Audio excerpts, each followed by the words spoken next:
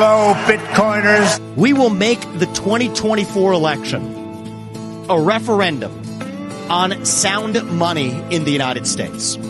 If the world were on a Bitcoin standard and our money held its value, we would all have the ability to live more abundant lives.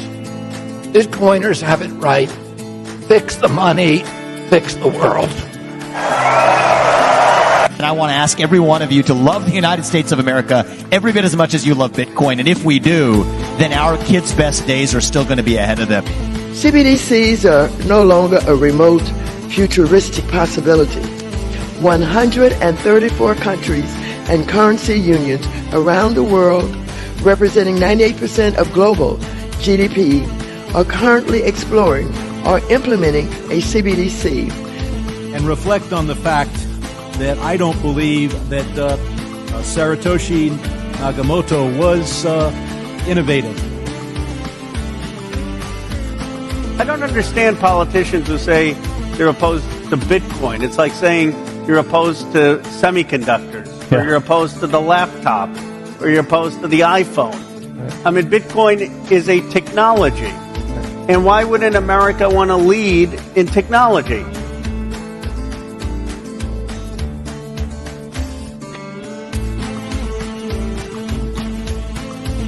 There's a new threat out there. It's crypto, and it is being used for terrorist financing. And I'm going against Elizabeth Warren, who wants to ban the self-custody of Bitcoin in the United States. There will be more transactions in your daily life where Bitcoin is accepted as a form of payment. Have a good time with your Bitcoin and your crypto and everything else that you're playing with. Thank you, Bitcoin.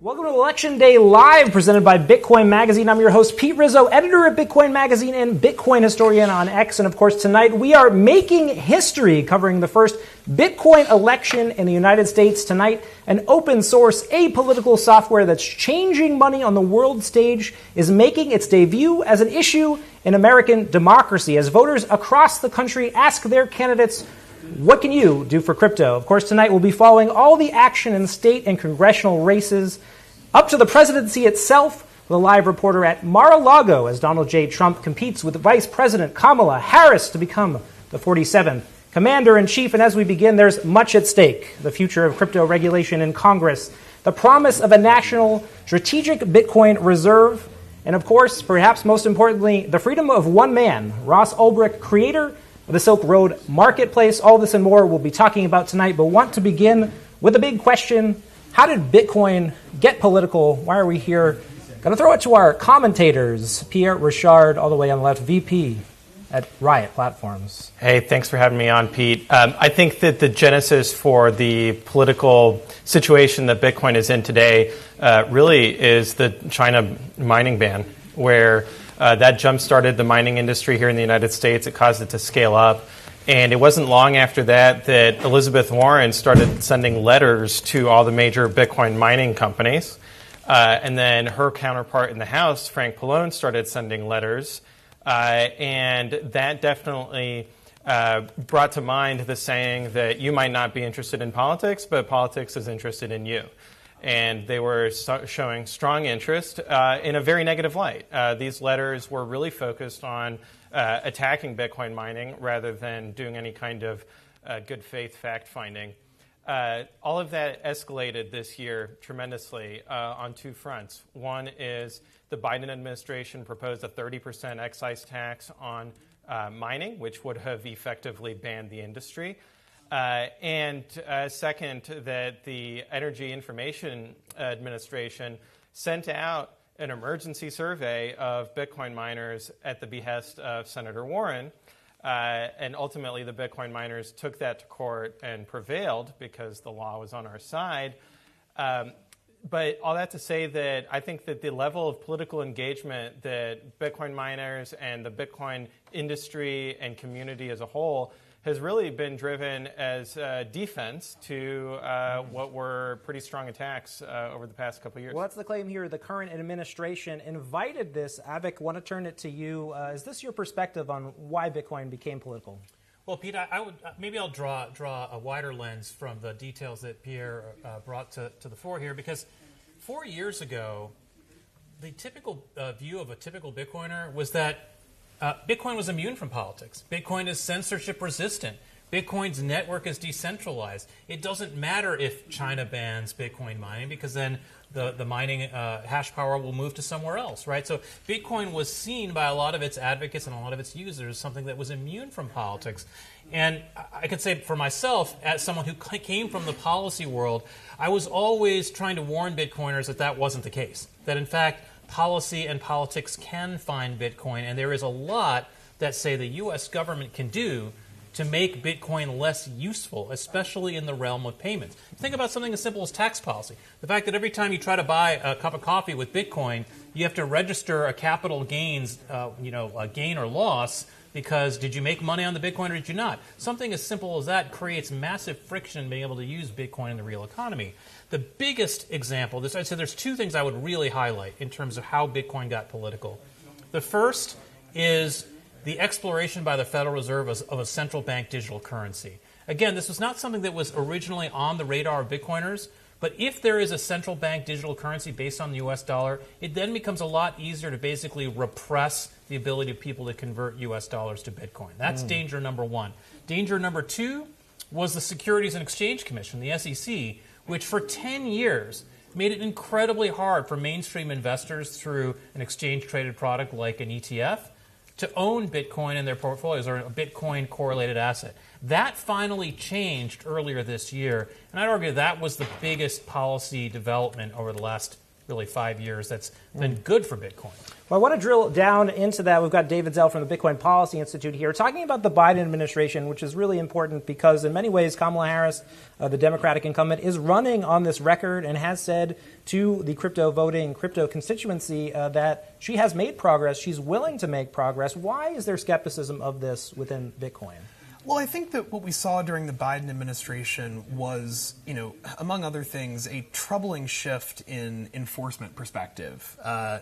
Early on in Bitcoin's existence, FinCEN put out guidance that was kind of the rules of the road for about a decade, wherein software developers were not treated as money service businesses or as banks or as financial institutions, nor were miners, node runners, other sort of constituent actors in the Bitcoin ecosystem. During Biden's administration, that changed. We saw, notable cases brought against Bitcoin developers, all sort of hinging on a theory that software developers, people who write code, should be regulated as if they are banks. Notably, these regulations were tried to slip them in last minute into the infrastructure bill in 2021. And the regulation was not just onerous. In many cases, it was impossible for the targets of that regulation to comply. So I think many people in the industry, were angry. And, outside of statements that she's willing to sort of take a different tune, I think, if you're a business owner or a crypto holder for the last 4 years, you've probably felt, a market shift. And so you're going to need strong evidence to maybe shift your view. I want to drill down into this attack on the industry. Obviously, Nick Carter on Twitter today calling for voters to go to the polls to show their distrust or dissatisfaction with Operation Choke Point 2.0, and this has come to light over the last few months, and that there was a coordinated effort to block Bitcoin and crypto companies in the U.S. Pierre, can you break down for the viewers how this happened and why isn't it being discussed? Yeah, so how this is happening is that the regulatory bodies that are in charge of the banking system, right, so the FDIC, for example, and others will look at what do they consider to be risk factors at a bank. And they have arbitrarily categorized involvement with Bitcoin, with crypto, as being a risk factor. And quite often this gets swept into broad phrases like reputational risk, right, which really can mean anything. And this enables political actors in the government to be able to censor or to separate the Bitcoin ecosystem from the fiat system. Fundamentally, why they want to do this is to prevent the growth of Bitcoin. They recognize that this is hugely competitive to their interests, and they want to have capital controls to make it harder and harder for people to interface and buy and sell in on and off ramps like exchanges and brokerages. And that is the intent of Choke Point 2.0. Vivek, I want to go to you. What has to be done in the polling data tonight in terms of the turnout in order to have an impact on these initiatives at the government level, in your view? Yeah, it's a really important question, Pete, because we're going to be obviously following the results over the course of today. I think there's a couple things to watch. Obviously, everyone's focused on the presidential race, but the congressional races matter a lot. There are a handful of congressional races that are relatively important for Bitcoiners. One that many people are aware of is the race in Ohio, where a pro-Bitcoin Republican named Bernie Moreno is running against the incumbent Sherrod Brown. That's going to be one to watch. There are a handful of congressional races as well. And aside from the individual races, who has the majority or the minority in the Senate and the House is going to matter, because there have been efforts, most notably the Cynthia Lummis, Kirsten Gillibrand bill from the last Congress and the one before it, the Responsible Financial Innovation Act, that would try to create some clear rules of the road as to what's legal and what's illegal. That's been the huge issue. A lot of businesses they're really trying to comply with the law, but the SEC won't tell them what's legal and what's not, and then they get selectively prosecuted later or sued later. So having clear rules of the road is going to be important, and it appears that Republicans are more interested in that overall than Democrats, so there are important Democrats who care about this too. And so having that composition of Congress be something that's more aligned with having clear rules of the road, I think will be something that's important to follow. David, your view, we're talking about stopping Operation Choke Point 2.0, preventing this government overreach into preventing the growth of Bitcoin and cryptocurrencies as technologies. In your view, you're looking at the House, you're looking at the Senate, you're looking at the presidency. How much ground needs to be gained here for there to be progress that many people want to see? Yeah, I mean, I think it depends. We've seen in the last sort of 4 years that, gridlock in Congress makes passing any regulation around crypto quite difficult. I think what we've also seen is that the executive is able to wield pretty considerable influence over the regulation of cryptocurrency and can really make a lot of decisions. So, it's sort of the obvious answer, but I think that the presidential election is probably the most important with respect to the future of Bitcoin. All right, we're going to toss it over to our second set here. First, a reminder to get out and vote. There are still polls open across the country. You can go to standwithcrypto.org, check out your state, look at political rankings and evaluations of politicians based on their Bitcoin and crypto positions. We're going to send it over to Bitcoin Magazine's business reporter, Frank Acorva, who is on our second set to continue the discussion. We'll be right back. Welcome again, everybody, to Election Day Live here, presented by Bitcoin Magazine. As Pete mentioned, my name is Frank Corva. I am the business and political correspondent at Bitcoin Magazine, and I'm joined by a stellar group of individuals here. American Hodl over here to my right, Bitcoin enthusiast. To his right, Joe Carlasari, partner at law firm of Amundsen Davis. And to my left here, we have Ben Askren, mixed martial artists. So we heard a little bit about Choke Point 2.0 over there. We heard a little bit about how Bitcoin all of a sudden became political. Joe, let me start with you. Did you expect to see Bitcoin become this much of a hot-button issue in this election, maybe, let's say, a year ago? Yeah, absolutely. I mean, if you look at Bitcoin, the trajectory it was going to go to, we weren't going to get to $1 trillion asset class without it being a fundamental discussion we're always going to have. You've got millions of Americans who own digital assets generally, who are Bitcoin believers, right? So it was always going to follow this path. It was just a question of what path it took. And the biggest story, I think, is that we have this transition, right? Because we started out the early part of last year with severe antagonism from the current administration. That's the Choke Point 2.0. Yep. And what we've seen throughout this cycle, right, we've seen outreach from Republicans, which has prompted Democrats, at least some of them, most notably, Chuck Schumer and Nancy Pelosi, they're actually starting to move in the direction of supporting digital assets. They voted and broke with their party on SAB 121 repeal and other issues. So it's exciting, right? This is the path it's going to take. It's going to win over hearts and minds. And we hope, right, we hope it wins over not just Republicans, but eventually Democrats as well. Yeah, I'll kick it over to you, American Hodl. Your thoughts? Well, it's interesting to me. It's like the question of when did Bitcoin become political? Bitcoin's been political since inception. I mean, Satoshi put that in the Genesis block, like Chancellor on brink of second bailout for banks. Money is inherently political. There's this saying in the energy industry that the oil guys use, which is you can separate oil and water, but you can't separate oil and politics. It's the same thing with money. Money is inherently political and always will be.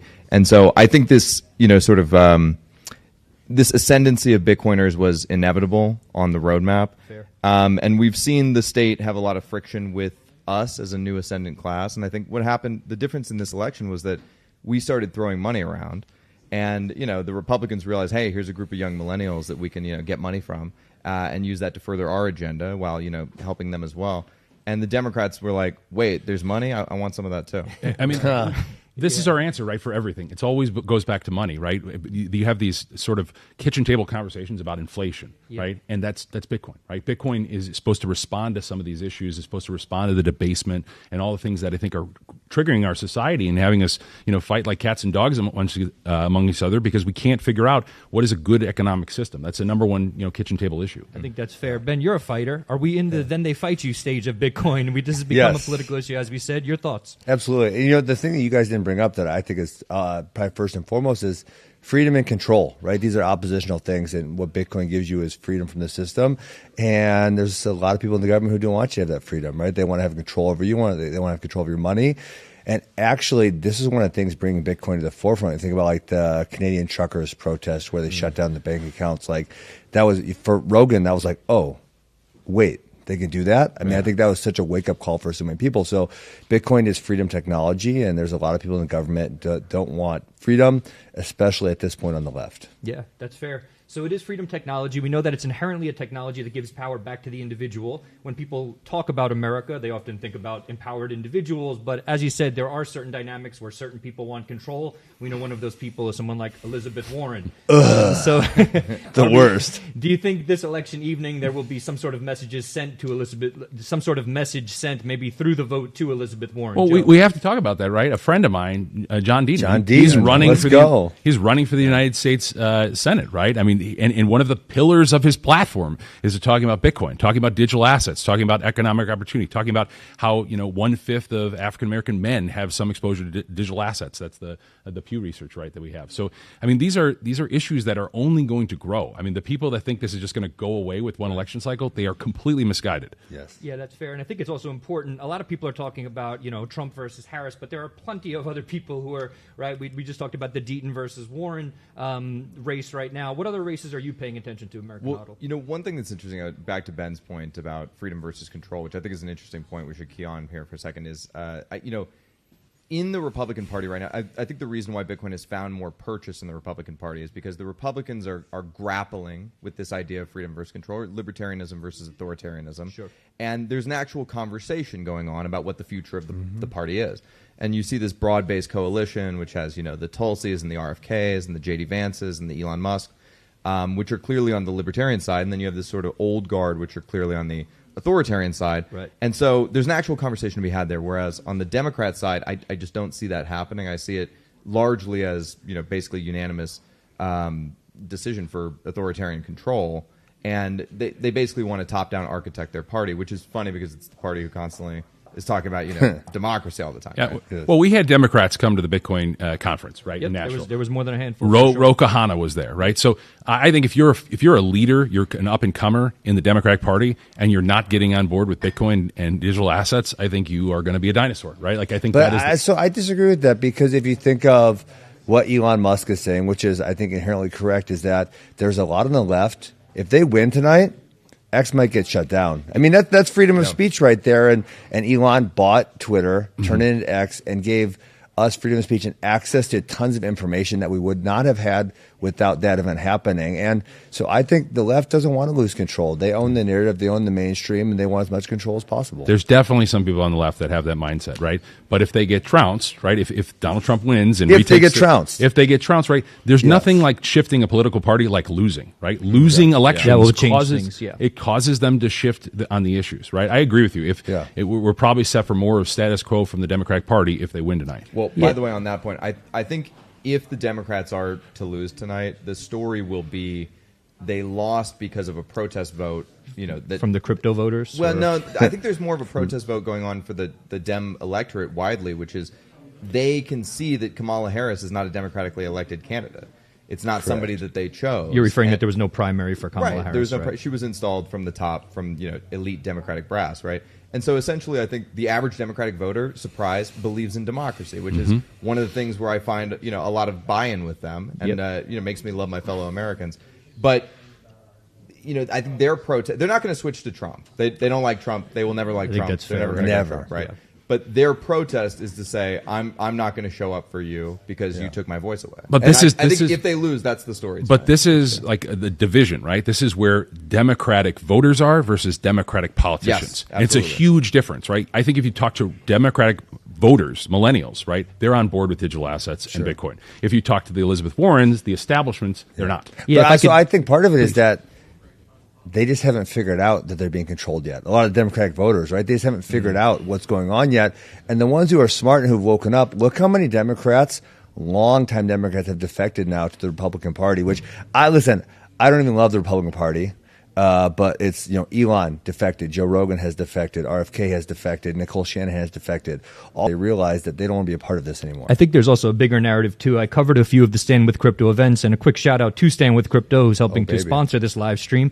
Thank you for your support. One of the big things that I noticed at these events when I spoke with especially younger people, and I asked them, are you Democrat, Republican? They're like, oh, I don't know. I'm just voting for people based on, their positions on crypto. So I think in a weird way, we're in sort of this new age of the age of strange bedfellows, right? There are certain people. We have Richie Torres on the left, who's very, very far to the left in certain ways, but very, very pro-digital assets, pro-Bitcoin. And then you obviously have someone like Trump on the right. So are we in this new age now where there's just going to be sort of a shift in people's politics as a result of an issue like this? I don't know if you guys are fourth turning type people, but if you read the fourth turning, the turn to the next first turning is a political realignment. And I think that's kind of where we're at is there's a lot of people. I mean, Rogan is a perfect example. Socially, he's so freaking liberal. Super liberal, right? But now the left has went so far left, it's like he's like, I can't do it anymore. I got to go this way, right? Same with Nicole Shanahan and all these other people. So I do genuinely believe there's going to be a political realignment. Is it tonight? Possibly. If not, probably in the near future. Okay, perfect. Well, we do have to wrap it up. We are going to kick it over to, I believe it's a crypto voter roundtable. And we're actually, no, one second. We're actually going back over to the live desk. Pete, back over to you.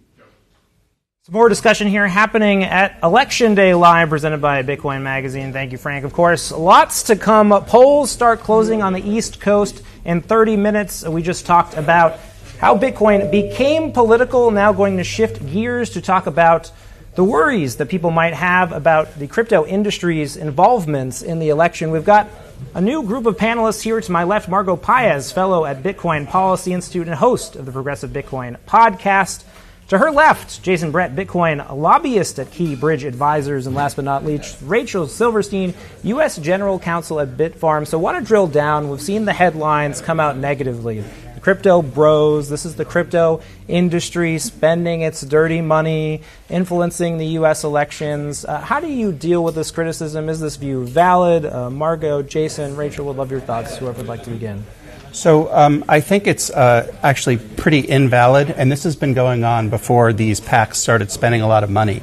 So Elizabeth Warren, which we just heard about being talked about before, did quite a bit of efforts to dissuade people in Congress from listening to lobbyists, crypto lobbyists, saying it's all just from the crypto lobbying money.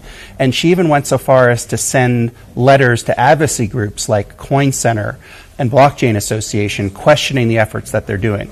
Lobbying is part of our democracy, and really what this should show everybody is that crypto has arrived. There is a lot of spending, and that's a needed thing. In a way, all that spending is like taking a vote on the fact that we've had very difficult waters to navigate with the current administration. And so that's why you see things like Fair Shake PAC and other PACs appearing and starting to spend on elections. Well, now, some facts there, $200 million raised to support pro-Bitcoin and crypto candidates. We've seen the big sponsors, including Coinbase, Ripple, A16Z. And really, as you said, allegations of dark money, really attack ads. Margot, how do you deal with this? Is this something you've come across in your own life? Absolutely. I think this is a major concern, especially for liberal and progressive voters. You're in the waiting room. We're just concerned making about sure that how you're much lobbying is going on, what kind of candidates are coming up. And I think crypto and Bitcoin, it's not the only industry that faces these criticisms. It's just this is one particular election where they've played a really huge role. Okay, so I sounds think good. In the Is it broader going to be someone other than Frank? I think super PACs, Citizens United, all of this is just historically been the issue for voters for a very long time now. Rachel, I want to throw it over to you. Obviously, part of the industry and the mining side. How do you deflect these concerns in your everyday life? Are you hearing these concerns? And what is your thought?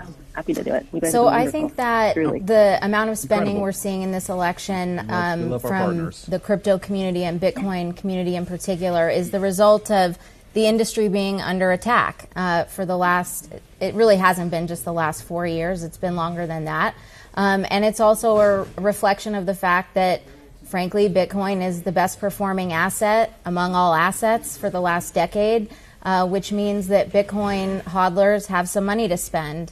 And for miners in particular, miners have struggled in a number of reasons. They've been impacted by choke point 2.0. They've been impacted by energy regulations and lots of red tape around energy grids.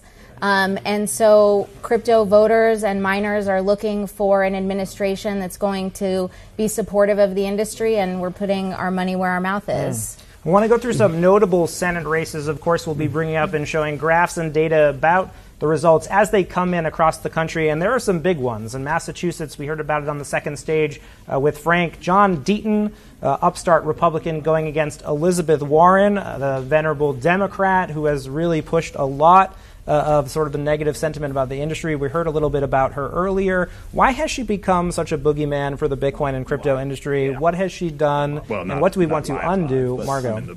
Well, obviously she has her anti-crypto army. And so she's come out fully opposed to anything. I will be momentarily. And of course, it's somewhat hypocritical because she, in the past, has been very hard on the banking industry, and Bitcoin provides this kind of freedom money that where you can exist outside of the banks. So I think that this hypocrisy that she represents really rubs crypto voters the wrong way. And so we'll see, how she does. I think she's going to probably win. She is the incumbent. She's been there for a long time. And I think maybe voters are really going to try to balance their opinions on crypto versus what they really want to see on the broader scale. Well, we've heard John Deaton's name, and we're talking about crypto spending on the election, crypto candidates. Jason, I want to go over to you. What makes someone like John Deaton a viable crypto candidate, the right crypto candidate for the industry that we want to support? Well, I think John Deaton has all those characteristics, right? He's done a lot of efforts, from the beginning as a lawyer. He's still commenting on SEC, cases, which is very unusual. But I think John Deaton's really up against it because Senator Warren is really in a safe state right now. It's just going to be hard for him, so he really brings to the table what you want to have, which is somebody that's going to fight for the rights, of Bitcoiners. Now, Eugene Moreno in the Ohio race, and Sherrod Brown, Moreno, the Republican candidate that's been funded by Fair Shake to, get rid of Sherrod Brown, who's also been negative. Sherrod Brown hasn't been as bad as Elizabeth Warren, but he has been negative, and he holds a very important seat in the Senate, which is the chair of the Senate Banking Committee. And one thing that, Fair Shake PAC in general wants to be careful of is as we start to get involved in this industry and play the 3D chess of lobbying in D.C. is if we do knock off Sherrod Brown today, right, and we get somebody like a Eugene Moreno who's going to be fair to our industry, but the Democrats hold the Senate, then Elizabeth Warren becomes the chair of the Senate Banking Committee. And so we just have to think through a little bit of how all of this is going to work from a tactical perspective. But I think, John Deaton is definitely a man of sort of the Bitcoin and crypto, fighting that anti-crypto army. And I think he's doing yeoman's work because I just don't see how he can get to the numbers today to win. Well, I want to drill into some of Warren's statements and bills and legislation, right? So this is a lawmaker who has trying to propose changes that she thinks will be positive. She's introduced bills aimed at preventing cryptocurrency from being used in sanctions. She's talked about the need to stop crypto from being used by terrorists. Rachel, why is this legislation that we don't want when these things sound so nice and appealing? So Elizabeth Warren has certainly taken the approach that she is coming from a consumer protection sort of narrative or background. Like Margot pointed out, questionable how genuine that is, considering the unholy alliance that's been formed between her interests and the banking interests. But I think that it's going to be really interesting to see how the sanctions issue plays out, because we've already seen in the last several years that, the Office of Foreign Asset Control puts out wallet addresses that are prohibited from Americans doing business with. And there have been some minors who have dabbled in that sort of censorship of prohibited wallet addresses. And I think ultimately, if I had to guess, I think the idea that we figure out some regulations around prohibiting sanction runaround through the use of publicly available addresses is probably going to come to fruition. And frankly, I think that's probably a good thing because sanctions, in my mind, are a way to avoid war. And so leaving that as a tool for states to use while still leaving at the heart of Bitcoin a censorship-resistant model, I think is really important. Well, of course, we want to promote new candidates, but also keep the current crypto advocates. So I want to go to some other races that we're following in addition to John Deaton, Elizabeth Warren. We talked about Bernie Moreno versus Sherrod Brown out in Ohio, but also Kristen Gillibrand and competing for the New York Senate seat against Mike Sapriacone. Texas Senate, we've seen Ted Cruz up for re-election against Colin Allred. And in the Tennessee Senate, Marsha Blackburn going up against Gloria Johnson on the Democratic side. Who are the advocates that we want to keep? What are they doing that is effective? And how would you break this down, Margot? Well, I've heard some Democratic names come up here who have very strong, progressive, left, liberal-leaning records that I really would hate to see lost just because they don't understand Bitcoin, they don't understand crypto. So I think that even though we may have some new names, new faces who are riding on this single issue, I think that there's a little bit of a missing context here. So I'm hoping, personally, I'm hoping as somebody who identifies as left-leaning, that some of these candidates, these incumbents, stay in, especially Sherrod Brown. Who are the advocates that you want to see stay? Jason, we mentioned some big names. Who's the top of your list? Yes, I think Ted Cruz is great. And he's put in some interesting legislation. He put in a bill at one point that was to allow people to use Bitcoin in Congress, like at the cafeterias. And that teaches members of Congress and senators how to use that. And we all know Cruz is a firebrand, but I think he has been a lightning rod in a way for Bitcoin, particularly out of Texas, in pushing the needs and the rights of Bitcoiners. And he's done a lot of great explanations about how it helps Bitcoin miners. He's really educated himself on the subject. So I think Ted Cruz is definitely a winner. I think having Kristen Gillibrand, in my opinion, less on sort of the progressive front, but what Margot's saying is, Gillibrand's been more working with, Senator Lumis on constructive legislation like the Lumis-Gillibrand bill. And I think that has the possibility of getting what we really want and what we're hoping to see from this election is a Congress that'll pass legislation so we don't see things like Senator Warren's DAMLA, the Digital Asset Anti-Money Laundering Act, which essentially would make all Bitcoin miners or anyone running a Bitcoin mine having to do KYC. So it just went too far. So I think having people like Gillibrand to sort of keep Warren sort of from going too far is important, and also having people like Cruz who are going to speak up for Bitcoin and want people to just get the essence of the peer-to-peer part of the technology. Of course, polls still open across America. Head to standwithcrypto.org to find out more about your candidates. We're going to head over now to an interview with Logan Dobson of standwithcrypto.org. Stay tuned. Bitcoin Magazine will be broadcasting all night on X, Rumble, and YouTube. Thank you so much, Pete. Again, as Pete just said, we are here with Logan Dobson, Executive Director of Stand With Crypto. Logan, it has been an exciting few months, I would say, /year for Stand With Crypto. We've had you guys do some excellent work in getting the vote out and educating politicians. Can you tell us a little bit about the work that Stand With Crypto does? We may be having some technical difficulties, ladies and gentlemen. Yeah, so we're just going to hold on a second. I will give... as we're figuring out the technical issues here, I will highlight some of the work that Stand With Crypto did. They actually put on a tour this year, the America Loves Crypto Tour, a few of the dates of which I was at.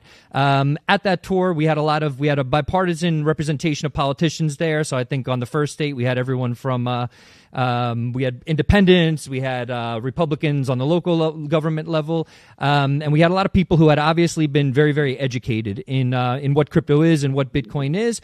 And some of the people who weren't necessarily holders, I remember someone from the Arizona government saying to me, I don't necessarily own any Bitcoin or any crypto, but I do think that this is really important, especially given that the U.S. government is sort of printing money in mass. We're seeing currency debasement, so it's a bit of a hot issue. But we've seen that the work that Stand With Crypto has done has been instrumental in educating people. If they haven't made them complete believers yet, they're at least allowing politicians sort of giving them the space to say, hey, you know what? I know that this is something that people care about. Logan, do we have you? Can we hear you yet? It seems like we're still having technical difficulties. Still working on that. So, yeah, all right. We're going to head back over. Do we have you there, Logan? I think we might have him, or we might not. No dice, no audio. We tried. Hey. We are going to try to get him in there. I think he's working on something on the back end. We're good now? Almost there, looks like. I would love to continue singing. All right. You got me, Logan? I can hear you now. Logan, how are you, sir? Welcome. Again, we have to do this very quickly, Logan, if you don't mind. So again, we have Logan Dobson here, the Executive Director of Stand With Crypto, the organization that helped to sponsor this evening's event. Logan, can you just tell us what you saw out there on the America Loves Crypto Tour, the tour that you sponsored in battleground states around the United States? What did you see out there? What can you share with the audience? Yeah, absolutely. And thank you and Bitcoin Magazine so much. You guys were on several stops of that tour with us, and we really appreciated it. I mean, what we saw is I think what you're going to see at the polls as the results come in tonight is just a lot of enthusiasm, a lot of excitement. We had hundreds, thousands of people coming out to our events all across the country. And like you said, we were in, some swing states. We did an event in Washington, D.C. We did one in Ohio. We were kind of all over the country. And, these were the big ticket events, where we had, some really cool, like I said, hundreds of people at a time, some awesome venues, folks coming together. But we also did hundreds of smaller events across the country, whether that's, sponsoring local Bitcoin meetups, whether that's, throwing local crypto debate watch parties where just 2 or 3 crypto advocates would get together and watch the presidential debates. And we really just wanted to make sure that the crypto community was engaging with this election and getting informed, getting educated, getting excited. And I think our tour really helped us do that. All of our tools on, standwithcrypto.org helped us do that. And we were just so excited and so proud of all the crypto advocates and a lot of, Bitcoin in particular advocates who I know are among the most passionate members of the crypto community, came out in force. And we're so excited to work with them. And we're so excited to help raise their voices as we headed into this critical election. Sincerely appreciated. One of the things that blew my mind was learning the stats about the vote differential between Biden and Trump in 2020 versus the amount of people that hold crypto in each of those battleground states, and then also the Stand With Crypto advocates. Could you go over some of those numbers quickly, if you don't mind? Yeah, of course. So our organization, Stand With Crypto, we have about 1.8, almost 1.9 at this point, million advocates who have signed up with us. Obviously, that's a big number, but it's smaller than the overall number of people who own Bitcoin, who own any type of crypto in our country. And when you think about the 2020 election, and certainly we expect, and all the analysts are saying that this 2024 election could be just as close, if not closer than 2020. In some of those states in the last election, it came down to tens of thousands of votes. So not only do we have more Stand With Crypto advocates in those states, but certainly the vote differentials are much smaller than the amount of people who own crypto in those states. So crypto owners are a huge voting bloc. They can make a difference in close races. They did in several elections in the last election cycle, and now they're even more excited, even more energized to vote, and certainly are going to make a huge difference tonight. Amazing. One last thing, if you could touch on it quickly, we just wanted to give people a sense of maybe the bipartisan nature of these events, these Stand With Crypto events, right? At each of the ones I was at, we heard from everything from independents, Democrats, Republicans, and then people in different parts of that spectrum of each of those political ideologies. If you could quickly just touch on why that was important to do. Yeah, absolutely. So, we are a nonpartisan organization. We love to work with members of both political parties where it's necessary. We were super encouraged over the past summer at the passage of the Financial Innovation and Technology for the 21st Century Act, FIT 21, which passed with, over 270 votes in the House of Representatives. You don't get that many votes with just support from one party. And hopefully, we're going to build an even more pro-crypto Congress heading into next year. And that can only be done by being bipartisan. That can only be done with, crypto energy coming from Republicans, coming from Democrats, coming from independents. That's what we saw on our tour. We didn't see a lot of people who said, I'm only a member of this party and I only care about this party. We met a lot of people who are passionate about crypto, passionate about Bitcoin, and who wanted to make sure that this technology was available for everyone in America. And, the more allies we can add, no matter what party they're in, no matter what sort of political leanings they have, the better. And that's what we're trying to build. Much appreciated. We really appreciate all of the efforts. We appreciate your helping us out, bringing this live stream to people. I think it's great that people have this opportunity to maybe, if they're a little bit disillusioned with mainstream media, that they have something like this to watch. So we sincerely appreciate it. We want to kick it over to a video that we recorded beforehand of a crypto voters roundtable, something else that Stand With Crypto helped us to get together. So let's go over there. Logan, thank you so much for joining us. We'll talk soon. Thank you. All right, guys. Welcome to the first quad annual Bitcoin Magazine voter roundtable on the crypto election. Going to go around the horn. Would love to have everybody introduce themselves, share their story about how they got into Bitcoin, and talk about how Bitcoin is informing your choices of this election, how you became a crypto voter. Let's start all the way on the left. My name is John Barnes. I got into crypto, Bitcoin, back in 2009. My accounting professor told me instead of buying a house for my wife, you should buy Bitcoin. And I turned it down because I didn't understand at the time. And now that I'm this age of where I'm at in 2024, I have been telling all my friends, all my clients about investing in Bitcoin, investing in crypto. And I'm just trying to be part of that new generation of crypto enthusiasts. Can you talk a little bit about why it's kind of weighing on your vote this year, or why you're thinking about it with the election? I'm weighing on my vote this year because I believe the future is crypto, blockchain technology.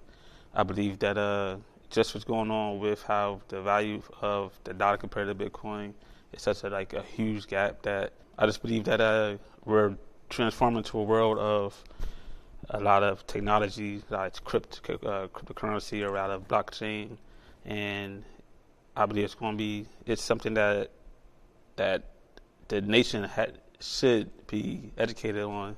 Thanks, Sean. We'll go down the line. I'm Snacks, and I learned about Bitcoin pretty early. In 2011, I was actually organizing Bitcoin meetups here in Philly about 10 years ago. These days I run Pizza DAO, which is a global pizza co-op, and we actually throw a global pizza party every year on Bitcoin Pizza Day.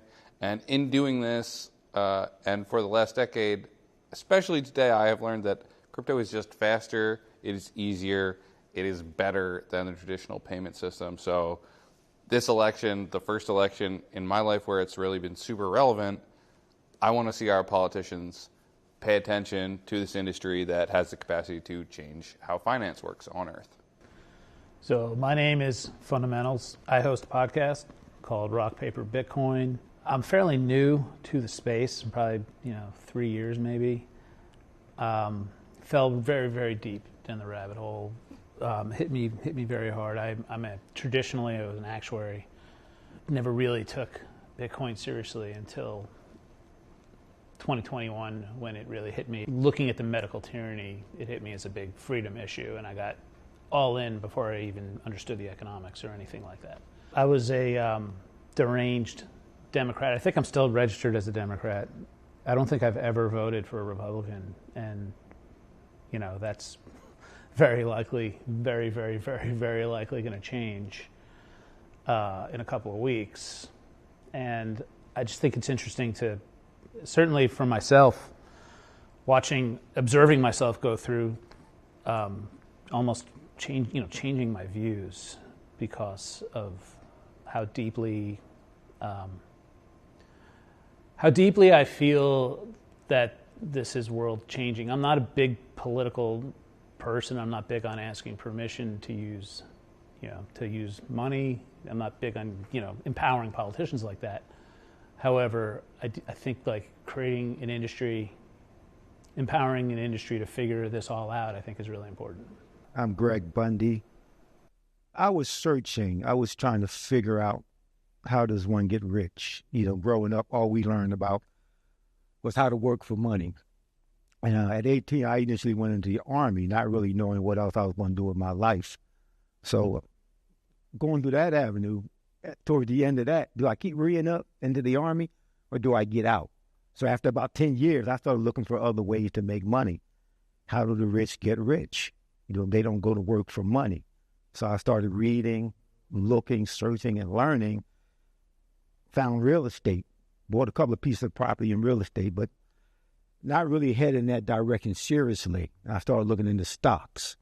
Somehow stocks kind of led me to what was called Bitcoin. That's all we knew in the beginning, the first coin. It was very expensive. I bought a little piece of Bitcoin in like 2019. I actually got started in 2020 looking for something cheaper, and I found cryptocurrency. And I started heading in that direction. It was hard to learn in the beginning, hard to get involved because I didn't know how. I didn't have any friends doing it, trying to find somebody to help me teach me until I found Google and YouTube. I learned you can Google stuff and find out stuff. And that took me into cryptocurrency. As far as voting for somebody, I'm thinking biblically, we're supposed to put somebody in charge of us who's one of us. So I'm interested in voting on somebody who's like crypto. I don't want to go outside of that because, some of us have thousands of dollars invested in crypto. And if somebody comes in and want to stop all of that, then we lose all that money. So personally, I'm just trying to learn, continue to grow, and try to increase my wealth. Health and wealth is what I'm interested in. Being healthy, being wealthy, being healthier, being wealthier. I'm Paul Len. I heard about Bitcoin in probably 2012 or so, and for years I walked around talking about how it's a scam. It's a pyramid scheme. It's silly. 2017, I finally started to read up on it more than just what my friends told me. And so I bought a little bit. I caught the run up in 2017 and got super excited. I'm an investment genius now. I know everything. And then I kind of forgot about it for a couple of years when it went back down 10x or whatever during COVID. But yeah, around 2020, end of 2020, I became interested in it again because I just had all the time in the world. We're sitting at home. My company shut down. And I kind of fell in love with DeFi, just providing liquidity, learning how the financial system works. I had no idea how stocks are really exchanged on an exchange until I went and learned about crypto. Uniswap, all the other DeFi products. And that's where I was like, this is what I want to do. I quit my job and I was providing liquidity full-time for a while. Now I still work in the industry. We do cybersecurity consulting. We do audits, formal verification. In terms of the election, I'm a libertarian at heart, and I'm not that interested in flipping red to blue or blue to red. I think crypto's here to change the system rather than work within it. And so I'm not a single issue voter, but I think given enough time, if we could take control of money, we will get rid of the nonsense that the federal government is. That's my opinion.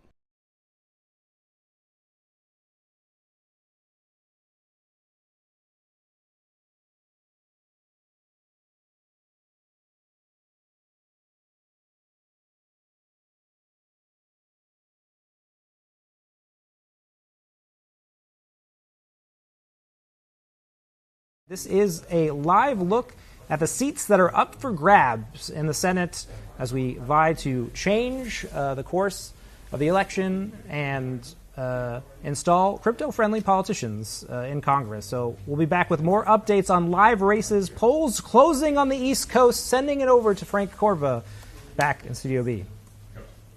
Thank you so much.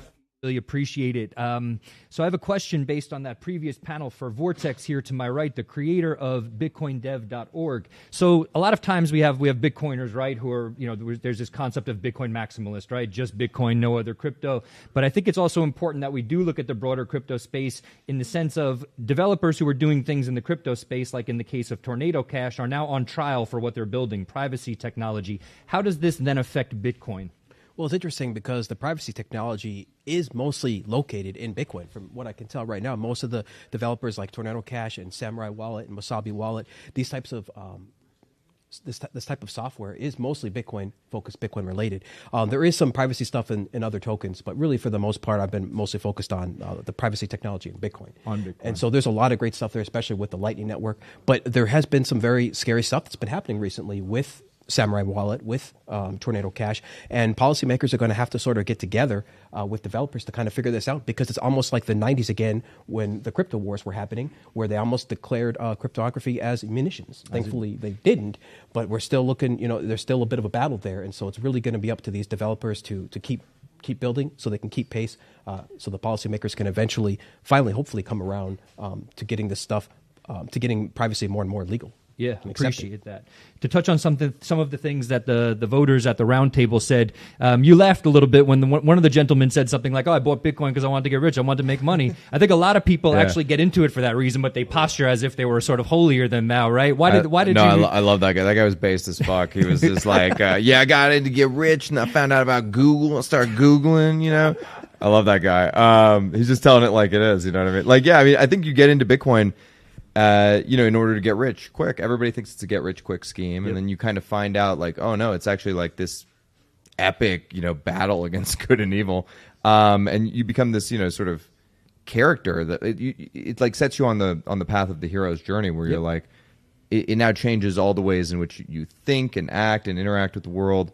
And I think it's been a super transformative experience for people, Americans from all walks of life, and not just Americans. Like, we're talking about America today, but Bitcoin is a global phenomenon, and it changes lives everywhere on Earth. Yeah, I think that's important. We talked about this a little bit before we just jumped back on camera here. We were saying there's that phrase in Bitcoin, right? You don't change Bitcoin, but Bitcoin changes you. It has this catalytic effect, right? Ben, your thoughts on that? No, 100%. And, we all love the number go up technology, of course.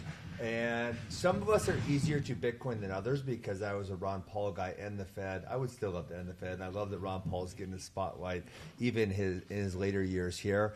But so I got into Bitcoin a little easier because I already understood the problems with fiat currency. But there are some people who get into it for a number go up, and then they start reading, they start doing the research. And once you go deep into Bitcoin, it's like there's just no going out, and there's no seeing the world a different way anymore. Right. I think that's fair. You could probably speak to that as well. One of the things I'd actually love for you to comment on, Vortex. So let's say we do end the Fed and we get things right with the U.S. dollar. That's probably not that good for Bitcoin, no? And why would that be the case? Well, it's interesting. There's people out there like Saylor that are really, really pushing the marriage of the U.S. dollar and Bitcoin, because at the end of the day, most of the liquidity for Bitcoin is going to come from the U.S. dollar and the transition over to that over time. So it's really been interesting to see some of these technologies come out, like stable sats and some of these other things using DLCs that are trying to create these Bitcoin-backed dollar stablecoins. And so the marriage of those two is going to be really interesting, because most of the people around the world, they want dollars.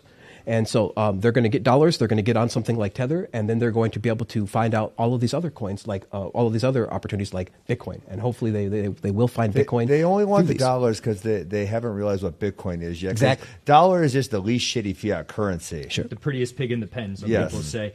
Do you think, though, it's sometimes, and not to get too deep into this, but, just as people were introduced to Bitcoin, a lot of people around the world also got access to maybe like a synthetic dollar bank account through stable coins. Yeah. So do you think that there maybe is a little bit of leeway to say, you know what, okay, I kind of get it, but so long as sort of in the long term we move to Bitcoin, if there's a little bit of an intermediary here thing with some stable coins, what do you think? Do you think it plays out like that? Well, I mean, it's obvious that the poorest people on Earth, the people who are living on $1 a day, like that, they don't have time to have a long time horizon, low time preference, and invest into Bitcoin. They can't deal with that volatility. And so, unfortunately, that has been more of a privileged Westerner thing. up to this point.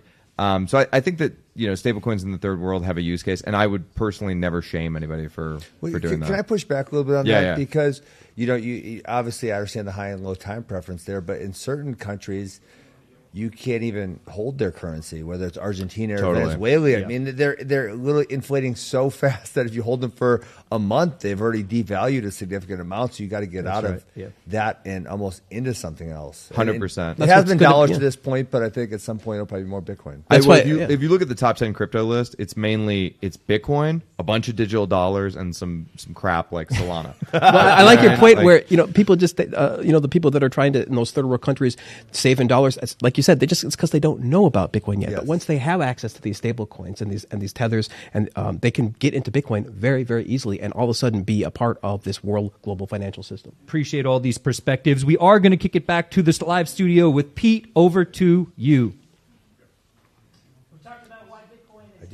Politics. We've talked about the influence of crypto lobbying. You've heard from everyday voters. Switching subjects here, want to connect Bitcoin and crypto to the larger issues. We haven't really talked about inflation or the economy, but exit polls showing this is top of mind for voters. David Zell of the Bitcoin Policy Institute, want to go to you. How do you connect Bitcoin to these larger themes in the economy? Has Bitcoin connected to voters on this subject, your view?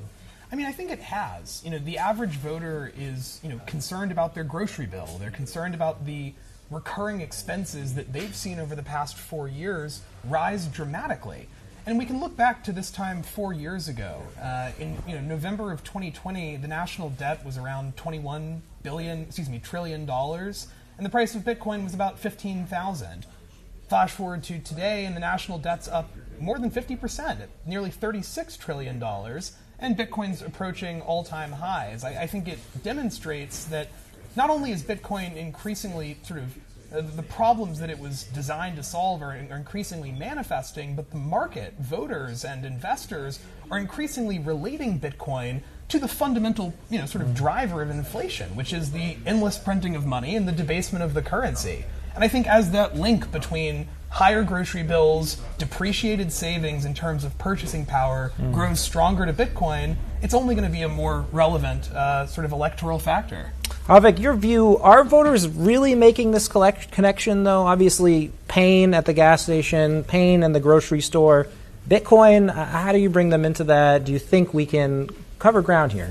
A small percentage are. So there was a poll recently that indicated that 5% of the electorate consider themselves crypto or Bitcoin only. That was their top issue, that they were going to vote based on that. So that gives you some indication. But overall, the exit polls reported by CNN indicate that 31% of the electorate of voters felt that the economy was their top issue. Interestingly, democracy was number one at 35%. But the inflation is something that affects everybody, and it disproportionately affects lower and middle income people. My think tank, the Foundation for Research on Equal Opportunity, put out a major study on this last year where we actually compared how inflation affects people at different income brackets. And what you find, not to the surprise probably of the people watching here, is that if inflation is high, it disproportionately affects lower income people. Why? Because if you're low income, you don't have an extra $600 to pay for higher energy bills or higher car payments or what have you. So inflation is punitive, particularly to lower and middle income people. And even, and this is the interesting thing about our work, even when inflation is relatively low, so people think of that time frame when inflation was at like 2% year after year after year as a real policy victory. But what our research found was that even 2% inflation compounded over time is devastating to lower and middle income people. Because if you think about it, over a 20-year period, 2% inflation compounded is more than 40% inflation. That's a lot. That means half the value of your savings has gone away. And that matters a lot to lower and middle income people. Breaking news coming across the Bitcoin Magazine desk here. We're starting to see news sources around the country start calling states for candidates. Donald J. Trump wins Kentucky, according to Edison Research Projects, and Kamala Harris, they're calling Vermont, as CNN calling Vermont, and it's the Associated Press calling Indiana for Trump. So just quick to recap, we have Indiana and Kentucky going for Trump, Vermont for Kamala Harris. Of course, no surprises there. Talking about the economy, talking about an issue at the polls. Pierre, as someone who's living maybe on a Bitcoin standard and a Bitcoin economy, what has been your perspective of inflation, and can we make the case to voters that Bitcoin and crypto can help their cause? Yeah, I think that inflation, the narratives around inflation have really been a tale of two worlds, where on one hand you have moderate Democrats and Republicans agreeing that the Federal Reserve needs to raise interest rates to bring down inflation and that it's a monetary phenomenon. But the far left wing of the Democrat Party, and obviously I have in mind Elizabeth Warren on this, has been blaming corporate greed and finding other scapegoats to attack rather than speaking about the monetary issues facing the nation. So I think that wing of the Democrat Party, in particular when they intersect with Bitcoin, are going to struggle a lot more than what we've seen with the Republican Party. And I think this is the core issue of how do we make Bitcoin bipartisan. Well, on some level, you have to eject the far-left progressive wing of the Democrat Party that sees money as being solely the province of the sovereign, and that there should be a strong monopoly on the currency, so that that fits with their chartalist ideology. And there's no way to persuade them otherwise. They're probably maybe 10 to 15% of the Democrat Party, but they will impede any kind of progress in terms of improving the policy positions on the left on Bitcoin. Reviewing some of the state calls here, hot off the press, Trump winning in Kentucky, South Carolina, and Indiana, Harris winning in Vermont, so starting to get a picture of what the Electoral College might look like. Want to stick on something you said there, Pierre, ejecting the far left, sort of dealing with this progressive idea or interest in controlling the money. Avic, David, your thoughts quickly. I just might add that the polls close at 7 o'clock Eastern time in those states that you mentioned, also Georgia. So I'm going to be really interested to see how Georgia reports over the next hour or two. 7:30, we're going to hear North Carolina is also going to close, and Ohio polls will close there. So those are some of the things that are coming up in the next half an hour or next several minutes, where we're going to see some polls close. And if there's an indication from exit polls that there's a significant margin of victory, then you'll start to see people call that. But if it's too close to call, we'll have to wait until the actual precincts are reported. Polls closing, your quick thoughts, David? Look, it's easy, especially with this election, to believe that Bitcoin is partisan. We believe, I think it's fair to say that Bitcoin is nonpartisan. And the silver lining here is there are, while there have been progressive Democrats who have attacked Bitcoin relentlessly, we've also seen tech-forward, pro-innovation Democrats really stand up, part ways from their party. And I think in hindsight, that strategy is going to be looked back at as bold and correct. So my hope is that regardless of how tonight goes, those firebrands in the Democratic Party like Ro Khanna are able to help their colleagues see that this is an issue that affects everybody, that isn't partisan, and that the Democrats should largely be embracing. Because fundamentally, Bitcoin is something that protects civil liberties, freedom, and vulnerable people, like all top-line priorities of the left. Polls closing, but of course, so much more to come. Trump wins in Kentucky, South Carolina, and Indiana. Harris wins in Vermont. We're going to throw it back to our senior business correspondent, Frank Corva, with another live interview as the election rolls on across America. Stay with us. Welcome back, everybody. I am here joined by David McIntosh, president of Club for Growth and former congressman. David, thank you so much for joining us. Please let me know if you can hear me okay. I can hear you loud and clear. Perfect. Really appreciate it. Thank you so much for joining us. Let's give the audience a little bit of background on yourself, if you don't mind. Can you tell us a little bit about what you do leading the Club for Growth? Yeah, the Club for Growth is the largest independent, free market, liberty-oriented super PAC and political group. We have a special super PAC dedicated to Bitcoin Freedom Fund, where we support candidates who endorse Bitcoin and cryptocurrencies generally and want to reverse a lot of the decisions that were made in the Biden administration, where government would try to cripple or hinder the use of cryptocurrencies and Bitcoin. We also oppose a central bank digital currency where the government creates a type of coin, digital coin, that it would use. We're totally behind the development in the blockchain technology, Bitcoin, as a way of producing freedom, more opportunities. Now, we're on the Republican side, and I was a former Republican congressman. We're very engaged in about 25 races.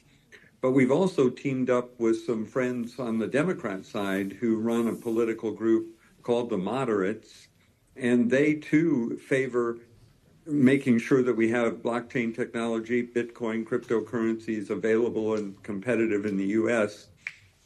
We were talking about it. We believe in freedom and free enterprise and ingenuity and allowing the people to have opportunity.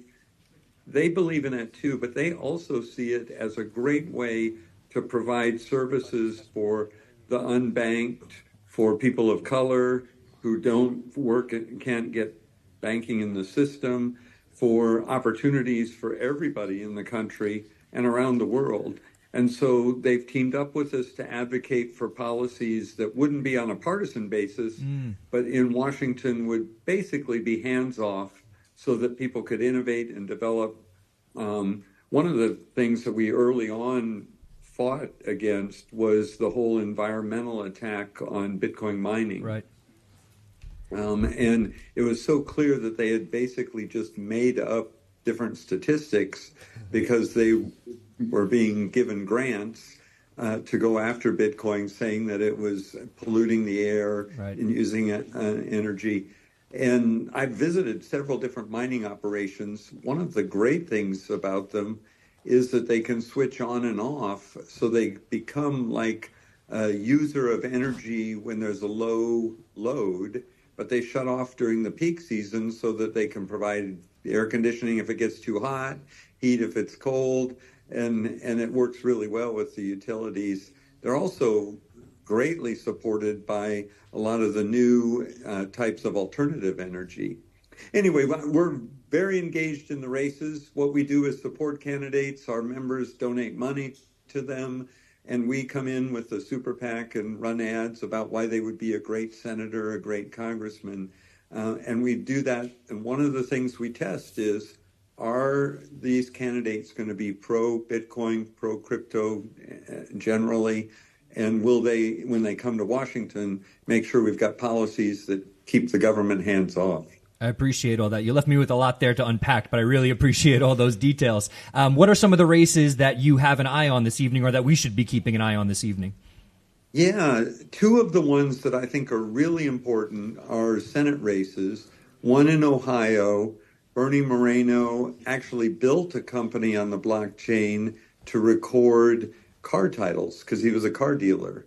And he's running for U.S. Senate. He's challenging Sherrod Brown, who is one of the worst members in the Senate in terms of wanting the government to shut down cryptocurrency and Bitcoin. And he's been head of the banking committee, which has blocked legislation that would let the United States be competitive in all those areas. That's a key race to watch. It'll close relatively early because it's in the East Coast time. That's right. Another one on the West Coast is Nevada, where Sam Brown has been a strong advocate for cryptocurrency, Bitcoin freedom, and he's up against another Democrat incumbent, Jackie Rosen. She's kind of doesn't get that involved in things, member, so she doesn't have a strong record either way. But as a result, folks in Nevada, they're not that committed to her, and it's given Sam an opportunity to make a case. He's also a war hero. He served over in Iraq, was severely injured, a really strong man of conviction. Both of those races are ones that Club for Growth super PACs have been involved in, and they're key races for getting a Senate majority that'll be pro-blockchain, pro-Bitcoin, pro-cryptocurrency. Amazing. I really appreciate it. I want to go back to one of the first things you said as well, talking about working across the aisle. We know that partisanship is at all-time highs, and you seem to have made it a point to work with Democrats who believe in the same things that you believe in. Can you talk a little bit about that process, if you don't mind? Yeah, it came about in part because we were friends to begin with, and both were talking about how I was investing in Bitcoin. I really think it's great, and my Democrat friend was doing the same. And we realized if we could work together it doesn't happen very often in Washington these days. Right. We could actually get something done that would be good. And to show you one way it worked, we're small. We're not one of those big corporate interest groups. But I knew people in the House leadership, Tom Emmer in particular, Right. who was very pro-Bitcoin. Yep. And there was a resolution basically to say that Gensler and the SEC couldn't use enforcement until there were clear rules allowing cryptocurrency and Bitcoin to be traded. And Tom was in favor of that. He was sponsoring it. My friends on the Democratic side knew Richie Torres, for example, and a couple of the Democrats that are very much with us in the House. Totally. And we tried to get them to meet, but the staffs, they were kind of afraid of, oh, if a Republican and a Democrat are meeting, what's that mean? And so I just called up Tom personally, and my friend on the Democrat called up Richie and said, hey, you guys actually agree on this. Why don't you meet down on the House floor and you can agree to voice vote the resolution, and then the House will be on record saying that Gensler needs to basically shape up before he can do more of the enforcement efforts. I appreciate it. Never ended up passing the Senate, but we got it through the House because we could talk directly to the leaders on each side and say, hey, you guys actually agree on this. Why don't you go do it? It'd be a good thing. Much appreciated. Thank you so much for taking the time to join us this evening. Thank you for the work that you've been doing behind the scenes. We sincerely appreciate that as well. To everyone listening, this was David McIntosh, president of the Club for Growth, and we're going to head back over to the live desk. Thanks again, David. Great to be with you. We're talking about U.S. Senate and congressional races, and of course, races are being called across the country. You can head over to standwithcrypto.org to see snapshots of all the action. Want to shout out a few things that have happened as these races are being called. We've had a pro-crypto candidate elected in Indiana, Jim Banks, a Republican, as well as an anti-crypto candidate, Bernie Sanders of Vermont, being reelected to his Senate seat. And looking at the House of Representatives, according to Stand With Crypto's scorecards, we've seen 29 pro-crypto candidates elected and 9 anti-crypto candidates. Of course, you can drill down into all the details at standwithcrypto.org. Polls are still open. You can get candidate scorecards. We're going to send it now over to a graphic of the presidential race electoral map. So this is a graphic we'll be coming to all night as this race heats up. Again, the Electoral College, 270 electoral votes needed to win. Indiana and Kentucky called for former President Trump, and Vermont called for Kamala Harris, current vice president. So sticking with this theme of partisanship, we were talking just before the break about the far left, the far right, the partisanship in America. Pierre coming out with some pointed comments about not needing to cater our ideology, our technology to certain viewpoints. Avik, David, would love to continue the discussion. How are you having this conversation about bipartisanship? Can we achieve a real bipartisanship on this issue? It's essential. I mean, you can't, if Bitcoin becomes a partisan issue where, say, Republicans are pro-Bitcoin, the pro-Bitcoin party, and Democrats are the anti-Bitcoin, anti-crypto party, that's going to be very bad for Bitcoin and very bad for crypto. Because the fact is, if so long as there's a filibuster in the Senate, you're going to need 60 votes in the Senate to get things passed. You're going to need moderates to get things passed. So you've got to have a bipartisan coalition that supports this technology.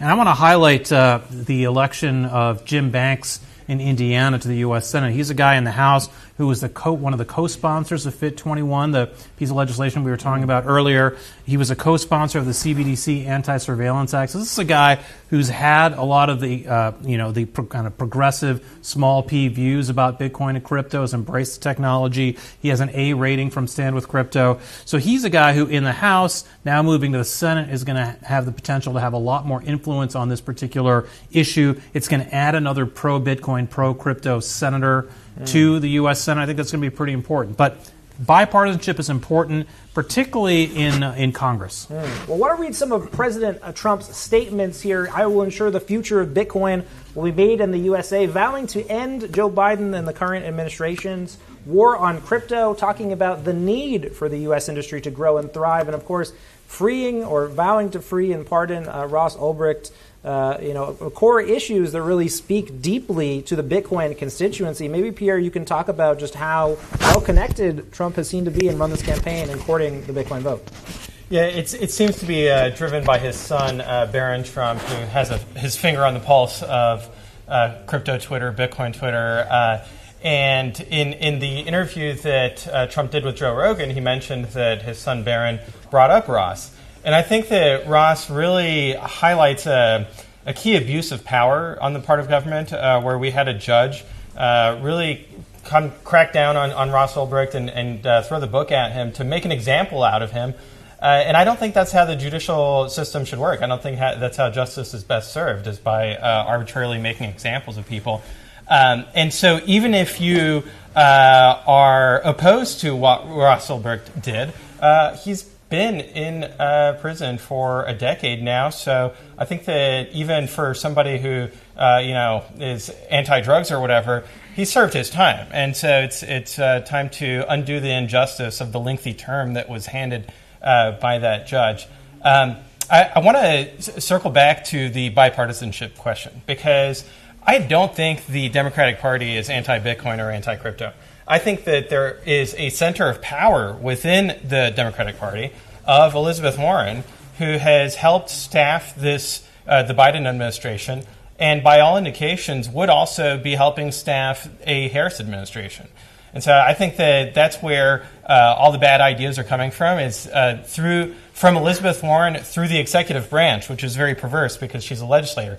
When we look at so I think that if the House if Democrats take the House, or if Democrats keep the Senate, I don't think that's a huge problem. I think that the crypto Bitcoin policy is set by the moderates in the legislative branch. It really is the executive branch that needs to be reined in. Well, to say actions speak louder than words, going through some of President Trump's actions, he's come out saying that he owns Bitcoin, receiving it at the Bitcoin 2024 conference, buying a burger, making a Lightning payment at Pubkey in New York, becoming the first president to pay with Lightning, also doing his own token sale. So I guess to the people on the left who sort of want to, make the argument here, it's like, how do you make the argument, David, that Trump hasn't done all he can to reach the crypto vote and earn the crypto vote?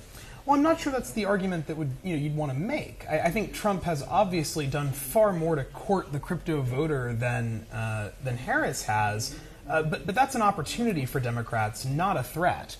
If anything, I think what he's done is shown that there is a massive contingent of voters in the United States. I think Ovik mentioned earlier, 5% of whom are single-issue voters on this. That means that their allegiance is not to a political party, nor is it even to the first in to offer them a good deal. It means that 5% of the electorate are willing to hear out candidates on both sides of the aisle and pick the one with the better views as they relate to cryptocurrency. So I think the real question for Democrats to ask is, if the crypto vote does swing the election for Donald Trump this year, what can they do to win it back in the next election? Well, let's stick on that because it's a powerful thought, this idea that crypto could swing the election. So, Avik, how would we know if this happens? Because obviously they're not going at the polls and you're not identifying as a crypto voter. How do we know the impact that we might have? Yeah, I don't believe the exit poll is going to ask a question about how many voters were Bitcoin-only voters. Unfortunately, Edison Research is the organization that's conducting the official exit poll, of which the subscribers are CNN, ABC, CBS, and NBC, I believe. So I doubt we'll get a question on that. If we did, that would, of course, be very telling. But if we take this 5% number in terms of the national vote and say that, okay, the margin of victory for one candidate there, let's say Trump wins the popular vote by 2% or even 1%, whatever it is, that's going to be enough to say that a number of critical states would have swung one way or the other because of Bitcoin. You can't just say all 5% swung his way, because it's not like they were all Democrats who suddenly became Republicans. They may have been people who weren't voting before. They could. Election Watch Party They could have been people who voted before. They could have been people who are already Republican. We don't know. So there's a little bit more digging into the Bitcoin or crypto-focused voter that we'll need to do to understand the impact. But you got to believe that Democrats are going to look at a close election loss, if that were to happen, and say, what constituencies can we most eagerly bolt onto our existing coalition? And Bitcoin, you would think, would be on their list. But I think that's going to depend on who's in charge of the Democratic Party and who's most influential in putting that coalition together. Of course, Trump himself, no initial Bitcoin or crypto fan, and then we have the first Trump administration to prove that, right? The administration during 2016 to 2020 perhaps was indifferent to Bitcoin and crypto as a constituency. I think, Pierre, how do you look back on that time as someone who might want or favor the Republican side? What is your view on the accomplishments of that era? Were there accomplishments? Yes, so if we look at the previous Trump administration, they kind of left on a low note with regards to Bitcoin. Treasury had put forward a proposal that would have hampered people's ability to self-custody their Bitcoin.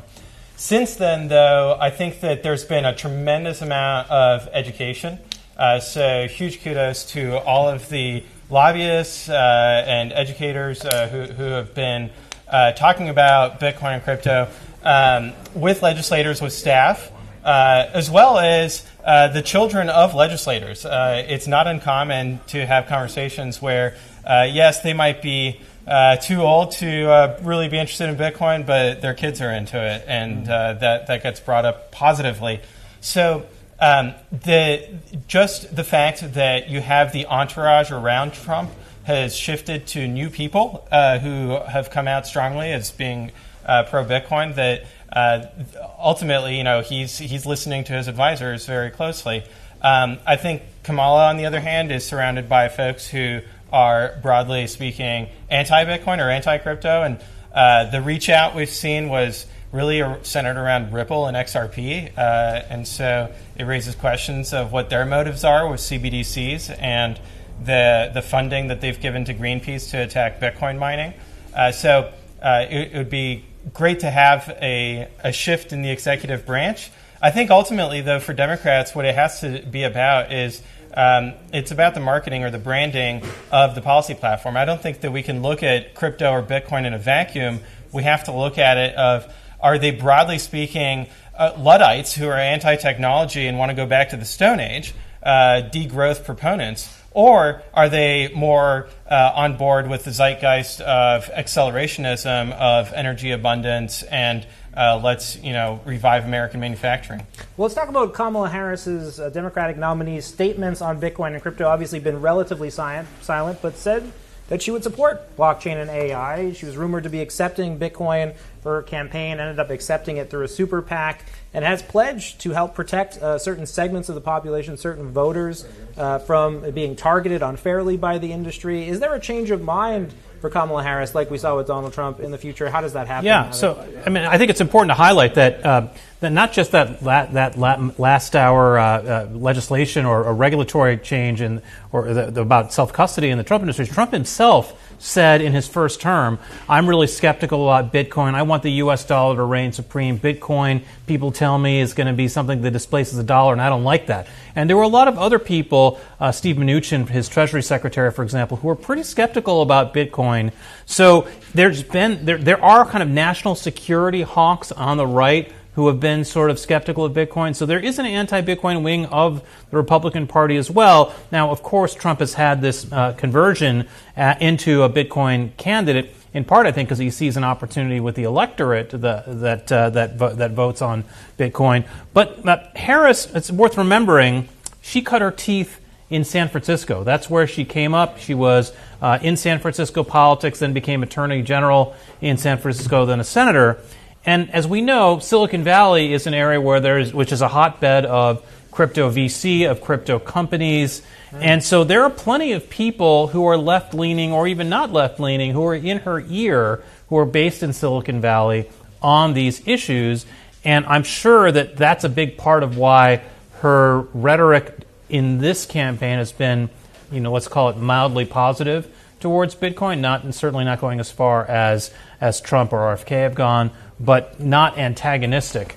The question is, what does that mean for an actual administration? She can say, I'm for digital assets, and then when it comes to who's running the SEC, keep it status quo. I mean, a lot of people, when Gary Gensler became SEC chair, thought, hey, here's a guy who taught about cryptocurrency at MIT. He's going to be one of our allies. And then it turned out he was the most aggressive antagonist to crypto that the country has seen. So we just don't know enough about Harris at this point in terms of who she'd put in these critical policymaking positions. So we're going to stick with Gary Gensler here and this idea of this being an issue that we'll see. What are we on? Gary Gensler and the SEC. Do we see a change, regardless of the administration that comes forth? It seems like broadly unpopular now by both parties, but also, there is there would be some obstacles to removing him as the SEC chair, right? He might have to stay on the SEC. He might have to stay within the department. How does this change occur? Can it occur, Avik, David, Pierre?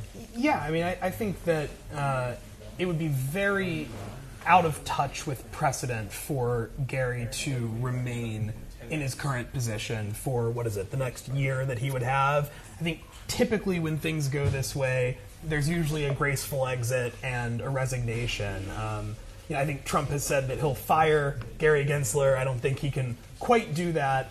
But obviously, I think that when you've accrued a reputation like Mr. Gensler has, a resignation and a quiet departure is your best bet. Throwing it back to the studio now, we're going to hear a special message from someone whose support has meant very much to the Bitcoin and crypto community. I'm talking about Senator Cynthia Lumis from Wyoming, and we'll be right back after this message from Cynthia. Here it is. This is the Bitcoin Reserve Bill.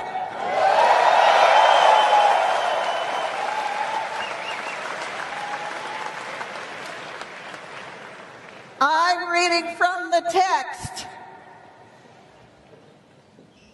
In the Senate of the United States, to establish a Bitcoin strategic reserve, a network of secure storage vaults, purchase program, and other programs to ensure the transparent management of Bitcoin holdings of the federal government.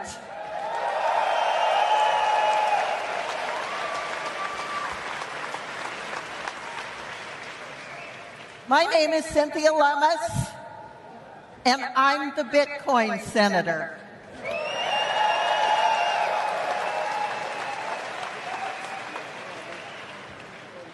When Satoshi Nakamoto, in January of 2009, mined the first Bitcoin, he brought about an asset that will change the world. And this is our Louisiana Purchase moment.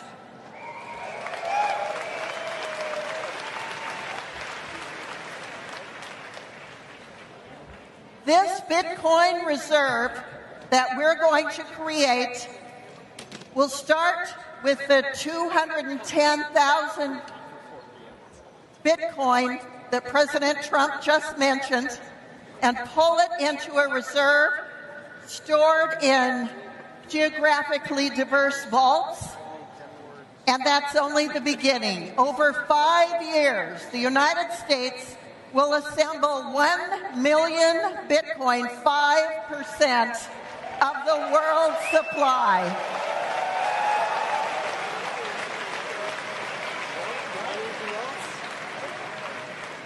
And it will be held for a minimum of 20 years and can be used for one purpose: reduce our debt.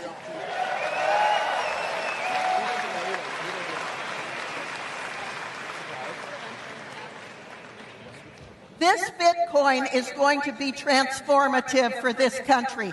As President Trump just said, we are printing too much money. We are spending too much money. We printed in 22 months during COVID the same amount of money that had ever been printed in the history of the United States. Well, no more.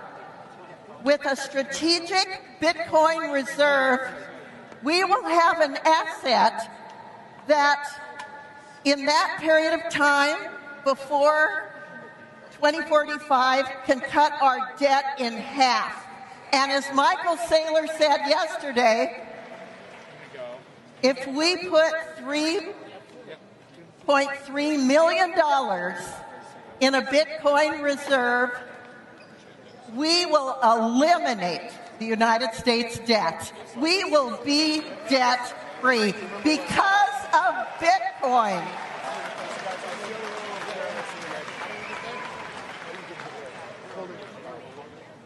This asset is transforming not only our country, but our world. And the United States needs to be the global leader, as President Trump just said. And you know what? We don't have to raise taxes to do it. We have the funds now. This bill provides that not only will the asset forfeiture money be transferred into this reserve, fulfilling President Trump's promise that he won't sell any Bitcoin, but we will convert excess reserves at our 12 Federal Reserve banks into Bitcoin over 5 years. We have the money now.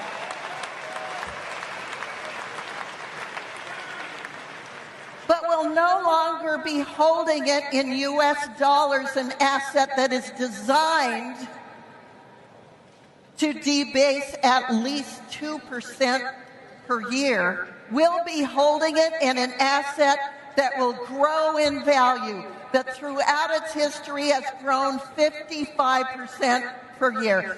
This is the solution. This is the answer. This is our Louisiana Purchase moment. Thank you, Bitcoin.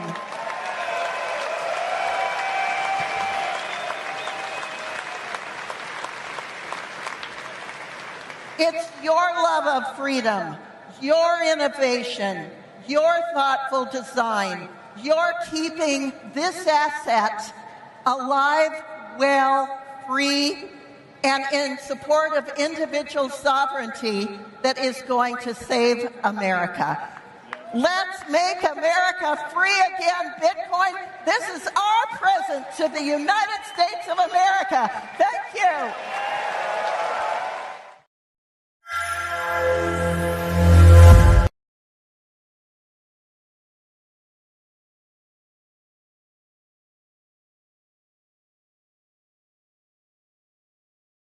Donald J. Trump, Kentucky, South Carolina, Indiana, West Virginia, all being called for Donald Trump. And Harris, of course, now only with Vermont, but still early in the early innings of this election. You just saw a clip from Bitcoin 2024.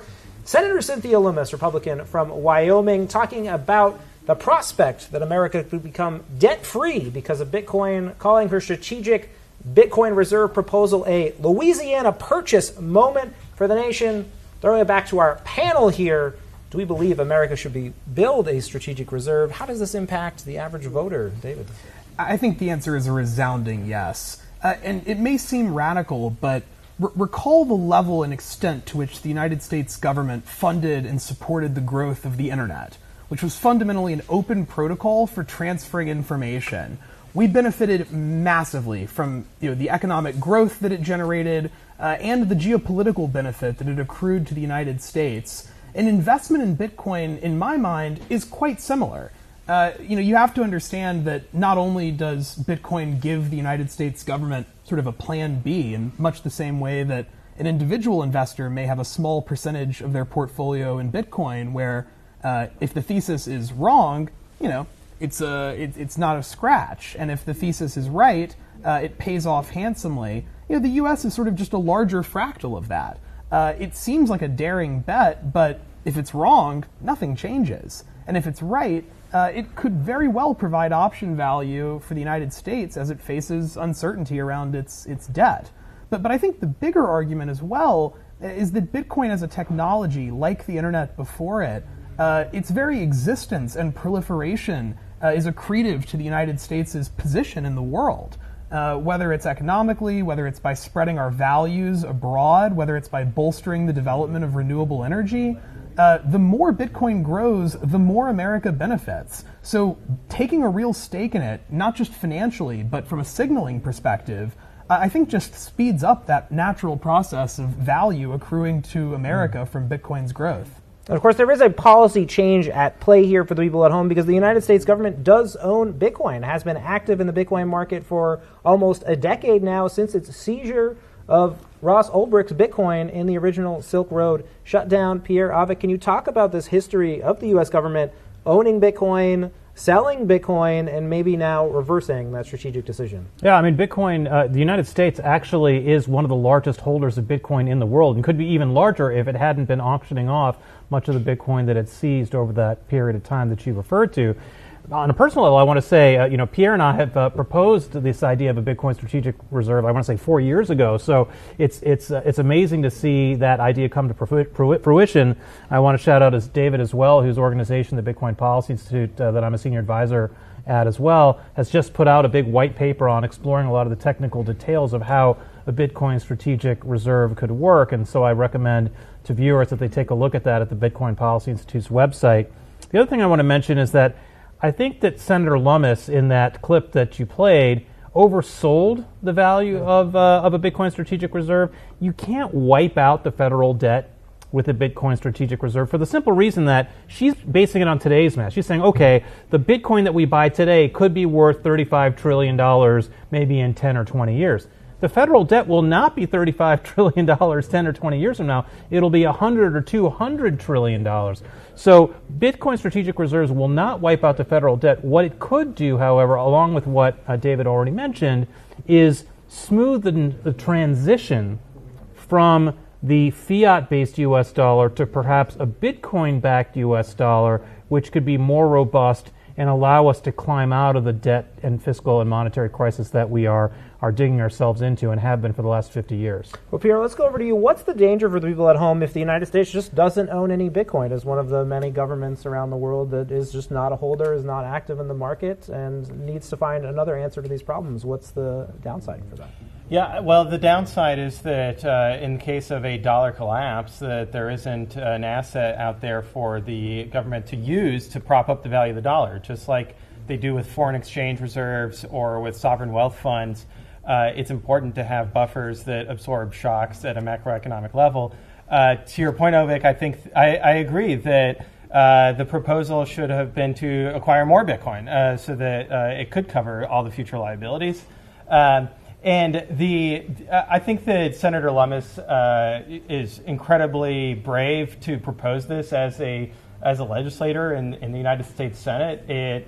I think it kind of shifted the Overton window on this topic. It went from defense about energy consumption and pollution and volatility, instead going on offense of what are the reasons why the U.S. government should acquire Bitcoin.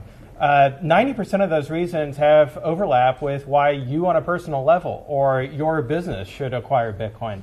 And so opening up that debate of, okay, what is the value proposition of Bitcoin rather than always being focused on what are the costs of Bitcoin to society, what's the benefit? Senator Lumis shifted that narrative 180 at the Nashville conference. Showing now an updated presidential race electoral map. So what you're seeing on screen is the races that are called by a consensus of different news organizations around the country. Right now we have Vice President Kamala Harris, Democratic nominee, with 3 electoral votes won in Vermont, and Donald J. Trump, 45th president, securing wins in Indiana, Kentucky, West Virginia. Of course, much more to go as the country votes, polls closing on the East Coast, but open across the Midwest and on the West Coast. You can go to standwithcrypto.org to evaluate all the candidates still in play. Talking now about a strategic Bitcoin stockpile or reserve, and want to connect it to what's going on in the voting. What's the pathway for the strategic reserve? Does it require a Donald Trump presidency? Can this be achieved by some congressional wins in the House or in the Senate? David, Avik, Pierre, how does this get enacted, and does it require a Trump win? There's 2 elements to it. So there's things that a president could do unilaterally, particularly through the Treasury Department. So the Treasury Department owns a lot of gold, as we all know about Fort Knox. So the U.S. has long had a gold reserve.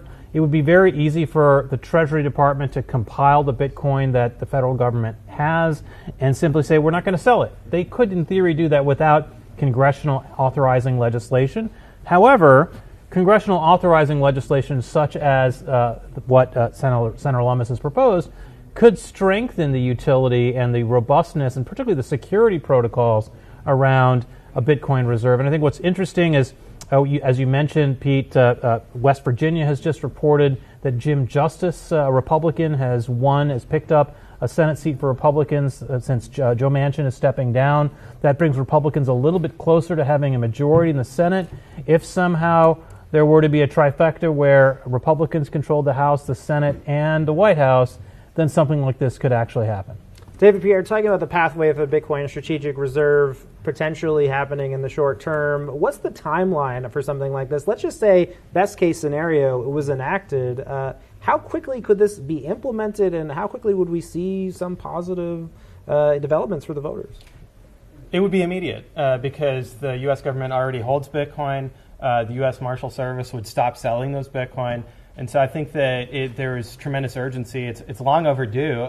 When we look at the prices at which past administrations have sold Bitcoin, as Trump said at the Nashville conference, never sell your Bitcoin because the value increases over the long term. And so I think the benefit would be immediate. And then, of course, just the signaling aspect of it, of other nation states looking at this shift in policy, and they might be able to move even faster than the United States, some of these other countries. And of course, just for some comparative data on that recent sale that had its 9th anniversary, the U.S. government selling 44,000 Bitcoin confiscated from the Silk Road, worth only a handful of $1 million back then, $3.1 billion today. But does this move the needle for the debt and some of the things that you're talking about, David? I mean, I think, like Pierre said, it depends on scale. The reserve could be established on day one, but the question of at what schedule the U.S. ought to accumulate Bitcoin is an interesting one, and I think fairly unsettled. There's sort of two ways you could go about this, but one is that the government could implement sort of a phased accumulation strategy, try to keep their impact on the market minimal. The other option would be to try to move quickly to avoid being front-run. The challenge is that, unlike other governments like Bhutan that we've seen sort of quietly accumulating Bitcoin, it'd be very hard for the U.S. to buy, as Lumis proposes, 1 million Bitcoin without, telegraphing their intention well in advance. So the question of how we accumulate 5% of the Bitcoin supply, as Senator Lumis sort of sets as a goal, is I think still an open one. So let's talk about your report that you just released from the Bitcoin Policy Institute. This was centered completely on this question. Can you maybe give us, David, a look at what were the issues that were covered? Who was this report for? Where can people find it? Well, people can find the report on our website, www.btcpolicy.org, or by Googling the Bitcoin Policy Institute. This report is our most comprehensive to date. So the sort of structure is we start off by talking about first of all, what Bitcoin is. Secondly, sort of why the Bitcoin protocol drives value to the United States across 4 critical domains. 1 is the economy and economic growth. 2 is sort of geopolitics, how Bitcoin can help us compete with our geopolitical rivals. 3 is the energy question, how Bitcoin can help accelerate American energy dominance and help the transition to renewable energies. And 4th, and arguably most importantly, is how the growth of Bitcoin benefits the most vulnerable people, not only domestically, but also abroad, and how it really has become a beacon and a tool for driving human rights in the most sort of illiberal and repressive parts of the world. Once you set all that up, then you can kind of get into the argument of why America should not only support Bitcoin sort of with a light touch, but should also take a meaningful stake in the protocol itself.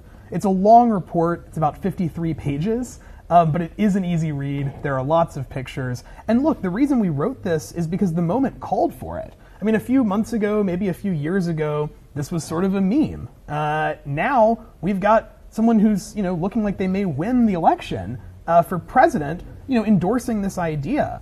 And so, our job is to create policy analysis that rises to the moment and the occasion. So the reason we wrote a 53-page in-depth report on the strategic Bitcoin reserve is because it's becoming a more real and concrete possibility with every moment that passes. What's the opportunity cost here? We talked about the geopolitical rivals, the geopolitical relationship. Obviously, the U.S. still invested in the dollar. Donald Trump coming out saying Bitcoin and the U.S. dollar are complementary. Pierre, maybe you're saying the opposite. So how does this, how would you set the stage for how this matters in the geopolitical stage? I would say I'm not saying the opposite, in the sense that the U.S. government acquiring Bitcoin, even if they do it by printing dollars and diluting the dollar supply, is still bullish for the dollar. Because you are strengthening the balance sheet of the United States with the world's best asset. And so in terms of backing the dollar and making sure that it survives the 21st century, it's a critical move to acquire the strategic reserve. And it will also get people thinking about how to start running a budget surplus instead of a deficit so that they can be acquiring more Bitcoin. But it's not like that there's inherently a conflict between Bitcoin and the dollar in the sense that people are looking for different things. Some people want a stable purchasing power for short-term, spending, and the dollar works well for that. I think if the dollar collapses, it's because it is wildly mismanaged, and it is something that exists to finance deficits and also to bail out bankers. We've seen this over the past couple of decades, and it's really the genesis of Bitcoin's history.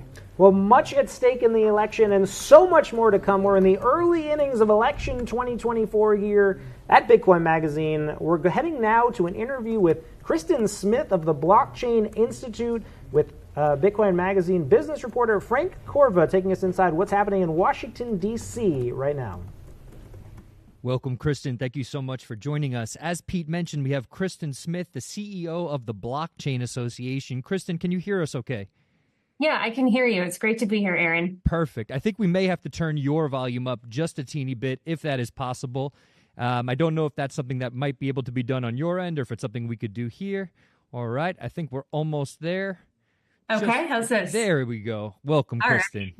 Thank you so much for joining us on such a busy and exciting evening. Just for the audience, if you wouldn't mind just please telling us a little bit about what you do with the Blockchain Association and maybe what role it played in this election cycle. Yeah, no, so I'm the CEO of the Blockchain Association. We're a trade association representing crypto and Bitcoin companies in Washington, D.C. We've been around for about 6 years, and it is so exciting to see Bitcoin and crypto play such an important role in this election. I know for a long time that this is something that is very meaningful to people, and the idea of disrupting some of the current systems that are broken is a really powerful one. And I think it's really great to see that this has now become such an important issue in the election, whether it be the presidential election or many of the House and Senate races that we're watching. And so, we've been looking forward to this day for a long time. I think we're going to have a much, much better policy regulatory environment going forward because of the elections that we have tonight. So very, very, very exciting day. Amazing. Much appreciated. Do you feel like politicians are looking at this as an opportunity to see that, okay, there's a voter base out there, there's a voter block out there that really cares about this, so maybe I'm just going to say, okay, I'm pro this or I'm pro that, pro crypto, pro Bitcoin? Or is there actual education taking place here where they really understand the value of this technology? I think it's a mix. I think what candidates and politicians have realized is there is no upside to being anti-crypto.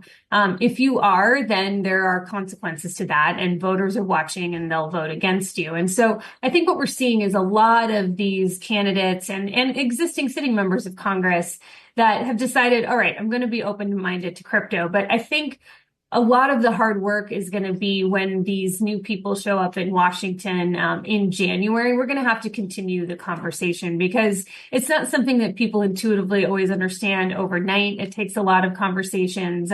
We were talking internally today, and that in the last election cycles, no one proactively called us to come in and sit down and learn about Bitcoin. But what we've seen this year is we've had dozens of candidates that have just proactively reached out and called us at the Blockchain Association and wanted to come by the office and sit down and meet us. And so I think this is something that's definitely turned a corner. I think there's a realization that the crypto voter is real, and we have a very active crypto advocate who's out there reaching out to these candidates. And so you combine that with a more organized industry, and I think it's a recipe for success. Amazing. Much appreciated.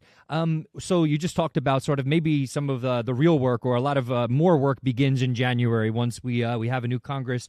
What does pro-crypto or pro-Bitcoin, what does legislation look like? What does pro-Bitcoin, pro-crypto policy look like?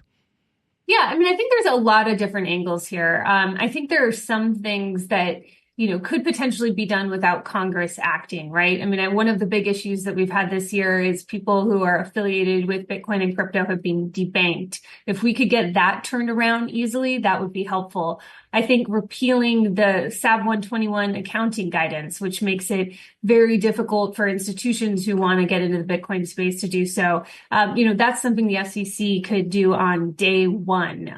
I think also getting Gary Gensler out. He goes after all of the exchanges that are impairing the ability of people who want to buy Bitcoin or other crypto assets. And so, I think there's a lot that can be done at that level. I do think there are some holes that need to be filled with legislation. I think there does seem to be an interest in having some sort of, consumer protections around cash markets. It's not something we normally see with commodities, but there seems to be a growing consensus there. But we also would love to see some proactive statements and maybe even legislation for Congress around self-custody. I mean, this is something that we've seen across the board come under attack. There's a big misunderstanding there. And so we're working to change the narrative. But I think there's a lot of good things that even just getting the Biden administration out the door and getting a different administration in, obviously we all know where Trump is at. He would be very solid, but I think even Kamala would be better than what we've had to deal with under the Biden administration. Yeah, I would love to pull on that thread a little bit. So let's say Harris does win. She has, I think, gotten the message to some extent that there are plenty of people around the country that care about this, and that following in the footsteps of Biden in terms of his approach is probably not going to be the best way to move forward if she's looking to sort of, at the very least, court this voter block. What do you think, maybe, let's say, under Trump, he's made certain promises, but what do you think we might see from Harris, someone who has not really spoken about policy specifics when it comes to Bitcoin and crypto? Yeah, no, she's given a nod to it, right? She's said a few words. She's, tried to come into it. I will say she's only had a very short amount of time she's been in this position. And so it does take a while to come up with thoughtful policies, but I do think it is an open question. I mean, I think one of the big early indicators will be if she wins is what is she going to do with her regulatory chairs at the independent agencies? Is she going to work to remove those and change those or not? But I do have some hope. I mean, she is from California. She is younger. She does, I think, care very much about sort of the political whims of Congress. And I think that we're going to have a very, very pro-crypto Congress on both the Republican and the Democratic side of the aisle. I think, traditionally we've had a horrible time with Elizabeth Warren, who's wanted to impose all sorts of TradFi regulations on, the decentralized world. And it just simply doesn't work. It would be very bad for Bitcoin and for other decentralized networks. And so, I think the people at the top matter, but I do think Congress is not going to stand for this anymore. They're not going to listen to Elizabeth Warren. They're not going to give deference to Gary Gensler at the SEC. They're going to, realize that this is something they want to fight for, that they have a lot of voters who care about it. And so my hope is that our best sort of tool we'll have with Kamala is the political force that should be getting elected to Congress and the Senate today. Amazing. Thank you. As a final question, I covered the DNC for Bitcoin Magazine, and I went to some satellite events where they were very pro-crypto events, and these were people, they were hosted by former Obama appointees and people who have been Bitcoin holders maybe for over a decade at this point. Just based on, oftentimes the narrative with the Democrats is often Elizabeth Warren and the anti-crypto army. Based on a little bit more of what you see behind the scenes, are things really more bipartisan than most people realize? Obviously, we know that Trump has become the super pro-Bitcoin, pro-crypto candidate. Is there more than meets the eye when it comes to this stuff? I actually think this stuff is pretty bipartisan. If you remove Gary Gensler and Elizabeth Warren from the equation, it is a fairly open-minded on both sides. And even this summer, Chairwoman Stabenow of the Senate Agriculture Committee, she was working to craft legislation that was very, very workable. And it's something that, and she's a Democrat. She's retiring this year. I think we have a lot of support on both sides. I think one of the challenges we've had over the past couple of years is we were dealing with the fallout of FTX and Sam Bankman-Fried. Right. And that, that for where we are today versus where we were 2 years ago when that news was breaking is an absolutely remarkable turnaround. We haven't just recovered. We have gone beyond, I think, what anyone thought any industry would be able to do after dealing with a crisis like that. And so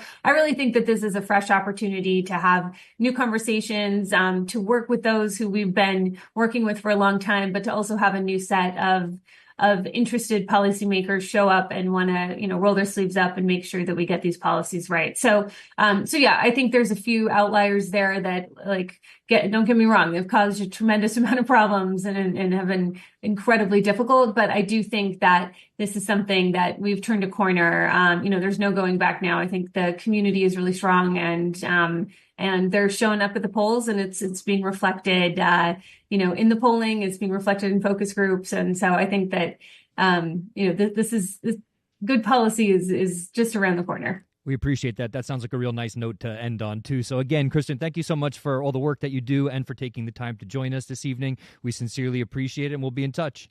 All right. Thanks, Aaron. I also go by Aaron sometimes. No, I'm just kidding. Frank Corva, again, business and political correspondent here at the Business Magazine. That's no. So yes, so we are here joined by Rachel Silverstein, U.S. General Counsel for Bitfarms. Rachel, some takeaways from what Kristen had to share this evening. I think the biggest takeaway for me is, and kudos to all of the trade associations out there, is that education works. We can persuade people in this industry. The reason we can do that is because the truth is on our side and merit is on our side.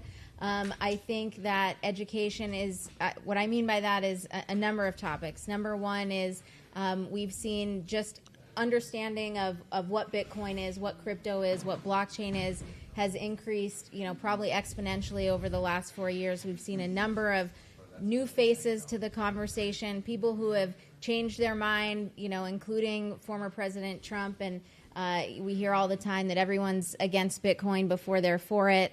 That's a testament to education. We also see an increase in education on energy policy and the fact that it seems like more and more people are coming to understand that energy abundance is good for everybody.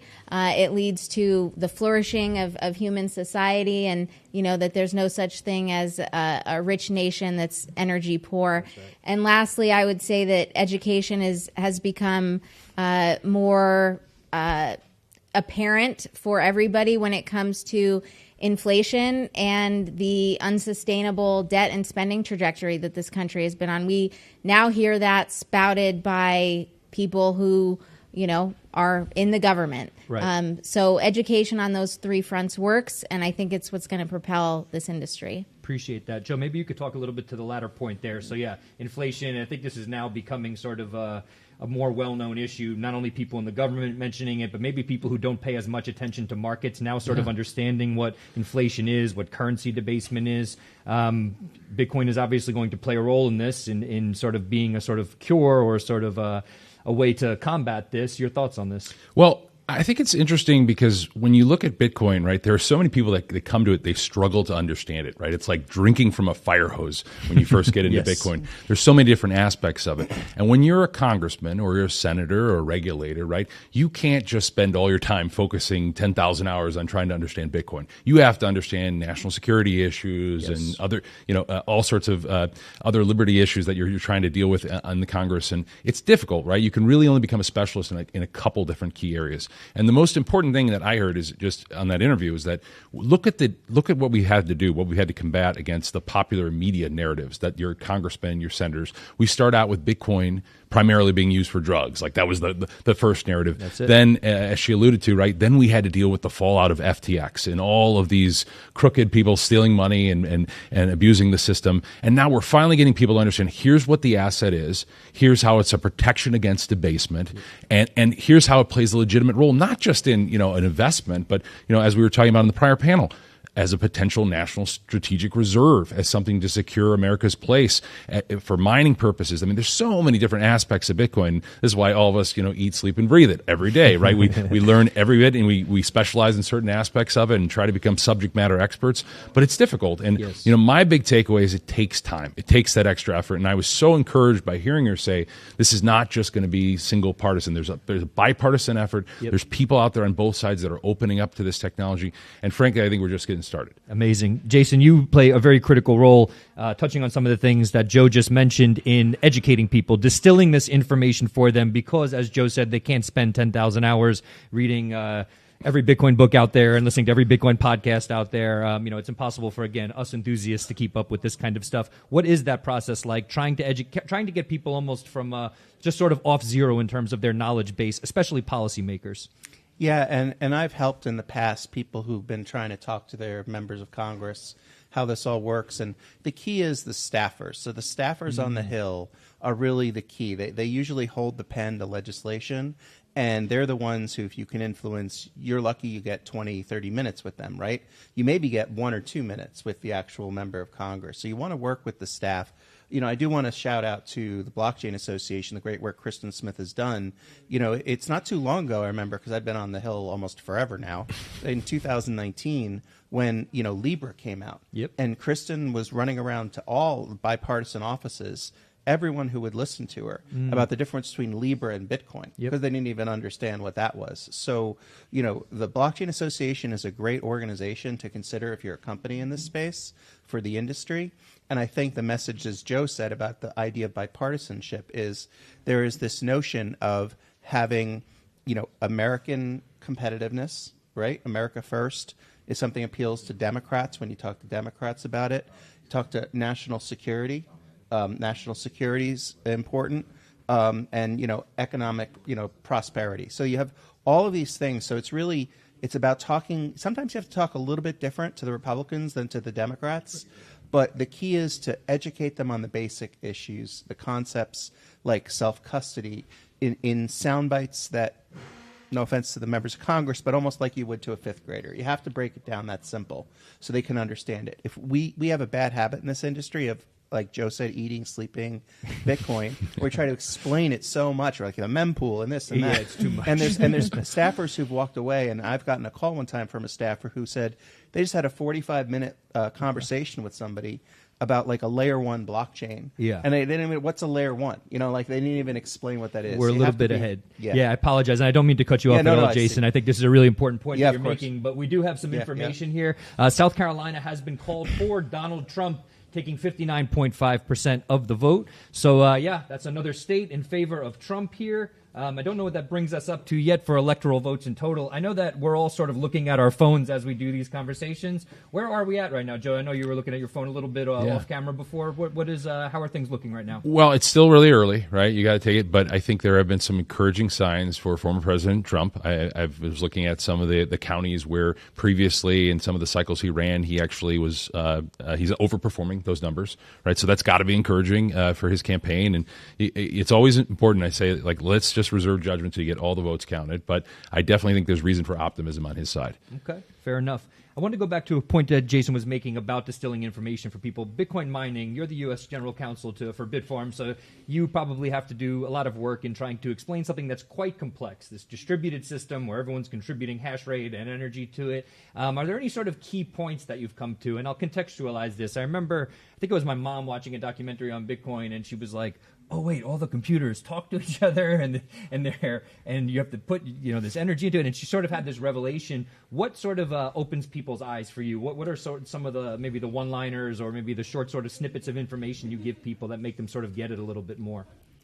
So I think with respect to Bitcoin itself, to me the two main things that people need to understand is the benefit of scarcity, the benefit of decentralization. And those are two concepts that, everyone can sort of easily grasp as to why is a scarce asset a harder asset, a better asset to own, not likely to be debased, in this case, impossible to be debased. I think comparing Bitcoin to gold is helpful on an introductory level for a lot of people. And I personally like to explain why decentralization makes a network stronger, but it's not just networks. Decentralization makes probably companies stronger. It makes countries stronger when power is decentralized. And then with respect to mining, I think it's really difficult to explain what proof of work actually is. Yeah. But I think the gist of it that people can grasp and sort of wrap their heads around easily is that we have this digital asset that gets supported by physical work in the real world. Yep. And that's how we confirm the transactions on this digital network. So those are the things that to me have resonated with people. Okay, interesting. When it comes to crypto assets in general, we know there's a difference between proof of work and proof of stake and other consensus mechanisms that are out there. Are there any sort of tidbits of information, like I said, maybe ways that you sort of synthesize this to kind of differentiate Bitcoin from other crypto assets? Is that important to most regulators? Given that Bitcoin is a commodity, whereas the SEC often says everything else out there is a security, aside from Ethereum, which has also been labeled a commodity at this point. Do you have to make this distinction a lot for policymakers? Absolutely. And it's a really important distinction to make because you talk about Bitcoin being considered a commodity. So the chair of the CFTC, Rawson Benham, and a lot of people think it's good that the Bitcoin is under the CFTC, has said out loud he thinks proof of stake is great, and he really commended Ethereum for going from proof of work to proof of stake. So there's a very, very important energy conversation that has to be had with the person who might be regulating the spot market of Bitcoin one day, because that's his impression of it. So what I always explain is, proof of work is something that, to me, it secures the Bitcoin blockchain in a much firmer way. Like proof of stake is still growing. We're still learning what that looks like. To me, I'm like a proof of work fan. And so, and explaining the energy benefits, right? It's, in other words, there's a very quick concept of this is just bad for the environment, right?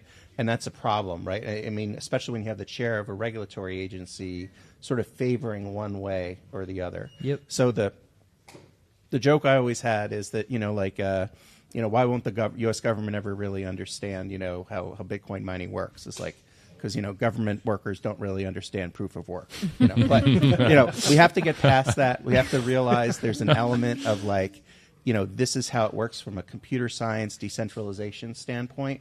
And they have to be willing to rely on us as the experts, just as they rely on experts for AI and everything other else industries. That's to a good explain point. This is a proof of work system that has secured the Bitcoin network since it started. Yeah, I was going to say we're at 60 And part of the genius of Bitcoin is proof of work, because it aligns incentives in a way that makes it so no one is incentivized to disrupt the Bitcoin network, and it's probably financially impossible to do so. Joe, final thought? Yes, so this is a subject near and dear to my heart.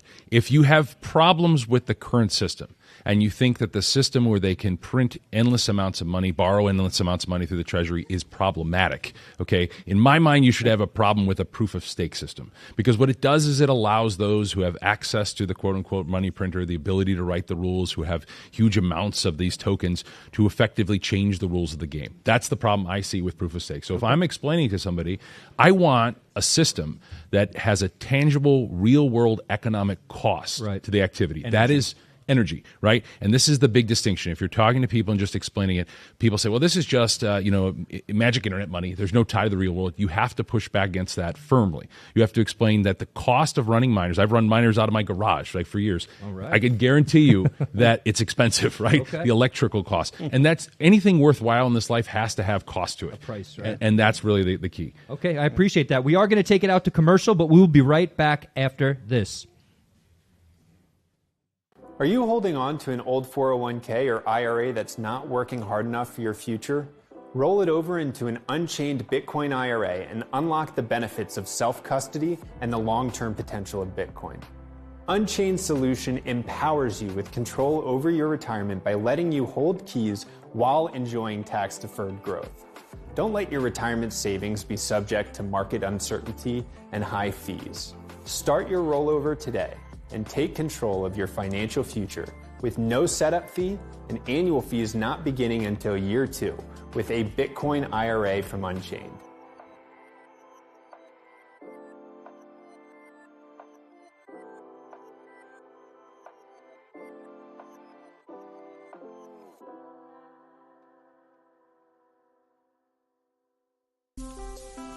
Is your company ready for the next evolution in financial strategy?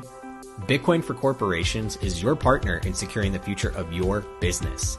With exclusive membership benefits, our comprehensive masterclass, and a network of trusted service providers, we provide the insights and resources to help you incorporate Bitcoin into your financial strategy, ensuring stability and long-term value. Strengthen your business. Innovate with confidence. Bitcoin for Corporations, protecting your treasury and positioning you for the future.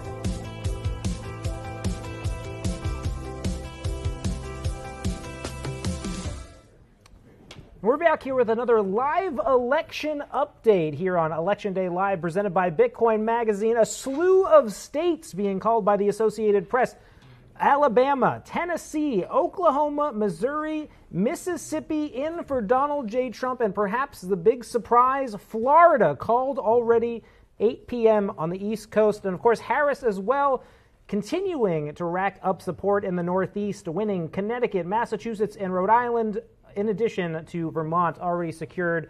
So getting an updated picture of the presidential race here. Of course, you can find all of this information on standwithcrypto.org. Many races still to come, still to be called. I want to flip the subject over to something that we discussed backstage, really poly market and the impact of prediction betting in this cycle. So with Florida's call, we just saw a sharp spike for Donald Trump, now up to 70% chance odds that he'll win the election, just crossed over 70% officially. Kamala Harris's chances on Polymarket dropping to 30%. There's been a lot of confusion in the public, in the media, about what Polymarket is, what prediction betting provides to these markets. When we look at this and we're saying 70% for Donald Trump, what are we seeing? David, American Hodl, Margot, where do we begin? Well, I think the first thing to correct, the New York Times even got this wrong. When they started covering the Polymarket phenomenon that's happened this election, you had reporters at the paper of record comparing, like they were apples to apples, Polymarket odds and polls, which are, of course, two very different things. At a high level, Polymarket affords users the ability to make a bet on what they think will happen for binary outcome events, Trump win or Harris win. So when you see the 70%, it means that if you want to put $1 onto Trump winning, and he does, you'll win 30 cents, and vice versa with Harris. So this is saying that the market's pricing a 70% chance of a Trump win. And there's been lots of debate around whether these markets are manipulated, whether large whales may decide to light their money on fire to try to paint one narrative.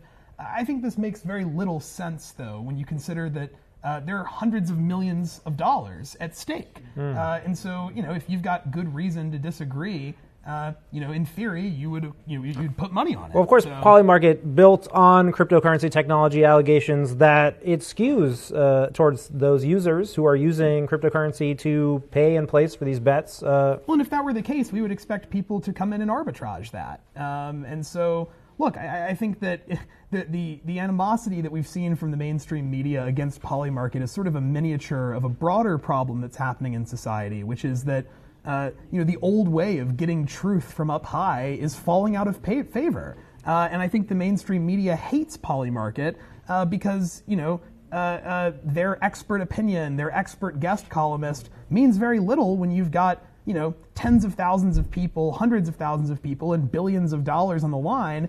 I think any reasonable person is going to defer to an economic market over, one pundit. Well, of course, Polymarket not the only game in town. We've got Kashi and Predicted, part of this larger trend of election betting. American Hodl, I want to throw it over to you. When you're looking at these polls versus what Polymarket shows, what is it informing your view?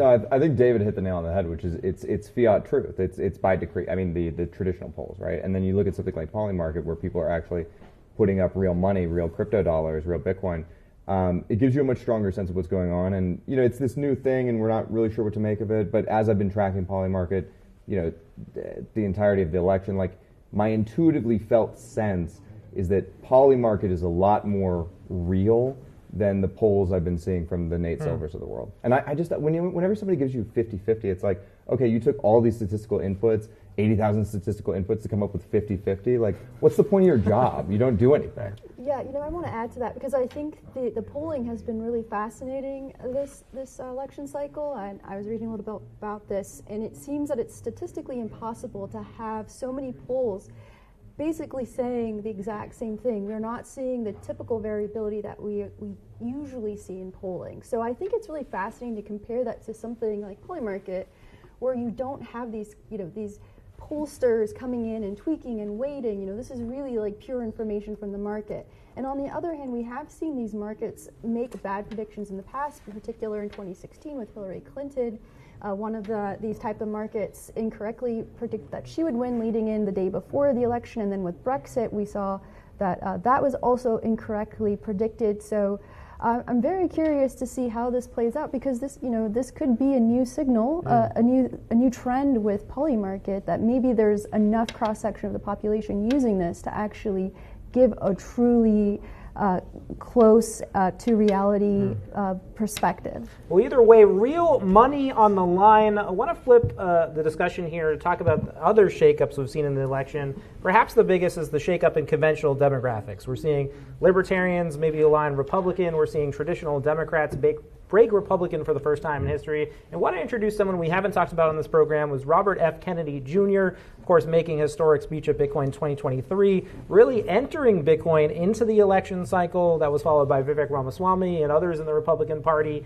But really want to talk about maybe this failed opportunity from the Democrats to capitalize on RFK Jr. and his popularity in Bitcoin, leading to an exodus of that party. Is that real? Is that something people will be talking about in American Hollow? Yeah, I mean, I think, listen, the coalition that's forming around Trump, the bipartisan coalition, I think is one of the best things that's happening. Like, there really is a dream team going on that side. And it's sort of a Reagan-esque moment where, like, everybody gathered around Reagan to defeat the communists. This time it's everybody gathering around Trump to defeat the woke mind virus, essentially. And I think that the left, Margot blanching at that comment. Oh, we're gonna get Sorry. into it. Yeah, fucking hate wokeness. Fuck wokeness. No, listen. I mean, I think that's what's going on, and that's what's energized people, and that's why you're seeing these firebrands like RFK and Elon and Tulsi who are on that side of the table now.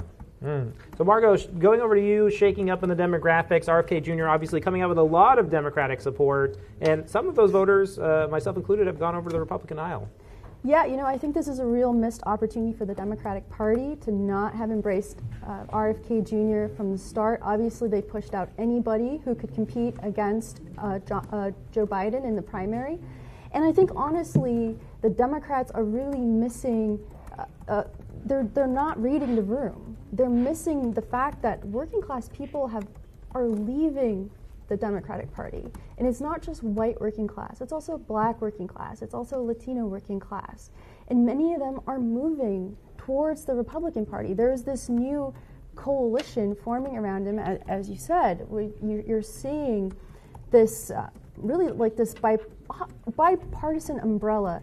And I think that if the Democrats are not careful, and if they don't learn a lesson from this election, however it turns out, this may be the end of the Democratic Party as the party of the working class, and it's really, I think, become the party of the liberal elite, educated, professional class, such as myself. I'm basically their type of voter, and I think that's very concerning because there's a lot of very angry people out there. Well, of course, Robert F. Kennedy Jr. did not have to endorse Donald Trump. We talked about this union, this miraculous union, this new coalition. David, from your viewpoint in Washington, has the shakeup resonated, right? Because RFK Jr. really wasn't taken seriously by the Democratic establishment. Do they really understand the extent of the coalition they might have lost in this election? I think among the more clear-eyed members of the Democratic Party, there is a growing consensus that the call is coming from inside the House, that something about that platform and about that party is failing to attract the voters, as Margot pointed out, that have traditionally been reliable Democratic voters. And so, all I can say is that if the election breaks for Trump, Democrats are going to have two options: either to blame their previous supporters and say that they're the problem, or to look inward see what they did to lose the trust of the people that used to put their trust in them, and strategize what they can do to earn that trust back. And so to Margot's point, if their response is the first, not the second, the Democratic Party as we know it is set to markedly change. Well, of course, much more to come. Still early, just 8:30 p.m. Eastern, and of course, hours to go, states to go, voting to go. Staying the subject of the shakeup in the election, we've talked about Robert F. Kennedy Jr., the missed opportunities maybe by the Democrats to seize that, but the Republicans also savvily reaching out to the Libertarian coalition, right? We've seen Donald J. Trump announce that he would free and pardon Ross Ulbricht, a Libertarian election point that he has adopted. We've seen Ron Paul come out and say that he's interested in perhaps taking a position in Donald Trump's new administration if he is elected. I mean, this would have been unprecedented even a year ago. American Hodl, how do you look at this? I mean, yeah, I spent the early part of this morning thinking about Ross and just thinking to myself, what must today be like for Ross? Pacing that prison cell, thinking about on the one hand you have the hope of freedom, and the other hand you're looking at lifetime imprisonment. And listen, I was never a person who thought that Ross did nothing wrong. I mean, he obviously broke laws in this country, and there needed to be some type of punishment for that. But at this point, I mean, he has served his time. He has paid his debt to society, and it is time to grant him clemency and free him. And so, I mean, the fact that was an actual explicit campaign promise this time around, there were a lot of Bitcoiners saying, well, he didn't do it last time. Well, it wasn't a campaign promise. And I'm sorry, but that's the way politics work, right? Mm-hmm. It is a campaign promise this time. He will be freed if Trump wins. And hopefully we'll see him on stage at the Bitcoin conference in Las Vegas. It'll be a powerful moment. But of course, we're talking about constituencies, the jockeying, Democrats, Republicans, Libertarians entering the conversation, perhaps as a swing constituency. Margot, as someone from the more progressive side, how do you view what's happening with the Libertarians and their choice to get more involved behind Donald Trump, this candidate who's been called Hitler and all sorts of things? Well, I'm not convinced that the Libertarians are fully unified behind Trump. If I recall, during their convention over the summer, there were quite a few delegates who turned their back against him when he was there. And so I think that while there are probably some Libertarians, I just don't think that they're yet all ready to go and support Trump. Mm-hmm. David, your view on the Libertarian Party, its move to align with Trump and Trumpism and what he represents? Yeah, I mean, look, when you're a third party in the extant political system, your options for having an impact are limited. I mean, all you can really do is signal. You can try to sort of push one party or the other in one direction or the other. But ultimately, when you go and vote for Jill Stein or you go vote for for Chase Oliver, all you're really doing is telling both political parties that you don't feel at home there. And so I think it makes sense to maximize your power as a sort of third party in this system. Ultimately picking a candidate of the two major parties and driving your sort of third party to support them. It's kind of the only strategic way to sort of realize any influence or affect any material change. Of course, much more coming up. We're going in a second to another live interview, but want to stay with American Hodl real quick. Ross Ulbricht, let's just say Donald J. Trump not elected. Do you think this is his only shot at a release? Yeah, I do. I don't think he's going to have another shot at a release until another Republican is in office. Like just to be frank, he's a unsympathetic white male to the Democratic voter base. They're not going to care about pardoning him or freeing him. I mean, I think that in some sense, as Bitcoin continues to mature and we continue to ascend politically, I think that we will have more opportunities to get Ross out, but it's going to take longer than I would like. Ross is still a young man. He's 38, right? He can still get out like next month, in January, and have a full life, right? That's what's at stake. Elections still open across the country. You can go to freeross.org to learn more about Ross Ulbricht. You can go to standwithcrypto.org to learn more about the many congressional and Senate races happening across the country if you're still out there voting. Now we're going to go to Studio B with Frank Corva, our business correspondent, talking to Caitlin Long, CEO at Custodia, a key champion in the fight against the government's overreach against Bitcoin and crypto. We'll be right back. Welcome back. Thank you, Pete. Yes, we are here with Caitlin Long, the founder and CEO of Custodia Bank. Hello, Caitlin. Can you hear me okay? Hey, I can hear you. Can you hear me? We can hear you perfectly. Okay, Awesome. I think this is the first one where it's really smooth. Nice transition, everything's smooth, no technical difficulties. Amen. Great. So, Caitlin, I want to dive right in. You have been quite vocal. Under the Biden administration, we've seen Choke Point 2.0. We've seen the debanking of Bitcoin and crypto companies. You and maybe the likes of Nick Carter have maybe been two of the most vocal people about this. Why has this issue been so important to you?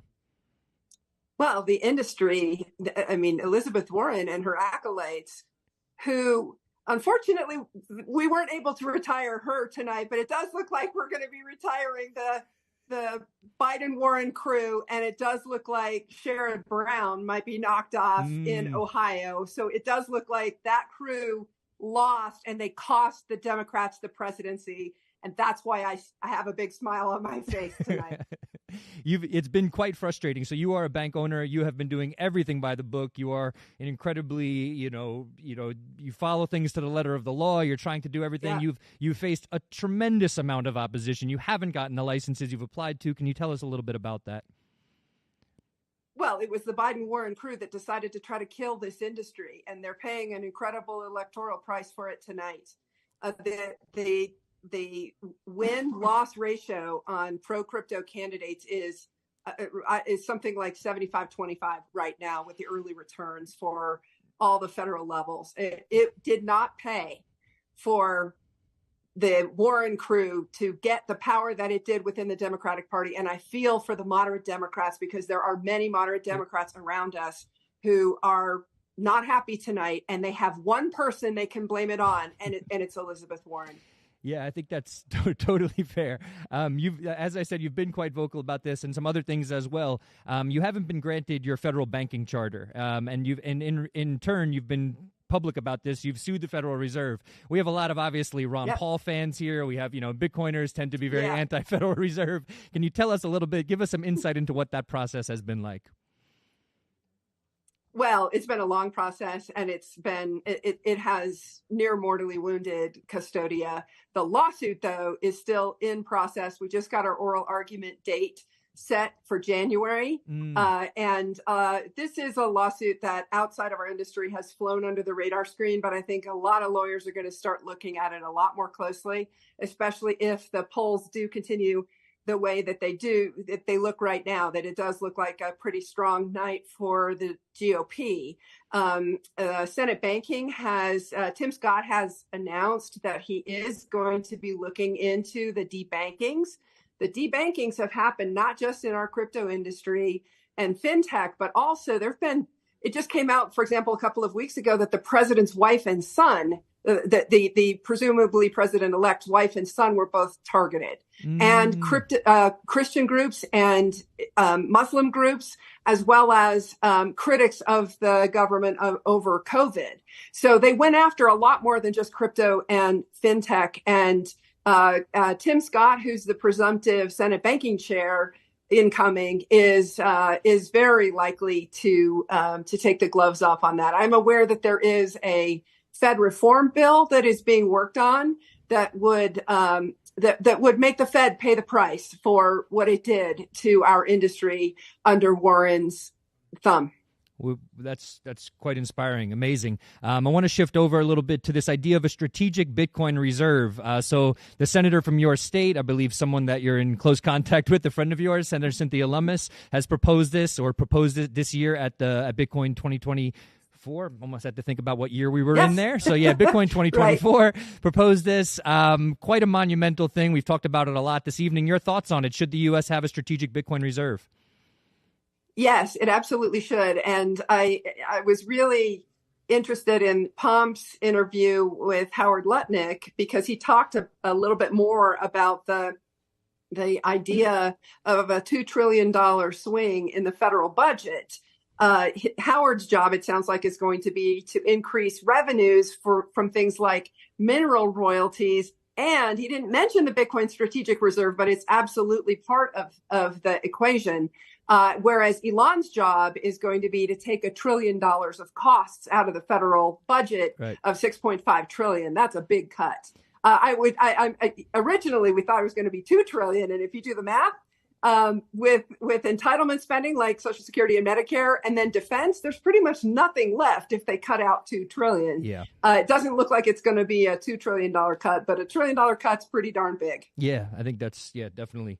Speaking of people that are now associated with Trump, you just brought up Elon and Howard Lutnick. We have RFK sort of in his crew now.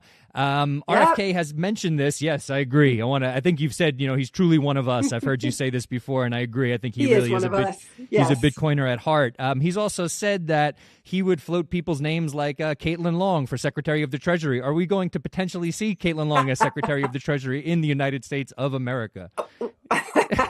No, he said that for, and I didn't know he was going to say that for his administration. Okay. I will say that I have not, as a CEO of a bank, I don't feel like, and by the way, our company is a mixed company. Our customers are mixed customers. I didn't feel like it made sense for me to officially endorse anyone.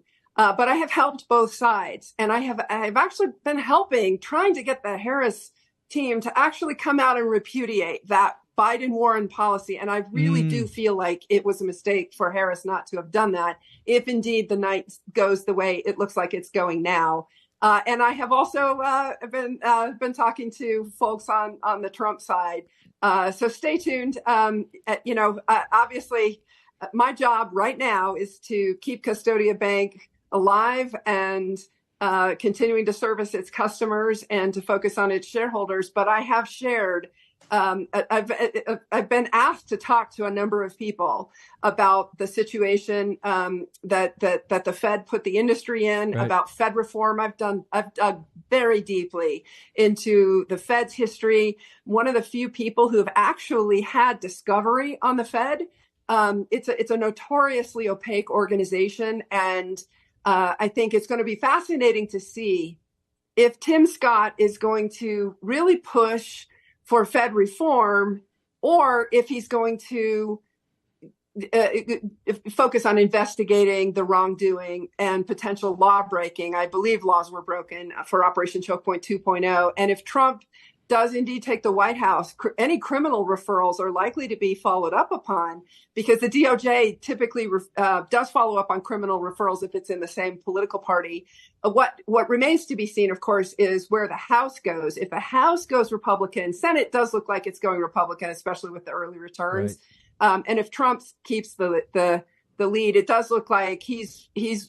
I just saw the exit polls. Pennsylvania's independents were breaking 11 points favorable for Trump. And if that continues, and if that's indeed accurate, then it does look like the GOP will take both the presidency and the Senate. The real question becomes the House.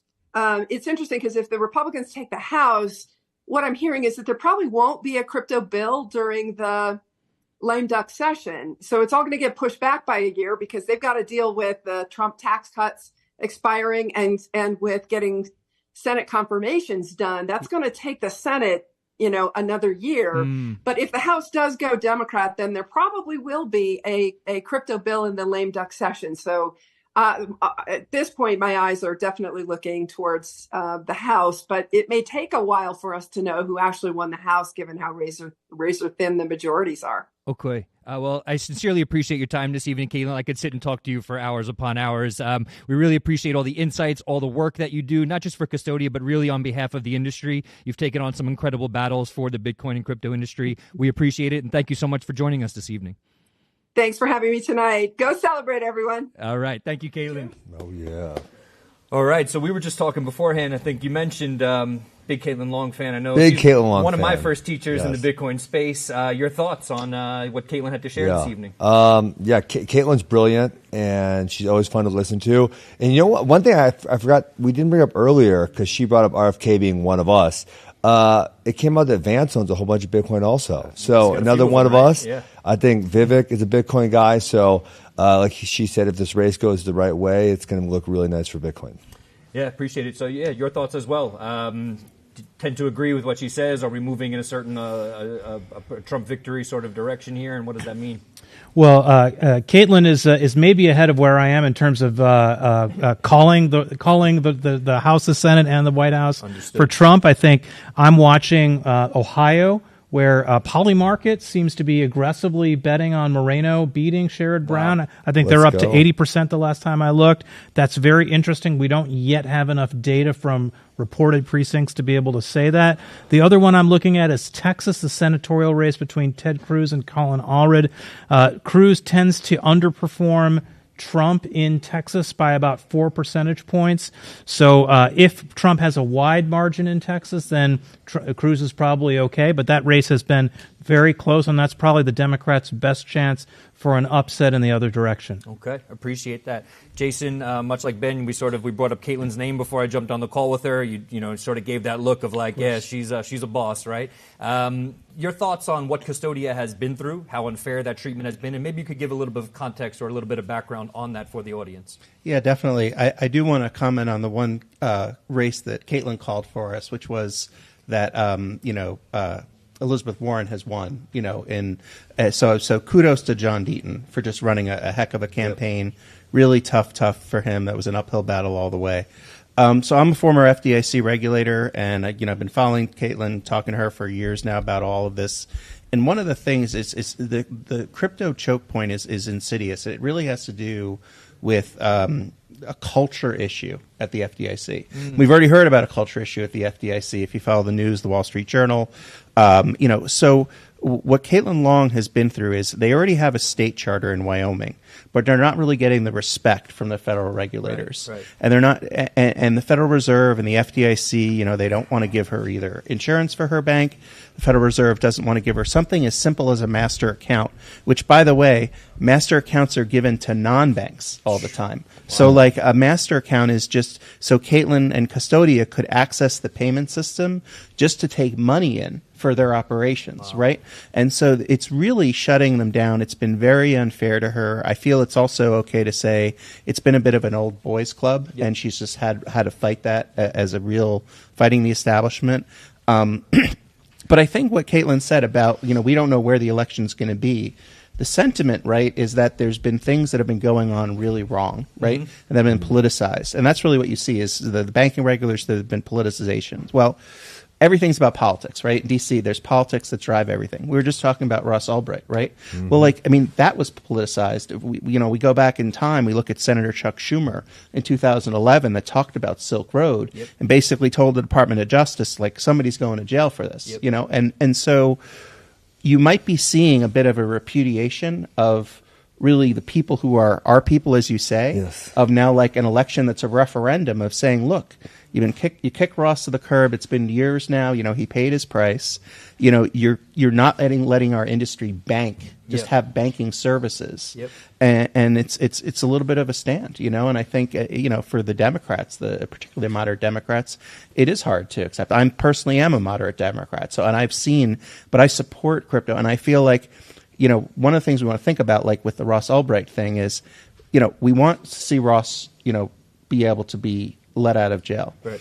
And I think also we have to understand sort of from the Democratic side, how that might work down the road is there's also an issue of just African-American incarceration, people who are incarcerated against their will. And we have to find a balance. What can we do to kind of help with all of this? But I think we're at the point now where, again, it's just, it's a referendum on, you've picked on us long enough. Yep. It's been a very clear crypto's been a target, and that is the footfall of the Biden administration. Yeah. I feel like, Ben, I could feel you nodding along. Yeah, man. I started a podcast called the Funky Crypto Podcast. I had 3 transactions and they shut down my bank account. None of which were crypto. I got paid from one sponsor. I paid my co-host half of it. I got a letter in the mail, and I have 7 other accounts at the bank, other businesses and whatnot, and they just closed it without asking. Done. So, yeah, and, when you think about the Democrats, they are no friends of crypto and or Bitcoin, and it seems like they don't even have an interest in learning. Have they been asking any questions? I know maybe a couple people showed up at Bitcoin conference, but have any of the important Democrats showed up? And the answer to that is no, they haven't. Yeah, it's a question. I think, those words, so like saying they, the Democrats in general, or saying the important ones or something, I think we could maybe unpack that a little bit. So well, who's the most important one that showed up and tried to get crypto? Please share. Who it is? There, Who is I would it? say the likes of maybe Ro Khanna or Wiley Nickel. Wiley's name hasn't come up too much. He's not running again. I don't even know that guy, and I follow so relatively closely. That's fair. So, that is fair. yeah. And they also, I think that I've interviewed Wiley, and I was disappointed when I asked him very straightforward questions like, will you support the right for people to hold their own private keys? And I didn't get a straightforward answer on that. Yeah. No shade at Wiley or anything. I'm just being honest. You can read the article I wrote about this on Bitcoin Magazine. Ovik, though, your thoughts about this on Democrats sort of missing the boat. I've heard what you're saying over there at the live desk, and I think you've been fairly critical. Yeah. Yeah, no, I would say that if you actually look, what we've observed is that the Democrats who live in or who represent constituencies around New York City and around San Francisco, they tend to be the ones that are the most pro-Bitcoin and the most pro-crypto. In the San Francisco case, it's because the Silicon Valley crypto VC environment is there. In the New York City case, it's because financial markets are there. And so those two communities, if you look at Chuck Schumer, if you look at some of the representatives from around there, Richie Torres is another example. We've already mentioned Ro Khanna on the West Coast.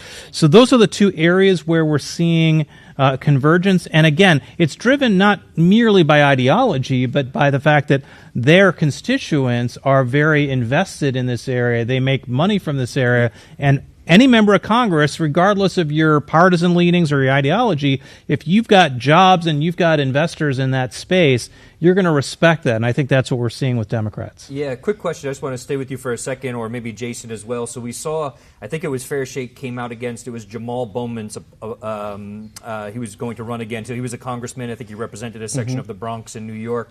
Yeah. Fair Shake, I think, got behind his opponent and just said, like, you've messed too much with Bitcoin and crypto.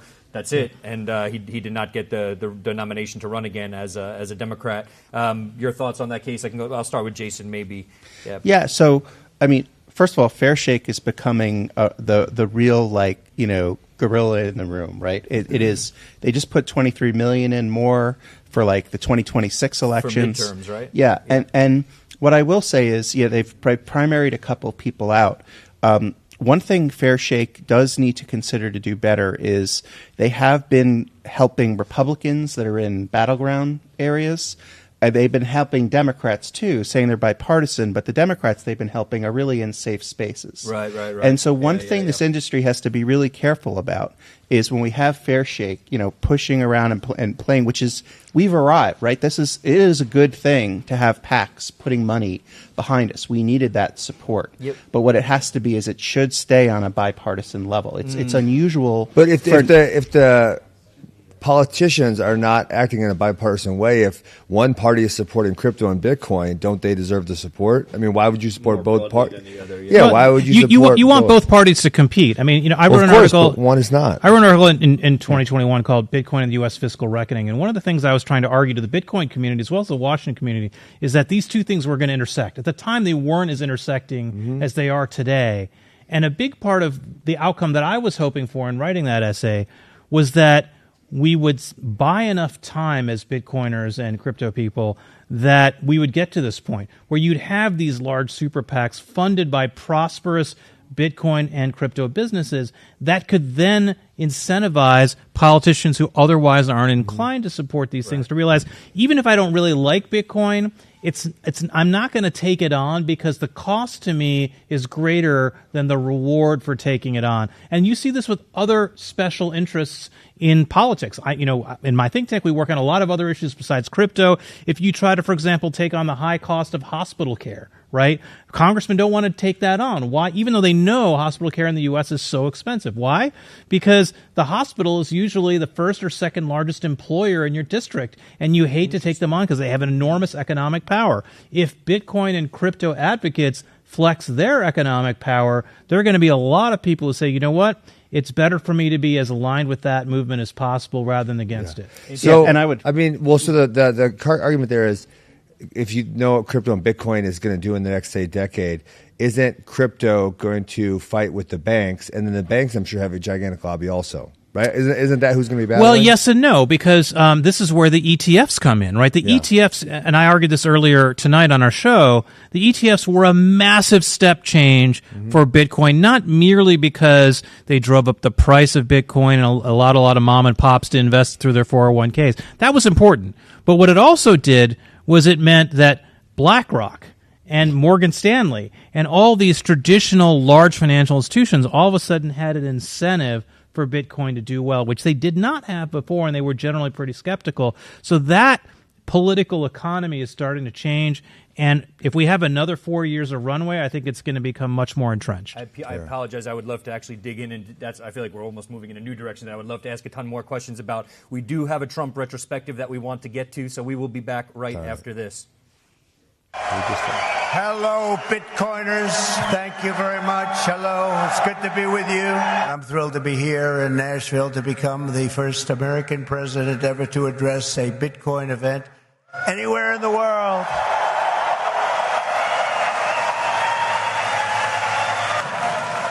But as well as all of the Bitcoin luminaries and legends here, you have legends in this room.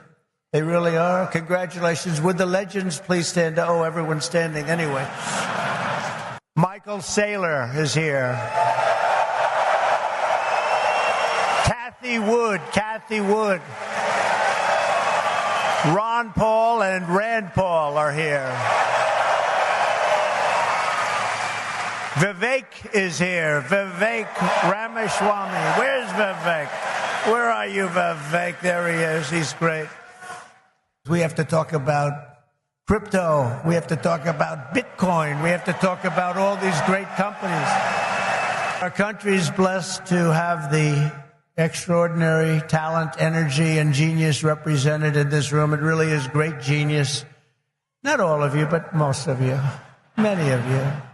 But this is the kind of spirit that built America, and this is the spirit that's going to help us make America great again. That's what we're doing. I stand before you today filled with respect and admiration for what the Bitcoin community has achieved. It's incredible, actually. Bitcoin is not just a marvel of technology. As you know, it's a miracle of cooperation and human achievement and a lot of relationships that are formed. This afternoon, I'm laying out my plan to ensure that the United States will be the crypto capital of the planet and the Bitcoin superpower of the world, and we'll get it done.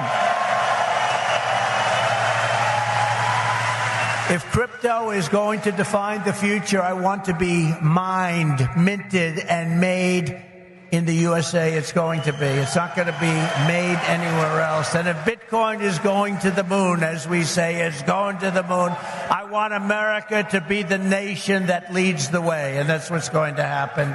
For 3.5 years, the current administration has waged a war on crypto and Bitcoin like nobody's ever seen before. For those who work in this industry, they target your banks. They choke off your financial services. Have people seen that? Yes?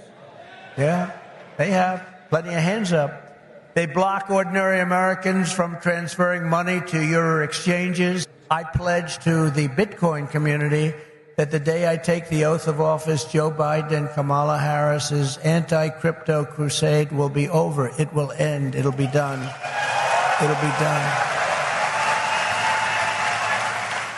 The moment I'm sworn in, the persecution stops and the weaponization ends against your industry. And as long as I'm in the Oval Office, Elizabeth Warren and her goons, and she's very nasty to you. She hates your people. She hates everything about you. Will keep their hands off Bitcoin. They're going to keep their hands off crypto. They're going to let it grow. We're going to let it grow. On day one, I will fire Gary Gensler and appoint a new SEC chairman.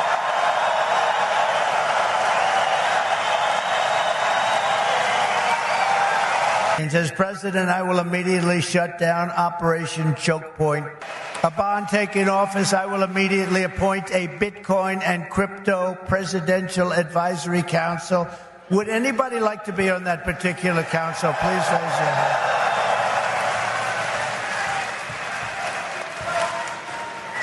Their task will be to design transparent regulatory guidance for the benefit of the entire industry, and they will get it done in 100 days.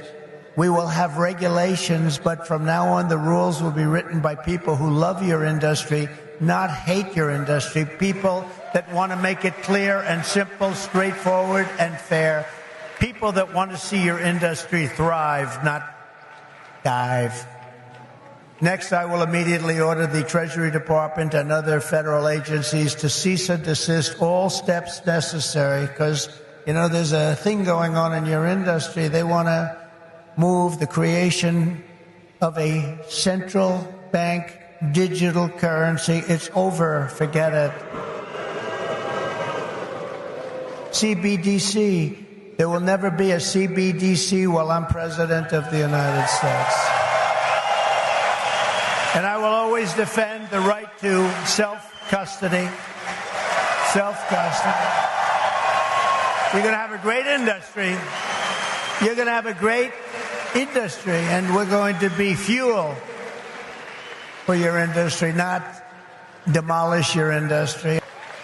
As part of our effort to provide regulatory clarity, we will create a framework to enable the safe and responsible expansion of stable coins, allowing us to extend the dominance of the U.S. dollar to new frontiers all around the world.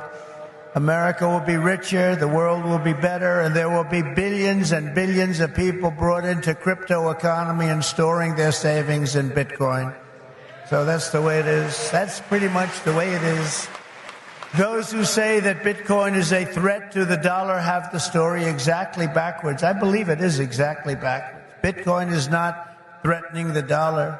The behavior of the current U.S. government is really threatening the dollar. The danger to our financial future does not come from crypto. It comes from Washington, D.C. The federal government has almost 210,000 Bitcoin, or 1% of the total supply that will ever exist. But for too long, our government has violated the cardinal rule that every Bitcoiner knows by heart. Never sell your Bitcoin, right?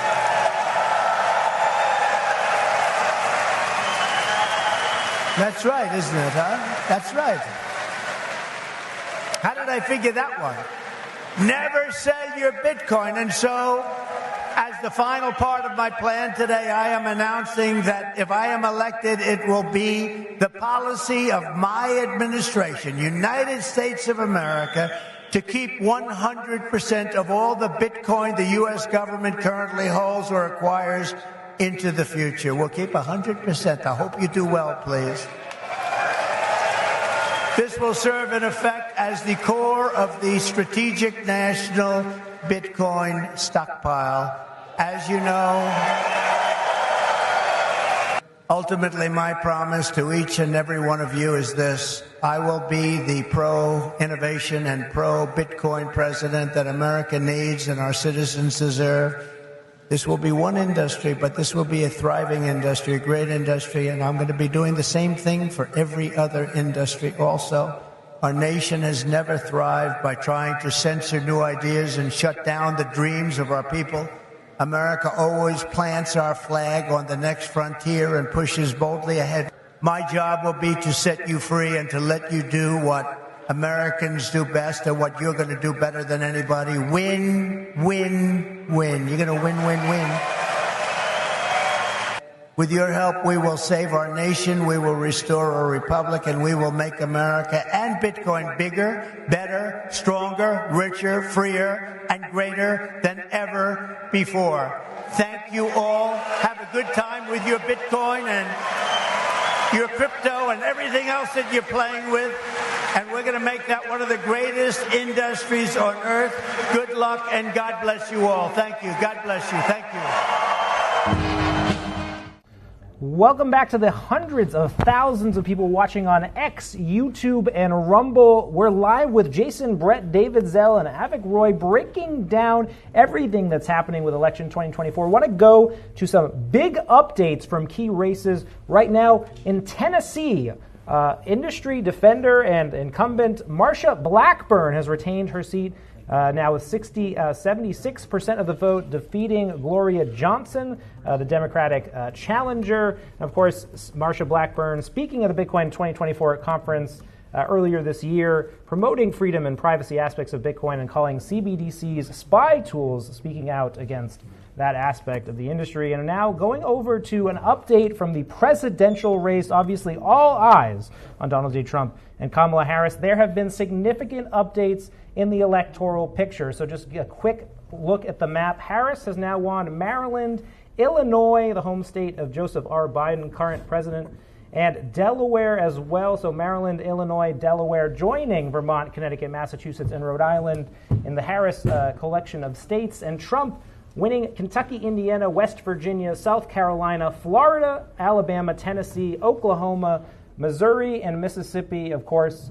a lot to come, and many races still open across the country. You can go to standwithcrypto.org if you're still out there thinking about voting. We're about to go to an update from our voter roundtable filmed in Philadelphia, Pennsylvania earlier this year, talking to the crypto voters in the crypto constituency. I want to go to the panel here to talk about their experience, maybe on a higher level. We've talked a lot about policy issues, but maybe their own lives experiencing this election for the first time as a Bitcoin or crypto voter. This is our first opportunity to express ourselves at the polls. Just wondering if you could take the people at home into your decision-making in this election. Can you speak about that? And how has it been speaking to your family about Bitcoin and crypto, that this is an issue they should care about? Let's start with you, Jason.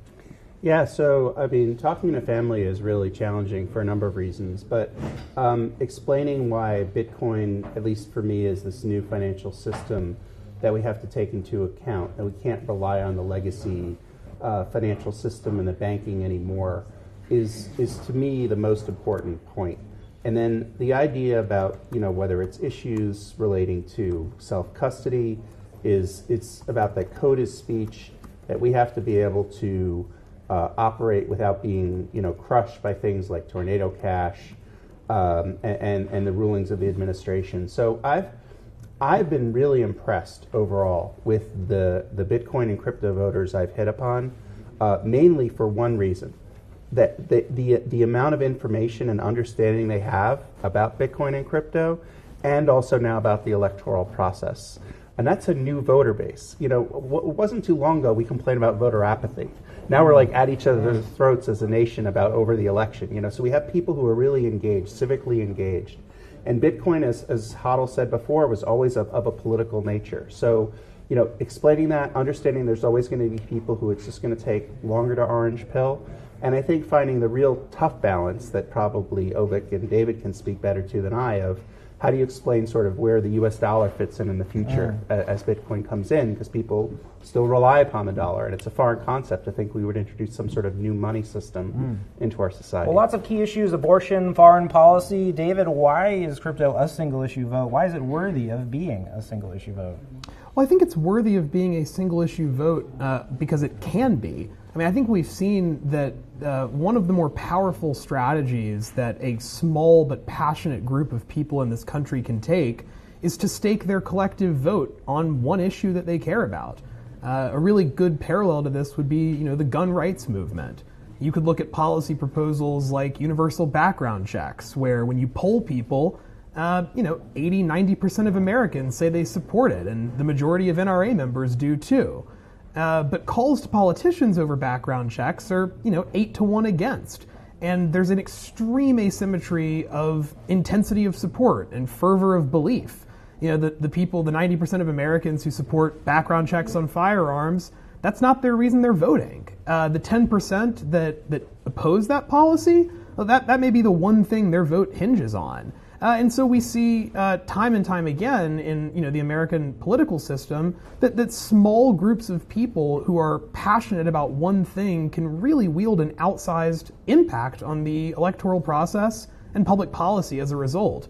So, I think it's, we're seeing this principally because it's a strategic move from a, group of stakeholders with aligned interests. Avik, your take: abortion, foreign policy, the economy, crypto up there. How do you explain that? Yeah, I think there's a couple of things to say. We were speaking in one of the earlier segments about the political economy of Bitcoin and how now that you have these large businesses that that are prosperous because of Bitcoin and crypto, and how they are funding super PACs and campaigns, that's going to steer and affect the politics of the country in a certain way. There's another piece of this that's really important. It goes to your original question, which is the voters. One thing we know, those of us who are in this space, is that people who own Bitcoin and crypto are disproportionately younger. People, it's something like 40% of people under the age of 45 own Bitcoin, whereas it's something like 15% if you're over 55, and much lower proportions for older voters who disproportionately turn out and vote. As time goes on, 10 years from now, 20 years from now, as those younger voters are much more the bulk of the electorate, then you're going to see that Bitcoin and crypto constituency become dominant in a way that it's considered relatively niche today.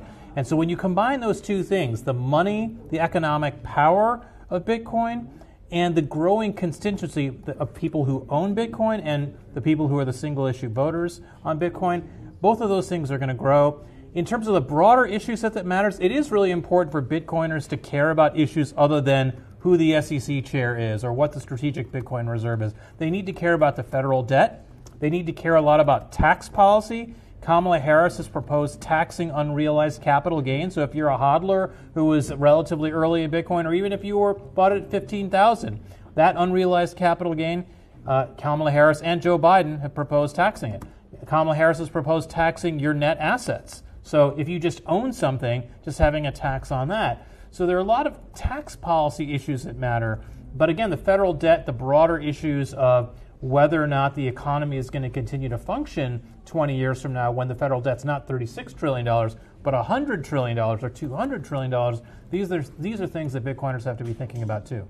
Much more in store, of course, from Election Day 2024. We're going to send it now to another pre-recorded segment. This is a crypto voter roundtable filmed with the help of Stand With Crypto out in the key battleground state of Pennsylvania. Of course, a lot of eyes focused on this. We're now talking to average crypto voters who came out to this meeting, sharing their thoughts, their feelings about why crypto and Bitcoin were worthy of being their single-issue vote. We'll be right back.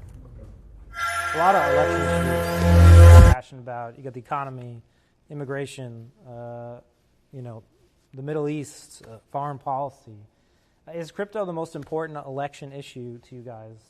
Why or why not? We're going to start it over with Paul again. Yeah, so I work in the industry, so it would really suck if I lost a job that I really, really love because the politicians are trying to push crypto out of the country, which doesn't even make sense because ultimately the people who want to fall for scams, they'll do so anyway.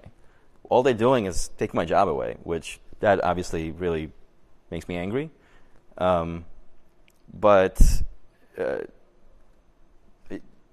I think you have to zoom out, right, and think about what's important to you as an individual, and everybody needs to make their own decision for themselves. Just like I don't like people who just vote one way because they don't like immigrants, like I don't respect that. I also don't respect people who just vote one way because they love crypto. There's a lot of other issues at stake, right? So I would encourage everyone to look deep inside themselves and don't let somebody else tell them who to vote for. Greg, we got war, we got the debt, the economy's bad. How do you explain to people that crypto is something they should care about this election? I, like a lot of you, I think crypto is the future. I think crypto solves a lot of the problems, the cross-border payments, people coming here trying to work or going to any country working, sending money back home and have to pay all these extra fees. Crypto is solving their problem. With the blockchain, and I'm not an authority on the subject, but the blockchain seems to be recording a lot of things that make things easier as far as recording and incorporating other people in order to do things. The blockchain seems to be taking care of that. And it's supposed to open up a lot of jobs for a lot of people. And we need to make America great, not with just a dollar, but with crypto. We have to be the leader in that. I feel that way. Wow.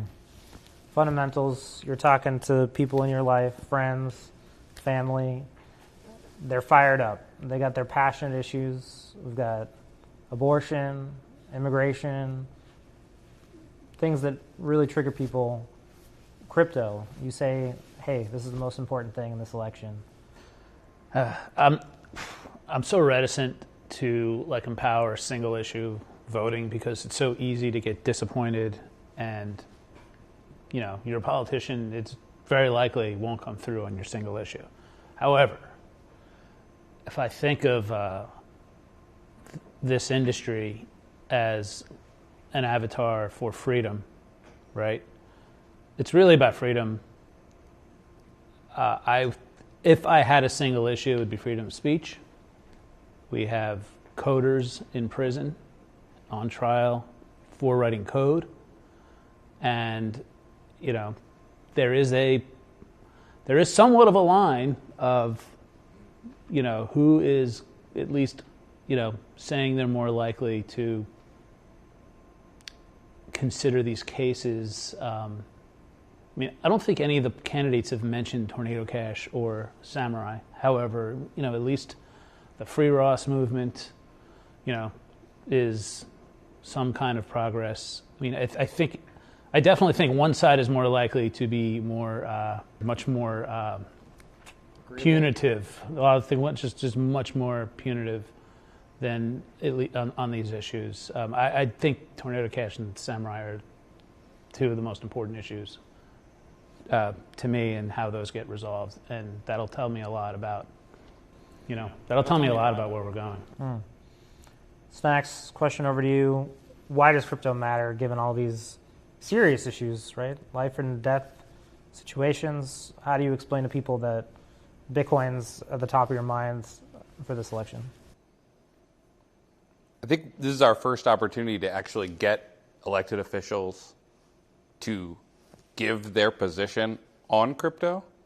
So I think it's just the first time we can get them to say, hey, this is how I see this issue, or to more likely educate them on what is going on. So I see this as a huge opportunity to remove just probably a pretty cloudy understanding of this ecosystem from the politicians. We can offer them what is actually going on. We can tell them on the ground floor, these are the companies that are building, these are the products that are coming out, this is why this stuff matters, this is why we want these jobs in the United States. So I see this as a huge opportunity, and the more that we can make noise about this issue and get the politicians to pay attention, the more they'll listen to us, and we can educate.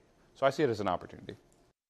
Let's focus maybe on the single issue aspect. Yeah. Somebody comes to you and they're saying, I'm only going to vote crypto. These other issues don't matter. You agree with that? I'm not going to tell someone how to decide their vote. I mean, if crypto is going to decide someone's vote, I think it's as fine a reason to vote. I mean, I want to focus on candidates up and down the ballot here too. So I think we can really push them to give us clarity on how they feel about this stuff. So do they need to hear that there are single issue crypto voters to do that? I don't think they do. Are there single issue crypto voters? I think there are. Am I a single issue crypto voter? I definitely care. I don't know if it's not my single issue, but is there anybody here who would say that they're a single issue crypto voter? Very close. You're close. Very. Explain. Well, I guess I don't want to make it as simple as saying it comes down to money, but let's say you got $100,000 in crypto, and somebody's going to come in and say, "We're banning crypto. Crypto is no longer acceptable in this country." Now, if you have time to liquidate your crypto, turn it into cash or whatever is good. But I think back, late 18th century, when the federal dollar was no longer any good, people just lost money. So I don't want that to happen with me in cryptocurrency. So sometimes it comes down to the point of, are you pro-crypto or not? John, single issue voter, do you think crypto is the most important issue? Do you think someone should vote this election based on crypto? Well, for me being a veteran and also having 2 children that's in college right now, I would think that crypto should be top of the list, but it shouldn't be a single it's going to be a single thought to why they should, who they're going to vote for, who not going to vote for. So for me, I think when it comes down to politicians, that is going to push the agenda of education for crypto, teaching people, teaching our children, teaching anybody that wants to know about investing in crypto, about the fundamentals of crypto. I think that politician is going, for me, is going to get my vote because, I mean, I went to the military, I got my college degree, I did a lot of things at a young age that I want my children and my grandchildren to ever be able to have the advanced knowledge for. And if that politician is going to give me 4 years or give my family 4 years where it's going to be beneficial for the education of the future and it's going to be a positive benefit, I think that it's, for me, I think that we need to look at not just crypto, but a lot of things that's going to project our future into the best possible future for the next 4 years for our country as well as for the world. So you would say, maybe as a former member of the military, talking to another member of the military, you would say crypto, Bitcoin, foreign policy. I think Bitcoin is more important. Because for me, I know I can take my computer or I could take my keys, my private keys, and go to another country with my computer. I can basically transfer money from my exchange or the exchange that I'm using anywhere in the world, and I'm not going to get taxed as much as I will. Welcome back, everybody. We are here at Election Day Live, presented by Bitcoin Magazine. Just want to reset the table again, just reintroduce everybody. I'm here. I have Bitcoin Pierre Richard next to me, VP of Research at Riot Platforms. Over here, we have Joe Carlasari, partner at law firm of Amundsen Davis. And to Joe's right, we have Rachel Silverstein, U.S. General Counsel for Bitfarms. Rachel, we were just listening to some people talk about this concept of the single-issue Bitcoin, or let's say crypto voter. Your thoughts on this? Is this now a force in U.S. politics? So first of all, my disclaimer is I don't really know anything about crypto. Okay. I know a lot about Bitcoin, and that's it. So I actually think that voting in line with Bitcoin is not being a single issue voter. Okay. Because as a lot of us Bitcoiners know, once you sort of dive into the Bitcoin rabbit hole, you realize that the fiat system has its tentacles in almost everything we do.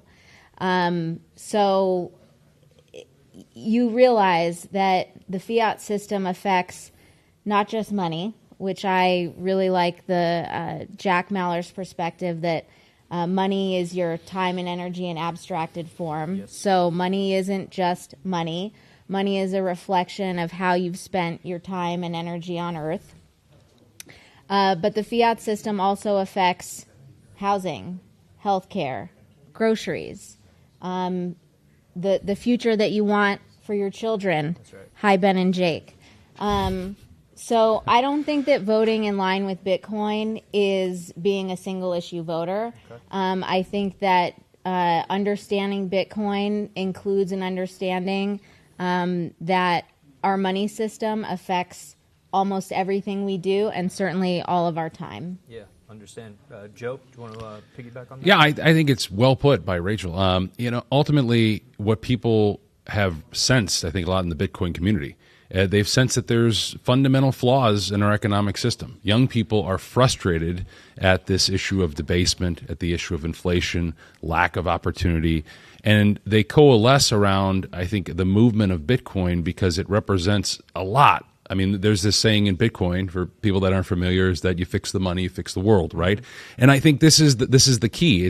We can frame it as a single issue, and they're voting solely based on that issue. But I think what they're really looking at, they're looking at everything from the Fed policy to national security to funding wars that we don't believe in, right? It's broad and has all impacts on what is the proper role of government. And I think if you go down the Bitcoin rabbit hole, if you go through that, you start to realize there's some things the government really doesn't do, and they have the ability to do that because they control the ability to finance, and there's little economic cost to what they're doing. Right. So what I think Bitcoiners want, we want to reintroduce economic costs. We want to make sure that there's careful deliberation when a government is making a public policy choice. Yeah. And I think all of that coalesces around the fact that if you are anti-Bitcoin, if you are antagonistic to this space, you will have to face the wrath of voters who are just not going to tolerate it, because it's an inconsistent worldview with what I think a lot of young people are gravitating towards, which is where they want more of a libertarian mindset, right? They want the government not to overreach. They want to have freedom in a lot of aspects of social liberal issues, right? But they also want economic opportunity, which I think is better promoted through the system that Bitcoin promotes and provides. Yeah, appreciate that. Pierre, you've been quite public about your opinions on this election and everything, and I think for you it's obviously very personal that you vote, as a single issue sort of Bitcoin voter, as someone who works for a very large publicly traded Bitcoin mining company, right? Bitcoin mining was under attack under the Biden administration. We don't have to mince words there. We don't have to say that politely. That's absolutely what happened. So can you talk a little bit about this experience of Riot operating under the Biden administration in the United States and how that influences your perspective as a voter? Yeah, absolutely. So first I want to start by adding or saying that I completely agree with fix the money, fix the world. That I think is encapsulates the topic on being a single issue voter. As far as Bitcoin mining goes, as you pointed out, Riot today is at 30 exahash. Our goal is to get to 100 exahash, be the first one to pass that benchmark. And to me personally, I live in Austin, Texas, and I lived through Winter Storm Uri when the grid in Texas was down for a whole week. I didn't have electricity. And then at the end of the week, I didn't have water either. I had my family and I had a newborn at home, and it was an extremely difficult situation and a wake-up call for how much we take it for granted that energy is crucial for our standard of living and for our health and flourishing. So to me, Bitcoin mining is not just about supporting the Bitcoin network. It's also about supporting the grid. And I've seen it firsthand from within Riot, but also just looking at the mining industry in Texas as a whole, that it is balancing the grid.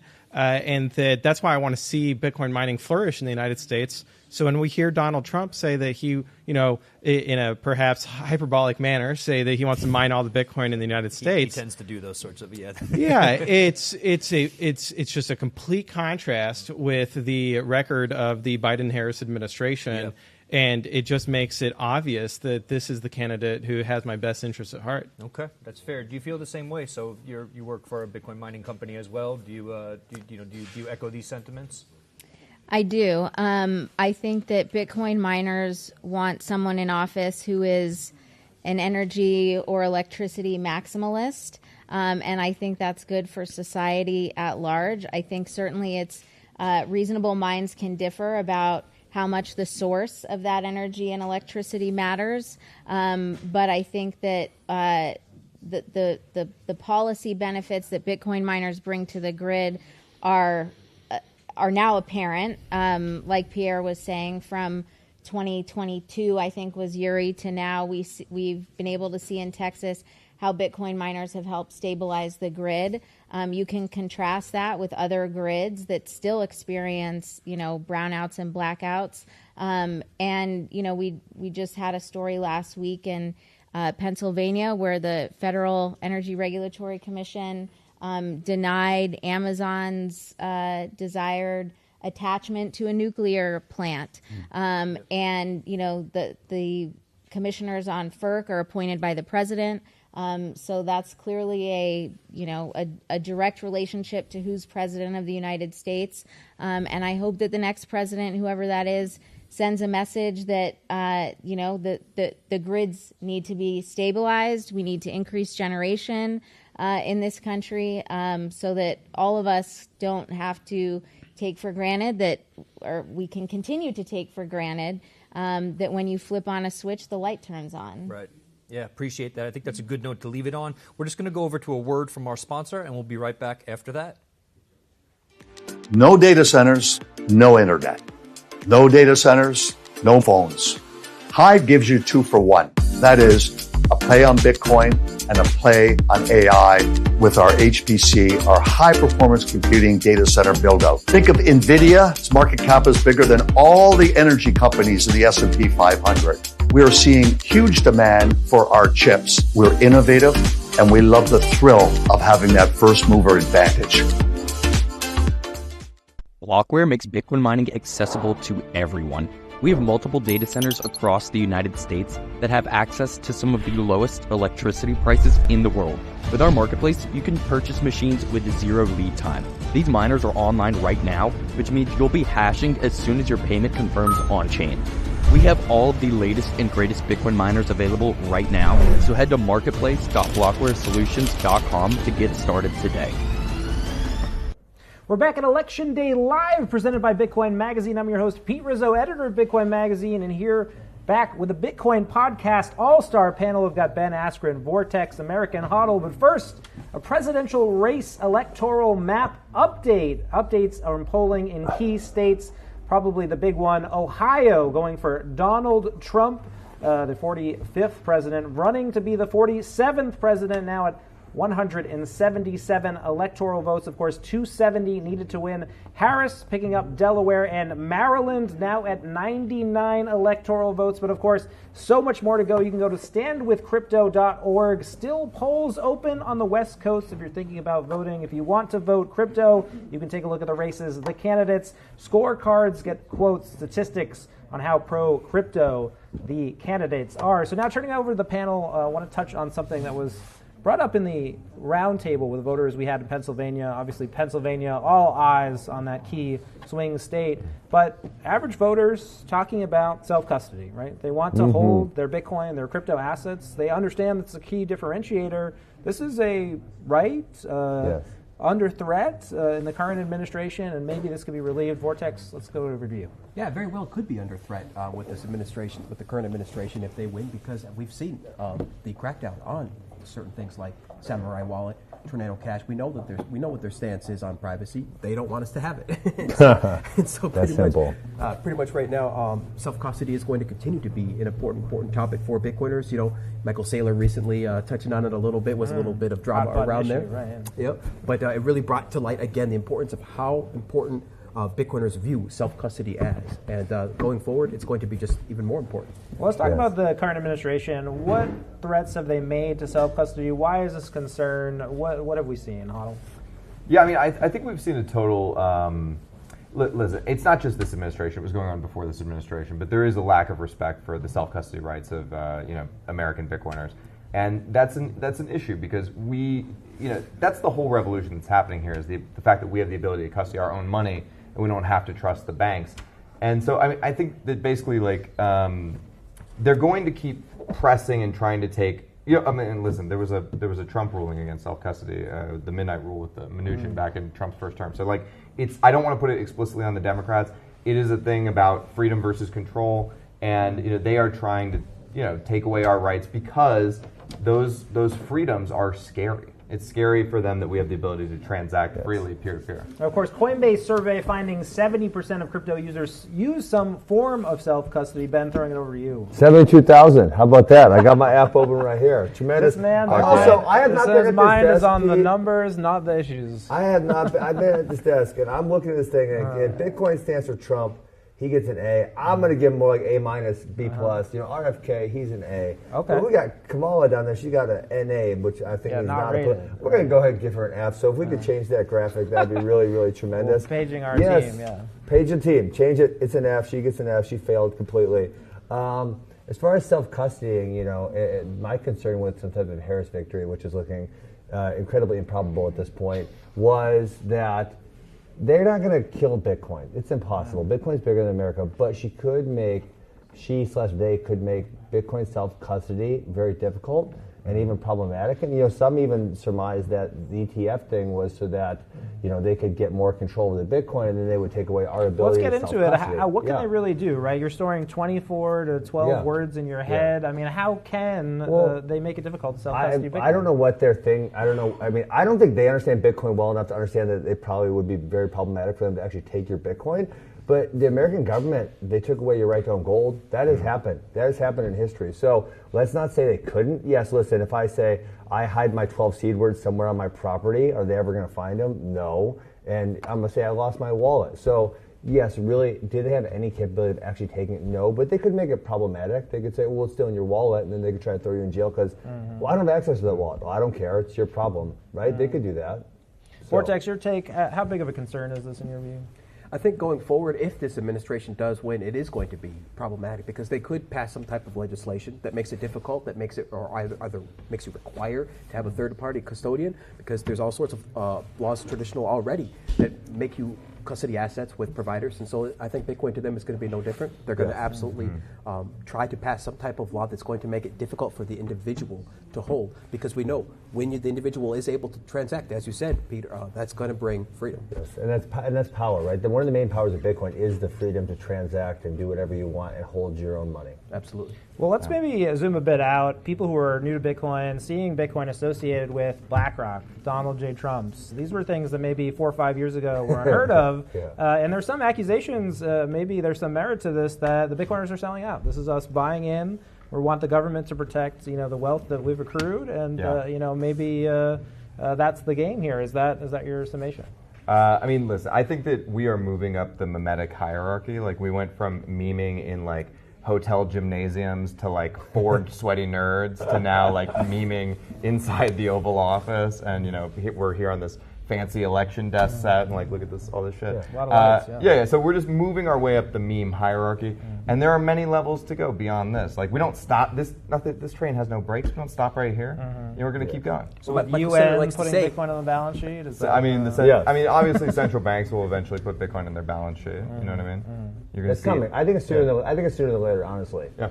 Yeah, and it's inevitable. We're talking about this accusation that the Bitcoin movement has sold out. You don't think I there's didn't any sell merit? shit out. No, I don't own any ETF shares. I own Bitcoin. That's it, and I self-custody it. It's a weird accusation to make because we all came here to get rich. So fuck yeah. I mean, it's really simple. This is the inevitable intersection, right? Bitcoin intersects with money, with technology, with economics, and so this is going to be. It was always inevitable that Bitcoin was going to merge somehow with traditional finance before it eventually takes it over, which is going to take a while. And obviously, Bitcoin gives you freedom, which means some of the people are going to be cowards and they're going to own the ETF, and some people are going to be the real OG Bitcoiners and they're going to hold their own keys and they're going to transact as they please. And even Trump, he doesn't have the level of Bitcoin knowledge that, say, an RFK does or something, but even he mentioned, why would we tax transactions on Bitcoin? It's stupid. It's money. It shouldn't be. You should have to declare capital gains because you bought a cup of coffee. That's moronic. So isn't becoming more and more a vote for Bitcoin as a vote for the establishment, for the Larry Fink, no, for the you're Howard crazy. Buttons? No. Oh, you shut well, hey, Michael Saylor even likes to say that. Rile you guys up. Michael Saylor likes to even say that, IBIT over there, BlackRock, Larry Fink is the new CMO of Bitcoin. So there is some of this type of merit. But understand that this was just inevitable. This was always going to happen. We were always going to. Bitcoin is extremely valuable. It is the most pristine form of collateral that you can ever have. So it was always going to be somebody.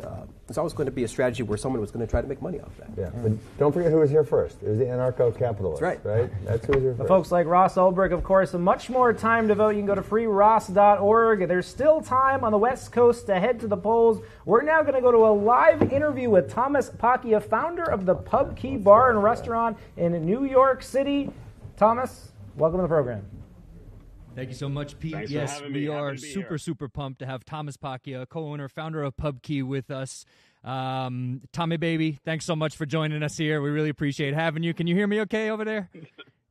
Yeah, I can hear you okay. Can you hear me? Excellent. Can we pump up Tom's volume a little bit? Would that be possible? I can hear him a little bit. All right, great. Excellent. So I heard you have a little event going on over there this evening. Is that right? Packed house downstairs. It started around 5 p.m. We opened at 3. Around 5, people started to show up. Some red hats, some Kamala stickers. It's interesting. I haven't been down there for the last hour or so. I'm in the parlor right now above the bar. But it's getting crowded, and I would say that, there's a lot of anxiety and opium and just people waiting to see how these numbers start to roll in. Yeah, amazing. A few weeks back, you had one of the big people in one of the big races at your establishment, Mr. Donald Trump. He's a big guy. Yeah, he's a big guy. Mr. Donald Trump himself buying some burgers at Bitcoin. So for those that aren't familiar with this, maybe do you want to give us a quick recap of how that went? Yeah, so, we reached out to, a lot of politicians, both campaigns, JD Vance, Vivek, RFK.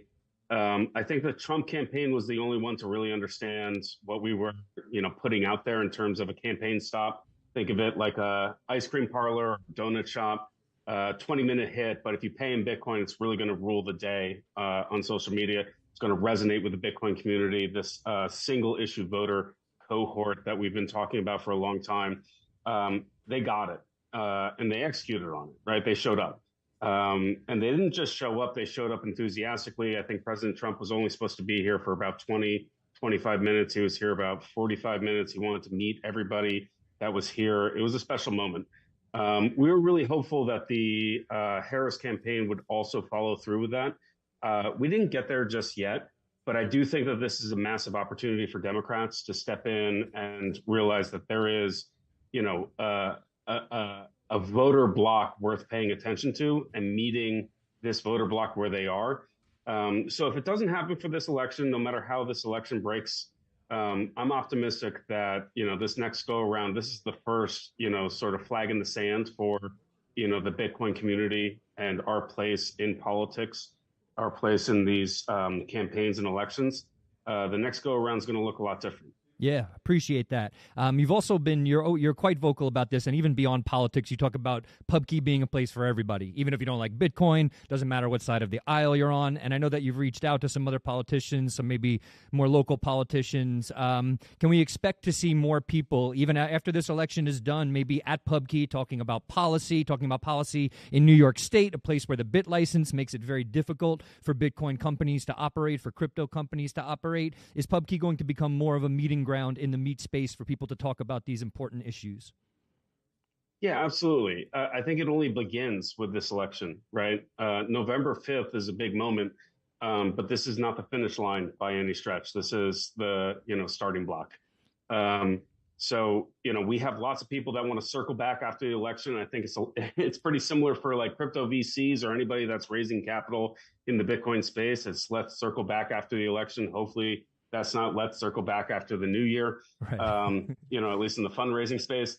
But from what we've seen, there's a lot of enthusiasm to, meet this community and to, build on the momentum that, started honestly with Bitcoin Magazine and the conference. And even before that, this has been something that has been gaining steam for an extended period of time now. And the time has come. And now is when the work actually begins for, the community and people to really, sit down with the staffers, the interns, the lobbyists, the people that write policy, the politicians, so that they have the right talking points and they're able to actually grok some of these ideas. I heard a little bit of the previous segment. I think that the politicians actually understand more than we give them credit for, but they can't be expected to know everything in terms of, Bitcoin mining, the touch points with energy, national security and things like that. That's where we have to get to work as a community. Yeah, amazing.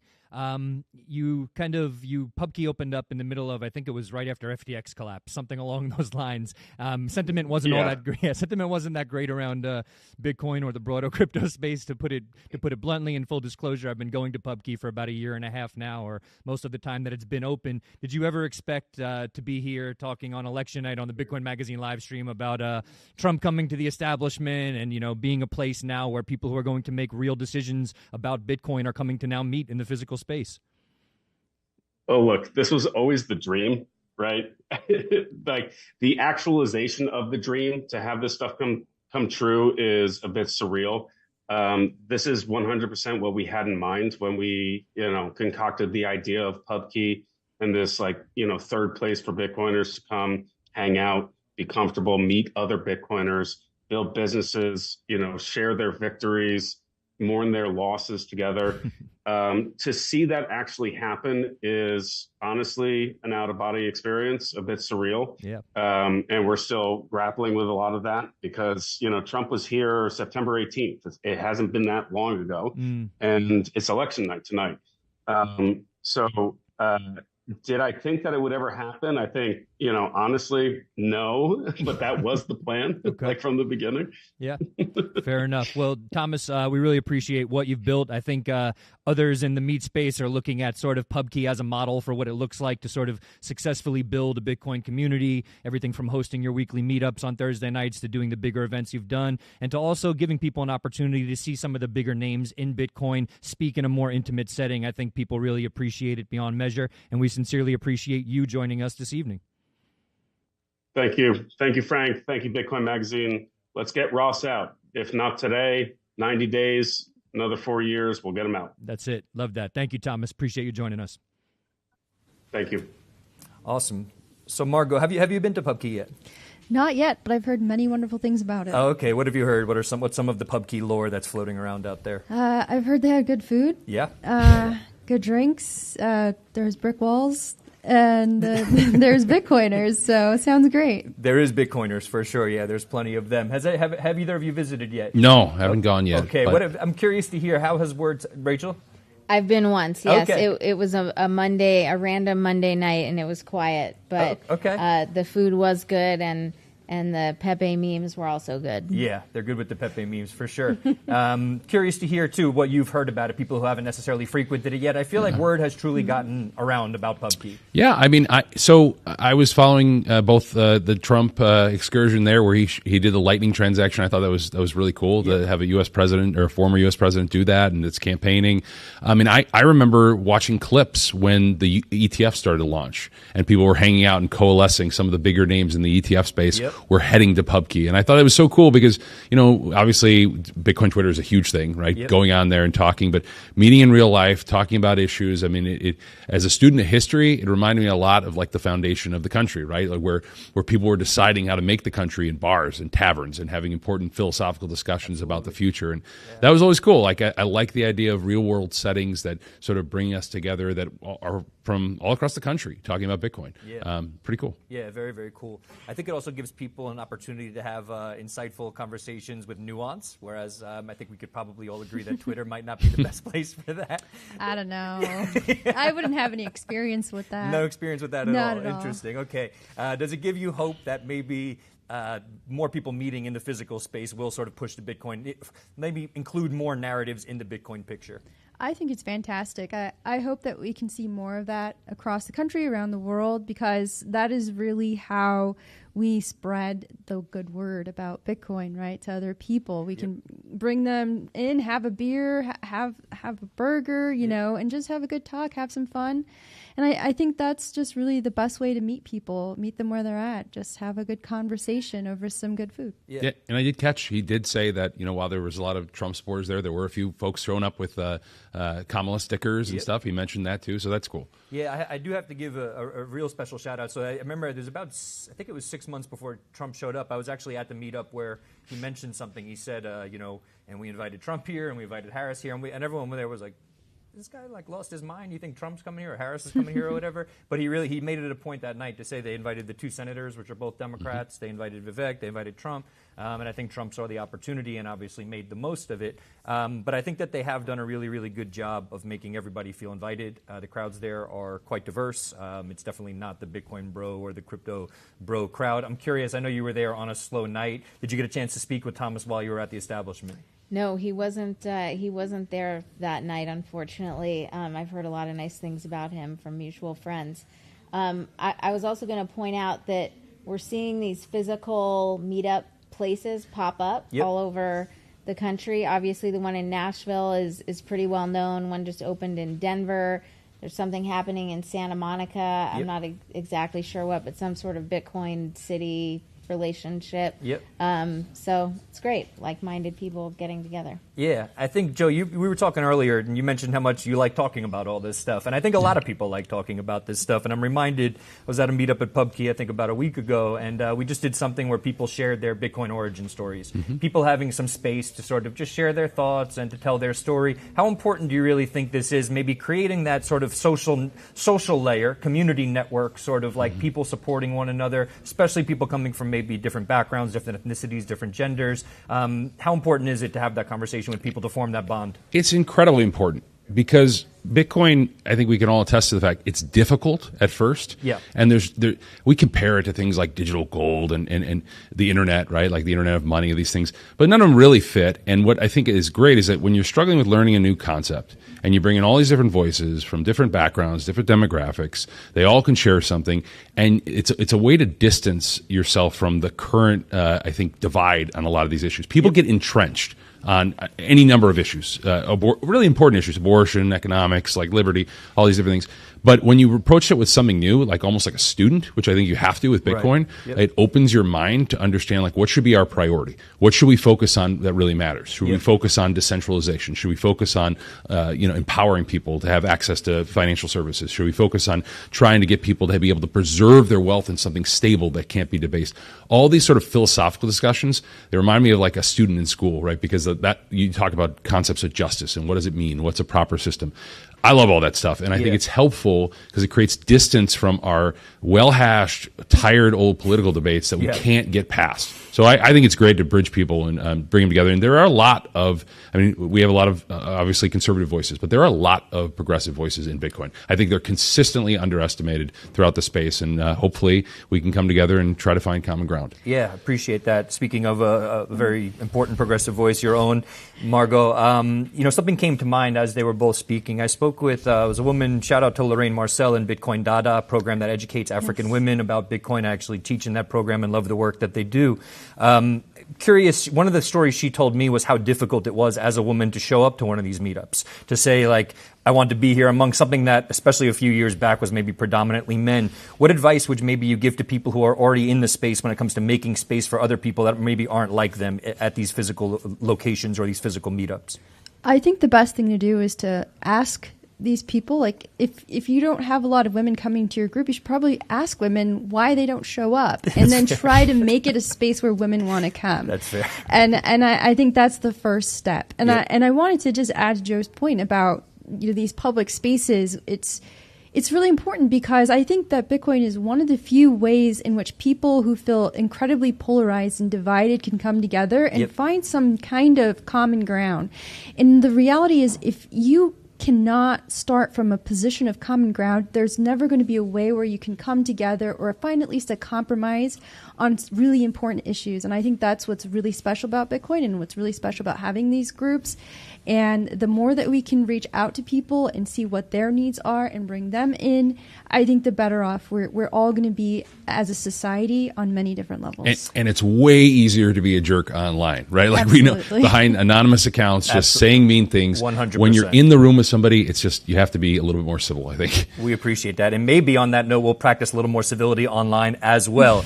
And we're going to kick it over to a word from our sponsor. We will be right back after that. Bitcoin is going to the moon, as we said. So you obviously must believe that this makes... Let's talk about some great trades in history. The $1 trillion trade. Delighted to be here in Nashville. I was a skeptic. Green on this.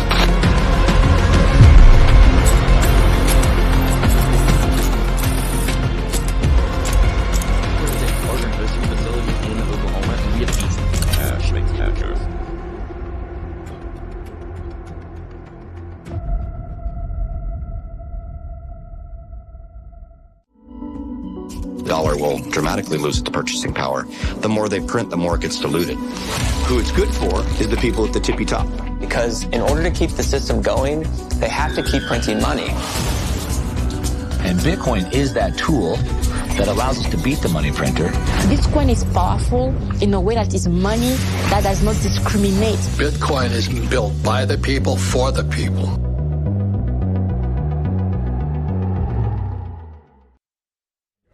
We're back at Election Day Live, presented by Bitcoin Magazine. The first Bitcoin election well underway, a little over 9:45 p.m. on the East Coast and 6:30 p.m. here in Las Vegas, Nevada, the site of Bitcoin 2025 conference. We're here With another great panel of Quants DC insiders, we've got Avik Roy, Jason Brett, David Zell. But first, I want to turn it over to some updates from key races. Of course, we're live here on X, Rumble, and YouTube, giving you updates of the Crypto Voter Coalition, how they're turning out. We've got an updated presidential race electoral map. So as you can see here, Kamala Harris still sitting at 99 electoral votes, obviously 270 needed to win. Donald Trump at 178 electoral votes, winning in the key states of Florida, Ohio, and it looks like now Texas joining the ranks of states called. Kamala Harris obviously performing well in Democratic strongholds, winning in New York, winning in Illinois,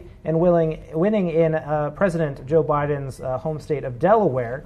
But obviously a lot going on key Senate races as well. So an update in Ohio with 60% of the votes in. It's neck and neck now and down to the wire with Bernie Moreno, Republican senator, looking to displace Democrat Sherrod Brown, obviously a target of the crypto PAC and political spending for his anti-Bitcoin and anti-crypto views, aligning with Senator Warren on some key issues. We also have updates on Ted Cruz winning re-election in his state of Texas and Kristen Gillibrand winning in the state of New York. Obviously, Kristen Gillibrand, along with Senator Cynthia Lumis, introducing landmark legislation aimed at creating regulatory frameworks around crypto. We're going to go to our quants here. What are you thinking about how the election is turning out? Obviously, these races, we're seeing crypto candidates start to win, maybe some still to play, but it looks promising so far. How would you rate the results of the Get Out the Vote campaign?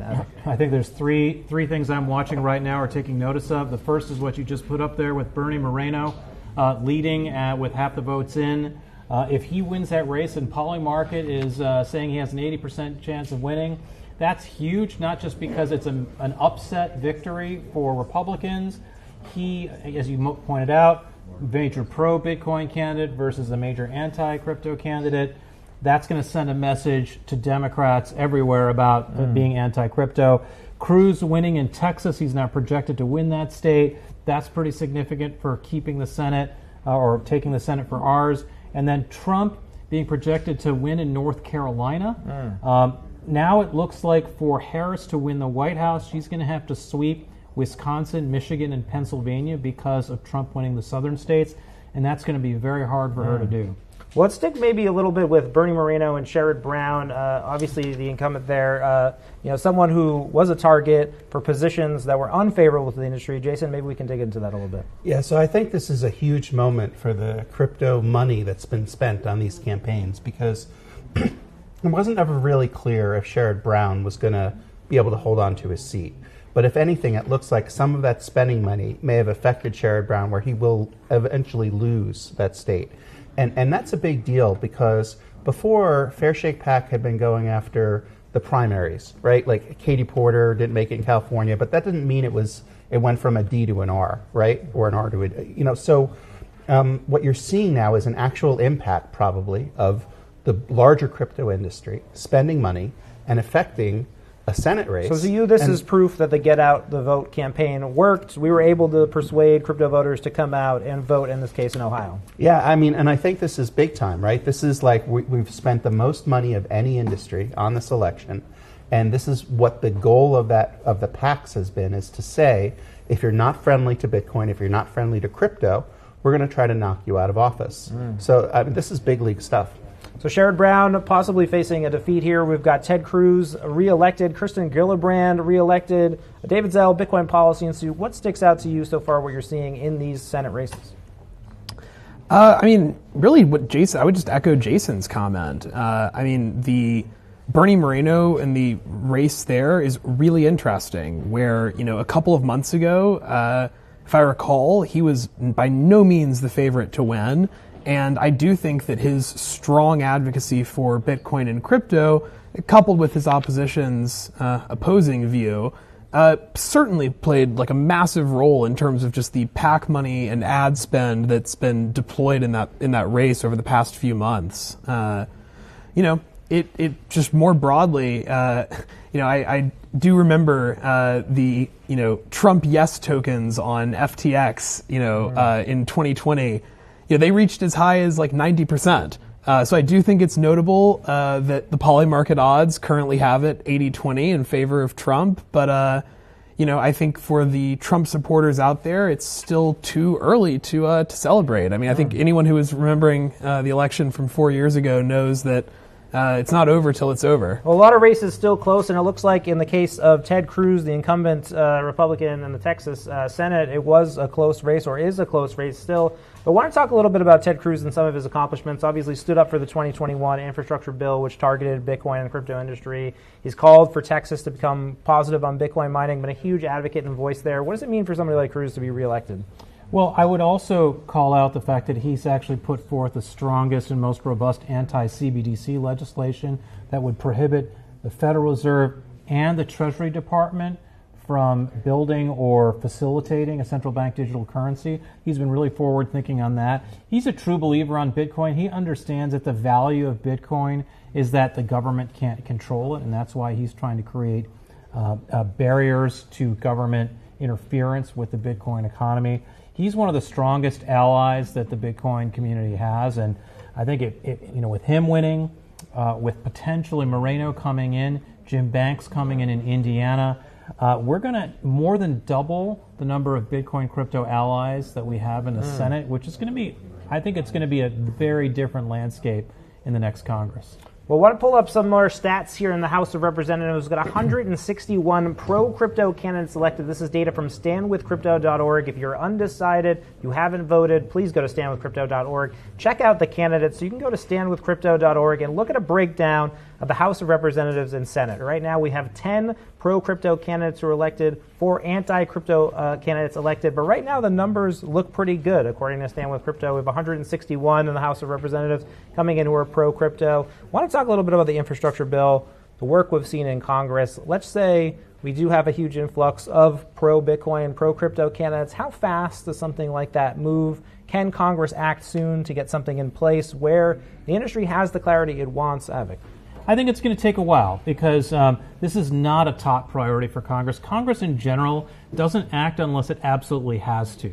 And from a standpoint of your typical non-crypto-oriented senator, this is not a must-have piece of legislation. There's no deadline forcing them to act. There's no pressure on them to act.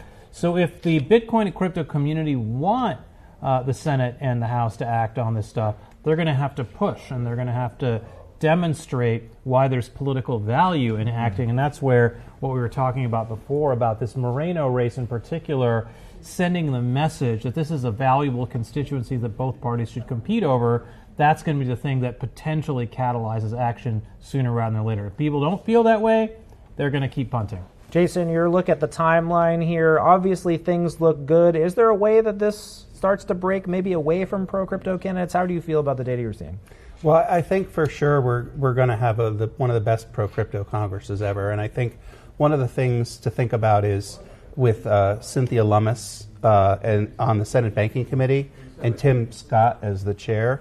Tim Scott has said he's going to create a digital assets subcommittee that Lumis will head.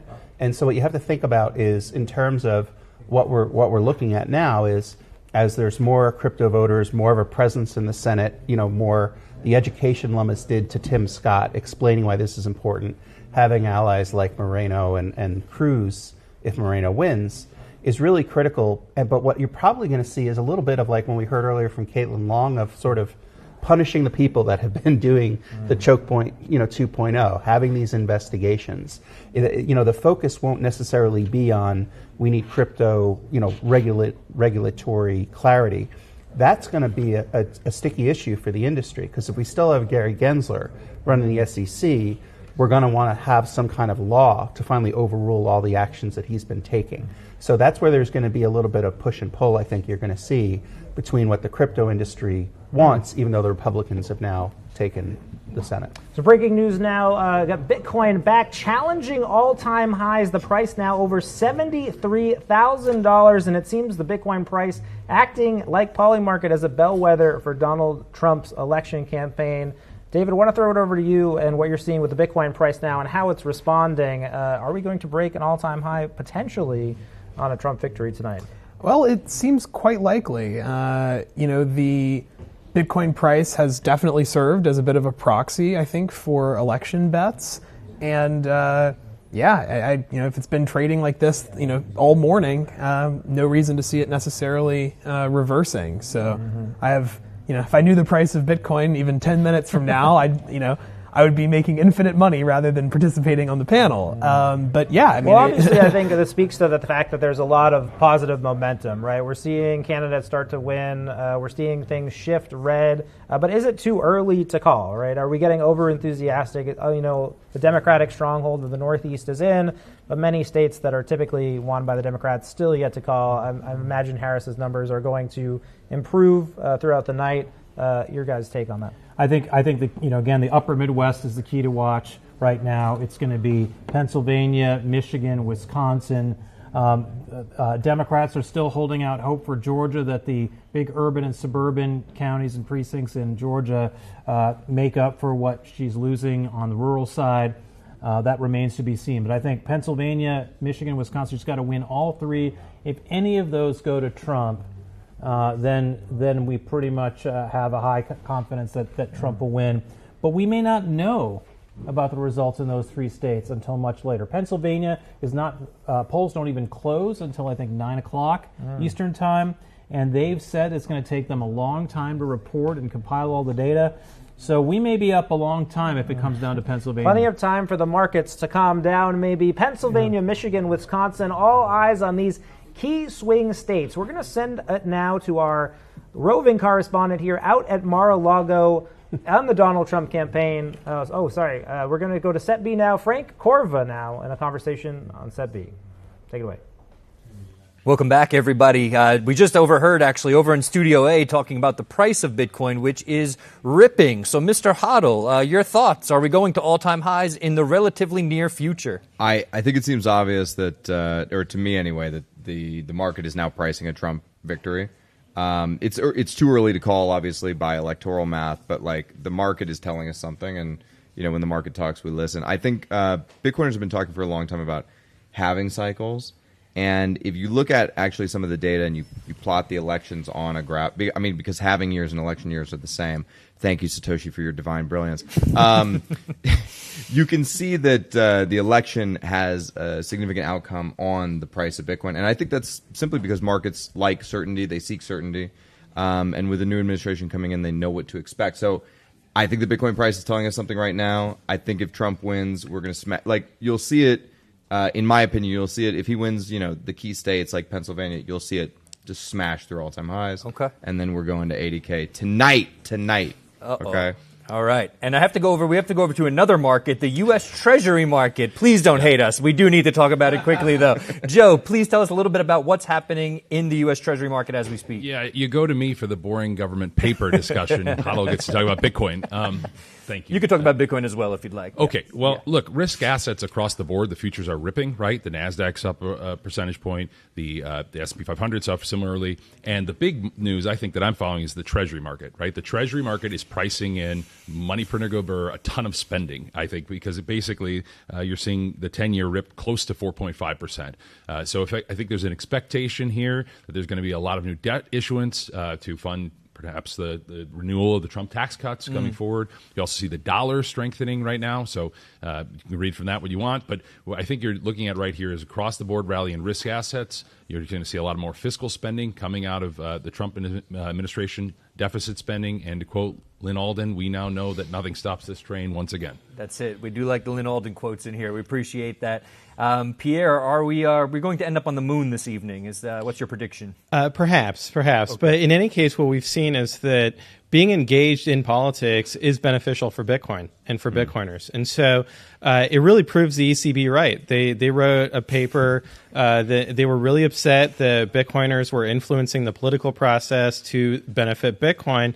And there's nothing wrong with that. That's what makes for a democracy, is that voters and the public engage with policymakers.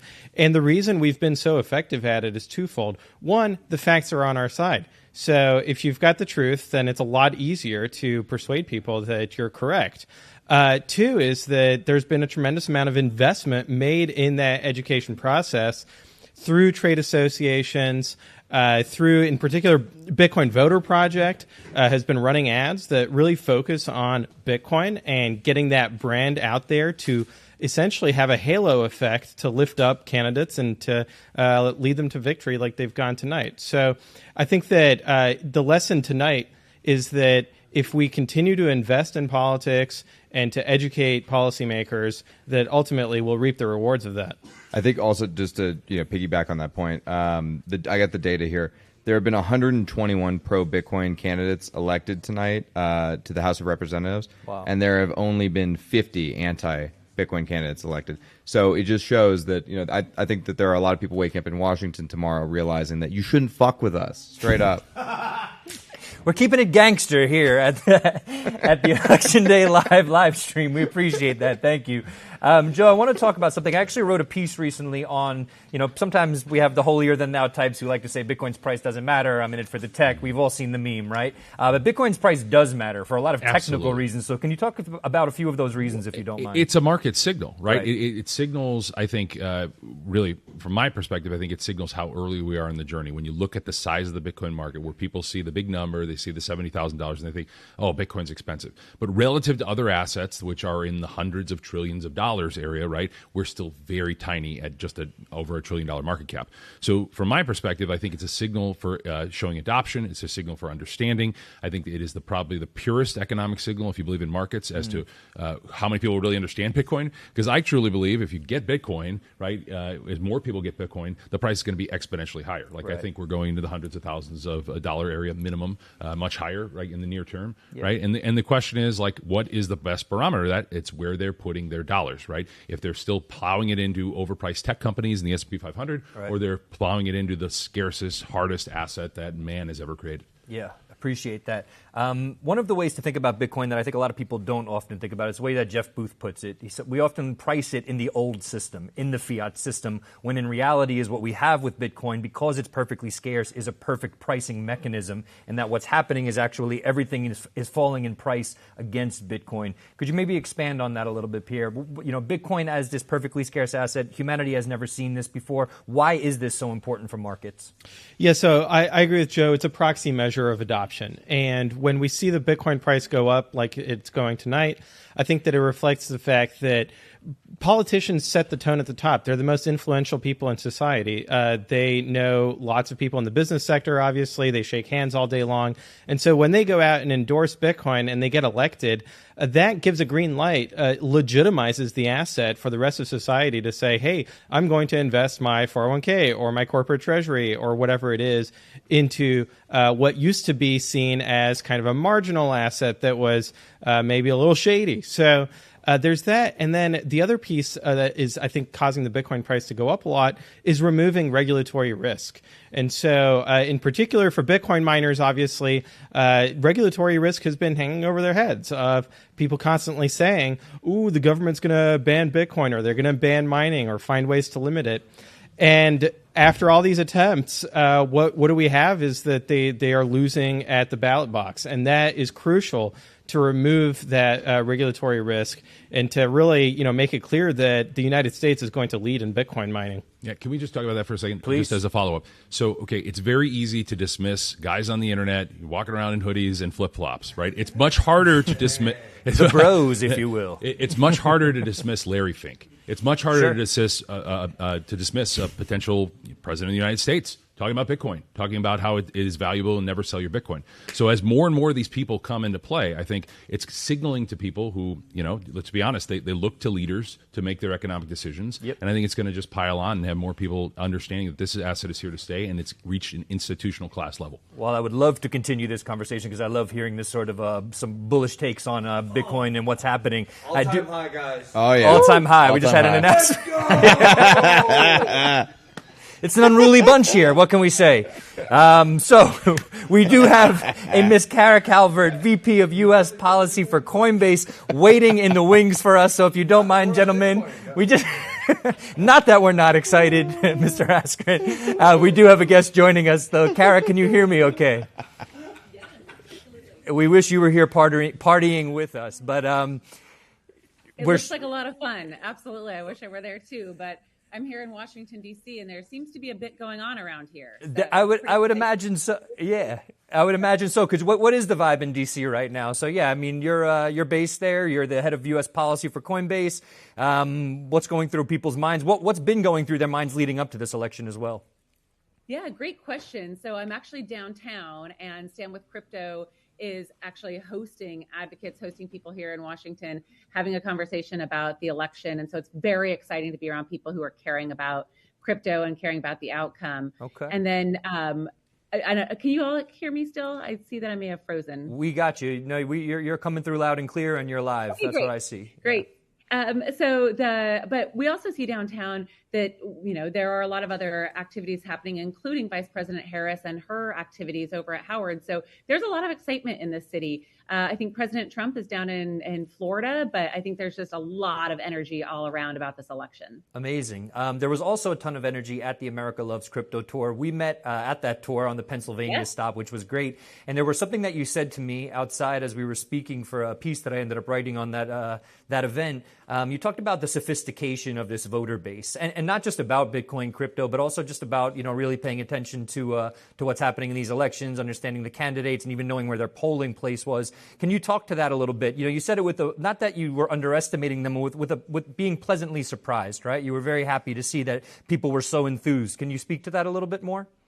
It was truly incredible. And I wasn't able to go to every single stop on the America Loves Crypto tour, but I was able to go to 3 or 4. And ultimately, every single person I talked to, the advocates, they would tell me not only they knew where their polling place was, but then they would tell me about their candidates. And then 9 times out of 10, they would say, well, I reached out to my candidate, or I reached out and want to talk to these people. And that's, I think, the most powerful force behind crypto and behind what's happening in these elections is the people themselves have engaged, and they've made it really real for these policymakers, for these candidates.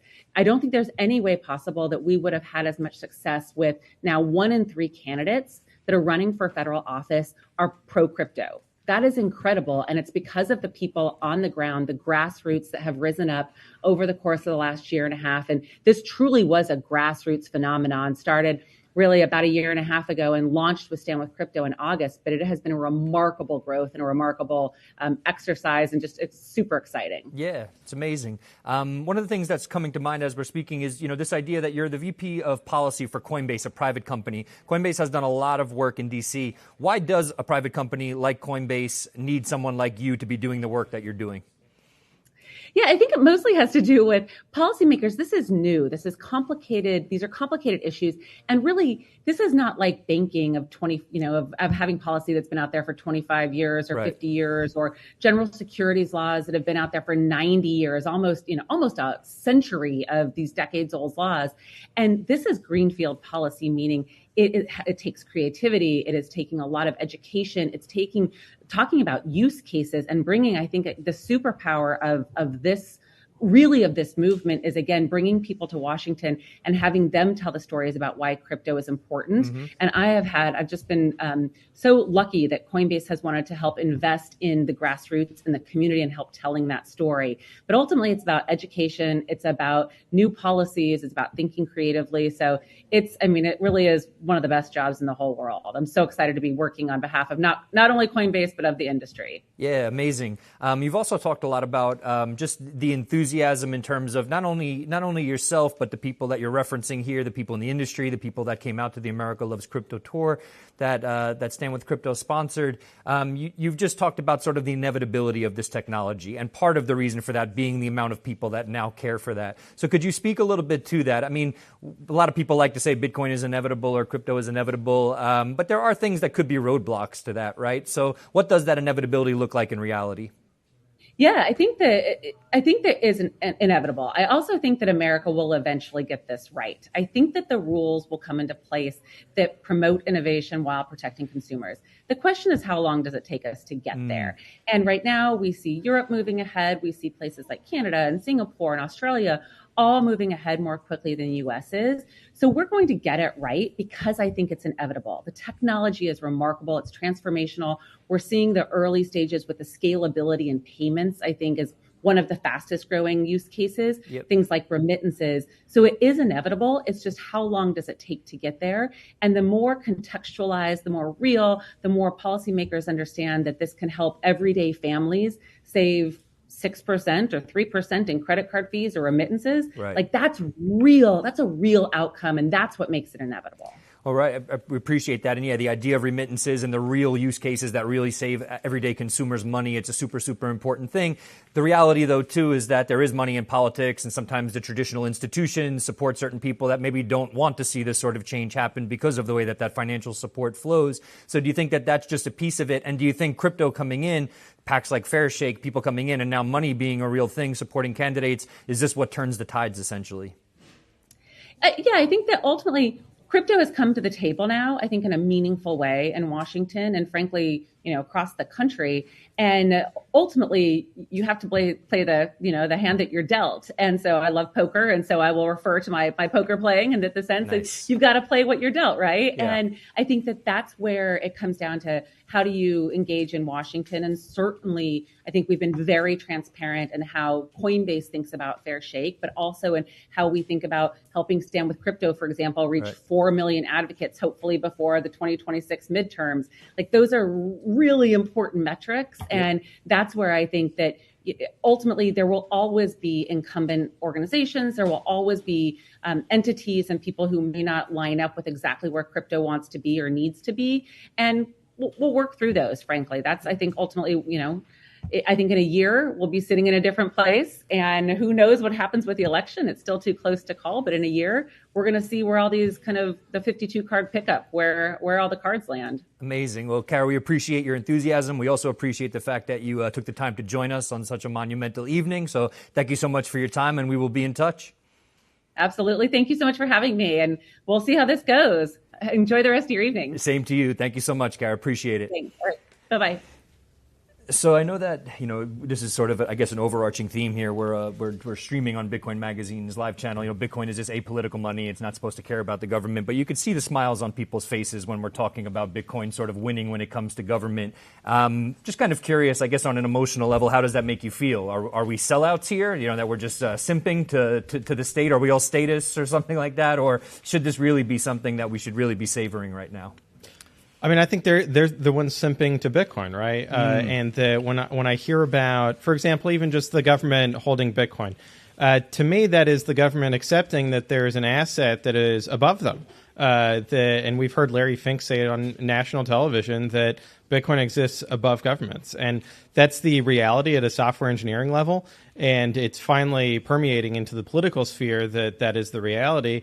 And so they do have to bend the knee both to Bitcoin, the asset, the network, and the voting block as well.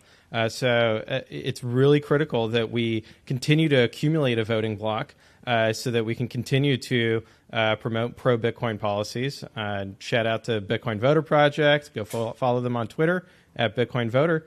And that way in the midterms, we'll be able to further strengthen the pro-Bitcoin caucus. Love that. I wanted to kick it over to you. You mentioned, I think it was the anarcho-capitalists, the people that were sort of first to Bitcoin, right? The hardcore libertarians, the cypherpunks, fringe sort of political beliefs maybe, or extreme versions of those fringe political beliefs. Yeah. What do you think they think of what's happening this evening? Well, I think those beliefs are less fringe than they've ever been because Bitcoin keeps ascending. So it's like, to me, I think, that is, Bitcoin at its core is a non-sovereign. It's this crazy, wild, alien, non-sovereign like technology that like it just doesn't exist in any bubble or box or sphere of influence. And like Bitcoin is anarchic, like period, full stop. Yep. And it always will be. And so, yeah, I think the crazy anarcho-capitalists were right. They've been right the whole time. Kind of wild. And Bitcoin's price it proves that. Yeah. Despite, the anarcho-capitalists or like the more sort of Wild West nature of Bitcoin, traditional markets are now, they're a major part of traditional markets. We were touching on this a little bit earlier, talking about people like Larry Fink now getting Bitcoin. Do you think they really sort of understand the philosophical roots of it, or is that sort of irrelevant? No, I think they understand the philosophical roots. I mean, I just want to push back a little bit about the nature that it's simping for the government because, in its purest form, what the the government is supposed to reflect the representation of we the people. Right. It's supposed to reflect the political will to a certain degree of the people. We don't want mob rule, of course. We want sort of more conservative, representative government. However, at some level, like if the people demand it, the government should reflect that demand. Right. So I think that most people in traditional finance, they understand and appreciate free market principles. Mhm. Okay, so there is sort of cross philosophical compatibility with the two different ideas. The ideas from someone like a Larry Fink, who believes in markets, who is not necessarily a hard leftist, right? And the ideas behind Bitcoin, which is embracing the markets, embracing the idea that you can separate money from the state, and it still can work and it can improve the economy. It doesn't mean you're yielding to democracy or simping to the government. What it means is we're trying to restore power. We're trying to introduce checks and balances to a system that is perhaps gotten out of balance. Sure. Right? I think perhaps is a nice way to put it for sure. Yeah. Any other thoughts? I know that everyone's sort of following different things tonight. We have, off camera, we have lots of people following different things online, as I'm sure everybody's sort of staring at their phones. What other things are happening right now that maybe people aren't fully aware of? Well, I was looking at my phone just now, and I was trying to make an effort to make it look like I was like looking at trending political topics, but really I was just reading Bitcoin all-time high memes and enjoying the fuck out of them. So that's what I was doing on my phone just now. Appreciate that. Anything else this evening that you're looking at, paying attention to other races, trends in voting, making sure that all the voting is above board, right? That there's no illicit voting happening. Anything else on your mind, Pierre? It seems too big to rig. And so at this point, with Polymarket at 90-10, is that where we're at? Yeah. That's where we're at. Oh, Lord. And so I don't really see a reversal. I mean, I think that zooming out, big picture, it seemed implausible to me that you could airdrop a unpopular candidate at the last minute into a presidential election and win. So I think the outcome makes logical sense, just zooming out.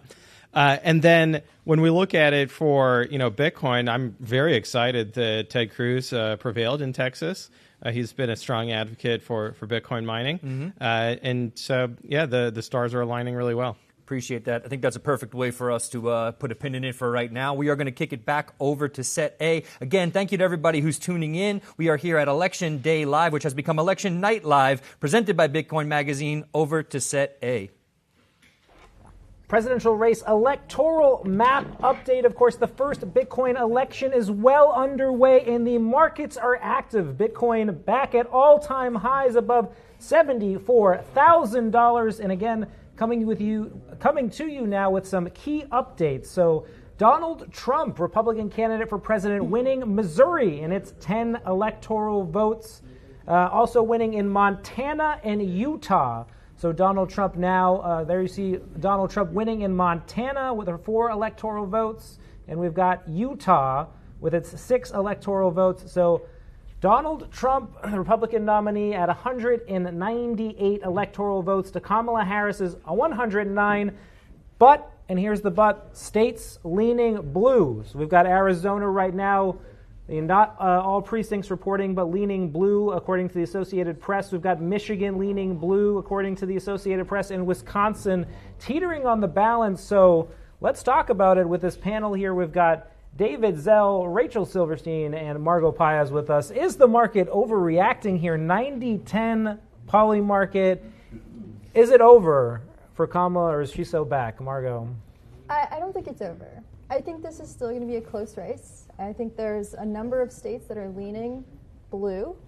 We have yet, I think, to see results from New York, have yet to see results from California. These are... Well, actually, I think New York is in. New York is in and blue for Kamala Harris. And it looks like she might have also just picked up Colorado as well, so 109. But potentially a blue wave I still think I'm going to hold out. I don't know. Maybe at some point we're going to have to make a bet. I'm going to have to eat something. I don't know. But I'm going to hold out that this is still going to be a close race. And we'll see.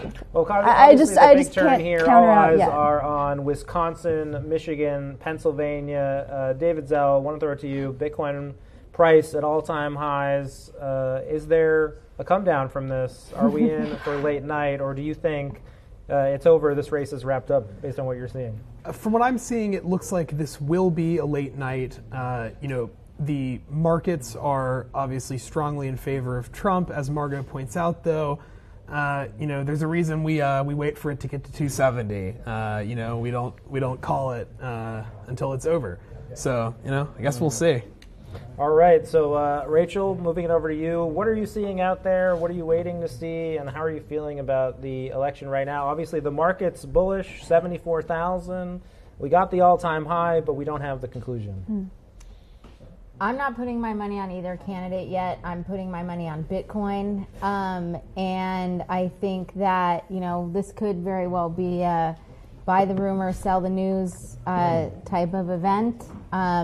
But I think it's too early to say.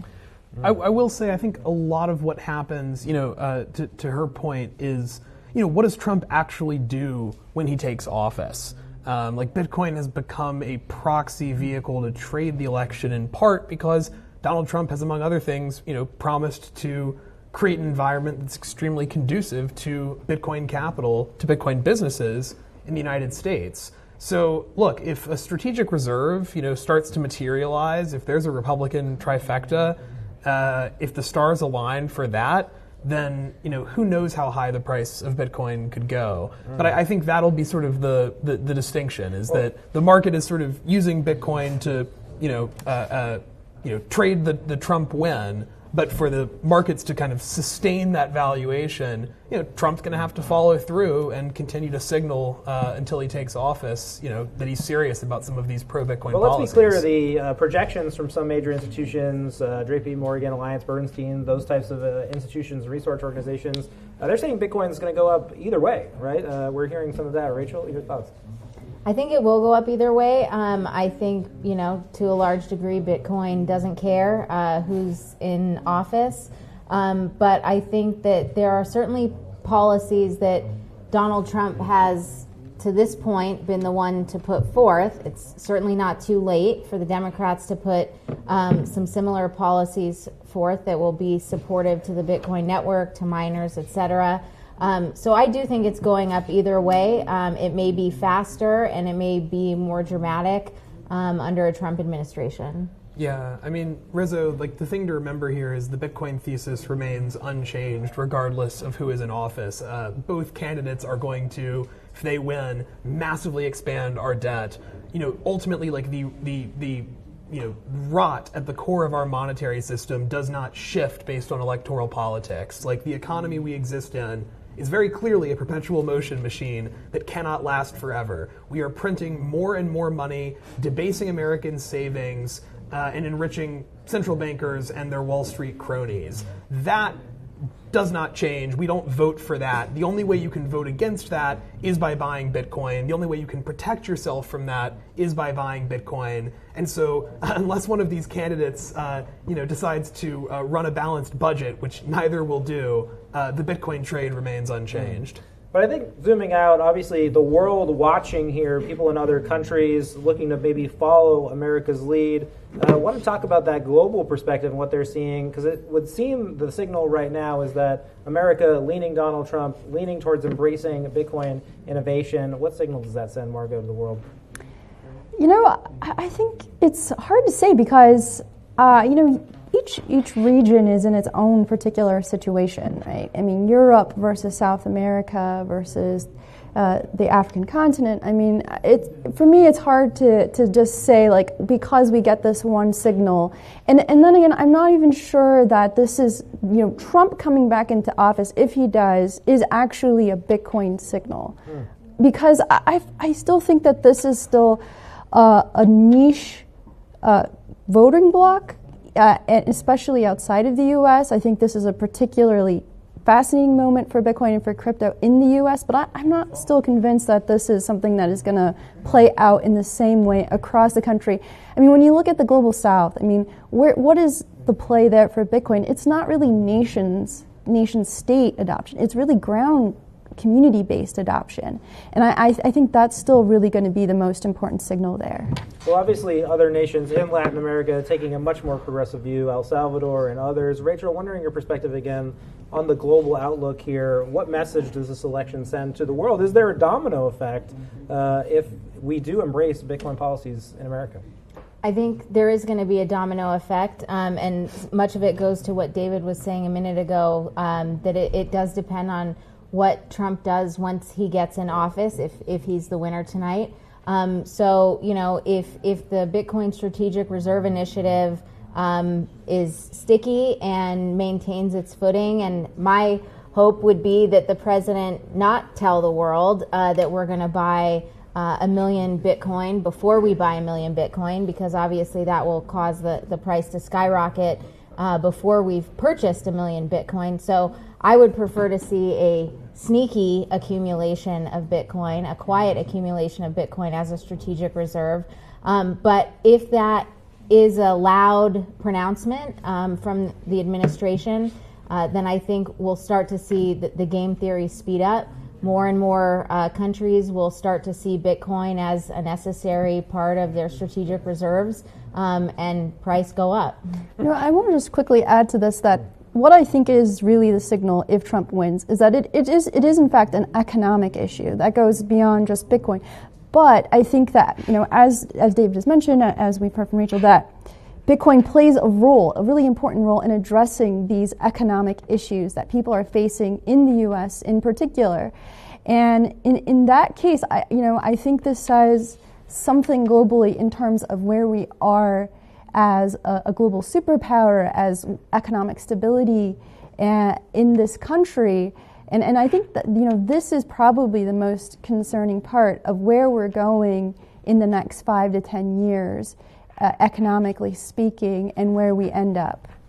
Well, many more races to come, of course, waiting on Michigan, waiting on Wisconsin, waiting on Arizona, waiting on Georgia. Donald J. Trump with sitting on 200 electoral votes. We're going to send it out now for a retrospective from the man who memed the Bitcoin balance sheet conversation into the political narrative. I'm talking about Robert F. Kennedy Jr. We're going to take a look at some clips from Bitcoin 2023 and 2024, where he made history. And we'll be back here, Bitcoin at all-time highs. Stay with us. Election night is just getting started. Hello, Bitcoiners.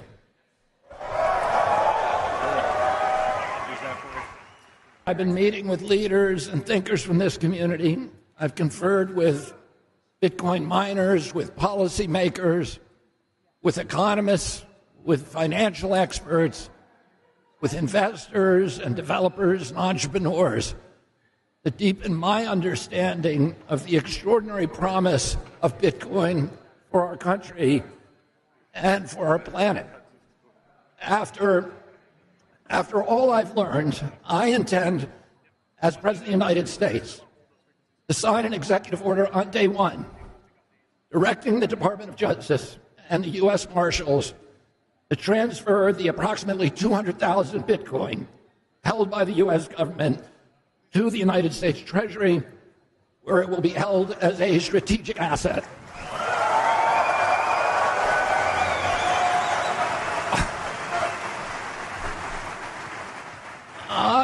On day one as president, I will sign another executive order directing the U.S. Treasury to purchase 550 Bitcoin daily until the U.S. has built a reserve of at least 4 million Bitcoins and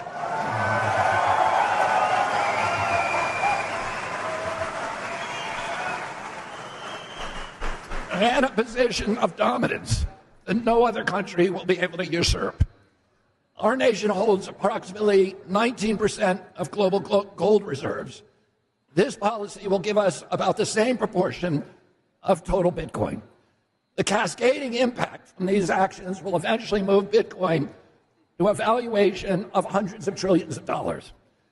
On day one as president, I will sign also an executive order directing the IRS to issue public guidelines that all transactions between Bitcoin and the U.S. dollar are unreportable transactions.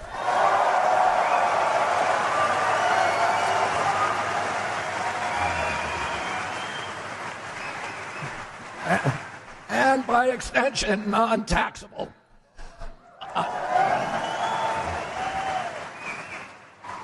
On day one as president, I will also sign an executive order directing the IRS to treat Bitcoin as an eligible asset for 1031 exchange into real property.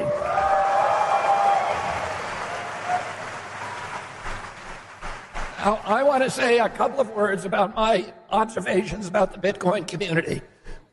which I consider myself part of. Despite their different viewpoints, I found the most striking feature of Bitcoin community is this kind of paradoxical juxtaposition marked by fierce divisions on several minor issues and an overwhelming sense of unity within the larger Bitcoin ecosystem. The Bitcoin community reminds me of how American politics ought to be, fiercely diverse, but ultimately united in our aspirations and our belief in our country and in our convictions that America is worth the fight. And in the end, we all come back together, united in our belief that Bitcoin is a technology for freedom, for optimism, for independence, for democracy and transparency. It is the currency of hope. It is the perfect currency.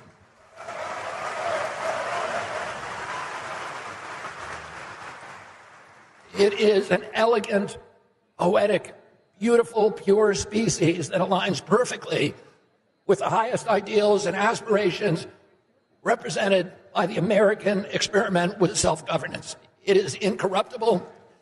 It has integrity. It has self-sovereignty. It promotes personal responsibility and accountability. It is decentralized and democratic. It is small on government and large on personal freedom. Bitcoin is anti-war. It is a fierce, merciless, and insurmountable foe of government corruption. Bitcoin has the potential to return monetary discipline to the Fed and to restore the dollar as the unchallenged global reserve currency. And just as Bitcoin can fortify the dollar, it can also secure America's position in cyberspace. Another important use of Bitcoin for America and the world is the one that is dearest to my heart, capturing carbon and incentivizing green energy production through Bitcoin mining. Bitcoin miners are more sensitive to energy pricing than any other industry. This means that they can only survive in the marketplace by utilizing the cheapest energy, and that invariably means waste energy and surplus power. For example, methane from landfills would otherwise go into the atmosphere, but Bitcoin miners are uniquely able to harness it as an energy source. Bitcoin mining is also the ideal partner for renewable energy and variable power projects like wind and solar. If the world were on a Bitcoin standard and our money held its value, we would all have the ability to live more abundant lives. Bitcoiners have it right. Fix the money, fix the world.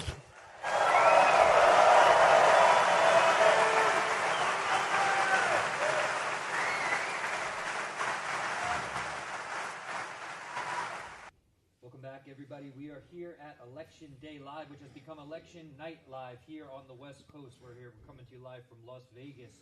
Again, Frank Corby here, business and political correspondent for Bitcoin Magazine, joined by Avik Roy, Jason Brett, and Joe Carlasari. We've been talking obviously a lot about Trump and Harris and the other races happening this evening, but when we just watched a little retrospective of RFK speaking at Bitcoin 2024, but we can actually dial it back a year when he spoke at Bitcoin 2023, and he spoke with great nuance about what Bitcoin is, about how Bitcoin mining could actually be beneficial to the environment, the importance of being able to hold your private keys. He surely does not underestimate the audience when he speaks about Bitcoin. Obviously, we know he was speaking at a Bitcoin convention, but he really does go for it. Do you think that RFK really set the narrative for someone like Trump to sort of walk in and say, oh, people really care about this stuff, and they really want us to understand it and speak to it with nuance as well? Ovik, your thoughts? Well, actually, I would say that in 2023, when RFK spoke at the Bitcoin conference, he criticized Bitcoin's environmental record. He said that's something that Bitcoiners should pay attention to. They should respect the criticisms from the environmentalists. In 2024, he evolved. His 2024 speech, it was clear that the learning curve that he descended was pretty significant. His policy pronouncements were massively more sophisticated than Trump's. Remember, RFK was still running for president at that time. He hadn't dropped out then. And if you actually compared Trump's stance on crypto and Bitcoin, which we've been talking a lot about tonight, to RFK's, and if those were the two candidates running, and if RFK, say, were the Democratic nominee, I think we would be saying that RFK were the Bitcoin candidate, not Trump. So I think RFK has contributed a lot, particularly just by learning and evangelizing. And I think we don't yet know how much his endorsement of Trump has affected this race. Maybe it's 1 or 2 or 3% on the margins, but that could be important. We won't know until we dissect the exit polls. Yeah, appreciate that. Should the Democrats have listened to RFK? He did say that he came to the Democrats about multiple things, not just about Bitcoin, but also about his sort of Make America Healthy Again thing. Did they underestimate his power? Could he really be part of the reason this election might get swayed in Trump's favor? Jason? Well, I think that's part of it, and I really agree with everything Ovik said on this. What I'll add, I think, for people who are following this election and trying to understand the influence to crypto, is this is what happens when you have sort of a third-party candidate, right? Mm-hmm. And there was a while where it was more, if he runs, how much vote might he take away from Harris, right? Because he's coming from the Democrat. He's now flipped to the other side, so it's almost worse than a third-party candidate. Right. And he provided a platform that Trump really almost had to compete with, right? I remember from the 2024 Bitcoin conference after, RFK spoke, people were like, I don't know, Trump has a really big, shoes to follow. I remember right? that as well, yeah. And so you're seeing the influence of that sort of third-party candidate, and RFK has a lot of ideas, right? A lot of out there kind of ideas, and really not in the mainstream. And so there was always a little bit of tension with him in the Democratic Party. Yeah. So I don't know that was ever going to be a marriage that was going to work. But you're now seeing how you have a third-party candidate who's helping to shape the Bitcoin narrative and pushing. At least one major party took the cue to say, we got to do something about this, because there was a time when Trump was worried about what RFK might do to his votes too, right? Yep, so, 100%. and that ended up where they sealed the deal together. Yeah, right. That tension sort of dissipated, and they joined forces. Absolutely. Joe, your thoughts on RFK? What role did he play in this election cycle? Well, I think we too often divide, the red, team blue, right? Mm-hmm. And ideologically, they oversimplify it. The reality is, I think there's a lot more little micro segments, micro issues throughout the country, and they bleed into some red, some blue. And it's fascinating because you see a candidate like RFK emerge, and he has some appeal to some Democrats, some appeal to Republicans, right? And then the question becomes, which of the major party candidates is sort of going to try and cannibalize that vote and go after that chair? It was clearly Donald Trump, right? And I think it was a massive strategic decision, regardless of whether you're Republican or Democrat, appealing to RFK and trying to bring his voters into the fray for Trump was very bright politically. It was a savvy political move. Yeah. Do you think the fact that he does have some sort of fringe beliefs, I don't think that's sort of controversial to say, RFK, while he is sort of at the cutting edge of certain health issues and, getting toxins out of foods, which I think is very commendable, he sometimes goes to a place where I think people start to call him a conspiracy theorist and things like this. Is that really what turned the Democrats off to him? Is that why they didn't necessarily want to collaborate? I think that's certainly part of it. Okay. From a standpoint of vaccine politics became certainly pretty salient the last couple of years with the pandemic. Right. So yes, I do think that's part of it. And I think one thing that we should keep in mind here is RFK has certainly been an interesting part of this 2024 election cycle. But the story of tonight, if the exit polls are to be believed and the early results are to be believed, is about blacks and Hispanics, particularly black and Hispanic men, trending towards Trump. Interesting. That has been the significant difference between this race and, say, 2020 or 2016.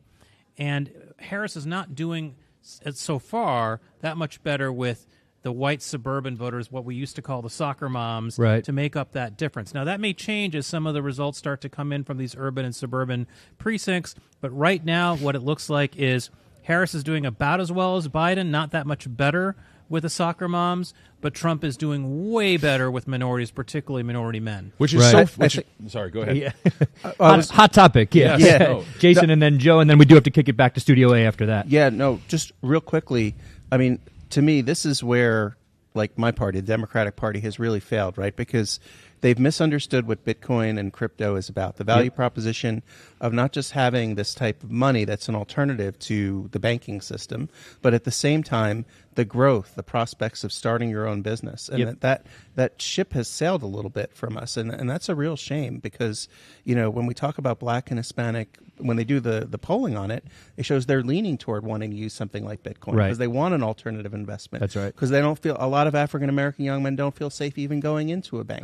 Right. And so this should have been a slam dunk. Yep. We just didn't. The financial inclusion angle, I would have to agree there. The Democrats missed that. The point I was just raised about the exit polling and the polling in general, I think this will be the subject of fierce debate among commentators and political scientists for the next 4 years. Yeah. The fact that despite a racially polarized country, we have Trump improving among African Americans and Hispanic males in particular, that is fascinating. And I'll tell you my bias, I look at that and I say that shows that they are focused squarely on the economy, on issues of inflation, that is appealing to them, and the identity politics issue is not, which the Democrats have leaned hard consistently into.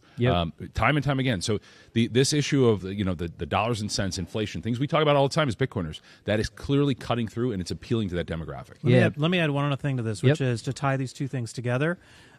Surveys show that about 12% of whites own or have used crypto. It's 24% for blacks and 18% for Hispanics. Appreciate those numbers. With that said, we are going to send it back over to Studio A. Please stick with us here. Pete, over to you. Anyone can be a part of the Bitcoin economy. It's like a good church. Because it's an ethical ideology, there are many people that feel very spiritual about it. I think that Bitcoin has those characteristics to be not just the most Islamic form of money, but the most Jewish and the most Christian form of money as well. Bitcoin is just another step in the technological development of how we can serve God better. It is trying to remove politics from money. Bitcoin can make the world a better place. We're back at Election Day Live, presented by Bitcoin Magazine, here with an updated electoral map. Obviously, election 2024 well underway, much to be decided, but some crucial updates. Here, perhaps the biggest of all, the crucial swing state of Georgia, with its 16 electoral votes going for Donald Trump. Decisively there with 61% of the vote, obviously his pro-crypto stance highlighted there. And now we have an updated electoral map to show you with Georgia called. You can see in the Democratic stronghold in the Northeast, Kamala Harris performing well, winning Massachusetts, New York, Vermont, Rhode Island, New Jersey, Maryland, and Colorado with 112 electoral votes. Donald Trump with 214 picking up Georgia. Obviously a big win there. But the night is not over. It's still young. There are key swing states still in play. Above them, Pennsylvania, Michigan, Wisconsin, and Arizona yet to be decided. But first, we're going to take a look at the markets because it appears that we are pricing certain things in. Bitcoin all-time high prices now, 74,000. Prices not seen since the Bitcoin ETF approval earlier this year. And expectations and enthusiasm is high. Perhaps we're getting over our skis. We've got our panel here of Bitcoin experts, Pierre Richard, VP of Riot, Ben Askren, and American HODL, talking about the referendum that this election appears that it might be. If the election goes, that the data is showing, we were talking that it might be a referendum not just on the administration, but on government policy, a generational moment of people who were shaped by COVID and the government overreach that happened. Pierre, your take, is this a sea change election? Is this a historic election? I do think so. I think that one of the outcomes of COVID was that the value that the public places on authenticity increased because there was such a loss of trust in those who seemed fake, right? We got so much fake news from people who said they were fighting disinformation, and it really was a clown world situation. And so when we compare the authenticity of the Tim Walz and Kamala Harris ticket versus J.D. Vance and Donald Trump ticket, I don't think that there's any comparison to be made. Even something as we could characterize as small, but I think it was huge, was Joe Rogan. And I think that Joe Rogan is seen as one of the most authentic people in media. He's got this massive reach. In a 3-hour conversation, I don't think that somebody being inauthentic can survive. And so seeing that Kamala wouldn't even try, I think for a lot of people signaled that the authenticity gap was unbridgeable and that they're not going to vote for an NPC. They're going to vote for people who are real. Well, still lots more to come. We've got 210 electoral votes in for Donald Trump, but American HODL, it certainly seems that COVID is on the ballot in many ways. Government overreach, the lessons learned. What are your takeaways, your thoughts as Bitcoin hits all-time highs at this moment? Yeah. I mean, I think the millennial generation has had these important cultural touchdowns. Like when we were young, it was 9/11, and then when we were coming out of college or in college, it was the Great Financial Crisis. And then as many of us were starting families and becoming, full-fledged adults, we were hit with COVID, right? And it's like, these are very important cultural touchdowns that, once you've lived through them, they sort of like wake you up to the reality of state overreach, right? And I think, one of the stories is from the last week is Peanut the squirrel, which Peanut the squirrel is an adorable, cute little TikTok squirrel, right? Who, basically had a bunch of Biden administration jackboot thugs come into his home and murder him in cold blood. He was, by all accounts, an adorable squirrel who was well loved and well liked by many. Don't forget the raccoon. Yeah. Oh, yeah, that's right. Fred. There was also a raccoon that they murdered. This is not okay. I mean, the government wants to come into your home and kill your adorable pet because why? I don't understand. Democrats see a water skiing squirrel and they say, we need to murder it. Why do they do that?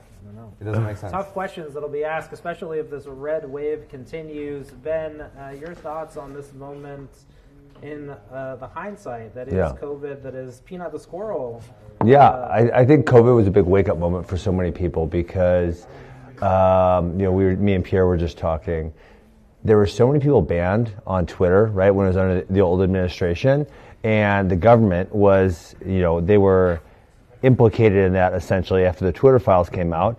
And most of those people were right on. The information they were putting out that was misinformation was actually the correct information. I mean, we go with the lab leak hypothesis, right, which is proven to be correct. I think a headline, gain of function, if this election yes. comes the way it looks, is that this is a social media election. Social media will have 100%. delivered this victory for Donald Trump. Well, I mean, and Elon Musk specifically, because had he not bought X, government overreach had essentially censored. I mean, let's just look at the last election. Hunter Biden laptop was censored by the government and former FBI officials. Why aren't they being held accountable for their misinformation, which has now been proven factual? So, it feels like the misinformation goes one way from the power at the top down to the other people, but when the people at the power at the top, I mean, people say, oh, you're Republican, I go back to, well, no, we were also told that there was weapons of mass destruction in Iraq and no one ever paid a price for that lie.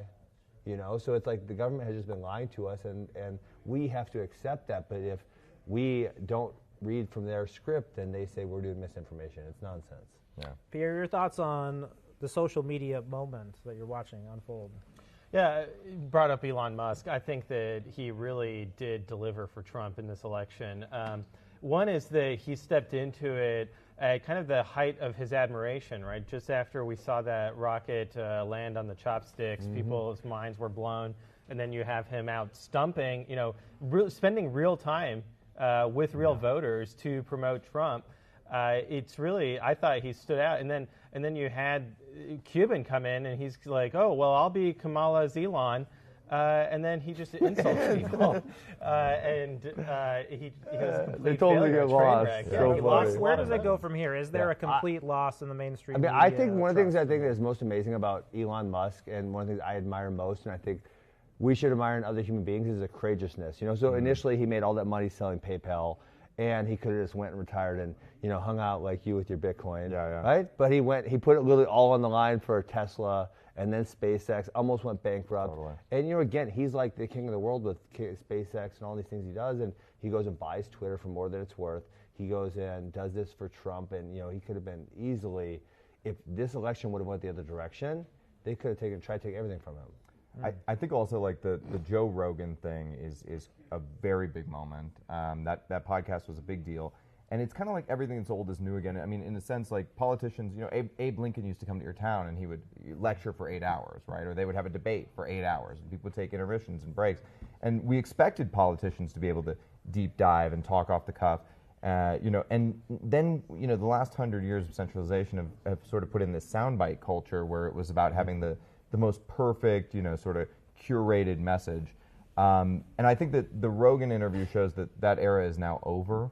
Yeah. And we're going to expect our politicians to now be able to speak for 3-4 hours off the cuff, not just once, but multiple times. Pierre, maybe coming back to you, where does mainstream media go from this, right? They've been anti-Bitcoin, they've been anti-crypto, they've been anti-Trump. How do they recover? Is there a path forward for the legacy media, in your view? Well, Jeff Bezos, he came out and said that there needs to be some changes at the Washington Post, but he was really talking about on the editorial side. The reality is that I think the profession of journalism has really strayed from what was its core mission, which was let's verify the facts and we'll present the facts to the public. And then we'll let the public decide what they want to think about those facts. And they gave up on the verification side, where now they'll only verify one side, and then the other side they kind of play loosey-goosey with fact checking. Yeah, they're a propaganda machine. Yeah, it's propaganda, and then they tell you what to think, and it's very heavy-handed. And so I think that they've sold out the reputation that they had built up. And now it created an opening for Joe Rogan to come in and say, okay, well, I'm going to interview Trump, J.D. Vance, and Elon Musk, and then guess who's going to win the election? So I think that from a Democrat perspective, they've got to find the people in their party who are at least moderate or centrist and who are authentic and who can actually talk about issues for 3 hours. Fetterman on Joe Rogan as well, yeah. No. He was okay. Okay, he's okay. I don't think there's any coming back from MSM. I just took a peek at our numbers on Twitter. They're tremendous, of course. I mean, we have almost 200,000 live viewers. That's like what CNN does at this point. No one's watching them because they don't believe they're authentic. I don't think there's a way that mainstream media regains public trust. It's gone. It's too gone. And I brought up the fourth turn earlier, and I love, if you guys read the book, okay? Just do your research. I love it because the fourth turning is characterized by a distrust of authority and a distrust of institutions. And the distrust of institutions has never been higher. We think of mainstream media, we think of government, we think of even doctors after the coronavirus stuff. And we need to restore faith in these things, but we need to restore it by them starting to do the right thing. Of course, the polls still open and much more to come. We're going to go, again, to a pre-recorded segment. This is Bitcoin Magazine's interview with real crypto voters in Pennsylvania. And, of course, Pennsylvania, one of the most crucial battleground states, still up for grabs. You're going to hear real crypto voters react to Kamala Harris's proposed policies for the industry. Let's take a look. So just talked about the strategic reserve, maybe more of the Republican side issues. Want to flip it over to more of the maybe left-leaning Democratic issues. Talk a little bit about financial inclusion. The Harris campaign has proposed a crypto policy that, in her words, are aimed at protecting Black Americans and helping them invest in cryptocurrency, sort of in the name of inclusion and financial inclusion. What's your reaction as a voter to these proposals? Paul, let's start with you. Oh, man. I mean, I worry about what that means, right? Is there going to be more obstacles for people to invest their money the way they choose to invest their money? I mean, I think that's freedom to transact. Like, if you want to go buy 1 million lottery tickets because you think you're going to win, I don't think that's a good strategy, but you have the right to do that. And I don't think the president or anyone else should tell people not to do that. I would have to see the plan, right? I really can't say. I don't even know what that means, that she's going to protect Black Americans from making investments that are... What? And, like, how is she specifically going to protect Black men from doing that and not other people? Like, is there going to be a rule that Black men are not allowed to buy crypto, but other people are? Like, I think it was a very poorly worded statement that she released. But maybe if we unpack that, like, at least in my head, I could do some gymnastics and find a place that she's coming from that's actually positive, but like it takes a lot of mental gymnastics for me to get there. So I don't think it was a very good thing to put out there. Greg, your thoughts? Yeah, I'm not quite understanding either. Protect me how? Yeah, are we protecting people from scammers, right? Is it the people that are out there like stealing money? Are we going to go after them hard and use all the enforcement options we have available? Because, yeah, sure, I'm for that, right? Like, the people that run scams where you connect your wallet and boom, all your money's gone. Like, let's go find them. Like, I'm all for it. Let's use the police, the FBI, whatever resources we have to get rid of that. But if it's just how you are allowed to interact with your money, then no. Well, at least, John, protecting investors could mean more education. Maybe if the Harris campaign supported something like that. Curious for your thoughts on these proposals, maybe targeting specific, ethnic groups. I was confused when she mentioned that whole term of protecting black men. It was scary because it's not just black men that need to be educated on crypto. I mean, it's the whole United States of America. I just got scammed in June for $1,000. Tried to transfer it from Uniswap to Crypto.com, and it was crazy how they did it. You know, it's not the first time I got scammed. You know what I mean? It was amazing to me. Like, damn, I know so much about crypto, and I still can get scammed just by clicking on the wrong just clicking on the wrong word and thinking it's the same wording as the. So you see, maybe there's a way for this proposal to maybe end up in a program or something that might Yeah, benefit? definitely a program, but I think it's a program that should be beneficial not just to black men. It should be beneficial it should be available and beneficial to the whole crypto community. I mean, it was a play on words for me.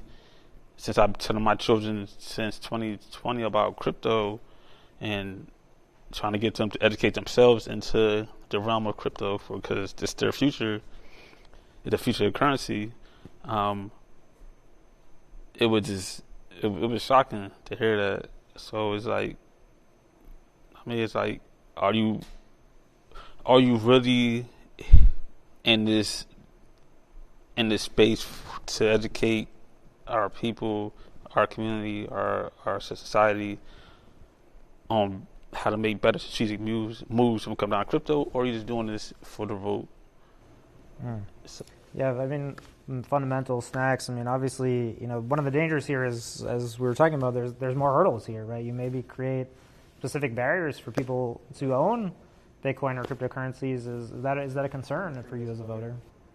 Well, I mean, the whole thing is so wrong-headed that, you know, I don't know what the statement even means, but like, if I just take the words, there's this implication that black men are weak and are in need of some special program. You know, when I look around the world, and I look at who are users of cryptocurrency all over the world, I mostly see. Yeah, the statistics are very, very high, right? Yeah. You know, I actually don't see a lot of, like, you know, yes, and like white Americans, but, you know, globally, it's not like there's some, you know, some deficiency. And I'll just say the history of federal programs to, you know, basically intervene with particular minority groups have not gone well. You know, they certainly haven't had the intended effects, and typically have not been good for those groups. Snacks, your thoughts on these inclusion proposals? Can they be done well? Is there something you would like to see in this direction? Is it possible to make a program like this work if this is where the Democrats want to take their crypto policy? I think, like Fundamentals was saying, good policy starts local. So federally, I mean, they're just going to have to rely on local organizations. I would start locally to begin with. The actual policy line didn't really fit in with the rest of the statement. I was personally a little confused by it. And I don't trust the government to educate anyone on crypto. So, to protect us, like Paul was saying, is there enforcement to be done here that I would like them to do? Yes. Are there scammers who I could point at and say, go and prosecute this person? Yes. So please, more of that. Hi, this is David Bailey.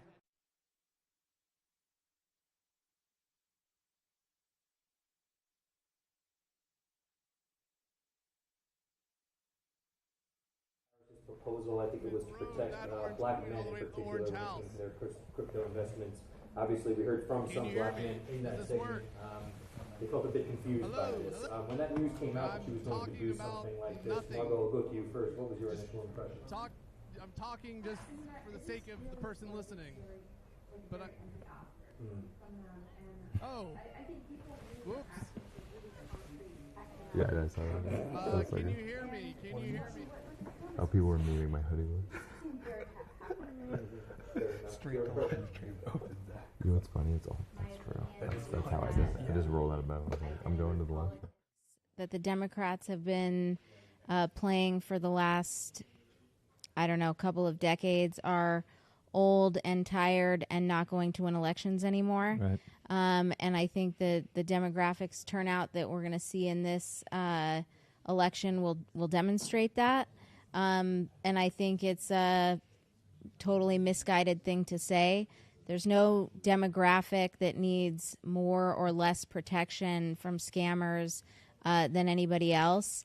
And I think, again, the demographics that we're going to see in the results of this election are going to show that there is no group in this country that is a monolith, that votes consistently one way or the other. All of us have some sort of intersection of demographics and have interests that are aligned with lots of other people with both different and similar demographics. So to me, the identity politics game is old and passé and will die. Okay, fair enough. Do you agree that identity politics, maybe the Democrats took it a step too far and we really needed to hear something concrete from Harris like, yes, I will make sure you can hold your own private keys, or something that people could really sort of hold on to versus sort of vague statements about who she's going to protect and who she might not protect? Yeah, I'd say two things. If you compare and contrast Obama's campaign in 2008 with Harris's campaign in 24, Obama made a point of really going out of his way to say, look, I'm here to represent all Americans. Right. I'm not. He didn't run on identity politics. He ran as a unifier, and with very persuasive and inspiring rhetoric in 2008.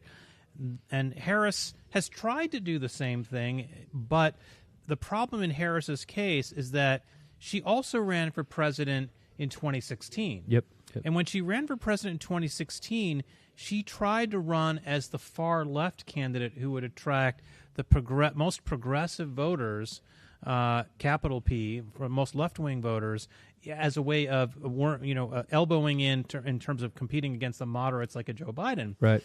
And then fast forward 8 years, she's trying to run away from all those positions. She campaigned as the first senator to co-sponsor Bernie Sanders' Medicare for All single-payer health care plan, for example. There's an ad that Trump has been running with great effect in a lot of the swing states about her plan to give subsidized transgender surgeries to inmates in federal prisons. Right. So you put all these things together, and then when she got the nod this time around, she initially tried to run on nothing. If you look at the Democratic National Convention, there was not much of a policy agenda. Sure. Then finally, after some pushing and shoving, she started to add a couple of things like what we've been talking about. And I think that part of what's happened is it's not convincing. That's fair. It's not convincing that she's changed into this more centrist Obama-style candidate when that is not how she ran in 2015. I think she comes across as someone who doesn't really have a lot of core beliefs, is willing to do what she needs to do to get elected, but with a limited amount of time to campaign. Right. She hasn't been able to define herself with that clear agenda. Yeah, I think that's fair. Do you think it's unfair? Well, I mean, we know there was a lot maybe happening behind the scenes with Joe Biden's mental health or his physical health as well. But on a certain level, she didn't really have much time to campaign. She didn't have much time to get sort of a policy agenda together, given how quickly she was sort of put in as the candidate. Do you think in some ways with more time she might have, I don't know, come up with more substantial policy proposals? No, I really think that she had enough time. I mean, look, the Democratic Party has a platform. Yep. Every person who runs for president is kind of a figurehead for that party these days. I mean, you can go back to the 80s. Noam Chomsky was somebody who basically said, look, the president's kind of a figurehead. That's why you have, why Reagan's really, really popular, but his policies may be unpopular. Sure. And I think that this still holds true. So I think the Democrats had plenty of time to shape a policy platform for her. And for some reason, they thought that they could get by just, saying we're going to run on a campaign of joy, and we're going to go against, still running on this thing of like, you guys are the deplorables, you're the fascists. And I think that this constant alienation of the working class people in the U.S., and in particular in rural regions, is still coming to hurt them. And we first saw this in 2016 when Bernie Sanders ran. Right. He kept taking the rural vote, especially against Hillary Clinton. She would take the urban vote, and then they would call him a racist and a sexist. But look, this was a signal that they ignored, and they're still ignoring it. And now it's not just white working class. It's black working class. I mean, you can talk to the Lyft and Uber drivers in Atlanta, and they'll tell you they're voting for Trump or they're not voting at all. Wow. So I think that they're missing, they have completely overlooked a huge demographic in this country, and it seems that they've turned out to vote in ways that they didn't expect. And I think they have to somehow come back down to reality and see what they're missing. You know, in retrospect, along with the identity politics stuff, which I think has been very damaging, the transgender politics stuff, which has been damaging, probably the most damaging point during the Harris's campaign was when I believe it was Lester Holt who asked her, what would you do that's different than what Biden has done these last several years? And she said, was it nothing? I can't think of anything. Right. And when you think about the economic record of Biden, which is very unpopular, that was a golden opportunity for her to say, you know, I disagree with the fact that he renominated Jay Powell to the Fed. He should have raised interest rates earlier or tackled. Mm-hmm. She could have said something like that was actually kind of nice to Biden, but distanced herself from that policy. She chose not to, and I think that's something that's really stuck with her. Okay. If my guest wouldn't mind for a moment, I had some sort of breaking news here. Maybe not the most major breaking news, but I wanted to maybe lift spirits for a second. So I just received word from a friend of mine who runs a company called Simple Proof, Rafa Cordon. Or there's a bunch of people behind the company. Rafa founded it. But what they do, and if maybe some people saw in Guatemala in the last presidential election, what they did was they had paper ballots, people voted, and then the tallies of those ballots were actually uploaded to the Bitcoin blockchain so that once those votes were counted, they could not be uncounted. And what happened in that election is that the opposition, who ended up losing, ended up trying to steal physical ballots to dispose of them, to burn them, to do whatever they were going to do. But these ballots had already been uploaded to the Bitcoin blockchain, which is immutable. So I just got word that there was actually a county in Georgia, Screven County in Georgia, used Simple Proof to validate or to upload essentially the tallies of the votes from Georgia, from this county in Georgia, to the Bitcoin blockchain. So when we talk about this being the first Bitcoin election, technically we have our first county in the United States that used Bitcoin to preserve the integrity of the vote count, which is, I think, a really amazing moment in history, in U.S. history, that counties are willing to do this. And I think it also, I think if we move in this direction where there's more transparency, there's more immutability with this vote count, it takes power away from people who are claiming that maybe voting is rigged or something else is going on. I'm not pointing fingers at that right now, but I think this technology is super, super important to note. So again, shout out to Rafa, the team behind Simple Proof, their immutable proof service, to the team at Screven County to take this risk in the election. I wouldn't say a risk. It was proven, literally a presidential election in Guatemala used this technology. So to use it in a county in the United States, I think it makes sense for sure. But I think that this is maybe the beginning of a paradigm shift and a new way to think about Bitcoin and elections, not just thinking about it as a voter base that holds the asset and wants to use the asset, but now as something that actually preserves the integrity of elections. So actually on that note, to maybe again lift spirits a bit, Mark, actually I'll go over to you, Rachel, first. Your thoughts about this? Super exciting. Yeah.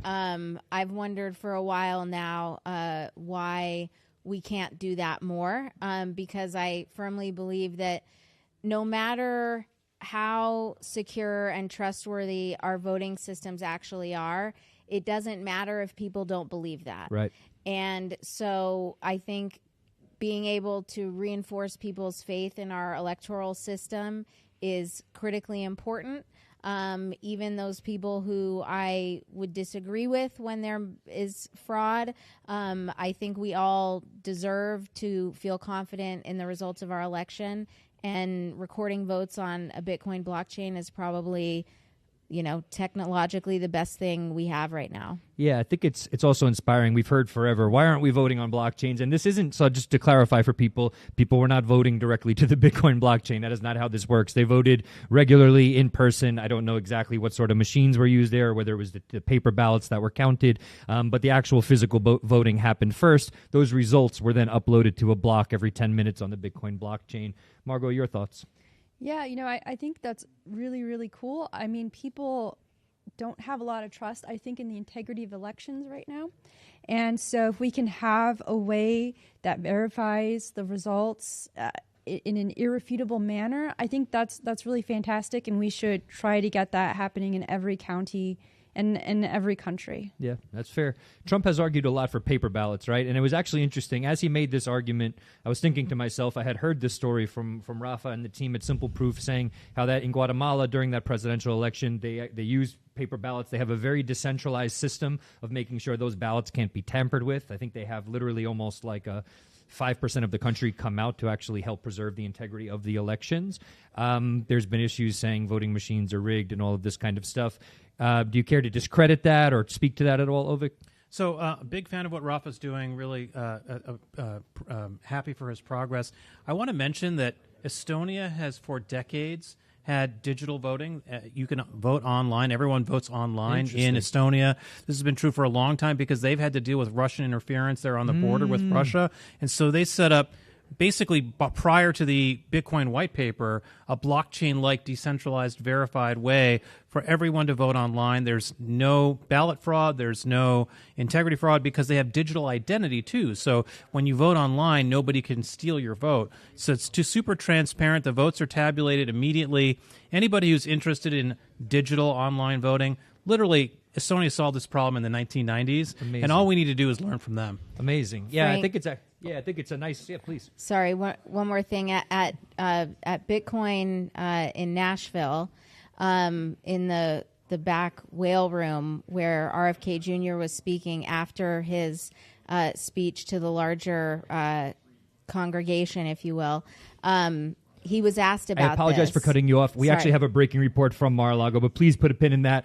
Over to David Bailey, the one and only. David Bailey, live from Palm Beach, where we're documenting the election of the first ever Bitcoin president. I normally am not on these live streams with you. I hope this is coming in clear and okay, but I wanted to share a little taste with y'all of history in the making. We're here in Palm Beach in what I'm going to call a landslide victory. The vibes are high. The excitement is high here. And, you know, I don't really know another way of putting it other than that Bitcoin is going to the White House. So congratulations, Bitcoin Nation. This is a historic moment for us. I also want to say congratulations to the Ulbricht family and to Ross Ulbricht. Welcome home. Welcome home.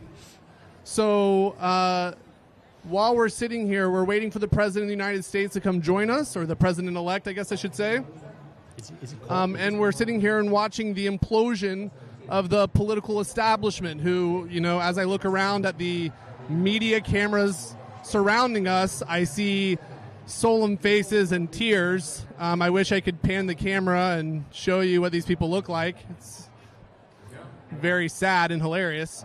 But here, reporting live that the vibes are good. The vibes are good. So I don't have much more to share. You know, we've been talking to people all night about Bitcoin. A lot of people don't know what it is, so we got a lot of work to do.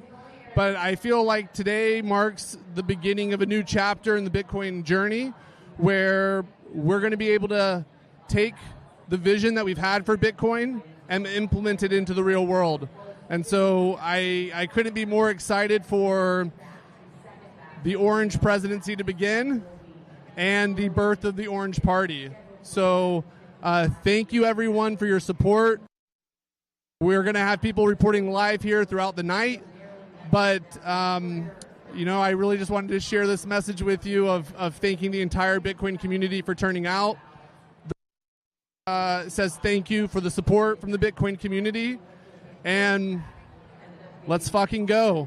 Beginning of a new chapter. Thank you. You just heard from B2C Inc. CEO David Bailey celebrating a perhaps premature Trump victory at Mar-a-Lago. Let's go! It was epic as fuck, David. You fucking nailed it, dude. We're back with American Huddle, David Zell, and Ben Askren. Some breaking news on the U.S. electoral map. The vibes are high in Mar-a-Lago. We're going to go over to the electoral maps. Let's pull up that graphic over here for the folks at home. So we have California officially called for Kamala Harris, 54 electoral votes over to the Democrats. Washington and its 12 electoral votes going again to the Democrats. Idaho and its 4 electoral votes with 97% of the voting going for Donald Trump. Here, a live updated picture of the electoral map. Kamala Harris polling close here with 179 electoral votes. Obviously needs 270 win. Donald Trump at 230. Ben. Why haven't we changed her to an F yet? And why isn't North Carolina marked? Because I'm pretty sure North Carolina's been over for hours. Well, we're still waiting for the official calls. Obviously, the people here are Can we looking make at the it for 'em? latest polls. I'm sorry? We'll just make it official here. Yeah. You want to, you just, well, I think David That's just called David the made election. the whole right? thing official. He already David beat made us the whole to the thing punch. official. Yeah, he already called it. We'll give North Carolina to us. Well, so again, California, Oregon, Washington going for Kamala, Trump winning, Idaho, David Bailey saying the vibes are high, declaring victory. That was awesome. How do we feel about this? I don't know how we top that. Right. Everyone's sad. They're all sad. It's hilarious. It's It's sad and hilarious. How long till Trump makes a victory speech here? It's got to be coming soon because, I mean, we're looking at, it's 11:15 p.m. The polls are just closing out here. On the West Coast, there's nothing. Nevada's the only thing that could go either way. I will say, we got Arizona, I guess. But an interesting tweet from Alex Thorne, pretty reputable guy from Galaxy Research Galaxy Analyst. Research. Yeah. We love Alex. He says 5 minutes ago on Twitter, quote, lots of exuberance among Trump supporters because of leads in PA, Wisconsin, and Michigan, but lots of votes left to be counted. Don't count your chickens before at least one blue wall state flips, and as of now, the whole map looks just as predicted. We need a Trump flip before you get too excited. Yeah, right now would just say Pennsylvania, Michigan, Wisconsin, Arizona, Nevada, all key states yet to be counted. The electoral map may be closer than us Bitcoiners would like. It kind of looks like he's going to win them all, though. I mean, David Bailey told us. It is looking that way. Well, of course, we'll be getting live updates from Mar-a-Lago. You just saw our roving reporter, David Bailey, there, obviously going to be bringing us reactions from the Donald J. Trump party, win or lose, and waiting for some news from the Kamala Harris camp as well, of course, reporting live here. So, guys, how are we feeling? Pretty Optimistic? jubilant. I mean, we have a Trump victory, which is great for crypto. We got a Bitcoin all-time high. I don't have to leave the country, I guess. It's great. I'm feeling good, optimistic. I think I'm not quite as exuberant as David just yet. I want to be there. Let's give it let's give it 2 more hours. But I mean, I think that we're still waiting on those, like the tweet from Alex Thorne said, we're still waiting on those, blue wall states to come in. It seems like Harris is going to have to run the table though, on pretty much all of those states, and all of the early data is showing that it's leaning Trump. So, Dan, this is, we talked earlier about the mainstream media and how they lack authenticity, and it's quotes like this. Joy Reid, who obviously she's an extreme leftist, she called Florida an extreme right-wing fascist government. The state of Florida. She said that about the state of Florida.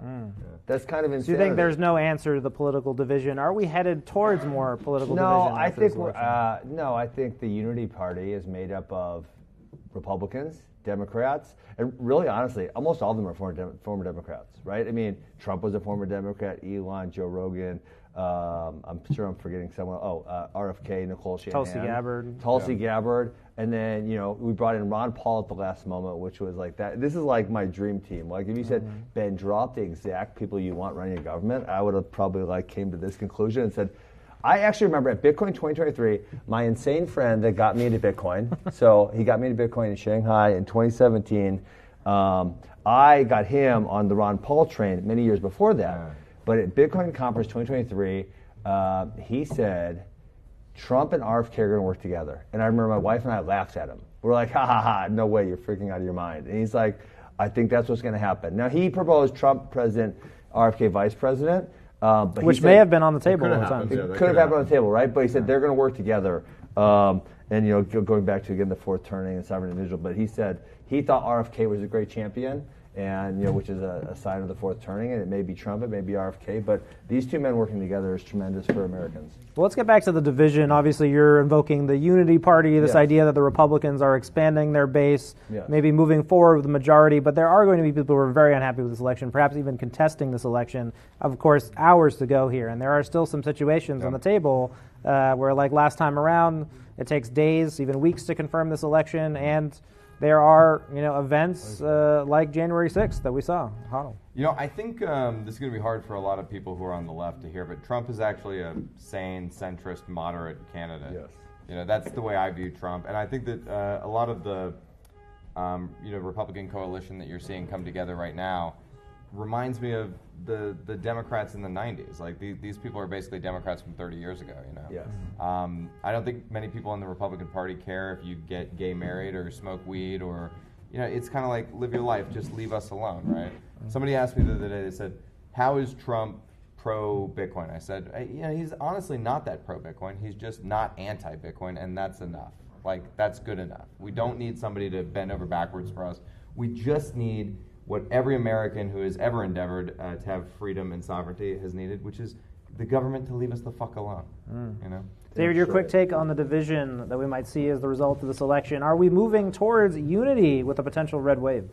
Look, I think that no matter what your thoughts were on Donald Trump in 2016, at the conclusion of his presidency, it was obvious that there was a massive gap between what his worst critics said that he would do and what he actually did. And I think that, you know, division and chaos are likely in the days to come, but I also think that this time around, you know, the spectrum of allegations against what a Trump candidacy or presidency rather would look like included a lot of things that were straight out of science fiction. It was literally their playbook. They're like, Trump's going to persecute political opponents. Like, wait, aren't you actually literally persecuting political opponents like right now? Isn't that actually happening? So they're literally saying, well, here's our playbook, and we're just going to say that he's doing it, and people were dumb enough to believe it.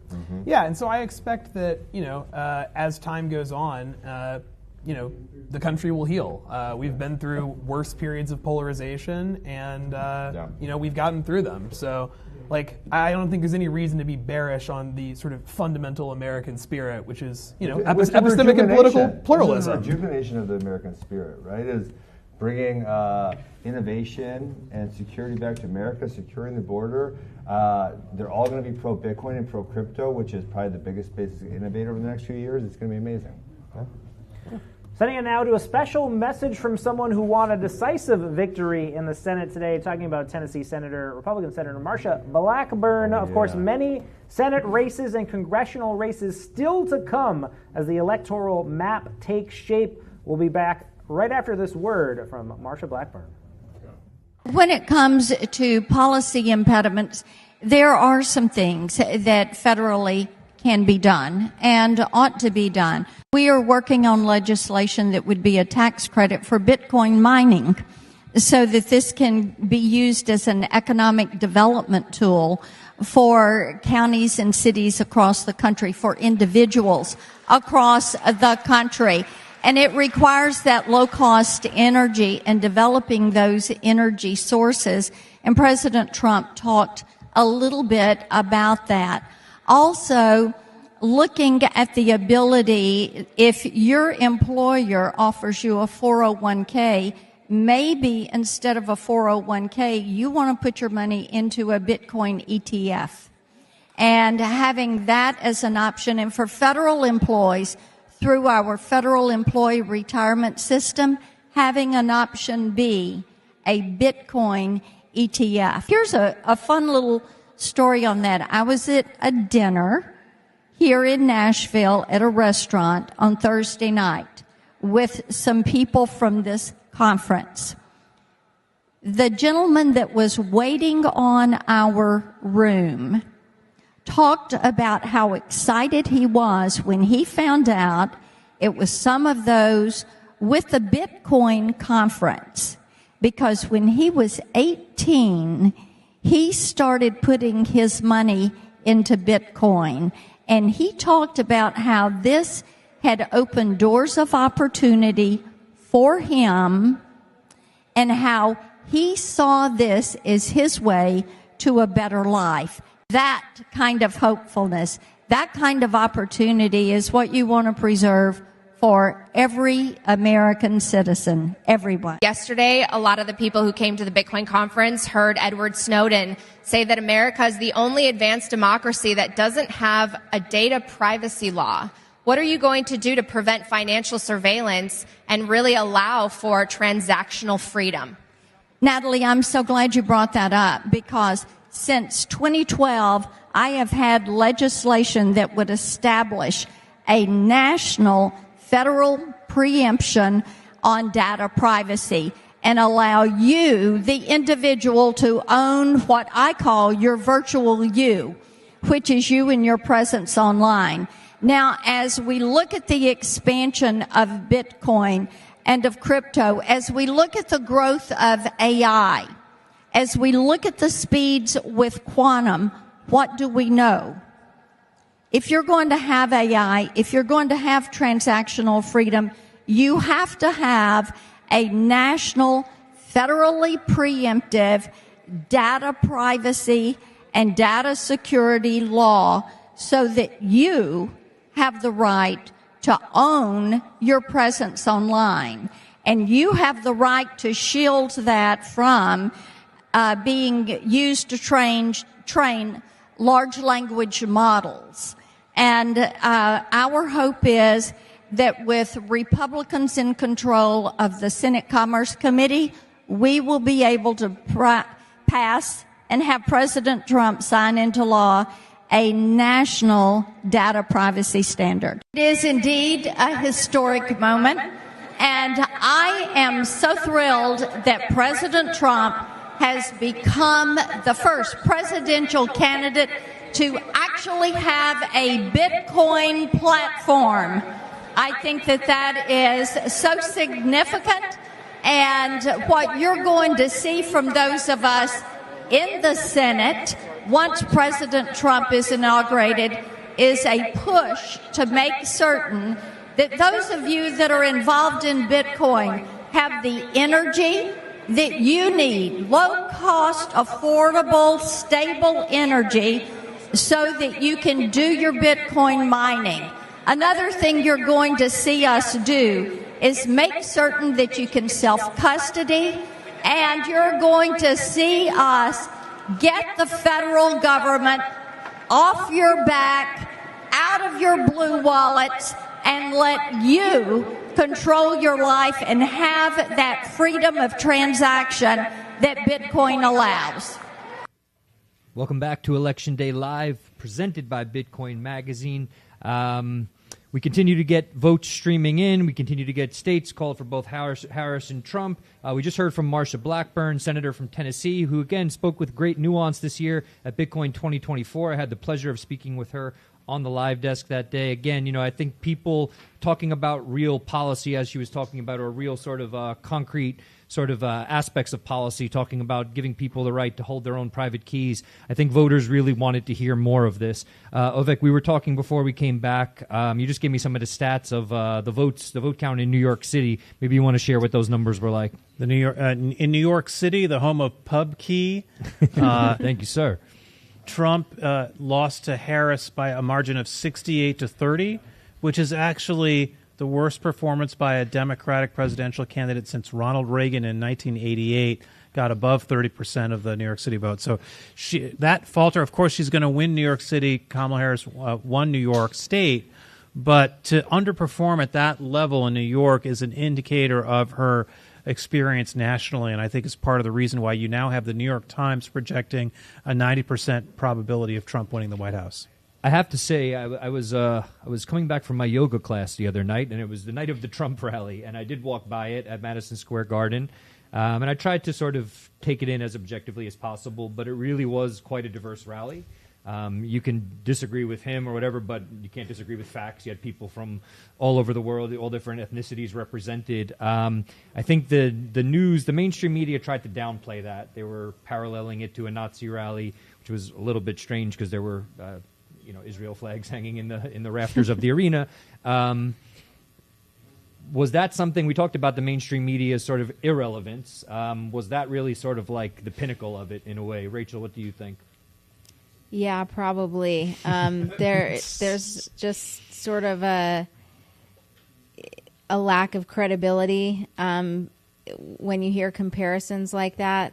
And again, to me, it just harkens back to the fact that I think Americans are tired of being put in categories and treated as members of a group. Just across the board. And when you watch the news, that's what you hear is, what are black men doing? What are white women doing? What are soccer moms doing? It's it's becoming apparent that nobody fits into those categories Right. neatly.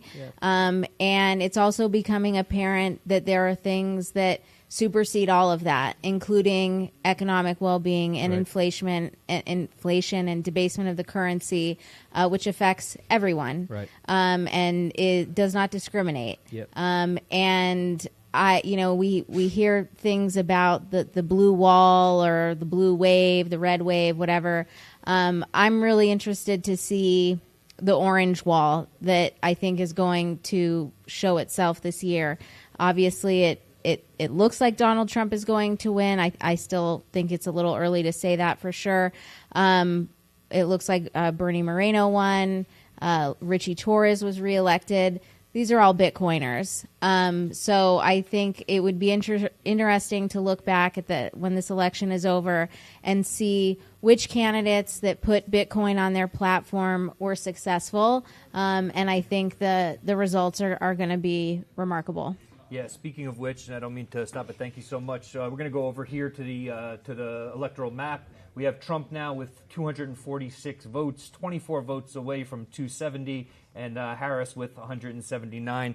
Vic, you were talking about still kind of watching the blue wall. We can't necessarily call this race yet. There is some celebration. Maybe we're a bit premature in celebrating. Do you think if we do see the blue wall, which would be, correct me if I'm wrong, so that would be up having Milwaukee and Michigan, the Midwest up there. If these states do turn, is there a path to victory for Harris at this point? Basically, Harris has to win Pennsylvania, Michigan, and Wisconsin, and Minnesota. But Minnesota, in theory, is more in her lane, though she may still lose Minnesota. There's at least a chance of that. But she's got to win basically those four gray states at the top of your map: Pennsylvania, Michigan, Wisconsin, and Minnesota, and particularly Pennsylvania, Michigan, and Wisconsin. She has to win all three, with North Carolina and Georgia in particular going in the red column. It's not looking likely that she gets all three of them, which is why most of the prediction markets are now predicting a Trump victory. But she can still do it. I think it's going to really be up to those urban and suburban counties. And it may just come down to the fact that we're not going to find out the final result from Pennsylvania, possibly for a very long time. Their collection. I don't mean to stop you. Yeah. We do have to go back to Mar-a-Lago for a Go second. ahead. Don't mean to be rude at all. We're going over to Brian Morgenstern in Mar-a-Lago. I'm going to let them take it away over there. Brian, over to you. Here we are live at the Trump campaign MAGA HQ in Palm Beach, Florida. Can you believe it? This is the night of all nights. Many people have told me it is 100 times bigger than the Super Bowl. We are at Palm Beach, the Trump HQ. We can see the returns coming in. What it means for Bitcoin is the first Bitcoin presidential candidate of a major party is in the lead in the presidential campaign. We will see how it goes. We are still waiting for the news outlets like CNN and Fox News to tell us who's going to win this election. We know that Bitcoin has been a major part of the campaign. We have been contacting voters based on their preferences on Bitcoin and other digital assets. We don't talk about them, only Bitcoin. Only Bitcoin, it's the most orange, it's the best coin. We all know that. We are here, we are looking at a series of flags, American flags, the most beautiful flags, and the cable news. Some might call it the fake news, some might call it the real news. It depends on the outcome of the news. We are waiting to see what happens, but this is a very exciting night. It's going to be a long night. I think that's the takeaway. We're waiting to hear how this all turns out. Things are going well for the pro-Bitcoin candidate, Donald Trump, and a number of those down-ballot candidates. But the returns are coming in very slowly. Very slowly. I wish they came in faster. If they came in on a blockchain, perhaps on the Bitcoin blockchain, they would come in faster. We want that to happen. We want this night to turn out very well.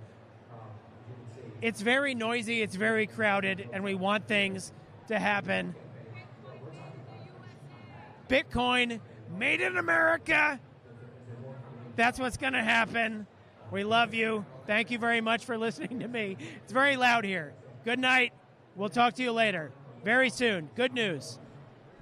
That was Brian Morgenstern of Riot Platforms, also apparently a stand-up comedian. You didn't know he had that hidden gift maybe until this moment. Thank you so much, Brian, for your commentary and for keeping us updated on what's happening over there at Mar-a-Lago. I want to go back to 2016 when Trump won this election. In that election, I'll disclose that I voted Democrat. I wasn't a Trump fan back then. I was, I had severe issues with a lot of his platform and things like that. And I remember people being people on the left being very, very bent out of shape about that election, and for their reasons, which were legitimate. Do you think it's going to be similar with the left this time around, Margot? Are people going to be as maybe hurt as they were in 2016? I think people know what to expect this time around. Okay. It's not going to be as shocking, but I do think that you will probably see, again, more people out in the streets as we did after Trump won the first time around. Mm-hmm. And so I definitely would anticipate that. I mean, we had the Women's March already leading up to Election Day. Right. So I do think that a lot of these grassroots organizations, progressive, on left, liberal organizations, I do think we're going to see a lot more of that if he wins. Okay, fair enough. We're going to direct our gaze over here to the television. We have the Ohio Senate race, a very, very hot race. So we have Sherrod Brown running against Bernie Moreno. As mentioned a few times on this live stream this evening, Sherrod Brown, someone who was not very friendly to crypto, quite anti-crypto, chair of the Senate Banking Committee. And now we have Bernie Moreno coming in, taking... Looks like he's on path to win this. Bernie Moreno has been very explicitly pro-Bitcoin, pro-crypto, sort of someone that Trump is a fan of. And, this looks like it'll be a fairly large loss for, I would say, more of the Warrenite branch of the Democrats, the ones that were quite anti-crypto and quite vocal about it. Sherrod Brown didn't mince words when he talked about crypto. And Bernie Moreno was quite the opposite. Had the opportunity to speak with him in Nashville as well, and he was quite impassioned. He really wanted Bitcoin to thrive in the United States. So quite a key race here. Ovik, your thoughts on this race, how it's panning out? Yeah, I think it's super significant. I mean, with Cruz winning in Texas, Moreno winning in Ohio, those are the two races that were the most important deltas for Bitcoin in the Senate, along with, as we've mentioned before, Jim Banks in Indiana, an underrated importance when it comes to Bitcoin crypto advocacy in the Senate. So you're going to have a doubling of the pro-Bitcoin caucus in the Senate. So I think that's going to be pretty significant. It will at least increase the possibility of crypto regulatory frameworks being implemented by Congress, creating a kind of rules of the road pathway for businesses to do what they want to do, knowing it'll be legal for them to do it, for investors to be able to invest in businesses, knowing it'll be legal. Leaving it to the regulatory agencies has been a mess. And that's where, again, having Trump in the White House as someone who has explicitly stated his desire to get rid of Gary Gensler, who's been an antagonist of the crypto community. It'll be interesting to see who he puts in, but clearly that's a focus of the crypto advocacy groups, a lot of the groups that have been putting money into this campaign. So I think those are some of the things that are going to be interesting to watch. And I think it's going to be also interesting to echo some of the points that Margot was making in particular, actually, that Democrats have seen this before. They're not going to be as shocked, perhaps, by the result. But I think we really ought to start talking on tonight about what it's going to be like if Trump does win. How is he going to govern? Is he going to face massive resistance from Democrats? Is he going to be able to get his Senate-confirmed appointees into these important offices like the SEC? Yep. And is he going to be able to implement this pro-crypto agenda that we're just sort of assuming once he gets elected he'll be able to implement? Because the fact is, we know this from history, just because you get elected president, just because you have a majority in Congress, doesn't mean you actually pass the laws and enact the regulations and change the rules that you want to. And we don't yet know if Trump is going to be able to pull that off. Yeah, we see that. We actually have to go back over to the screen here. Looks like New Mexico has gone to Harris, so 5 more electoral votes to the Harris campaign. I'm actually not sure, and I wasn't following this state as closely. Is this a surprise at all? Were you expecting New Mexico to go to Harris, Rachel? I don't think it's was considered much of a swing state. Okay. It was a peripheral swing state. I mean, in an outlier swing state. So not a surprise that Kamala won. Okay, could have happened. So we're now at 246 for Trump. Electoral votes to Harris's 192 electoral votes. Yeah, it's not over yet. As we said, we have the blue wall still sort of hanging in the balance here. But to go back to the point that Ovik was just making, as someone who operates a Bitcoin business in the United States, is there clarity that was still missing under the Biden administration that will now potentially be better under a Trump administration for Bitfarms? Yes. So Bitfarms is a miner that operates in 4 different countries and has publicly stated its intention to grow in the United States. Yep. And I think the Ohio Senate race is going to prove to be a big deal in that regard, and Pennsylvania may as well, because the PJM energy market is one that is really hot right now for Bitcoin mining, for lack of a better term. We're seeing a lot of transactions happening in Ohio and Pennsylvania. Bitfarms just purchased a Pennsylvania Bitcoin miner. Well, they're in the process of closing on that transaction, a company called Stronghold. Yep. And in Ohio, there's also a lot of happenings in the Bitcoin mining world. And so even though senators focus obviously on federal policy, you can look at a place like Wyoming, where Senator Lumis is from, and see that her sort of advocacy for the industry, advocacy for mining, has trickled down into the state politics as well, where there's a lot of Bitcoin miners who are starting to do business in Wyoming. So maybe we'll see something similar in Ohio with that seat changing parties. And I mean, the party's part is not as important as the fact that the winner is a Bitcoiner. Right. Yeah, I appreciate that. Well, on that note, we want to send it back over to Studio A, to Pete Rizzo and the gang over there. So let's take it back there, and we'll be back after that. Bitcoin at all-time highs, near $75,000. North Carolina called for Trump. Democrats poised to flip the House. Republicans poised to win the Senate. Here with Joe Kalascari, American Hodl, and Vortex. Once again, I'm your host, Pete Rizzo, editor of Bitcoin Magazine. We're lucky right now to have a panel of some serious Bitcoin OGs, people who have been in the space for a long time. And of course, a historic night.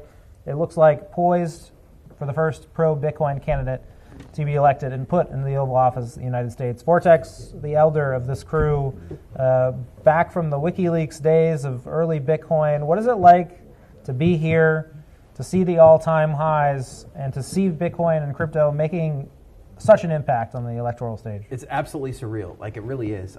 Just going all the way back, seeing that first Silk Road article come across on Slashdot, programming website programming website for geeks like myself. It's really come a long, long way. I mean, for so many years, Bitcoin was just this little niche thing. For so many, many years, it really wasn't on the world stage until 2017, and arguably not until 2021. So it's to see the first Bitcoin president, to see the first Bitcoin election is absolutely amazing. I just couldn't be more proud of the people in the space, all the people that worked hard to get here, all the people that are building policy, building software, building news outlets like Bitcoin Magazine. You know how far seeing how far you guys have come. I mean, just absolutely amazing to see the success that you guys have had. And so I'm just really looking forward to the future. It's really looking like the next 4 years is going to be pretty bright. But you remember celebrating all-time highs in the hundreds of dollars. Hundreds of dollars. Hundreds of dollars. What's it like to see $75,000 for the people who are just? They might be getting in, right? This might be their first time. They're tuning into this coverage. It's hard to explain, because a lot of people think that, people that have been in space as long as I have are just completely rich with Bitcoins, right? We're just flushed with Bitcoins. But that's not really the case. What happens is a lot of people that are from my era of Bitcoin, we either had to spend some, or we just didn't have a whole lot of opportunity to acquire in the early days, because we all had jobs, things like bills to pay, things like that, right? So there's a lot of people like myself who actually don't have a whole lot of Bitcoin, but still, are still absolutely thrilled to see what it has done for the world. The voting accidents and that amongst that community are very high, unfortunately. American Hodl. I'm sure American Hodl has way more Bitcoin than one day we're going to learn how to vote. I think to what Vortex was just saying, that when I first got here, the Bitcoin price was $220, and now the price bounces around $220 every second, every minute. I don't notice it, right? And this sounds crazy, but if you're a new Bitcoiner and $75,000 all-time high, you're seeing this for the first time, just getting in, it's going to be the same for you eventually, because I really don't believe when Bitcoin's at like $5.2 million, you're going to notice the difference between $5.2 million and $5.275 million. You know what I mean? Is it happening faster than you expected in terms of the politics? Did you think you'd see a candidate run on a pro-Bitcoin platform I always your lifetime? Yeah, listen, it is surreal because we prophesied it. We knew it was going to happen, and we said it was going to happen, but we were all just kind of like nerds on the internet, We were right? guessing, really. We were educated guess. We still guess. We knew, but we were... we didn't have any credibility or any authority. I mean, who was going to listen to us? It was just a bunch of weirdos talking on message boards back and forth to each other. And so, to me, yes, I've seen this happening, and we have a lot further to go. This is just the beginning, and it is surreal. But no, I think the timeline is right. I think this is unfortunately, whatever. Like by divine happenstance, we're going to spend our lives fixing money and separating money from state. That's what we're doing here. And starting by conjoining them, right? It's well, real quick, it is just crazy. Got to go through it. Gotta get out there. It is absolutely surreal seeing your first $1,000 candle. That was crazy. Then seeing the first $10,000 candle. That was even more crazy. I believe. I wrote multi-sourced articles about Bitcoin price movements that were in the tens of dollars. Right? Yeah. These were interviewing market participants. Candle, and eventually we will see, and then we saw a $10,000 candle, and eventually we will see a $50,000 candle and a $100,000 candle, and that is just going to blow everybody away. Well, one thing, so I haven't been in Bitcoin anywhere near as long as Vortex, but I'll just tell you, from when I got in 2015, which everybody thinks they get in too late, right? The constant refrain that I heard time and time again is that one day the government's going to come in and they'll just shut it all down. We heard this time and time again. And if everything holds true, what the early indications we have, we're going to put a man who has said he wants to mine all the Bitcoin in the White House, right? That is a historic moment. I think it's so poetic that we're sitting here on election night and we're looking at Bitcoin ripped to an all-time high. I mean, just think about that. Yeah. Just think about how the message that's being sent. And I don't think it's any mistake from the fact that we now recognize this institutional moment has risen. We've gotten to a point where we now have a president that has said he's going to protect Bitcoin's rights, that he's going to foster innovation in this space. It's incredible, right? And I'll just tell you, one perspective I think I have that you guys don't have is I've appeared in front of judges. And the judges have literally told me, they've whispered, someday they're just going to shut all this thing down. They're going to shut this whole big thing. That all goes away because we now have a commander-in-chief who's saying, I'm pro-Bitcoin. 100%. Absolutely. 100%. Exciting times. Yeah. Of course, big things to say, more things to come.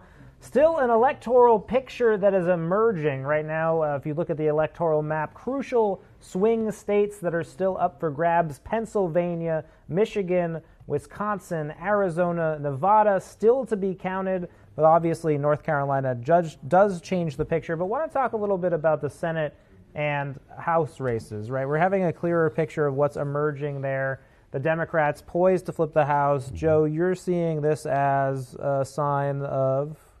Well, I mean, I look at it that you have to look at gerrymandering, right? Like the districts, how they're cut. That's a big deal. But overall, I mean, I think there's a lot of reasons to be optimistic more on the Republican side, okay?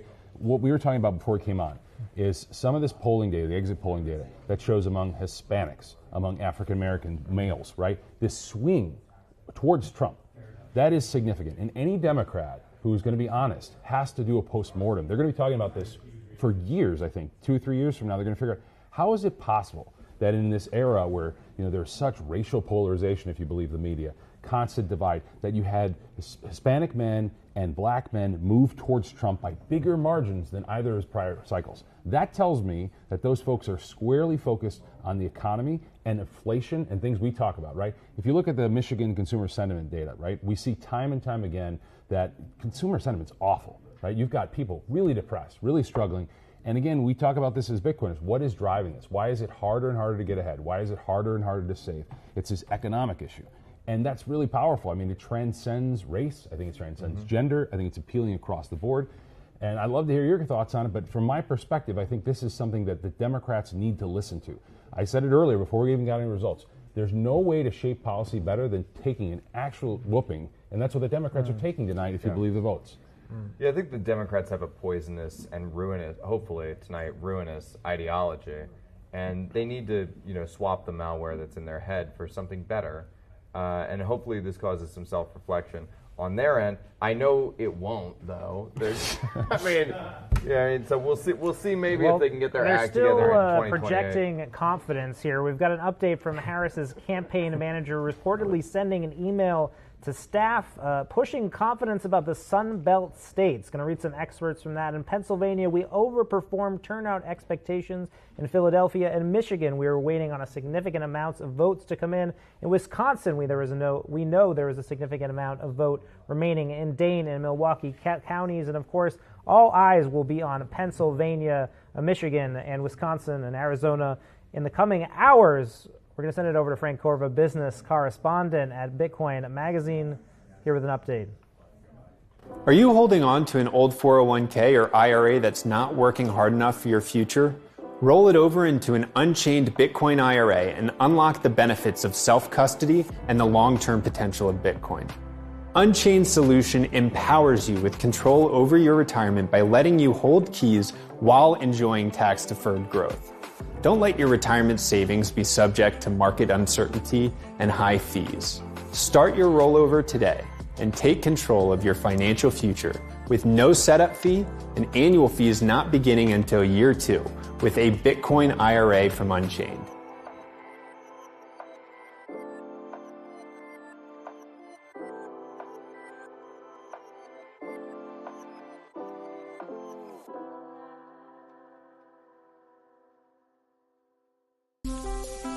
Is your company ready for the next evolution in financial strategy? Bitcoin for Corporations is your partner in securing the future of your business. With exclusive membership benefits, our comprehensive masterclass, and a network of trusted service providers, we provide the insights and resources to help you incorporate Bitcoin into your financial strategy, ensuring stability and long-term value. Strengthen your business. Innovate with confidence. Bitcoin for Corporations, protecting your treasury and positioning you for the future.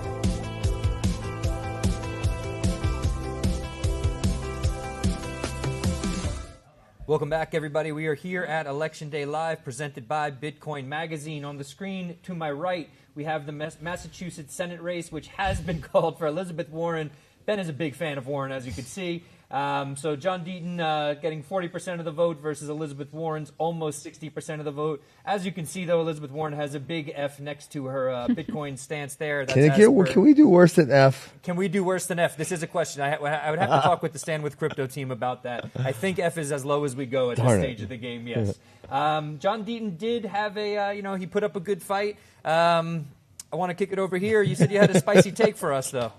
I mean, look, you want to talk about Stand With Crypto. Look, I feel bad for the guy. I am, I'm not happy that Elizabeth Warren has another term. But when you look at what this guy sort of stood for, the way he aligned himself with Ripple, I mean, I think it's time to rip the mask off and be honest with ourselves that company, a zombie chain, ostensibly a scam, has backers and founders that have poured millions of dollars into maligning Bitcoin, pushing central bank digital currencies, getting themselves filthy rich, and then pretending like, they're our friends and our allies. And so my silver lining in this race is that it's an L for Ripple. And, I think it's time we call a spade. And, look, these people are not Bitcoin's allies, at least the Ripple camp are not. Who takes more L's, Gary Gensler or Ripple? I mean, dude, that thing is the Ripple people are, Ripple's pumping. So I think their L is Ripple's incoming. pumping. Well, I think their L is, it's around the corner. All right. You're saying we should have put some bets on Ripple before this is what you're saying. All right, fair enough. Yeah, Ben, your thoughts on this race here? I mean, any credit to John? I mean, he did take on Elizabeth Warren in a deep blue state. He really put up a good fight. Your thoughts? Not every crypto person finds Bitcoin right away. Mm-hmm. Sometimes it takes people a while, but if they sift through all the mess, listen, I lost money on shitcoins my first time around, for sure. I think we all did, right? So it takes a while to figure out that Bitcoin is the one, the real one. Elizabeth Warren, though, I mean, she is literally the worst, and I am seeing quite a few people on Twitter like blaming her for the Democratic loss right now. She is so pretentious, and she acts like she's just one of the regular people, but she's uber wealthy. She backs the banks. I mean, she's just a really disgusting human being. Yeah, I think, it's a bit of a sad state of affairs. I think, as Caitlin Long alluded to when we spoke with her earlier, it's just, not all Democrats are like her, but she's really given the party a pretty terrible name, given what she's done. Margot, you host a Progressive Bitcoiner podcast now that used to be hosted by Trey. Shout out to Trey and the Progressive Bitcoiner pod. He's been very outspoken as a progressive that, like, this is not what we represent. We're not about this. We're about Bitcoin. Bitcoin is a progressive tool. Can you speak to that a little bit as now, having taken over the host of that show? Yeah, sure. So I think I might have a hot take, too, on this one. Because, first of all, yeah, she's absolutely been hypocritical when it comes to crypto and Bitcoin. And I think that a lot of us, especially progressives who care about Bitcoin, really hate her position on that. Sure. On the other hand, the Democrats and the progressives in the Democratic Party are about to lose Sherrod Brown. Mm-hmm. And as much as I despise her position on Bitcoin and crypto in general, I'm really worried, actually, about where things are going to go. I mean, for progressives, we need as many progressive politicians in the Senate and in the House as possible who can follow the path that Bernie Sanders has set for the progressive movement. And so if we had lost Elizabeth Warren and Sherrod Brown, I think that this would have just been a complete and utter catastrophe for the progressives in the party. So I'll say for as a progressive, is Elizabeth Warren really a progressive, or she's about lining her own pockets? She is a progressive. She's just also an opportunist. She just wants to line her own pockets. She's not progressive. I think she really did have some very strong positions. I don't think you even believe it. No, I do. But I am also very angry about things that she's done, and I think that I'm grateful that she's still going to be in there, because we need, even as terrible as she is, progressives need at least Elizabeth Warren. Something that came up. I was at the DNC. I was at a satellite event, and Cleve Messidor spoke about this. She said something like, Elizabeth Warren's issue is that she's still fighting like the previous. She's still fighting the battles from 2008. She thinks we're going to like fix the traditional financial system, and we don't need things like Bitcoin. And it just seems sort of. I think most people are looking at her and just saying like, you got to get with the times a little bit. She's gross on everything. I mean, she tries blaming corporations for inflation, right. When any idiot that can understand it means, well, you guys printed trillions of dollars. Of course, the cost of things are going to go up. Yep. So it's like she just treats normal people like idiots who can't understand anything. Which, listen, fair enough. There are some idiots who can't understand anything. But the corporations, like she was bagging on grocery stores the other day, like. These grocery stores have razor-thin margins. It's because they printed trillions of dollars, you idiot. I think another thing worth mentioning here is that, while she did win her race, you have to imagine she's lost a considerable amount of clout within her own party. I mean, I think she, to Margot's point, like at one point in her career, really did espouse egalitarian views, and her charge was always, the banks, the greedy elite, and she tried to take that same playbook to Bitcoin and make Bitcoiners and crypto holders, out to be evil, and that may have literally played an instrumental role in costing her party the election. And so while the voters in Massachusetts, may have put her back in office, if you're Elizabeth Warren, you got to be feeling pretty stupid right now, because I mean she single-handedly led the charge for her party to go against a bunch of rabid single-issue voters. I agree with you. I think my big question is, will her ego allow for that? Will she allow some of this to seep in? Will some of this get beyond the sort of... I think people higher up than her are going to say, look, if we like, what was obviously proven today was that there is zero electoral expectation value in making anti-crypto your platform. Right. There are not people out there who are single issue voters to have crypto regulated more. There's zero of them. Zero of them. Zero. Whereas, nobody. Whereas even if we take 1/5 of the estimate that 5% of the electorate could be a crypto single issue voter, that's 1% of the electorate. For whom this is the only thing that they care about. And I think it's just basic game theory. You could have sort of predicted this from the front end that it's it's minus EV. Now I think we may, who knows what's going to, whatever, it's not over, but like seems exceedingly likely that we'll be able to look back on, Elizabeth Warren's effort to rally the Democrats around an anti-crypto position as one of the most sort of disgusting and bad political blunders in recent memory. I think it was but look, it'll change. Like I have a strong feeling the Democrats are unless they really don't learn their lesson, are going to have to spend the next 4 years putting together a sensible pro-Bitcoin and pro-crypto platform to take this advantage back. And that's sort of the game theory of Bitcoin, and it's going to play out, I think, somewhat like that. Interesting. I mean, I feel like, saying goes, correlation is not causation. And I'm not yet convinced that this crypto contingency is really the reason why we're seeing what is happening right now in this election. Because what I think that I am seeing is actually something that has been brewing for a very long time. And I think that maybe Bitcoin and crypto are kind of coming in on this wave. And so I'm not yet convinced that this is going to be the thing that is going to rectify all of the problems and the potential loss here. How many voters does it bring in when you say, yay, crush crypto? Like, who's actually in favor of that stance? I mean, I think the number is literally probably zero. Right. I think you're right also. I would sort of caveat, I don't think the argument is that crypto or Bitcoin won Trump the election. I think the argument is that it's very obvious that being anti-crypto is net negative for your votes. Yes. Yeah. Like, I think that's more the argument I'm trying to make, is that, like, this shows that there's just zero sense in being anti-crypto. Like, you're only losing votes. But I think totally fair. There's not, we don't know yet. I mean, we might have some good research in the days and weeks to come, but you're right. I don't think it's probably too early to say Bitcoin won Trump the election. Yes. Yeah. I think that'd be hyperbolic. Yeah. And I would love to be able to say that, but it's definitely hyperbolic. Fair enough. I mean, but really what it is a lot of Elizabeth Warren, she's a corporate bootlicker. I mean, to try to explain away the inflation by their money printing or their exorbitant spending or giving Ukraine hundreds of billions of dollars, all the places they're spending money that they don't need to be. Give me a break. I think where she really lost people, I'll speak for myself here, in that meeting where she spoke with Jamie Dimon, not one of my personal favorite people on planet Earth, when she was basically siding with the big banks. Yeah. It was this thing of, like, I understood the context. I'm not going to sit here and say, like, it was just some random thing where she was siding with big banks. I get it. But at the same time, the symbolism of that, you're okay with these people, but you're not okay with us, the people who are passionate about Bitcoin. It's a really dangerous, and it was a slippery slope. I think it was one of the first people to start talking about this. I think it was Edward Snowden tweet saying that the Warren Gensler alliance. I think he said something like there's a non-zero probability that this costs the Democrats the election. It's we're here. This is now the reality of it. I'm interested though. I think the biggest thing that I'm now worried about is that the Democrats, instead of learning a lesson from this, just come back and say, like, we need to attack crypto harder because look at what they did in this election.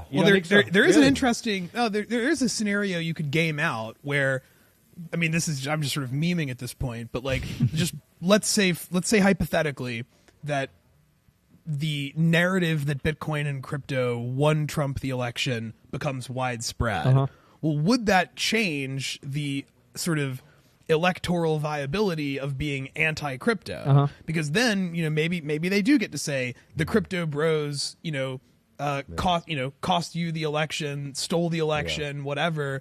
Maybe if the argument gets seated that the view gets seated that crypto won Trump the election, it does just kind of give the anti-crypto view more legs. But then the other side of that is, unfortunately, by the time this comes around 4 years from now, the ETFs are probably going to have multiple millions of dollars of Bitcoin, and everyone's going to be calling us sellouts.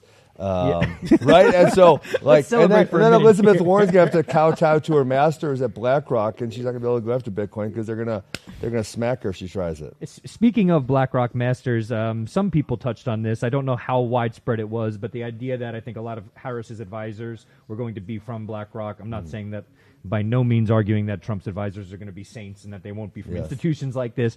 But do you think we really hope not? Fair, that's fair. Yes. But do you think that sort of had an impact similar to, like, let's say Gaza, an issue like that with Harris, where people stayed home because they're like, I don't think you're really what you espouse to be. Margot, was that how pervasive do you think that was in on the left? I think a lot of people see through the Democratic Party these days, and that is why you're seeing this such a close race right now. They're not really addressing these deep economic issues that we've been talking about. I mean, yes, Gaza is a really big issue, but also people really want to see their gas prices go down. And some of the things that I've heard were like, well, at least my gas was cheaper under Trump. And so I think that this economic divide, this economic inequality that has been growing since the 2008 recession has really caught up with the Democratic Party. Fair. So until they really start coming back to addressing these issues, I think that the Democratic constituents are just going to start feeling like this is not a home for them, like the traditional Democrat constituency. Okay. So I think that this is just going to continue to be a really big problem for them. Okay.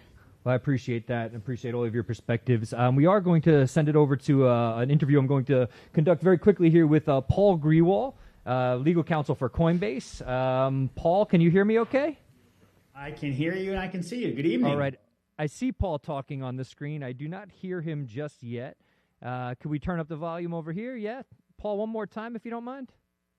Good evening. I hope you can hear me now. We got it's great you. to be on with you. Thank you so much. I heard that you kind of went out of your way to make sure that you could give us a few moments of your time here. So I want to start by thanking you for that. And then I also want to thank you for the work that you've done. You've become almost a household name for the fight that you've helped Coinbase lead on the legal front.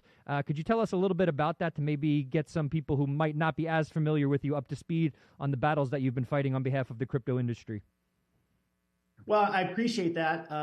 And I'm happy to talk about Coinbase's fight because as you characterized it, it is exactly that, which is more than just a fight for any one company or any one particular set of concerns within crypto. It's a fight for all of us who want to see digital assets, cryptocurrencies, tokens, and the like in our future. And that fight has taken place in a number of different places.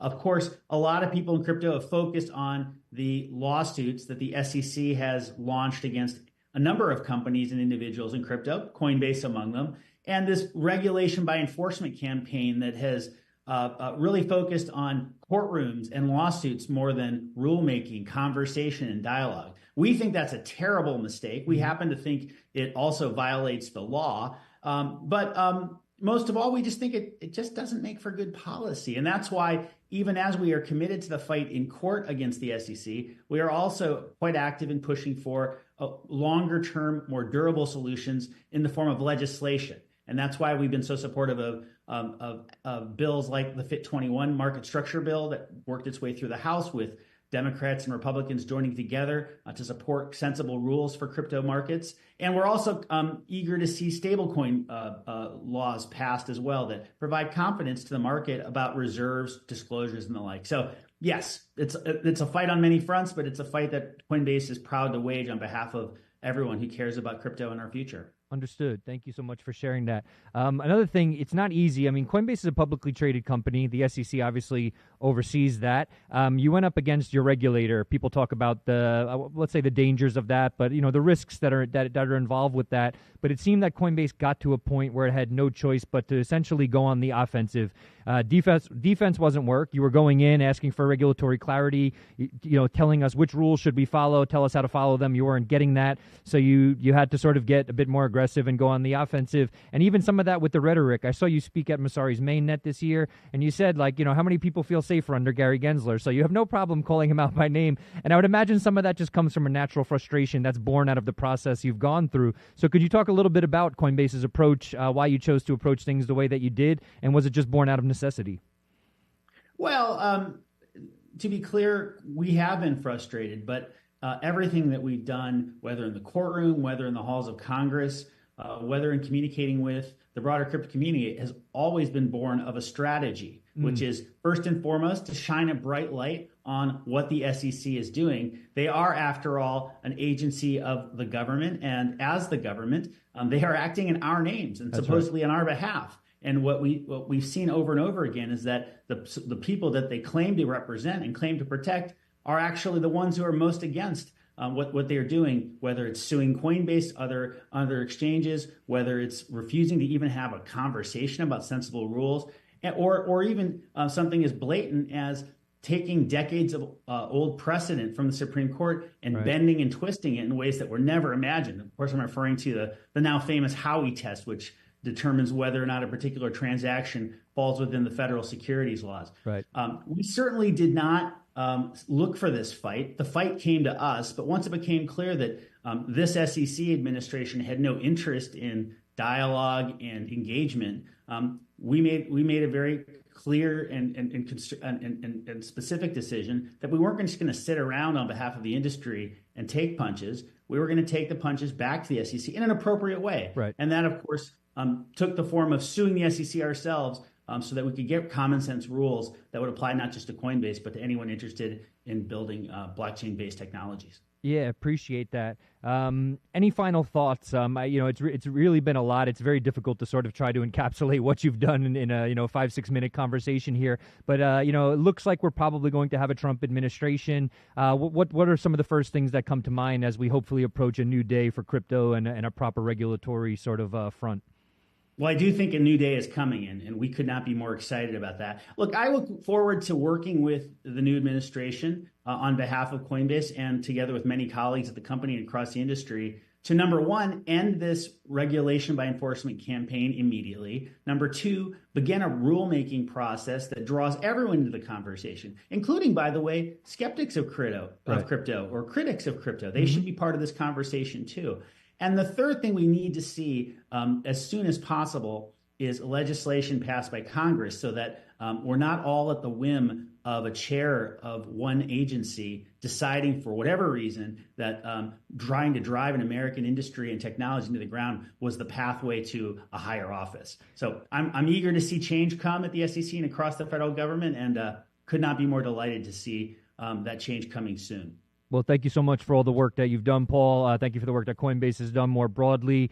We sincerely appreciate it, and thank you for taking time out of your evening this evening on such a monumental evening to join us. Sincerely appreciate it. Thank you. Our pleasure. I appreciate the opportunity. Excellent. Our pleasure. We're going to go back to, I think, the crypto voter roundtable, and we're going to hear. Actually, you know what? We're going to hang out. Can we call this thing already? I'm tired. All right. So that's he's been wanting to say that forever. This has been a bloodbath. Yeah. It was always going to be a bloodbath. I'm trying to go to sleep. Can't they just make the official call here? What's your bedtime usually? Well, much earlier than now. My daughter's in middle school, so she has to get up early now, so I generally get up with her at about 6 a.m. Okay. Which is 4 a.m. Las Vegas time. Okay. So we're up past your bedtime. Way past my bedtime. So we got to call it. Okay. It's getting a little antsy. And That's this fair. is shenanigans. I mean, you look at Polymarket in every state is in the 85+%. Is that right now? Yeah, I don't have as much access to all this stuff. I do have this computer here in front of me, but it's hard to keep up with it all as we're doing Trump all is, this. I believe they're like 85% reported in Pennsylvania, and Trump's up significantly, and they still won't call it. 85% reported in Pennsylvania. So, interesting. Yes. It's quite a moment. Hasn't hit me yet.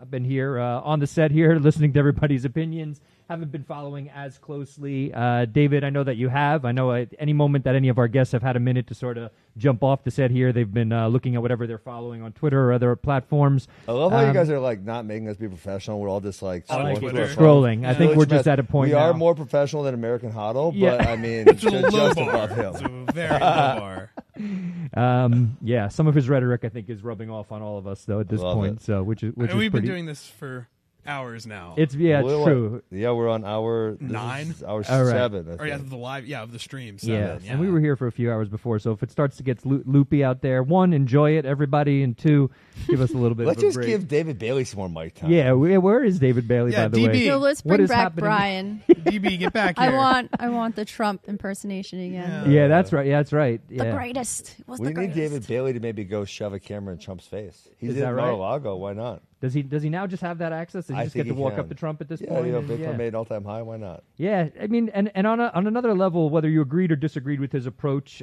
this is truly, if Trump does win this election, which looks like is going to be the likely outcome, this is quite a historical moment. To everybody watching, whether you're a Trump fan or not, we are at a moment now, 16 years into its existence. Bitcoin is now something that is quite, it's at the center of an election. Obviously, we're saying that here we're a bit biased doing the Bitcoin Magazine live stream. Yes. But I think there is something to be excited about here. It's impossible to ignore at this point. Agreed. And you've talked a lot about this, but I don't think we dove in very deeply. We talked about this concept of a fourth turning, right? Oh, man. Let's go. Let's everyone come around the fireside here. Let's go deep. Pierre, come on. What are you waiting for? So every 80 to... All right. We're doing a reading of Gibbon's Decline and Fall of the Roman Empire. Here we go. Yeah. No, the fourth turning, is characterized by mistrust of institutions, which we have clearly across the board. And, the fourth turning is kind of transition time where everything's more negative. So Right. the last one in American history was the World War II. Right. And then you go into this really positive period where it's a lot of patriotism, trust in institutions. I've mentioned realignment of political parties, like Right. these type of things. Yeah. So yeah, the formation of Bretton Woods, you had Yeah. a whole new structure. A genuine question though. So with fourth turnings, someone put it a certain way. It's almost like we're sort of shaking an Etch-a-Sketch and things are going to sort of fall in a new way. Yeah. That makes me a little bit worried too. I am Yeah. excited, but we do Yeah. know that maybe as the world becomes more multipolar and certain things happen, it's not to say that everything that happens after a fourth turning is just peaches and roses. And No, and usually the fourth turning, the end of it is characterized by some type of large catastrophe. And Right. so, I was always thinking, could it be a collapse of the United States dollar as the world reserve currency? Okay. Is it some type of war that's going to happen? You never know. And hopefully it's just this transition of political realignment for all these people joining Team Unity. Are we going the Doomer route now? Because No, I'm all set for my. Are you ready Doomer to rant. black pill? Are I'm you ready? I'm ready for my Doomer rant. Doomer, no, it's going to be great. We're going to have a revitalization of the American spirit, closing the borders, bringing back innovation. It's going to be amazing. Yeah. Did there something that you really want to get off your Do you chest? not want it to be amazing? I would love to talk about the AMOC collapse. I don't know who AMOC is. Okay. What is Tell this? me Please more. tell us a We're bit going to talk it. about fourth turnings and Doomer. Well, the AMOC, it's the Atlantic Meridional. We're talking about pole it's like flipping? it's a circulation of warm water. Oh, yeah. I forget what the O stands for sometimes. Yes. Okay. Yeah, so this is climate change doomer talk. Okay. But Well, they're wrong on that one too. The globe's no, actually getting we're colder. definitely right about climate change. I don't know about that one. But look, We'll find out. if you're wondering what the catastrophe might be, it's probably going to be climate change. No, come on. I always hope that it's going to be an economic catastrophe before climate catastrophe. She hopes for that. Guys, you need to sorry to interrupt, but breaking news from David Bailey, Twitter 3 minutes ago, quote, "The president is on his way to deliver his acceptance speech." Is that right? Let's go. David Bailey tweeted it 3 minutes ago. Did David Bailey call the election? Is this I'm official? not saying it's right. I'm just saying David Bailey tweeted it. David Oh Bailey, my gosh! where's the New York Times at? He's a right legend. now? Yeah. Human ingenuity is going to No. solve any problem. Brian possible. Armstrong. If it gets colder, we just No. move north. I say people that- have died. They die more of heat than of cold. This it's not is really a derailed. big If deal. the election does get called here, if David Bailey now gets to call elections, Is this real? I said we just let- Brian Armstrong just tweeted, "Being anti-crypto is simply bad politics." So I Okay. guess Bad he was politics. listening to the stream. I guess that would be fantastic. I mean, if you want the world to end, you can want the world to end. I'm telling you, I it's don't going to want be the all world right. to end. Actually, maybe if you look at historical time horizons of the temperature on planet Earth, Oh, it's no. actually not that bad. Actually, it is bad. It's not. I promise you this. I was a geography major. Oh, I know you were. these things. I'm a physicist who Well, works on climate change and did climate modeling. I think I know what you're talking about. They're paying you then. They're paying me. For the I record, wish they our would producer pay keeps me. telling me we have nothing but time, so he's either really Nothing but enjoying time. this or he just All likes right. watching the So free we need. flag I need to wave. get Alex Yeah. Epstein in here. You know who that is, right? I know who he He's is. the best. I tried to Oh, is he- debate him, and that's called that was the. He got scared. You're saying?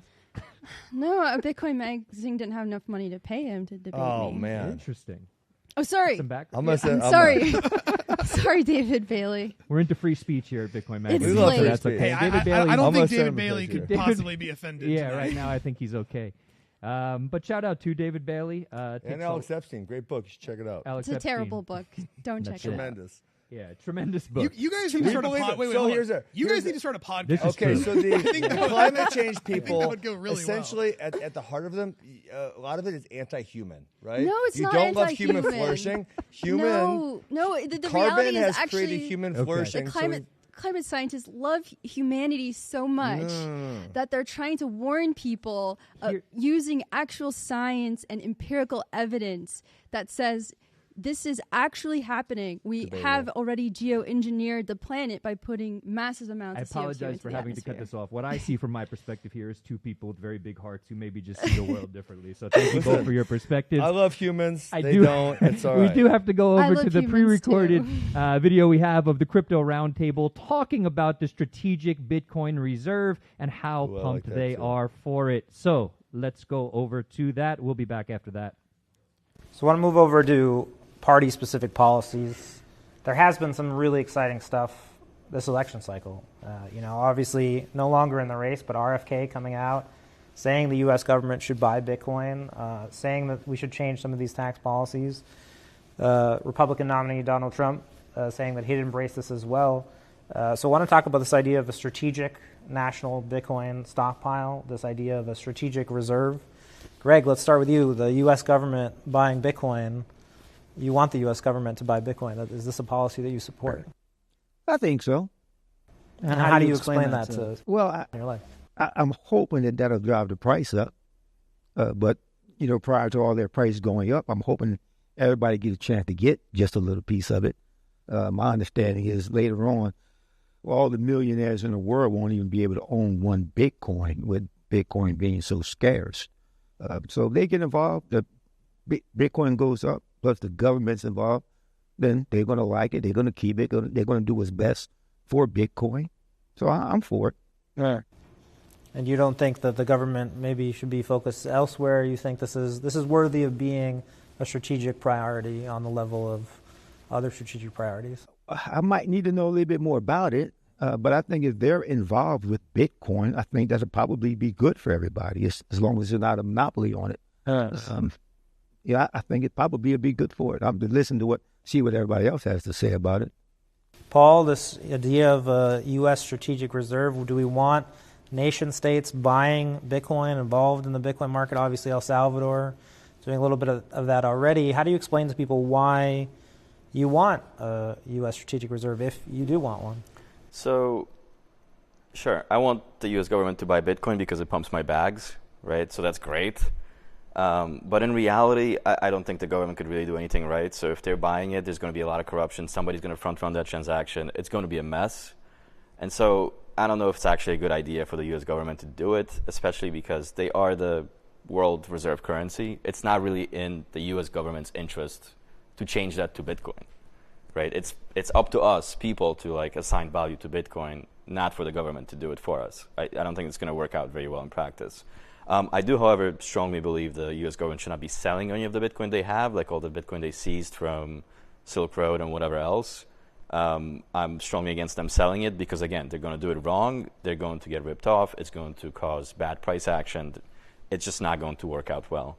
But yeah, in terms of creating a strategic fund, in a perfect world, sure, it would be great. But I think the execution is going to be very poor, and it's just going to hurt American people. Let's maybe add another specific policy point there. There was also talk about this reserve maybe even backing the dollar, or there being some relationship between the U.S. dollar and Bitcoin. Is that something you support? How do you explain that if you do? Yeah, in theory, that sounds really nice. I would just be very skeptical of how they can execute it when they don't understand the basic things about cryptocurrency at this point. The laws they're writing are nonsense. So how are they going to execute buying this? I'll be very skeptical. But I like the theory, right? Don't get me wrong. I think it would be great if Bitcoin was backing the dollar.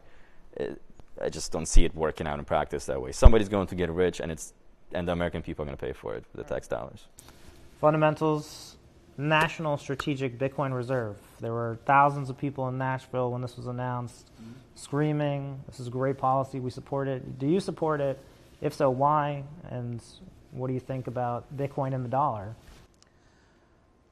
Strategic reserve, I have no problem with it. I have a competence concern as well, but it's not so much of corruption. It's I think it'd be really embarrassing when the world finds out we can't move our keys, or I don't know that we have the ability to really do this in a way that really works out great. However, I do think it's a wise thing to do. They should. I'm glad somebody is thinking about it. Well, Trump has even suggested that potentially we could pay off the national debt with this, right? $32 trillion. He said pay a little crypto to make it go away. This is something that you would support, the U.S. Using the stockpile on something like that?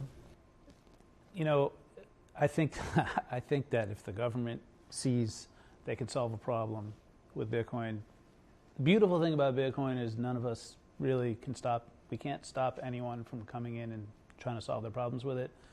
If they think they can pay off the national debt by buying Bitcoin, more power to them. Have at it.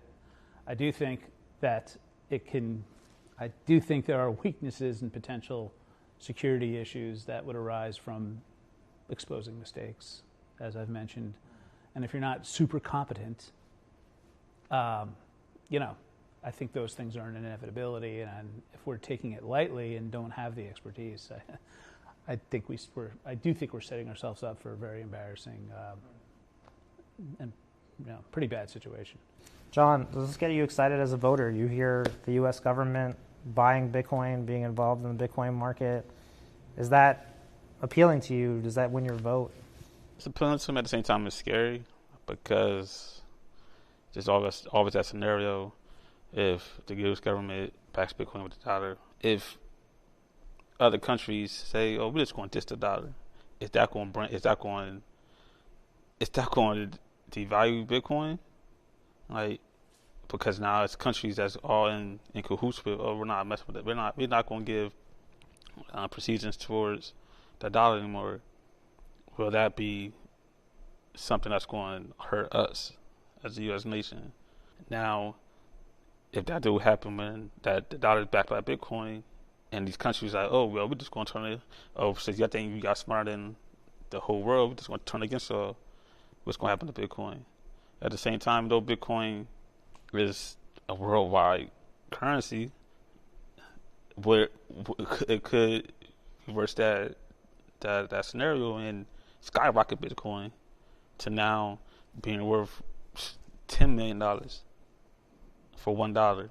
And now there's countries saying, "Oh no, we're going to come back to the US dollar. We want to come back now because now this amazing technology of Bitcoin just made paying off debt much easier, just made funding other countries, funding foreign policies, funding humanitarian rescue, humanitarian policies." To me, it's like just from information I know, it's like it's either it's going to win for win or it's going to be a lose for lose.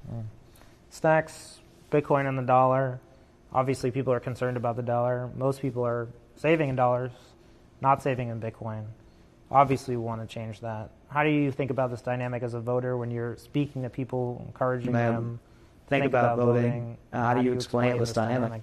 If you're saving in dollars, your purchase power has always been getting eroded. That's why most folks that are wealthy are keeping their money in assets. They're keeping it in securities. They're keeping it in real estate. They're keeping it in art. Sometimes they're keeping it in all sorts of assets that are not the dollar because it's getting inflated. You have to invest your currency if you want to withstand the market. So one of the first things, though, that attracted me to Bitcoin was that this is one of the only, at the time that it came out, it was the only currency that existed outside of any nation state, outside of any country. So practically, should the United States own Bitcoin?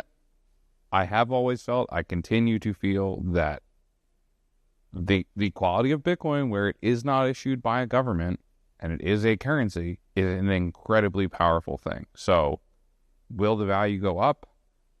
I certainly think it will. I'm still holding my Bitcoin because it has all of these properties. Does that mean the United States government should buy it? I can't say I'm 100% certain, but I certainly recognize that having a currency that exists outside of nation-state issuance is a huge leap forward for our planet, because what do our governments actually spend that money on? A lot of them, they spend it on shooting each other, and I really don't think that the citizens of the countries on Earth are so interested in shooting each other as our governments seem to be. You just heard from our Crypto Voters Roundtable in Pennsylvania, a key state yet to be decided here in election 2024 as we roll on. Trump at 230 electoral votes, Kamala Harris, the Democrat challenger, at 210 electoral votes, Bitcoin at all-time highs around 75,000, Polymarket at 97% for Trump, 3% Harris, but still yet to be called. Pennsylvania, Wisconsin, Michigan, Nevada, Arizona, all hang in the balance. New calls as the electoral picture develops. We have Virginia going as expected to Kamala Harris, and next Hawaii, adding 4 electoral votes for the vice president. as our map takes shape. We're going to take you to the presidential race electoral map, narrowing as Donald Trump's lead grows to 246 electoral votes. Kamala Harris at 210. But again, those states still yet to be decided. Going to get to our panel now, reacting to something else, which is the congressional race taking shape. Obviously on the ballot here is this idea of legislation that can help forward our industry. Republicans poised to win the Senate, Democrats poised to flip the House potentially. Avik, what's the situation mean for the legislation that our voters want to see passed? Yeah, Pete, I think one of the most interesting things, given the overall Republican trend of the presidency and these Senate races that we've been talking about, is that we're seeing some indications that Democrats may take the House. Decision Desk HQ, which is one of the best polling aggregators, projects that there's a 57% chance that Dems will take the House. Polymarket, on the other hand, thinks it's 40%, so they're on the other side of that. But what does the Dems taking the House mean for crypto? Is this a surge in anti-crypto candidates or no? Well, we don't yet know enough about the specific races, but what I would say in general is if it becomes a Dem House and a Senate on the Republicans on the Senate side, they're going to have to compromise on stuff, just like they have in the last Congress in the reverse direction, right? In the last Congress, it was Republicans who controlled the House, Democrats who controlled the Senate, and we did not see crypto legislation go over the finish line that industry advocates were hoping to get over. So if we see the House as Dem, I just don't see it. I'm not sure we're going to see a lot of pro-crypto legislation come out of the Dem House, given that a lot of Dems are resistant. Even though there are pockets of Dems who are for it, the Speaker of the House has a lot of power in the House of Representatives, and the Speaker of the House will not bring something to a broader vote if the majority of Democrats are opposed to it. Jason, if you're a crypto voter out there right now, what are you looking to see and what are you hearing when you're thinking about the Democrats taking the House potentially in a split congressional situation moving forward? Yeah. I mean, and we'd see a split like from the presidency to the Senate to the House where it's almost like in reverse, right, where the Democrats control the House. I think right now, if you're a crypto voter, one thing that's important is, and Avik is right about all the barriers of what would happen if we got into the next congressional race. But what you have to remember is we have a lame duck Congress coming in. And now, of course, there's a question of when we're going to actually know who has control of the House. I think if you see the Democrats are going to control the House and they know that they're not going to be ascending in the presidency and losing the Senate, you have to remember the FIT 21 bill, which has been the bill from the industry, is already out of the House. It was already voted out of the House in this Congress. So sometimes things happen in a lame duck Congress that normally wouldn't happen in other times. So you very well might see people come to the table at the Senate while the Democrats are in control to kind of get a package or a bill passed on that Biden might sign into law, kind of a midnight type You're saying law. This could even actually add momentum to some of our core causes. Pierre, your view as you look and see what's happening in Congress and the Senate right now?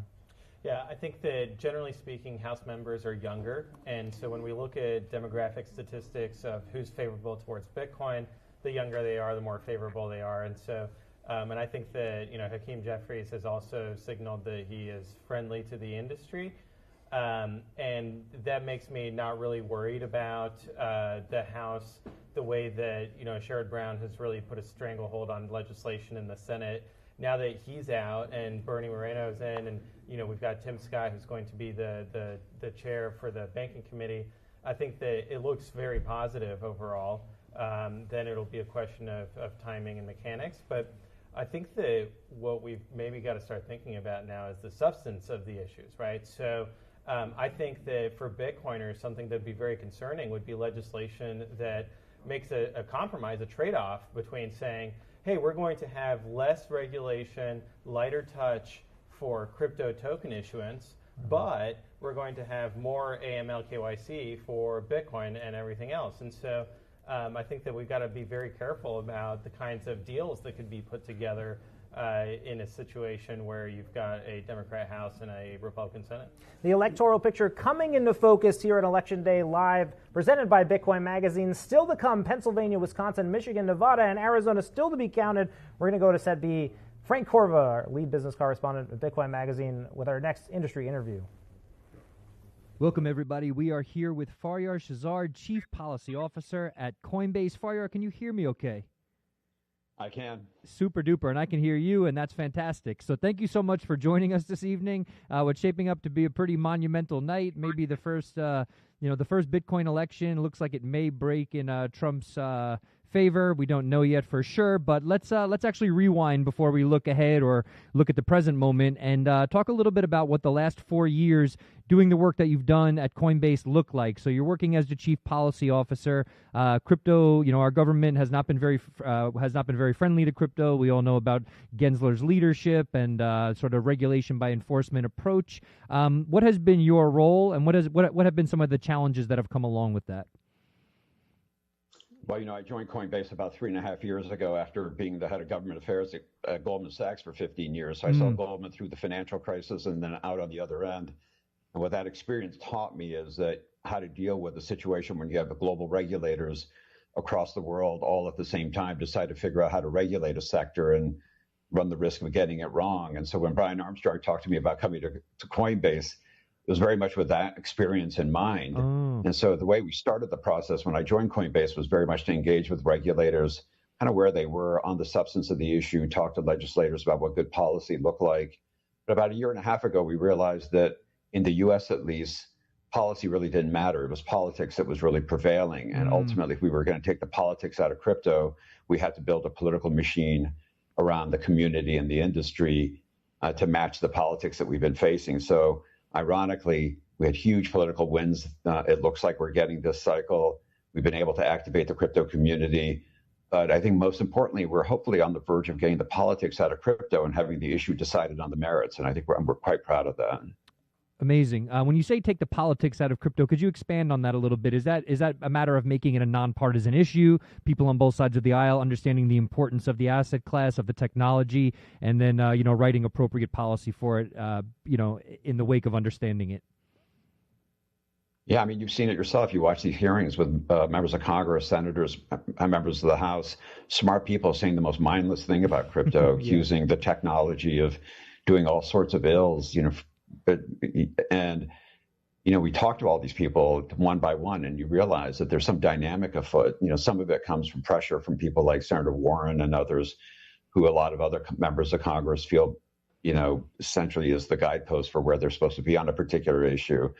And we realized in the end, talking to them about the merits, the substance, the facts only went so far. In the end of the day, we had to kind of come in with the politics in a way that got everyone's attention. And I think we feel really good about the fact that we're going to have a discussion on crypto on the merits, which I think lands you where we all want to be, which is embracing the technology, embracing America's tradition of integrating innovation and making the most of it, understanding the value of Bitcoin, understanding the national security imperative, being a leader in digital assets. And I think this election is going to be one of the big undercurrents of this election is exactly that we're turning to traditional American values when it comes to innovation, which is to embrace it and make it our own. And I'm pretty excited about that. Okay. So ideally here, where do we go for the next 4 years? Let's just say the election does get called in Trump's favor. He's made certain promises already, one of which is fire Gary Gensler. He's going to get rid of Gary Gensler. But, getting certain, real legislation and policy set in motion, it's challenging. What does an ideal world look like for the next 4 years? Well, the first thing we need is reset the tone from the top. And I think it'll happen if by some chance Harris wins, but it looks like it'll be President Trump. And he set the tone quite strongly on crypto, which is he embraces it. He wants America to be a leader in it. And I think that's super important. And then it gets into more tactical things like the regulators and the disposition they bring to this issue. But in the end of the day, we need selective legislation in areas where legislation makes sense. So the issuance of stable coins, the regulation of the exchanges. And I think that's low-hanging fruit. In the end of the day, no matter how the election turns out, both parties are going to have to be at the table. And so it's going to have to be a bipartisan work product. And that's why we've been very mission first in the work that we've done at Coinbase, which is to, obviously reward candidates who are pro-crypto, but be agnostic about whether they're Democrat or Republican. And, hopefully we'll get something done in the lame duck session. If not that, under a new presidency, we're very excited to get some of the ridiculous overhang that we've had to deal with the over-politicized regulatory system and have a discussion of crypto on the merits and a discussion of the legislation on the merits. And I think that'll start in the lame duck and certainly go into next year if necessary.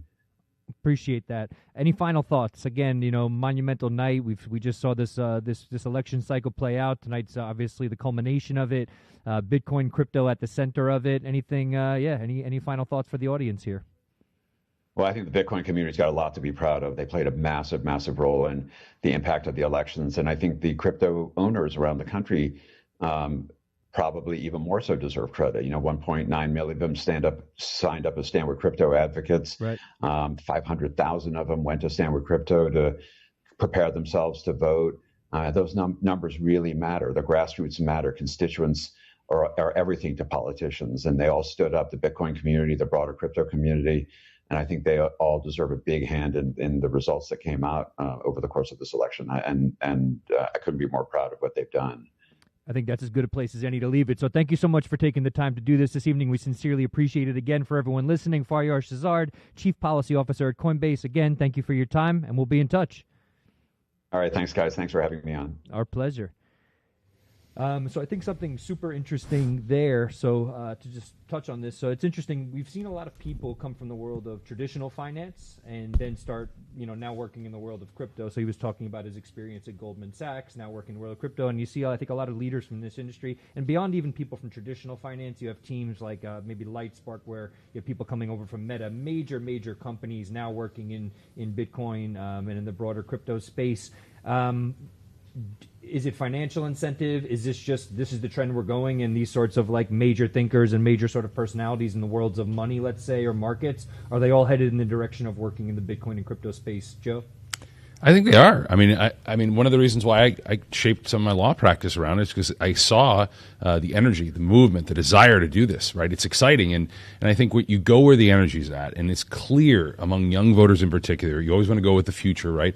They want something better than our current system, right, for a variety of different reasons. They want to have faster payments. They want to have more control. They want to have privacy over their financial transactions. They want to push against censorship, all these important things. And from my perspective, like I look at that energy, and I don't understand who can see that and say, oh, this thing's just going to fall apart or go by the wayside. Right, it seems to defy logic. Yeah, that's fair.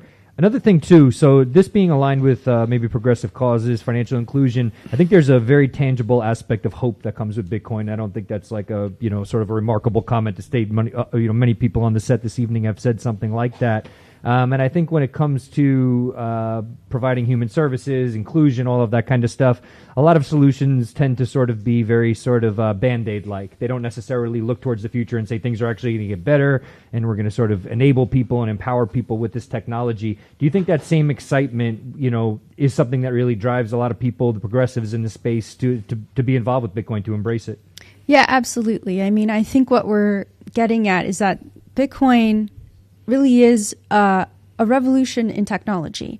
And you're going to see a lot of people go to where these next technological revolutions are. And so I think that's what you're seeing, and for a variety of different reasons. And obviously, yes, for progressives, it is really important to be able to solve these deep economic problems. And to see that you can do this just freely by running a node, buying some Bitcoin, and using the Lightning Network, right? You have everything there. You have the ability to create entire communities and circular economies and really build from the grassroots up as a form of direct action, which really comes out of the left. I mean, so much of what we do is really leftist in many ways in Bitcoin, even though we don't really talk about it. And a lot of people don't want to admit it, but it really is. Sure. And so I think, yeah, absolutely, this gives people hope. And for the progressives who have made it this far, it is very hopeful. Yes. Yeah, and shout out to the circular economies, Bitcoin Beach, Bitcoin Advocacy, Bitcoin Dua. We love to see that sort of activity. David, over to you. You were reciting Shakespeare earlier, which makes me think you're a bit of a brainiac. You like to use your mind. No. There's a lot of intellectual stimulation in this Bitcoin space, right? And I think that there has to be also, on top of that, a certain level of excitement around shaping policy for an asset that's this new, for a network that's this new. What is it like, being, founding the Bitcoin Policy Institute, doing the exciting work that you do, and trying to educate people, shape policy, and sort of direct the future of Bitcoin and the way that we adopt it here in the United States? Yeah, I mean, look, man, it's incredibly exciting. I remember 4 years ago we were excited that the mayor of Miami was speaking at the conference. Suarez, right? Yeah. Boy, how does time fly? Yeah, no, but look, I said this earlier on the stream. It in so many ways, I think, and so many people have made this comparison, but it bears repeating. Sort of Bitcoin and internet in the early 90s. Right.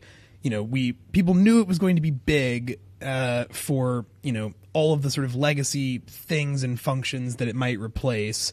But those like paled in comparison to the sort of new modalities of business, of human connection and flourishing that the internet enabled. Right. And what people forget is that, our becoming the sort of internet entrepreneurship capital of the world, part of that had to do with the strength, the depth, liquidity of our capital markets. Part of it had to do with our laws, our court system. America's a good place to do business, but really that was a deliberate public policy choice. Mm-hmm. For so long, the internet was restricted to, those with a .mil or a .edu address. The argument from lawmakers was that, if everyday people had access to this technology, they would use it for money laundering, for crime, for terrorism.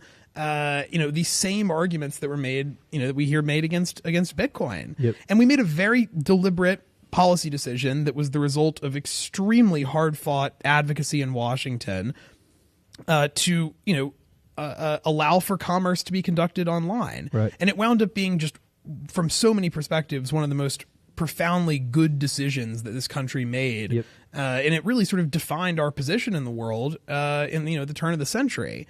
And I think the opportunity that we have with Bitcoin is, on par with that at minimum. Yeah. Okay. The potential for this tech stack to not only drive economic growth, but like enshrine the actual substance of this country that we care about. Sure. Like classical liberalism embedded in code, exported all over the world, right, where no matter what jurisdiction you live in or what your local tyrant tells you can and can't do, you have a way to own private property and to send it to other people and receive it yourself. And so that in and of itself is transformative. And just like with the internet, this country has the opportunity to not only do a great service for the world, but a great service for itself. Sorry, it's a long rant, but I am jazzed up about that. Jazzed up this guy. And I just want to get on this because you bring up the internet, which is fascinating, because if you go back and look at the Democratic Party in particular, in the 80s, right, there were Democrats who wanted to clamp down on the internet. They wanted to censor it. They wanted to limit it, right? And you actually had the new Democrats, the Bill Clintons, the Al Gores of the world, Mm-hmm. that came to power in the party,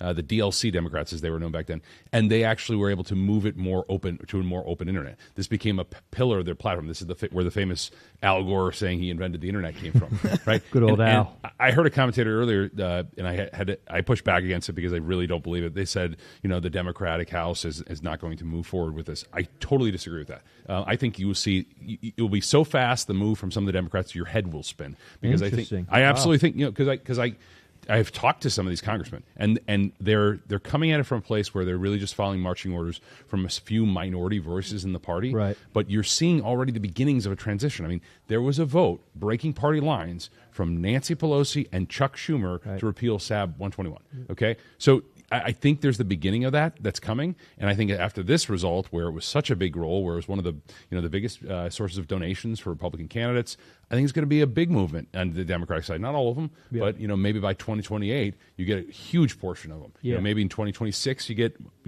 twice as many as we have right now. Yeah.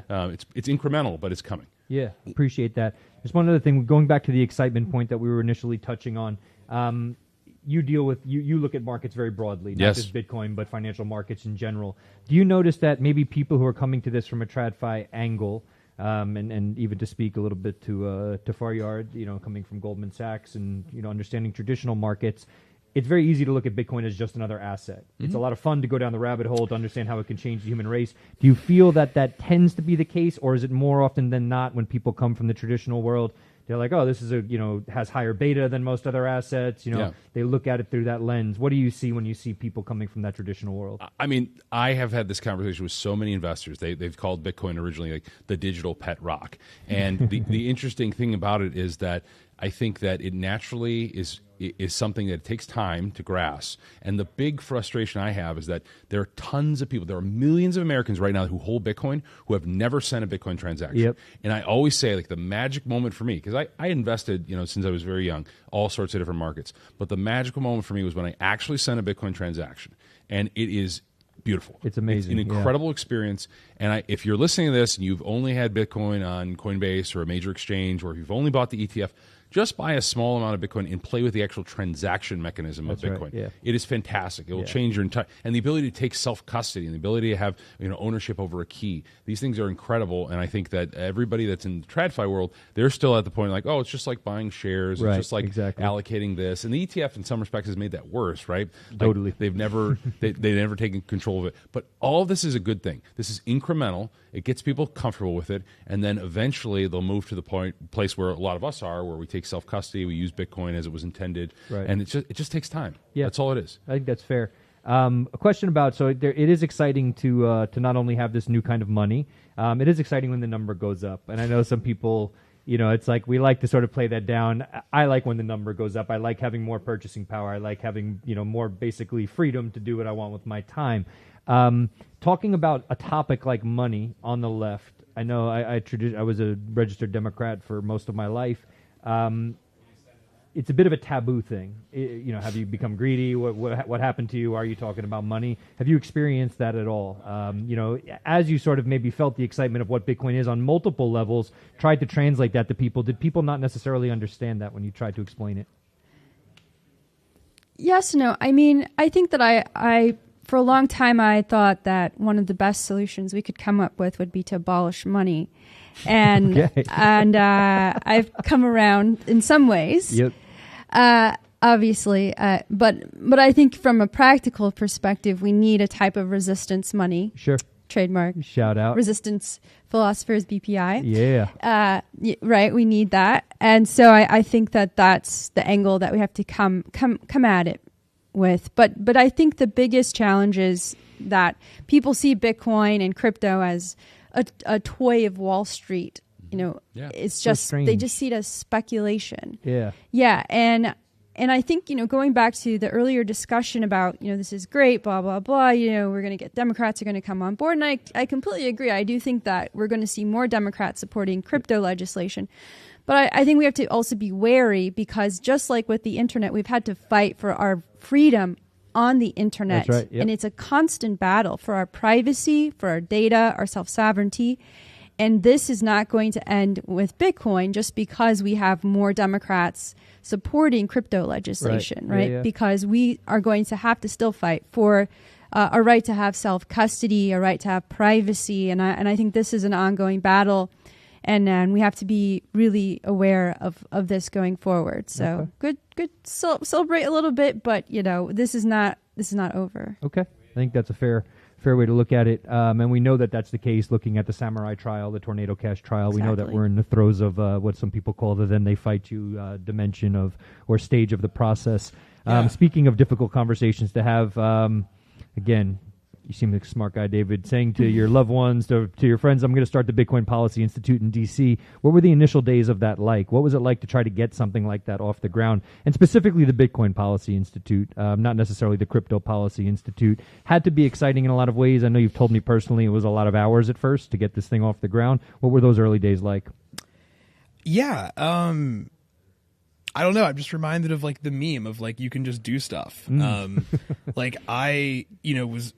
I was the kind of kid who in high school grew up reading think tank stuff. I loved reading Brookings. I loved reading when I first made my LinkedIn account when I was 16, the only organizations that I followed were the think tanks that I thought were interesting. And so I was always kind of interested in that.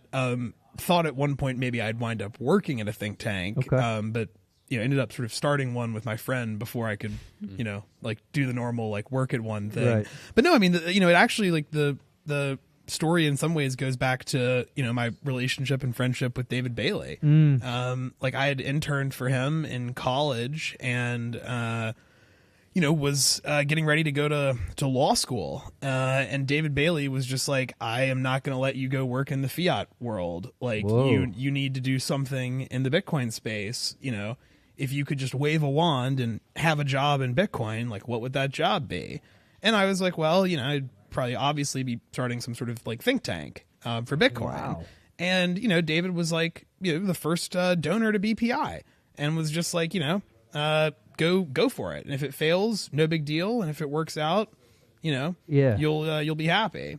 So, started hitting up smart people, academics, finding kind of, I had this thesis that, look, the truth is on our side. The sort of extant structure around the production of knowledge, like our sort of systems we've built to mediate like epistemology, are broken. And I had enough relationships with professors, when I was in school, to know that not the people in the academy like do not feel like they can speak their mind. It is, and I mean, I'm sure Margot can speak to this, but like the whole notion of the academy and like epistemic pluralism just completely busted. Yeah. And so like the thesis was, there are certainly a bunch of very bright, very credentialed people who've obviously decided that Bitcoin is good, who don't have a way to kind of come out of the closet as Bitcoiners. Yeah. Like, what are you going to do? Like, no offense, Bitcoin Mag, but like, if you're sort of worried about your reputation among your colleagues, you're trying to get tenure at a university, you're not going to go to an outlet to talk about sort of the price. Totally. It was clear that there needed to be some kind of brand or landing page where people could signal two things simultaneously. One, like, I'm not a nut job, and two, I think Bitcoin's really good for the world. Yeah. So that was kind of just like always the core thesis of BPI. Yeah. Obviously, like, we've been kind of making it up as we go along. Yep. But I think that like element of the thesis has been there from sort of inception to date. Yeah, interesting. Brings back memory. I don't think about this much anymore. I was a college lecturer, professor for 7 years, and left to write about Bitcoin, and I no longer speak with people from that world because they all think I've lost my mind completely. They might be right on some levels, but there's a reputational risk, right? I've had this conversation with, we mentioned the authors of Resistance Money. Shout out to those guys. We did a Spaces together where I talked about that. It's like you're putting a lot on the line by talking about this thing that most people think is sort of like a Nigerian prince scam or something like that at best. Like, that's what it is. But most people don't really understand what it is beyond price, something that goes up and down in price, or the fact that it took 40 years to create, that there were iterations of this thing over decades that really took a while, and that it is an actual technological marvel. I think looking at it through those lens, and now thanks to the work of the Human Rights Foundation, getting to see this as a tool for human empowerment, that people around the world should have the right to transact. We're in a new place, And I mean, that's the point I think Margot was trying to make earlier, right? That like, where we fail is if people believe Bitcoin, they believe in it, but it's a speculative widget that you can leverage and trade and maybe make money with. That is the that is when BPI's job is like done, in my mind, is when pretty much everybody can tell you the human rights value of Bitcoin as easily as they could tell you the human rights value of something like the internet. Yep. So yeah, for us, like, the mission is not just getting people to sort of take their medicine and accept that Bitcoin is like real. Like, our bar is getting people to understand that Bitcoin is like wildly net positive for like the world, for humanity, for human flourishing. Sure.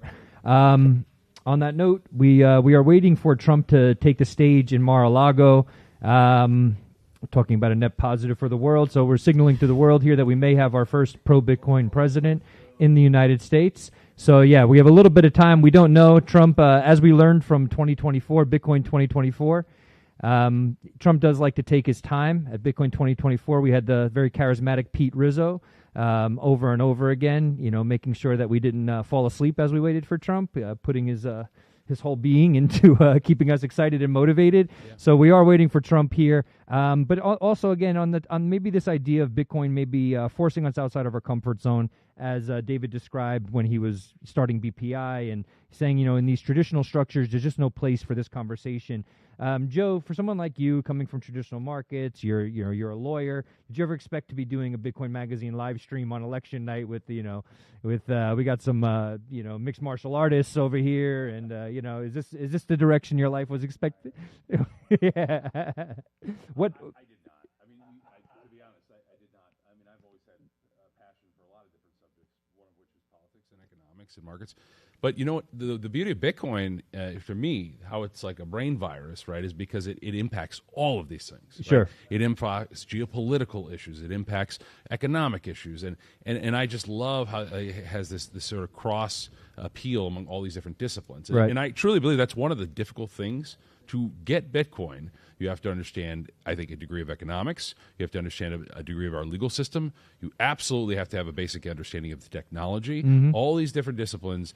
And it comes at a moment where all of the traditional institutions which we have relied on have serious issues, right? Right. Our legal system has many issues. Our political system has many issues. Economic. I mean, the issues with sovereign debt alone, that's a generational thing we have to talk about. And then you have Bitcoin.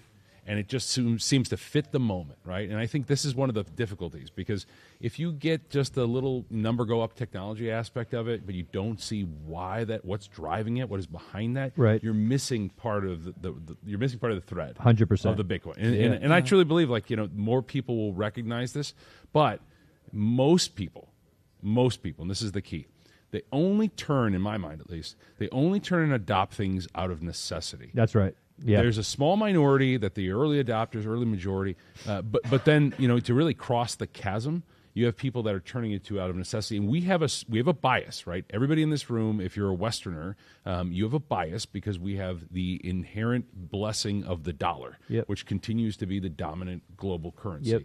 And it's fascinating to have these conversations with former President Trump. They were playing part of his speech from the Bitcoin conference, and also what Michael Saylor says, because they view these things as being harmonious, like they can exist together, Bitcoin and the dollar along side by side.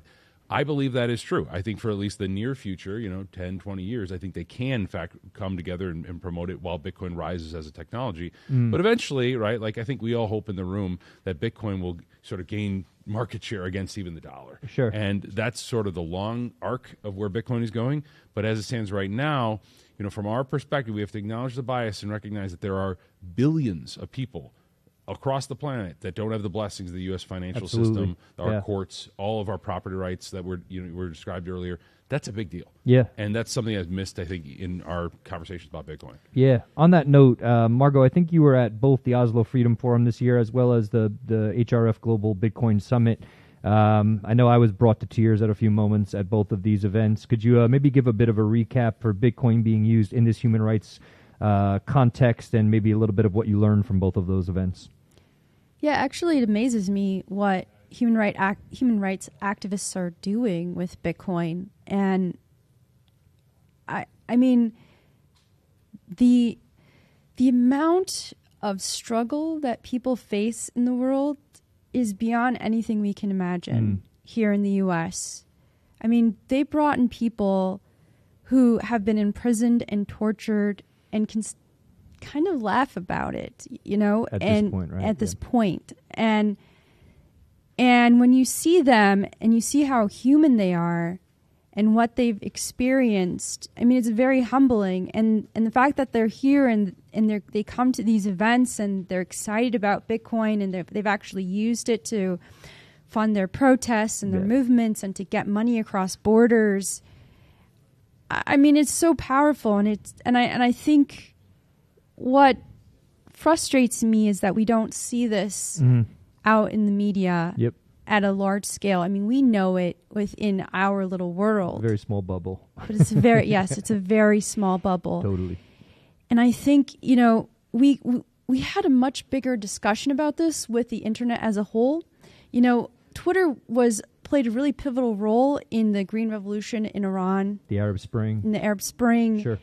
And this was something that was discussed, and it was really a moment where we started to see, okay, social media can play a really powerful role. Yep. We're not hearing these conversations around Bitcoin, and I often wonder why.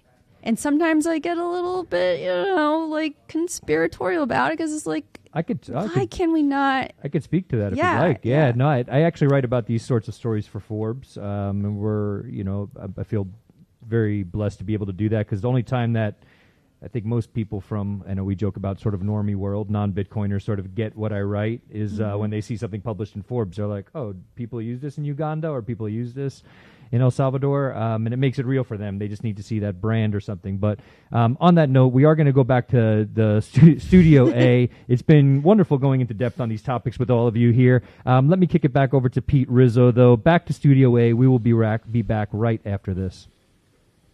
Breaking news, Kamala Harris will not speak tonight or address the nation from her watch party, and we're being briefed behind the scenes, being told that Kamala Harris is being briefed by her closest advisors, being told that it's mathematically impossible for her to win. We're seeing Georgia now called for Trump. Let's take a look at the electoral map that is now taking shape, and as we're being told, mostly solidified, waiting, of course, for Donald J. Trump to address his supporters in Mar-a-Lago. Going to be sending it live there as soon as he is on the stage. But want to get some reactions from this panel. We have Pierre, Jason, Avik. You've been watching this race all night.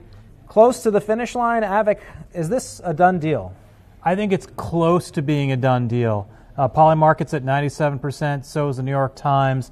It's the way the polls are trending in Pennsylvania, Michigan, and Wisconsin. The math is not looking good for her. I think the outstanding question right now is what's happening in the House of Representatives. Decision Desk HQ has it at 60 to 61% probability of the Dems taking the House. Polymarket's on the other side of that trade. So, but on this one, because Decision Desk is following those house by house seat polls more closely, I'm really interested to see what they're seeing and figure out what happens in the House. Because that, for all the stuff that we've been talking about all night on Bitcoin policy, if the House goes Dem, that's going to be pretty significant. Of course, still states to call, Pennsylvania, Wisconsin, Michigan, Nevada, Arizona. Jason, there's no spoilers here. Are we thinking that this is going to be called much sooner than perhaps was expected? Yeah, I mean, at this point, you'd need just a significant turnaround, almost a sweep of the states that you're talking about. And I think right now, with Harris had people waiting at Howard University all day to be addressed. Apparently she's gone home for the night. I think that signals a lot. And I think at this point, a lot of questions now, almost, I would hate to say this, but the beginning of a post-mortem of how could we have let this happen again, where with Hillary Clinton, there was this idea in 2016 that she was just going to, finish off Trump, it wouldn't be a problem. And I think you're seeing that same kind of a sense now. They're not going to say it yet, right? Trump hasn't taken the stage. We don't know the traditional conversation between the two candidates.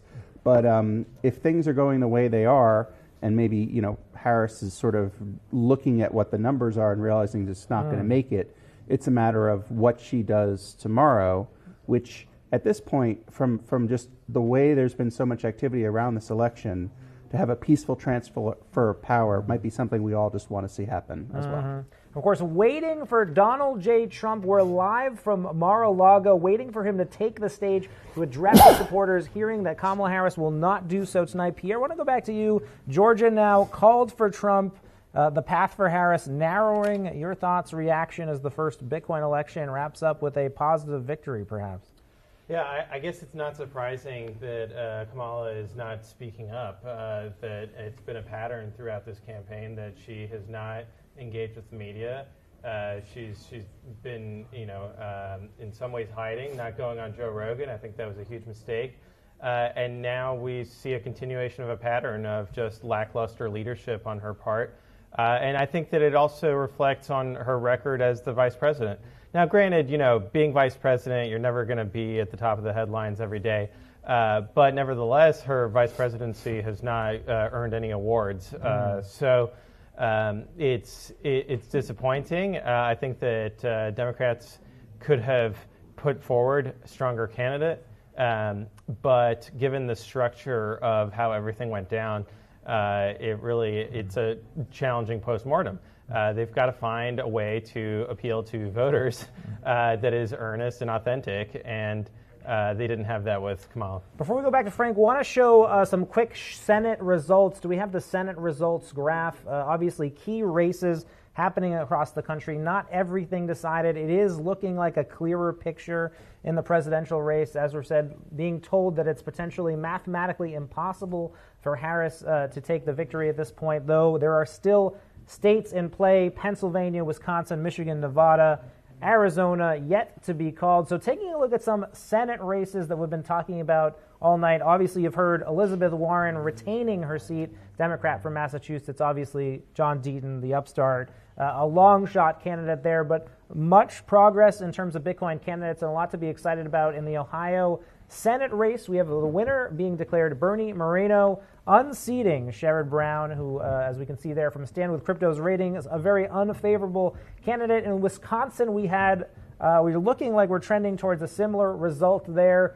We could see Eric Hovid and Tammy Baldwin looking like she might be unseated there. And a Nevada Senate race where we have two potentially pro-Bitcoin candidates there. Obviously, an exciting outcome either way. What races are we watching now as things come to a close or feel like they're coming to a close? Avik, what are you watching?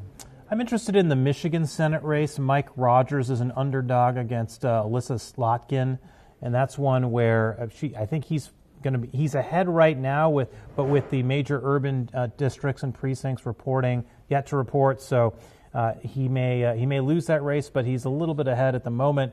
So that's, if he manages to hold on somehow, I think that would be the biggest surprise on the Senate side. Again, still trying to see what's going on in the House. Jason, your thoughts on the congressional and Senate races that have yet to be called? Yeah, so I think really the House, we're just not going to know for probably a period of time, right? Maybe into next week. And I think that's going to just, be out there. But it does seem like we're going to essentially have a full flip where we're going to see the House go to the Democrats, and I think you'll see the Senate on the Republicans, and then you're going to see the presidency as a Republican too.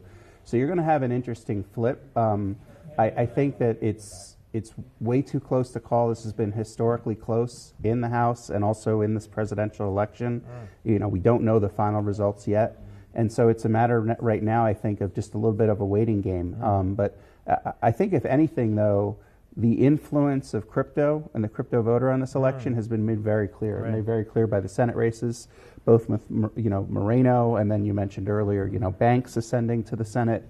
This is going to be very influential. I will just comment too that the one senator that wasn't knocked off, right, with this whole plan was Elizabeth Warren, right, and so there's an issue with that, which is that she could then, with Sherrod Brown gone, become the ranking member of the Senate Banking Committee. So, I think Tim Scott has a lot of plans how he wants to move forward with this space. But, in the Senate, when you're the ranking member on a committee, you do have a lot of power where we might see Warren activated in a new way, right? Not influencing the administration, but just constantly being a thorn in the side of not letting crypto legislation go through, since she's sort of the lone survivor. Waiting now for President Donald J. Trump, potentially the incumbent at this point, to take the stage in Mar-a-Lago. Our reporters are there standing by. We'll be there live as soon as he takes the stage. Of course, the picture taking shape. You can go to standwithcrypto.org to see the races as they're happening. 220 pro-crypto candidates elected in the House, 14 in the Senate, and wrapping up with a few more to go. We're going to send it over to Frank Corva, lead business reporter at Bitcoin Magazine. Give us some fast reactions to the likely Trump victory. Welcome back, everybody, and thank you so much, Pete. I think we were just talking a little bit here off camera about how pumped we were to have our bags pumped. It looks like Bitcoin is making another new all-time high. Somebody said I think the block clock over here might be slightly off. Some thoughts on this? Where are we at? Where are we at with price right now? Yeah, it looks like we just crested 75K and feeling good, man. I mean, I think once Trump gives this speech, like we're looking at, 80K maybe tonight, like by the time we wake up. So a little 80K Bitcoin on election night. Did you ever think you'd see something like this, Rachel? Yes. Yes, I like that. Yeah. I'm excited to see what some of the publicly traded Bitcoin miners do tomorrow. All right. And it is exciting for number go up. Okay. Yeah. Absolutely. And I also think that we can take from this election what those of us in this room probably already know, which is that there's nothing more American than not being told what to do. I was just thinking that. Yeah. That's what I'm talking about. And I think 100%. Americans resented being locked in our damn houses. Well, there's that, and also, having a Democratic candidate who was anointed and not put in to a primary vote. I think I there also was resented they kept calling us Nazis. That wasn't very fun. that wasn't cool. No. And Or racist. Yeah, I think Or garbage. Well, I just saw a funny tweet that somebody said that nothing would be funnier than Trump supporters constantly being called racist and black men being responsible for Trump winning the election. Yep. For me, a longtime liberal who feels a little homeless right now. We love you over here on Team Unity. They, We'll take you any day of the week. I am. Let's go. I definitely would have voted for RFK Jr. So I hope he has a place in the next administration. But Sure.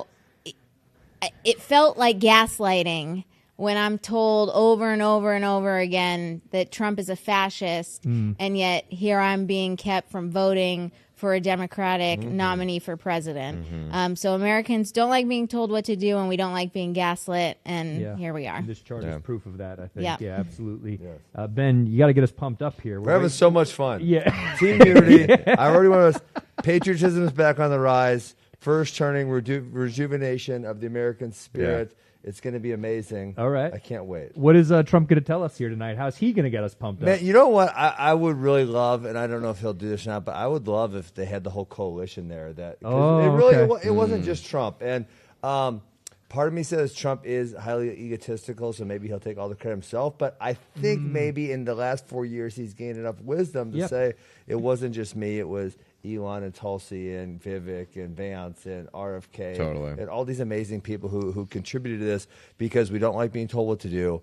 And you said gaslit, but the even bigger one is when they just lie to us and they expect us to accept their lies. It is so infuriating when saying Trump is going to persecute his political opponents. Like, wait, but you're actually doing that. Like, come on, like, give me a break here. Or, they kick people off social media over coronavirus stuff when it's like, well, all those people ended up being right. And they said, no, we are the government. We are the science. We are God, essentially. You must listen to us. You cannot do any of your own research or trust the scientific process, which is to test out hypothesis. Yeah. And no matter what you think of Trump, we can all agree that sometimes with the things he says, he doesn't do himself any favors. Agreed. And so I'm really hoping that with the people that have been standing behind him in the unity government, he uses this as an opportunity to bring people together. I hope RFK writes the next 3 weeks of his speeches, which will be unifying. Yeah.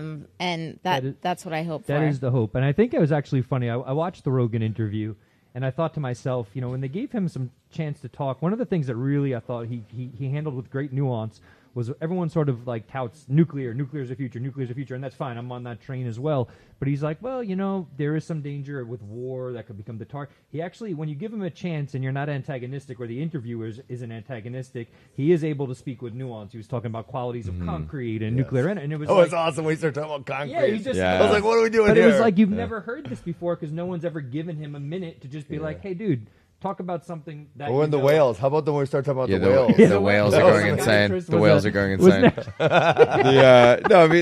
Listen. I mean, that podcast was extremely important for the American voter because they've been told a false narrative about who Donald Trump is for 8 years, and they finally got to sit down and see 3 hours of him uninterrupted, and he's not at all as described. I mean, he's pretty magnanimous.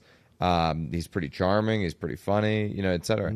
And I think that, when Rogan endorsed Trump, it was a big moment that was basically crazy. That was only 24 hours ago. Right, I know. Insane. It was a big moment, though, in that he had broken the mental shackles of being on the Democrat plantation, and it was like, you're now all mentally, everyone's free to do whatever they want, and you don't have to kowtow to these rules, and I got a question for you. Bullshit anyway. Mr. American Huddle. Yes, sir. What would you rather see? Epstein list, Diddy list, or who killed JFK? Great question. Which one? Why do we have to choose? Can't we have all three? Let's not get all spoiled. Let's not get crazy here. I mean, I'm pretty sure the CIA killed JFK, so that one's... There's other people. So you want the involved, Diddy list then? I'll take the Epstein list. Epstein list. Yeah, yeah. Is there overlap between the Diddy and Epstein? Probably. There's got to be at least a Probably. few. Yeah. Okay. Yeah. Interesting. Yeah, you didn't get a chance to answer. Who are you so gonna I have take? to ask you, yeah. I mean, I'm pretty sure. Nah, I don't want to get Come into on. it. I don't. You just don't want to dive into that territory this late, right? Yeah. Did Epstein kill himself?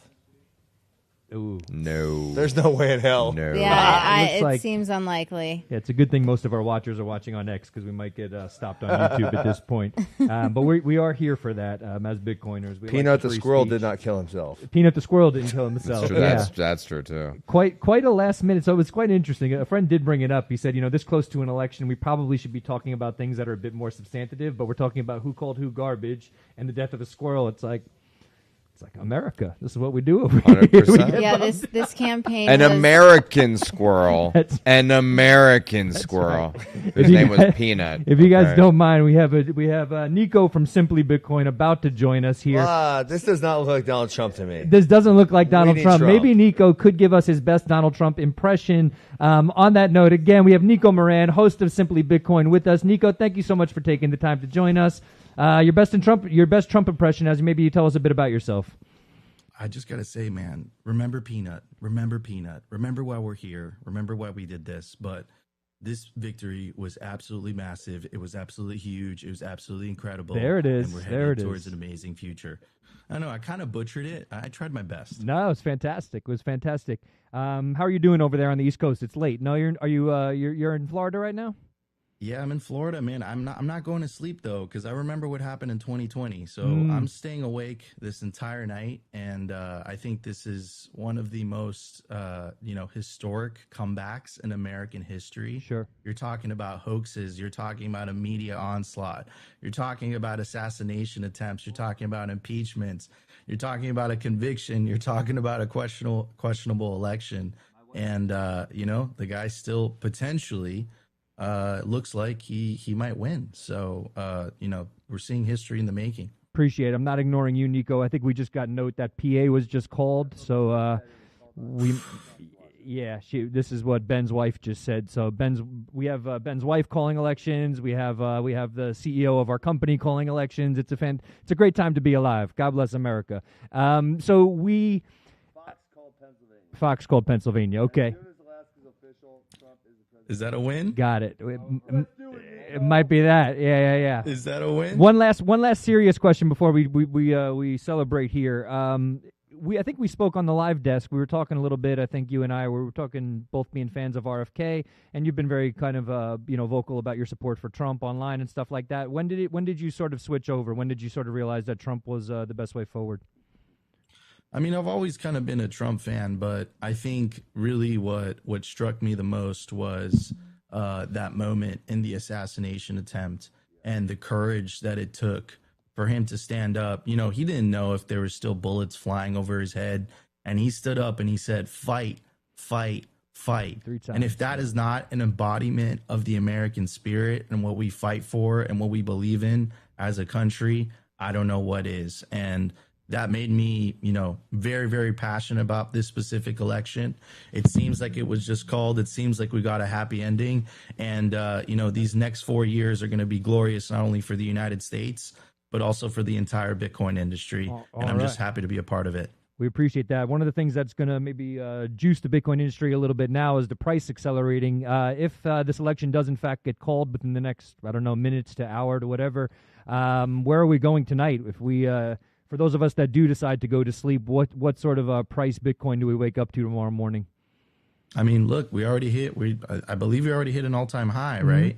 So, and what's quite interesting too is that it seems like the price of Bitcoin has been tracking the betting odds in regards to Trump's probability of winning. So I find that quite interesting, but not surprising at all whatsoever. So I believe that if it is called for Donald Trump, I think, we're going to see 100K Bitcoin possibly by the end of 2024. Okay. And I think 2025 is going to be very explosive just because of the way that the industry sees him. I mean, he was at the Bitcoin conference promising everybody that he'll protect the right to self-custody. Huge. He'll protect the right to mine. One of the things that he said, which was absolutely hilarious, he's like, you're going to have fun with your Bitcoins. Yep. Such a Donald Trump thing to say. And your cryptos. But I think it's overall very positive for him to be elected for the entire Bitcoin industry. Appreciate it. I think that's a perfect place to end. Nico, thank you so much for joining us. Hope you get to celebrate. I know you're staying up through the night, but we appreciate you joining in here. And we'll let's hope we're moving forward into a year that's going to be some 4 years that are going to be much kinder to Bitcoin than the last 4 years were when it comes to government and their policies. So thank you so much, Nico. Absolutely. Yeah. Thank you guys so much for having me. Peace out. Yeah. Some takeaways from what Nico said there. Staying up all night, kind of interesting. Definitely a skeptic. Not doesn't necessarily believe that this is all just. Yeah. I don't want to listen. People get in trouble for this, but there were some box trucks that showed up in the middle of the night last time. Okay. Yeah. No, 2020 was bullshit. Let's go. Come on. I'm really supposed to believe Joe Biden 81 million was the most popular president in history. on. My ass. Fuck off with that. By the way, I'm sitting here thinking, like, if PA just got called, like, it's over, looking like it's essentially. wrapping up for Trump. Ross Ulbricht is going to be free. Yes. He just went from lifetime imprisonment, rotting away for the rest of his life, to, like, he is free at 38 years old. Yeah. What if Biden pardons him first? Just you know what? Trump. They should. Like, Yeah. hey, you want to court back the crypto vote? Yeah. Knock 2 or 3 months off of Ross's Yeah, sentence. there Like, we fucking go. grant him clemency right now. That would be fantastic. I would, whatever gets him out soonest. But, I mean, God, think about that. Nobody had more riding on this election than Ross Ulbricht did. Yep. And Elon was a close second then. Elon's a close second. Trump Behind Trump Ross. is Interesting. Trump himself. But I mean, it's so great that he's actually so much been able to fun. get We had out. a great day. Yeah. Speaking of Elon, you had the famous Peter Thiel quote, "Never bet against Elon Musk." He sort of proved it again. I think he was one of the people that said, I think it was earlier on, that they needed to focus on Pennsylvania. And if Pennsylvania just got called, it seemed like he was right about that. It seems like every time Elon goes all in on something, you just can't fucking stop him. He kind of is. So you think, like, he's unstoppable. He's like running SpaceX and he's running Twitter and he tweets 1 billion times a day. And he's running Tesla, and then he's like, on the podcast yesterday, if you listen, he's like top 20 in the world in this video Diablo. game. It's like, how the hell do you have time to be game, top right? 20 in the world? Wow, dude. Interesting. Yes, he has the mandate of heaven, bro. Like, he's just meant to do this shit. Like, yeah, it's fair. So how long? What is the betting odds on how much longer it takes till Elon figures out that Bitcoin is the thing he needs to buy? Ooh, I don't know. I don't think it's very long. I think Elon's kind of already there. I think he's close, really close. I had heard this thing that I don't know if I'm supposed to repeat live on air, but let's do it. Who cares? Let's go. Which is that in 2013 there was a poker game in Silicon Valley that Elon was a part of with some other PayPal Mafia guys. Okay. And they were settling the poker game in Bitcoin, and the group put together like a $300 million buy, and Elon was a large part of that. And if you do the math on like what early 2013 Bitcoin was, $300 million. I mean, it's like, yeah, right. So I think Elon has had a stack of Bitcoin for quite a while. And he hasn't told anyone. Well, I think it's like actually not a material part of his net worth because he's what so if rich. he was just like didn't think about it and then Yeah. he just lost his keys or something? Yeah. That's a possibility. Could be, Well, we appreciate all that. And I guess on a certain level, the work that don't bet against Elon, like you said, and especially not if he has $300 million worth of Bitcoin at whatever 2013 price is. We are going to send it back over to Studio A. Stick with us, Pete. Over to you. Breaking news at Election Day Live here. Pennsylvania called for Donald Trump. Donald Trump close to mathematically clinching the election. You can see on the screen there his earning 19 Electoral College votes from Pennsylvania on the heels of his win in Georgia. And now the election taking shape, and it looks likely the next president will be Donald Trump. I want to take a quote from Twitter at this point. Coinbase CEO Brian Armstrong, and I quote, "Tonight, the crypto voter has spoken decisively across party lines and in key races across the country." I want to go to our panel here for reactions. Pennsylvania clinch, Trump the president, the crypto voter ascendant, Pierre. I've put on the victory hat. I'm calling it Donald J. Trump. It's called, what was the hard hat? Was that for the Kamala win or? That's in case there's an insurrection or a riot or a peaceful protest. In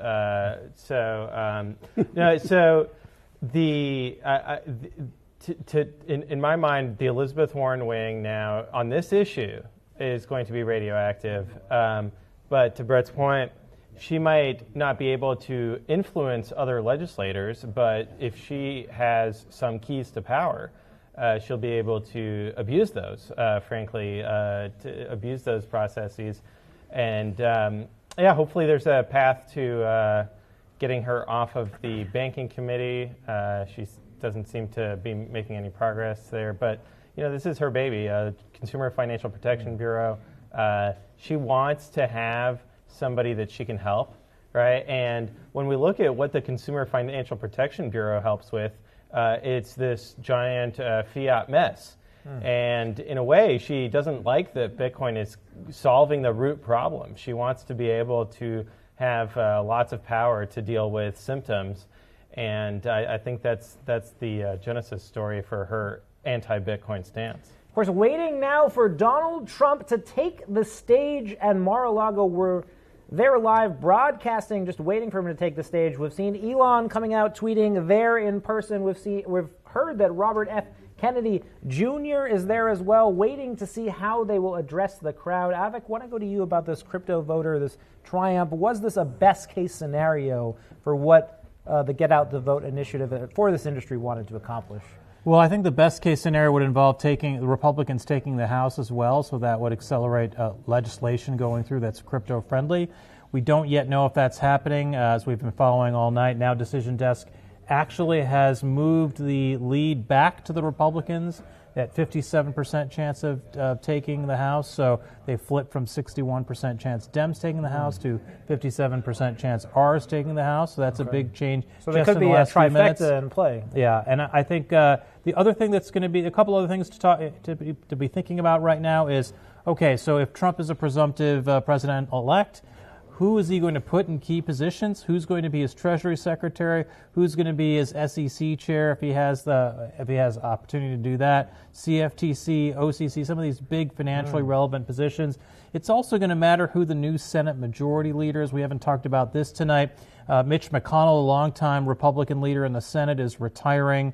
There's 3 different senators who are competing to succeed him: John Cornyn of Texas, John Barrasso of Wyoming, and Rick Scott of Florida, and it's likely to be one of the 2 Johns. But and they're both pretty similar men, fairly pragmatic, mainstream Reaganite Republicans who will be pro-free markets and inclined to favor, I think, Bitcoin-oriented or crypto-oriented legislation should it come their way. But it's not their core issue. Of course, lots to be decided, waiting for Donald Trump at Mar-a-Lago, where we're broadcasting live with our roving reporter. Want to read a few tweets from Elon Musk. He is out in force, and I quote, "The people of America gave real Donald Trump a crystal clear mandate for change tonight." Another quote, "You are the media now," talking about record usage of the platform. Jason, I know we're talking about the details, the specifics of how the final details might emerge, but this looks like a great win for the crypto industry and the crypto vote. Yeah, absolutely. I mean, if anything, it's clear, as far as calling it, that, the Democrats lost this election on crypto. And we don't know the exact numbers of how many crypto voters influenced where and when, but it's pretty obvious there's been some direct results of both spending from the industry and a grassroots effort of people who want to use this technology, want to have jobs at Bitcoin mining companies, and see this as the future. And at this point, I think it's really just a matter of one more state. We're going to hear that it's called, and I think in true Trump fashion, typically someone will concede. I don't know if we're going to. You didn't have that opportunity of getting the concession from the other party, but you are going to see Trump probably declare victory. And what you have to realize is there are a number of promises that have been an industry and a group that has been persecuted on a number of levels, right? We're talking about, the Tornado Cash issue about self-custody. We're talking about Gary Gensler and the way he's treated the industry as well. So for a combination of reasons, this is a moment where we can see a free Ross Ulbricht. We can see a change in the way regulations are done in a way that moves off of the needle this concept of the Dame tax, right? Of seeing it go to 40%, we're going to tax, or and taxes is another issue. I think that you're really going to see a lot of work Republicans are going to do to reform tax code, and you're probably going to see, because of the influence of our industry now, affecting how there could be favorable tax laws for once for the Bitcoin industry. Unbelievable achievements sinking in. Pennsylvania called for Donald Trump. Trump close to mathematically clinching, and we're waiting his speech at Mar-a-Lago. Going to throw it back to Studio B. Frank Corva, lead business reporter at Bitcoin Magazine, is giving us the reaction from the industry insiders here in studio. Welcome back, everybody, and thank you so much, Pete. Yeah, I'm looking at these numbers now. I'm seeing some people on Twitter showing a map where it says Trump has the 270 votes. I don't know. I can't say for sure. I don't know where we're at yet. Some people are saying that some prominent names in the old Twitter sphere are the saying box that truck got stuck in a traffic jam. Okay, fair enough. Thank you, Ben. We're waiting for Trump to bring that Trump energy to the moment. In the meantime, let's talk about Bitcoin mining energy. Rachel, you were just talking about this a little bit. Did you meet? I know that was a representative from Bitfarms there when Trump met with the different representatives from the mining industry. That was a few months back. I am not sure if there was someone from Bitfarms there. Okay. Since I technically just started my job yesterday with them, although I've been working with them for about 6 months. But yeah, I'm not sure if somebody was there in person for that first meeting. But in any event, the message that Trump has put out about Bitcoin mining is all positive. I hope to see, America's energy grids open for business. Yep. I think that's good for every American. And I'd like us to be leaders in the Bitcoin mining space. And one thing I love about mining is that it's so hyper competitive. You just know that someone is going to come up with something that totally changes the game. Okay. Whether it's, some really cheap way to generate electricity, right, or it's a super efficient chip or something along those lines. And so I think if we have a leader that is, sort of proselytizing the message of energy abundance, and already the incentives are aligned for miners to innovate and iterate and, come up with the most efficient way to mine possible. Yep. Plus, as the number goes up, all mining companies will do very well. And so I'm just excited to see that. I'd also love to see miners lead the green revolution in this country, because that's what the free market dictates. That's right. And that I would love to see that hyper competitive world lead to race towards more renewables. And the reason for that, again, is because Bitcoin creates a system where competition and incentives align, and it makes Bitcoin mining can make renewable energy projects economically viable. Yep. And so that's what I hope to see over the next 4 years. Amazing. And if you see my eyes sort of averting, I'm not trying to be rude, Rachel. We do have footage of what's happening at Mar-a-Lago. There is not a lot happening just yet, but we are waiting for... it looked like someone was going to come out because they were kind of like, everyone was waving. They were waving their hats around, right? Yes. Yeah, I saw that as well. So we don't know yet, but if we do cut abruptly, we don't mean to be rude. It just means that we're ready to go over to Mar-a-Lago. We touched on this a little bit before. I don't think we ever got a direct answer from you, Ben. What is he going to say? What is he going to come out here and say? Is he going to sort of spread the credit to his crew, to Vivek, to RFK? Yeah. So I would hope that he spreads the credit, and I would hope he would continue to push the message of the rejuvenation of the American spirit and how many great things they're going to do in the next 4 years. Yeah. When it comes to maybe a message of unity, we were talking about, RFK's been really big on this. Tulsi's been really big on this. Do you think that that's enough to really, really get? I mean, he did mention that when he came into power in 2016. But I feel like given I think the diversity of the amount of people who are now behind him, like we talked about it, we had a lot of black voters voting for Trump this time around, Hispanic voters voting for Trump this time around. It's almost sort of inevitable now that it is sort of the party of unity. You have all these people from different backgrounds. Do you think he really embraces this? Is this really something that he focuses on and sort of really gets the message out there about it, that this is now, under Trump, the Republicans are the party of unity? Yeah, 100%, man. I mean, the Democrats left behind working class people. They straight up just don't give a fuck about them. It's the party of rich liberal wine moms, you know what I mean? And fuck those people. The laptop class. You know what I mean? That's what you really think at some point on this podcast? Oh, yeah. I despise these people, the petite bourgeoisie who run our society. Fuck you. You made us wear a face diaper for no fucking reason during COVID. Suck it. Go back to your stupid party. Rethink your politics. This is a referendum on not just who you are as a political operator, but your entire way of life. You suck. Fuck you. Don't mind us, ladies and gentlemen. We're just the other thing I think about now that Trump won and it's over, the bullpen of fucking all-stars we have in this team unity, like, who, he's got one term. Who's going to go next? Like, Vance would be amazing. Vivek would be amazing. RFK would be amazing. Tulsi would be amazing. You have this, like, bullpen of all-stars that just sitting there. It's like, who's going to go next? And so as long as they can, keep egos in check and share the credit, it's going to be an amazing time. Is that something to actually worry about? Yeah, I mean, people absolutely. vying for certain positions. Yeah. Okay. Yeah, that's something I look at with, I'll go back to wrestling because that's what I'm in, but there's a team called Penn State, and they've won like 10 national titles the last, 12 or 13. And one of the things I think the coach doesn't get enough credit for is, when you get that many all-stars, sometimes egos get out of check. Of course. When they're the best of the best of the best, and there's the infighting, and he has just kept everyone getting along so perfectly. And so that's, I don't know if that's one of Trump's fortes. Maybe it's going to be. Who knows? Yeah. But when you have that many people who are amazing all-stars, you have to, keep egos in check and keep the team, running in the same direction. Yeah, interesting. Yeah. Do you foresee this being a potential issue? I mean, he does have some big... Trump has his own ego, too. But he does seem like, he's been sort of straightforward, too, about sort of what he's willing to do or sort of like the roles he wants to give people. He even said with RFK, jokingly on Rogan, said something like, yeah, he could do the health stuff, but we're not letting him have any opinions on oil. We don't really want to see any of that kind of stuff. So do you think a little bit of, Trump does have a bit of that disarming ability, right? Do you think he'll be able to utilize that to maybe keep some of these egos at bay? I sure hope so.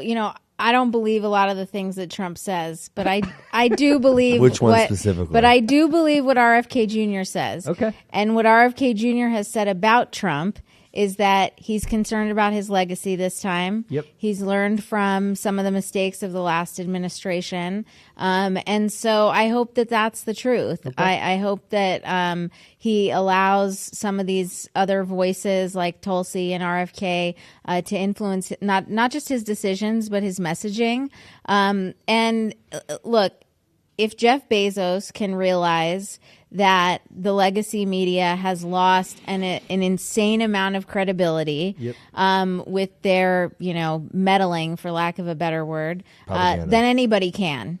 And so I hope that's what happens here. I hope this ushers in a new era of, media reporting and journalism that jives with reality, where people don't feel like, who am I going to believe, you or my lion eyes? And I truly hope. I think 4 years ago we saw a lot of Trump's sort of victim mentality. Yes. I truly hope that going forward it is more of a focus on we the people, uniting us. Yep. And if what RFK says is true, that he's concerned about his legacy, then that's what will happen. I think that's fair. We are going to send it back to Studio A. Pete, we're going back to you. Stick with us, everybody. We're here waiting for Donald Trump to speak at Mar-a-Lago. In the meantime, over to Studio A. Breaking news here at Election Day Live. Minnesota called for Kamala Harris. Of course, still in store. Wisconsin, Michigan, Nevada, Arizona as votes come in across the country. But looking very likely at this point that Donald Trump will be speaking at Mar-a-Lago and making some sort of acceptance speech. Want to go to Twitter, where obviously the euphoria is starting to sink in for Trump supporters. Just want to call out that President Nayib Bukele of El Salvador has tweeted congratulating the president-elect of the United States, real Donald Trump. May God bless and guide you. Others pouring in, reacting to Ross Ulbricht's potential freedom. Really a moment where the industry seems to be coming together and thinking about the progress going forward. Pierre, your thoughts as it all just seeps in? Yeah, absolutely. So I think Bukele actually contributed to Trump's success this evening. I think that he provided an example of effective right-wing governance that is inspiring to people, that government can actually solve problems and solve real problems like crime. So I think that plus we can look at Milei in Argentina and we start seeing a pattern of, we might call them populist right, or I think it's a disservice to call them far right, because I don't think that accurately captures the libertarian conservative mix of policy positions that they have. And so hopefully that continues globally, because I think that's the best way to get prosperity globally. And the other part of it too, though, is that now it really is about for Democrats, doing the retro and looking at what went wrong. It boggles the mind that they did not pardon Ross Ulbricht very early on and take some of the wind out of the sails of the libertarian vote for Trump. It's fully aligned with Democrats' vision of criminal justice reform. There's no reason why you would put somebody like that in prison for life. So I think Democrats have to, and I think that the reason why they didn't do it is out of pride and ego, and that they didn't want to look like they're helping out a white male who has, and delivering a Trump campaign promise. But they've got to decide on, do they want to be right or do they want to win? And that would have been a winning move to get ahead of that issue. Speaking of winners, standwithcrypto.org, one of our presenting sponsors tonight, calling the presidential race, so officially declaring Donald Trump the winner of the election and the 47th president. Obviously, not all news networks and organizations and polls agreeing on that at the moment. Want to note also, Polymarket appears to have shut down its Kamala trading. It looks like we're at 98.8%. Donald J. Trump. A note on the website now reads, the presidential market resolves when the Associated Press, Fox, and NBC all call the election for the same candidate. So a little bit of clarification on what they're looking for to finally kind of put this behind us and move forward. Avik, your thoughts as we really approach the conclusion, we wait for Donald Trump to take the stage? Well, while we're on the topic of Latin America, I want to mention Puerto Rico. There are a lot of American Bitcoiners and crypto people in Puerto Rico. A Republican candidate, Jennifer Gonzalez Colon, just won the governorship of Puerto Rico, which is a flip from a previous Democratic administration. So I haven't been following closely what the issues have been in that race, but to the degree that the pro-Bitcoin atmosphere in Puerto Rico will presumably be furthered by a Republican governor there. That's interesting. The House trend continues to be positive for Republicans right now. The presidential race is basically over, and we're just waiting for Donald Trump to go on the stage to tell us what he thinks about it. We've got some applause over there. Of course, I'd love to see an updated electoral map if we have one. It's still races to be called: Wisconsin, Michigan, Nevada, Arizona. We mentioned Minnesota going for Kamala Harris. Jason, it seems like there's no surprises left in store. We really are just waiting for Donald J. Trump to make some sort of acceptance speech. Yeah, I think that's right. I think at this point, the idea is to start thinking about what the transition would look like and because there's a lot of work once you actually become president-elect. And, you have questions of like some of the ways he's going to deliver his campaign promises. Like he said, he's going to fire Gary Gensler on day one. Hell yeah. And, it's more like a demotion probably, because he'd switch in somebody like Hester Peirce, right, who would be the chair. Hester Peirce has actually been saying lately she wants to retire. She actually wants to just be a beekeeper. So, I mean, maybe she'll decide to stick around as chair of the SEC. That's a pretty, because she's worked there for so long. But it's about, at this point, who are the new regulators going to be? And if, to bring back sort of the previous Trump administration, we did have a regulator that was put in place that was not too friendly to the crypto industry as well. It had 75 enforcement actions. Sue Ripple. There were a lot of issues that you saw, but one thing Gensler, I think, had been strong about at the beginning was he was supportive of Bitcoin. He understood it as and we didn't really get a chance to talk about the tokens. There's, Donald Trump has his own token, right? The World Liberty Finance token. I think now, as almost all, people find out, we heard a few days ago that only... That's true. The President of the United States now has a token issued in the cryptocurrency markets. That is a reality now that we live in, Pierre. It hasn't done very well.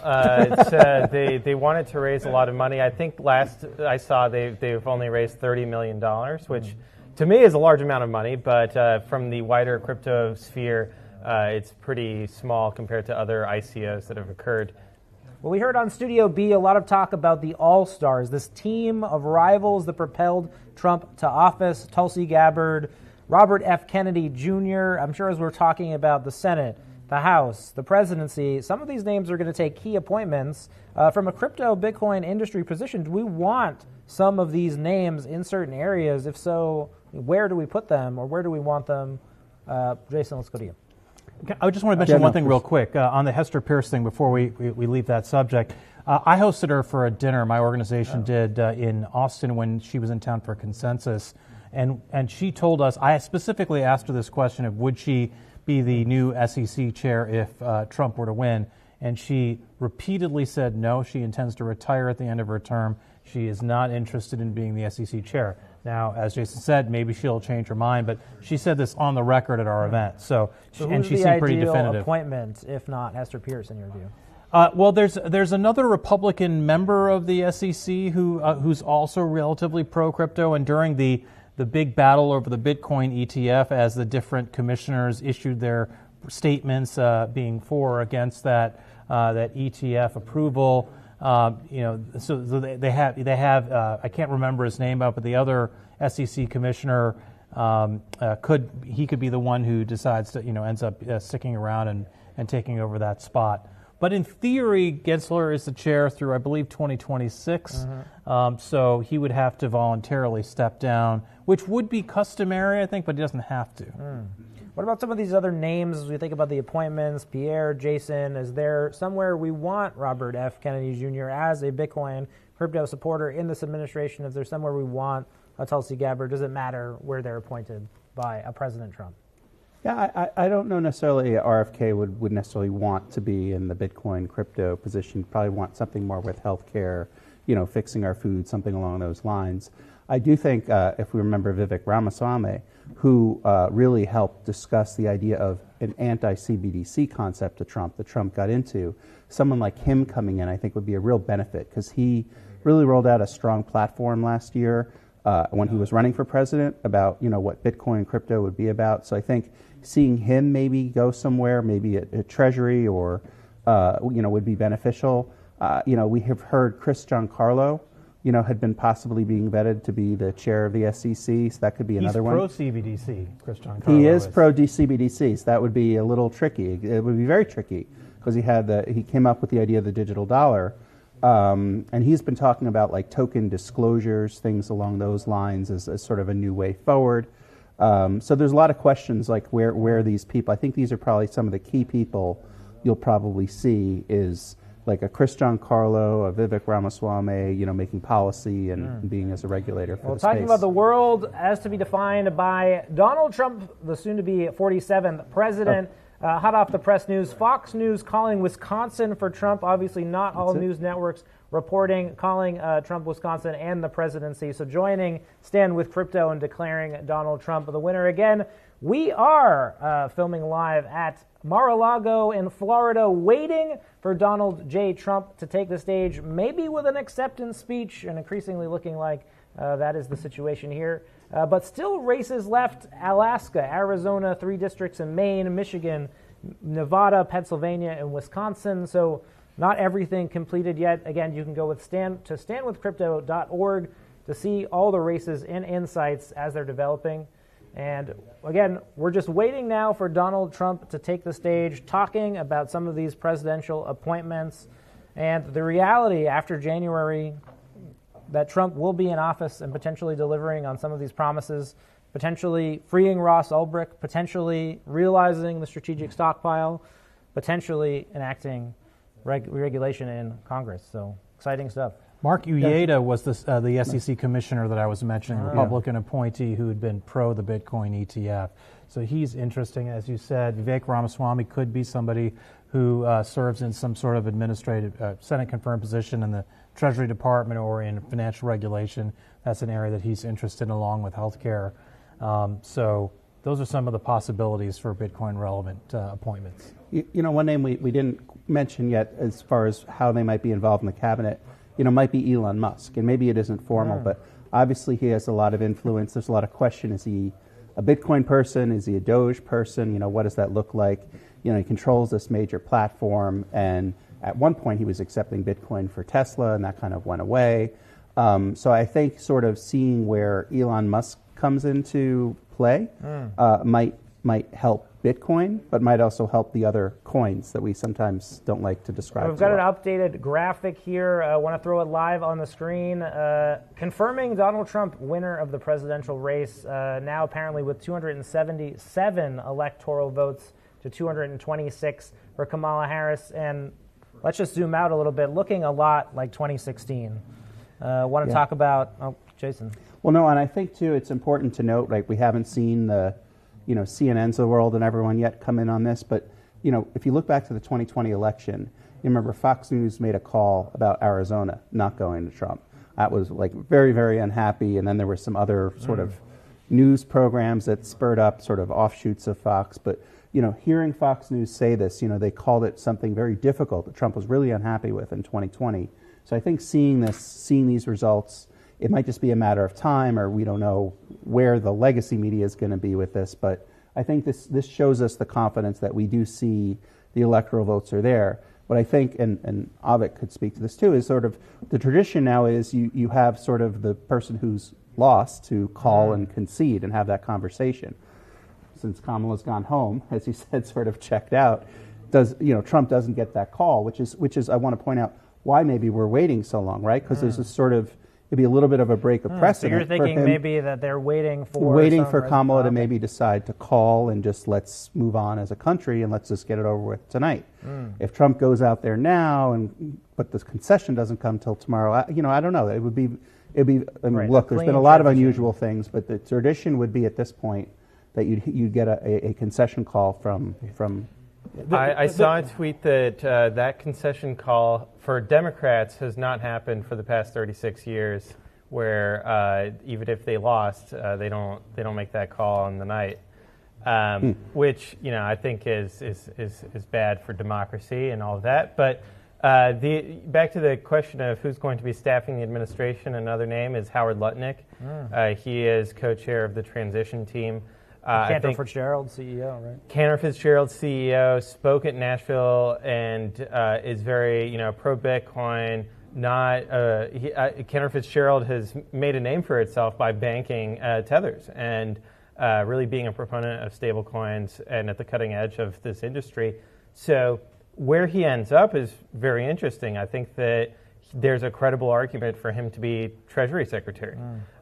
In which case we would have a very influential and plugged in and aligned Treasury Secretary. The reactions pouring in. Want to go to some of the live conversation on X. Anthony Scaramucci congratulating real Donald Trump and Elon Musk, saying their campaign was incredibly well executed. Excelsior. Giacomo Zucco, noted Bitcoin personality. I can't stop thinking now there's a non-zero probability I'll shake hands with Ross Ulbricht at the Bitcoin conference. Amazing stuff to see unfold, just going off the raw emotion that is pouring out across the Bitcoin industry. And of course, now we know that Donald Trump, the highly likely, if not formally confirmed presidential race winner, waiting, of course, for his speech at Mar-a-Lago. What do we expect to hear from Donald Trump? Well, first I was just going to say in response to Pierre's point, the winner doesn't have to wait for the loser to concede in order to give a victory speech. And I think there comes a point where the gracious thing for the winner to do is to give that loser the time to say, okay, we'll wait for that call. We'll put the feelers out with our intermediaries. But at a certain point, if the call doesn't come, sometimes then the winner just goes and says, I'm just going to go. And we may see that tonight, but I think Trump is, I would expect him to try to be magnanimous in victory on that particular point. Yeah, let's talk about the tone, right? There's been a lot of criticism about Trump from the media, from the left, about his personality, about how he hasn't been a unifier. Can he send a message to the country tonight that's different from what we've seen in the past? I think his tone shifted after the assassination attempt in July. And I think that it's, it was probably traumatizing on one level and humbling, and also, he did credit that to God, right? Because when we look at the footage of what happened to his ear, in my mind, it really is a miracle that he got out of there alive. And of course, we also have to pay our respects to those who unfortunately fell behind him. So I think that shifted his tone going into the convention. And I think it'll stick. So I do think that it'll be a positive tone. I also think that, he's probably been spending more time talking with Elon Musk, who is a very positive, hopeful, optimistic person. And so I think that it gets away from kind of the negative tone that might have come out of the events of 2020 and 21. And that now we're really talking about an age of American optimism. Waiting for Donald Trump to take the stage at Mar-a-Lago, the 47th president of the United States, talking now about the tone that we might hear from the very likely presidential winner. Jason, your thoughts? What kind of tone would you like to see?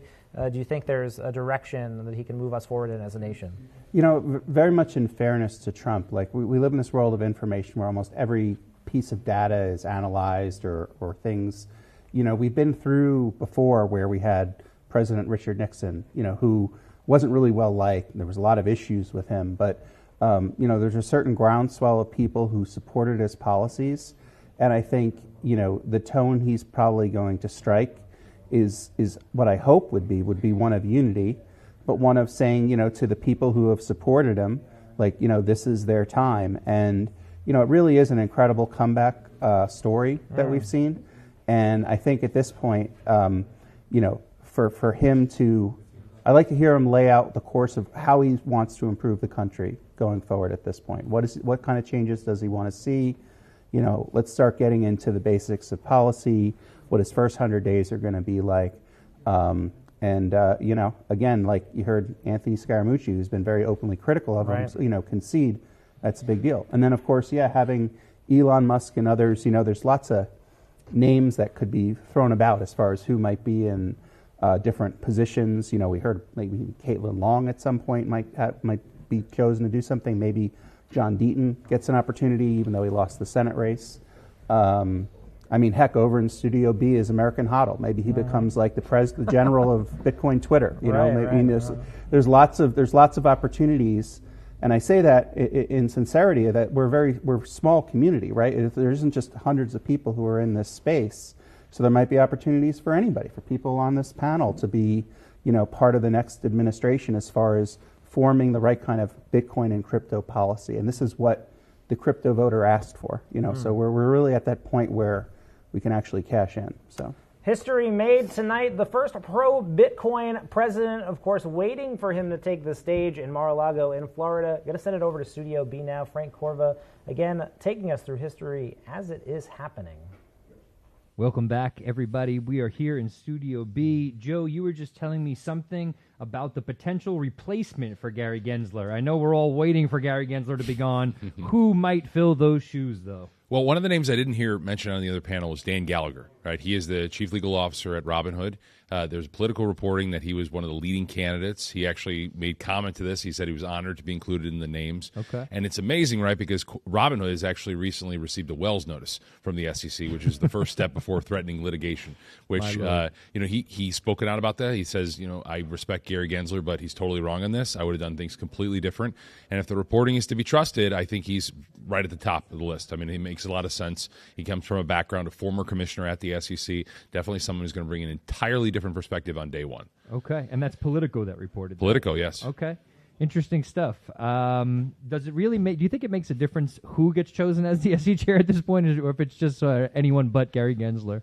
No, and I have to say, like, as a Bitcoiner, like, I don't really care about Gary Gensler. That's a shitcoiner thing. Like, what the fuck do I care? You know what I mean? Well, I mean, you could argue the arbitrary and capricious ruling about the ETFs. It depends if you like the ETFs, if you think that they're a good thing or not. Yeah, they were doing that before Gensler, and then they were doing that. That's during true. His term. So, Let's talk about this though.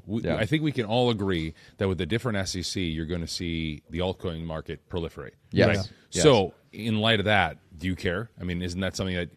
Do you want more altcoins? Like, what's your view on that? Because I think that's an interesting thing we're going to have to deal with, because I think you're going to get clarity under this administration. I mean, obviously I don't want more altcoins, but I think altcoins are collapsing down into like meme coins, where it's like, hey, this is a piece of shit. If you want to buy it, go ahead and buy it. Which is, I mean, that's fair disclosure, kind of.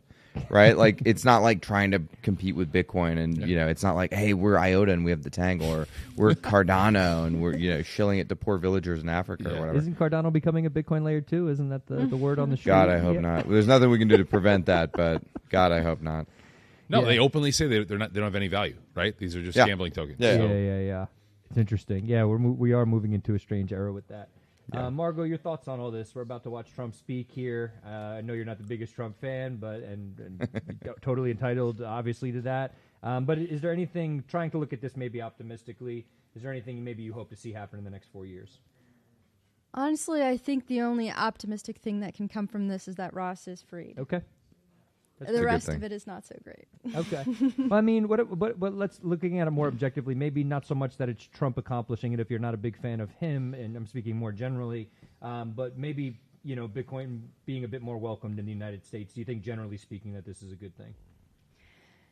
I don't know. I mean, if you're trying to attract as many people to Bitcoin, to have a mass widespread Bitcoin adoption, I don't think this is the way to do it. Okay. Because right now we have a very divided country, and this election and the past couple of elections have been very divisive. And by making Bitcoin partisan, you're actually working against our ability to have mass adoption. Now, if your only concern is number go up, then it doesn't really matter who adopts Bitcoin. Okay. But if you actually believe in something like hyper-Bitcoinization, or you think that Bitcoin should be the dominant currency, then I think you would maybe reconsider what you want right now. Mark, I totally respect your opinion, but I will say just this. Okay, I think that elections like this, where you're going to have the popular vote likely go to Donald Trump, right. You're going to have the Senate, the House, you're going to have a 310 electoral vote. That is a mandate. Yeah. Like, that changes policy positions. But what is it a mandate for?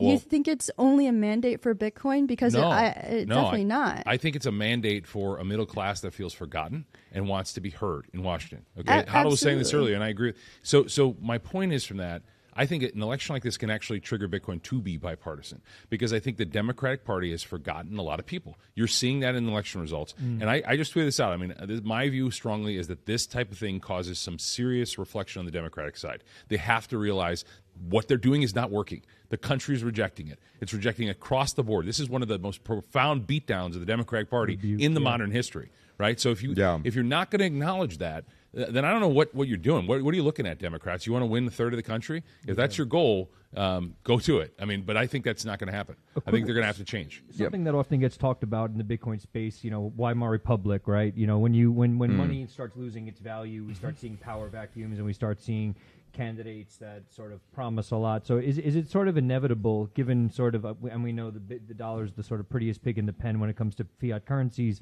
but people are feeling the pain of inflation here, and it's likely only going to get worse. I'm not even sure Trump can do a ton to stop that. Is it just sort of inevitable here that polarization takes place because people feel like they're just looking for someone to speak to them, to speak to their pain? Yeah, I mean, that's an interesting question. I think we all know, as Bitcoiners, left wing, right wing, they're going to print. Trump's going to print. You know, the next Democrat's going to print. The economic system and the monetary system in this country is not something that can be overturned. You know, every 4 years in an election. Okay. And so, you know, because of the increased printing, you're going to see asset inflation, which leads to haves and have-nots in American life. Right. To some degree, we don't even have a middle class anymore. We just have a bunch of people who are, actually poor but have access to debt, and so they're kind of doing like a LARP, like they're in the middle class, which is desperately sad, right? That's a great way to put it. And so I think that the more monetary inflation we have, the more asset inflation we have, the more wealth inequality we have, the more polarization we have. And Bitcoin is an antidote to those things. And I do agree with Margot's view that we do need to get as many people on board the lifeboat as we possibly can. And even though, like, I don't agree with Margot's politics, I think she's very tough and, for hanging out with us. Amen. Because she's like, the only liberal in the room. So well, the most interesting thing that we haven't talked about tonight is what is the relationship going to be between the big man, Jay Powell, and Donald Trump? Right? That's a great question. Had a huge... Lots of jawboning, don't you think? I mean, look, I'm looking at the 10-year absolutely ripping higher in the yields, right? Is that still going on? Oh, yeah, it's even higher than it was when we last talked about that it. right? The dollar is at 105, which is a 3-month high right now, okay?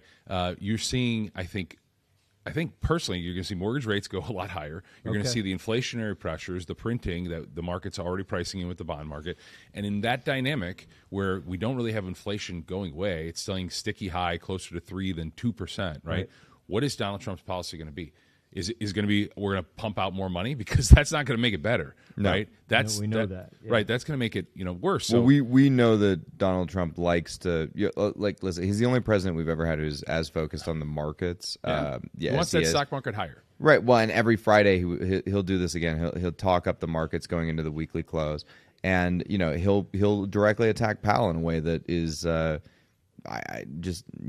not common for presidents to do. Yeah. So Similar does to Powell what he stick did. around? Powell's got another year left on his term. Yeah. So Powell will stick probably around? be. You think he'll be renewed? I don't think. I don't think. No, either he's not going wants to be at this point. You don't think so? But I think he's going to serve out his term. So you're going to have tension for at least a year between Jay Powell, who is hell bent and determined to stamp out inflation. Right, inflation is number one priority, and Donald Trump, who wants the number to go up like across the board on everything. Yep. So I mean, and he also talked about lower rates. Right, like he wants. So he wants lower rates. He wants negative rates. I mean, remember he was talking about that during his first term. I mean, it's going to be really interesting because I don't think he has had to deal with an inflationary environment when he was president. Right. Keep in mind that most of the inflation surge came under Biden. Right. Now you can debate whether that is because of pandemic stimulus and all that stuff. I get all that, but the reality is the actual 8% official government stats came under Biden. Closer to 10, I thought, didn't we? Yeah. Well, he's also going to have this problem too. If like prices are sticky, we're going to live with persistently higher inflation. Yeah. Trump's going to say that? No. I mean, that's the reality. Yeah. Trump doesn't want that to be the reality, and he's going to fight against that. But like, ultimately, there's nothing he can do to stop it. Really, I think that's the hard part. Going back to the comment you made about the lifeboat, I too share in that sentiment of wanting to get people on the lifeboat. Both people here in the United States and people abroad, which is why, as you mentioned, I love the circular economies programs like Bitcoin Data, teaching people, especially those who have historically been disenfranchised, to use something like Bitcoin. But oftentimes people don't have a lot of discretionary income. So in terms of getting Bitcoin into the hands of people, what do you see as some of the best ways to do this? Should people maybe be earning Bitcoin? It's very difficult to say, like, even take $100 at the end of the month and buy some Bitcoin with it when you don't have that option. If you really are in the lower class and you don't have access to debt, as we were talking about, Bitcoin is a life raft, but like, how much of it can you really get, and how much is that actually going to help? Do you think about that at all?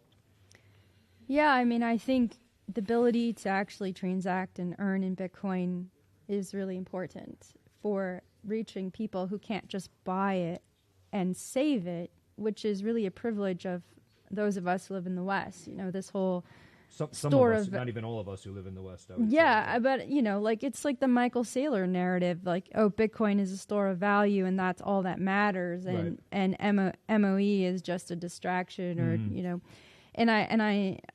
I mean, if that's what you believe, then there is no mass Bitcoin adoption. Okay. That's just it's an anti-mass adoption narrative. Yeah. So you absolutely have to create these circular economies in order for people to have Bitcoin, to use Bitcoin, because they're not going to be able to buy it with debt. Right. It's hard to save money. I mean, the U.S. a long time ago they said that most Americans couldn't have more than $400 in their savings. Right.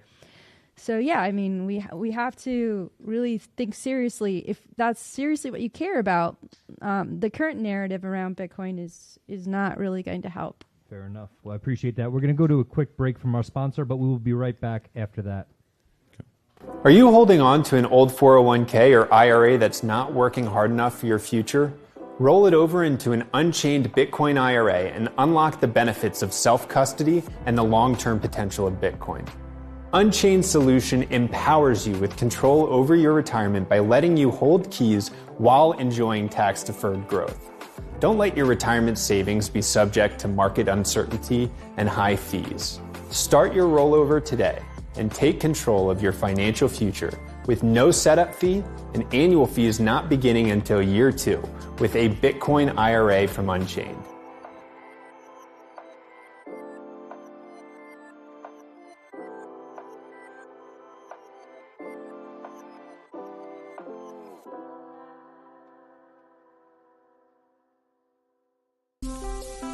Is your company ready for the next evolution in financial strategy? Bitcoin for Corporations is your partner in securing the future of your business. With exclusive membership benefits, our comprehensive masterclass, and a network of trusted service providers, we provide the insights and resources to help you incorporate Bitcoin into your financial strategy, ensuring stability and long-term value. Strengthen your business. Innovate with confidence. Bitcoin for Corporations, protecting your treasury and positioning you for the future.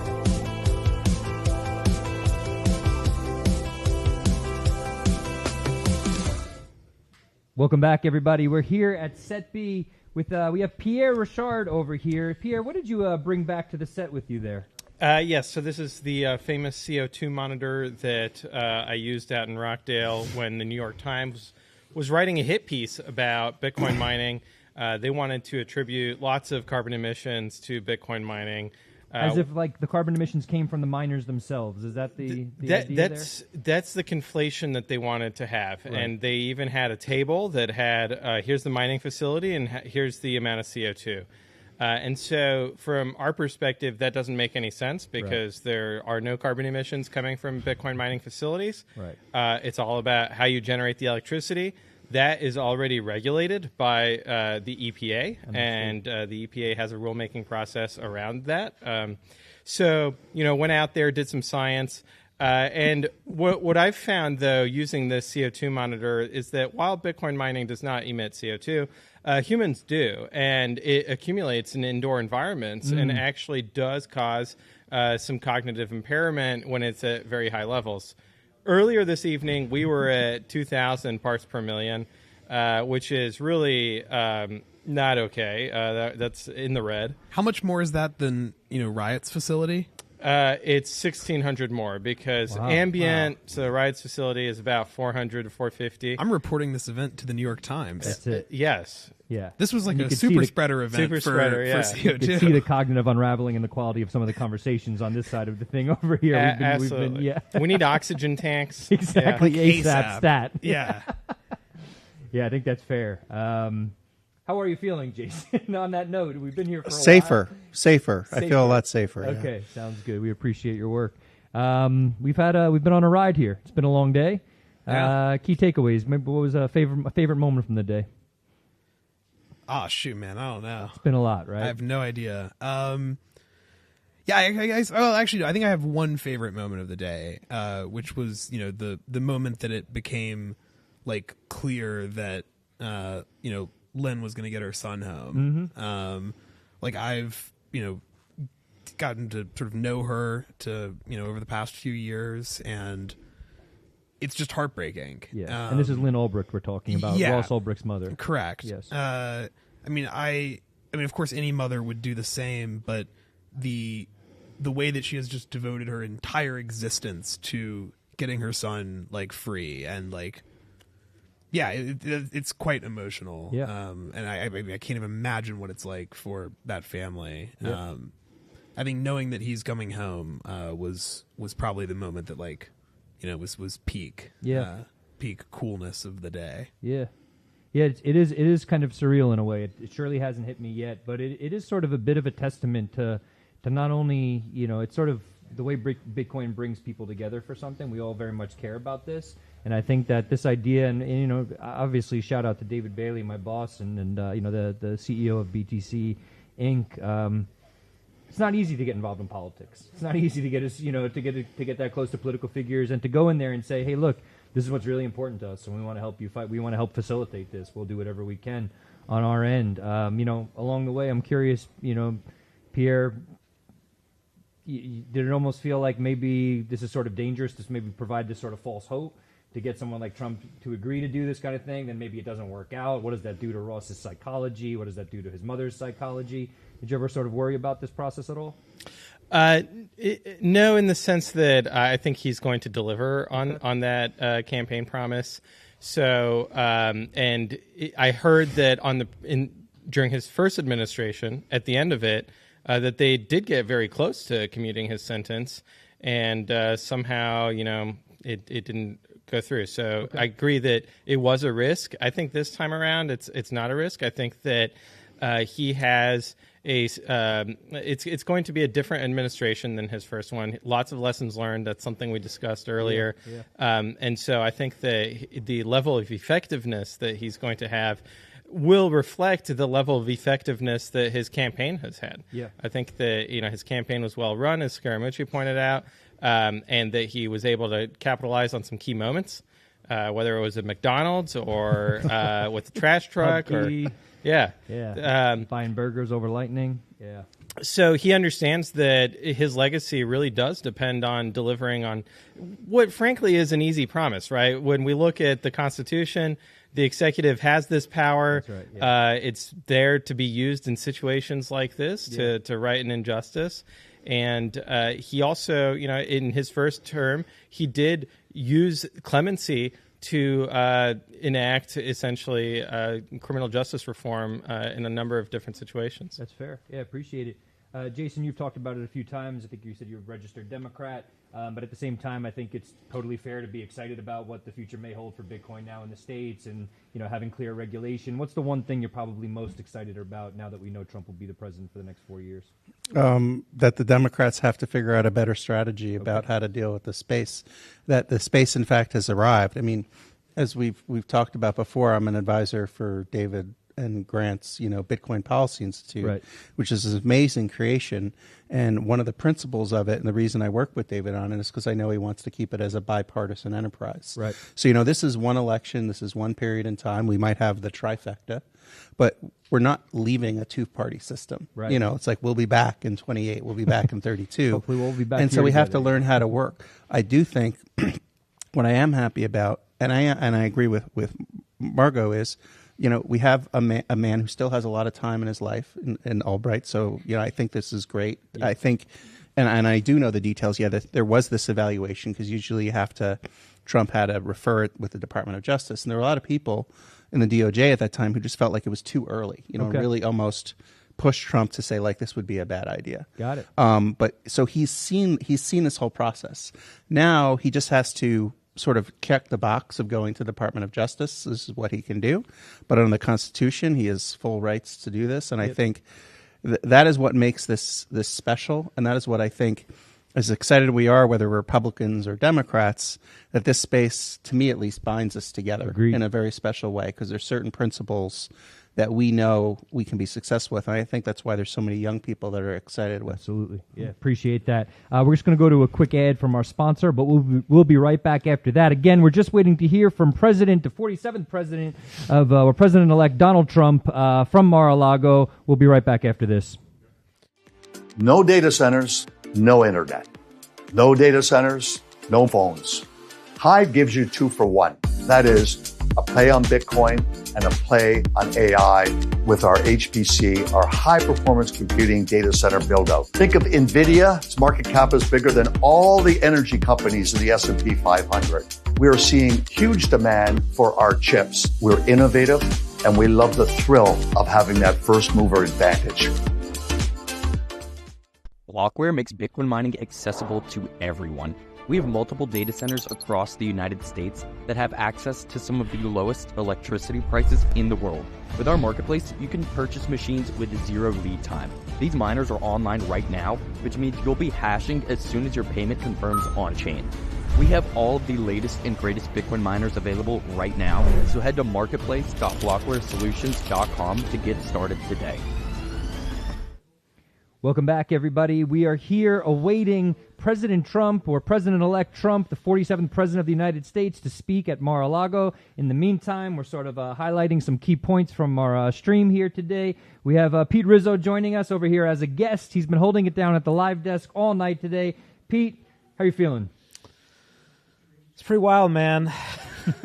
That's it. Well, I mean, I don't think that I have had this much optimism or like in an election in a long time. Okay. I didn't vote in 2020 or 2016. Wow. Okay. And yeah, I think this is a particularly interesting one because I've been pretty much a lifelong Democrat, and this was the first time I broke from that. Okay.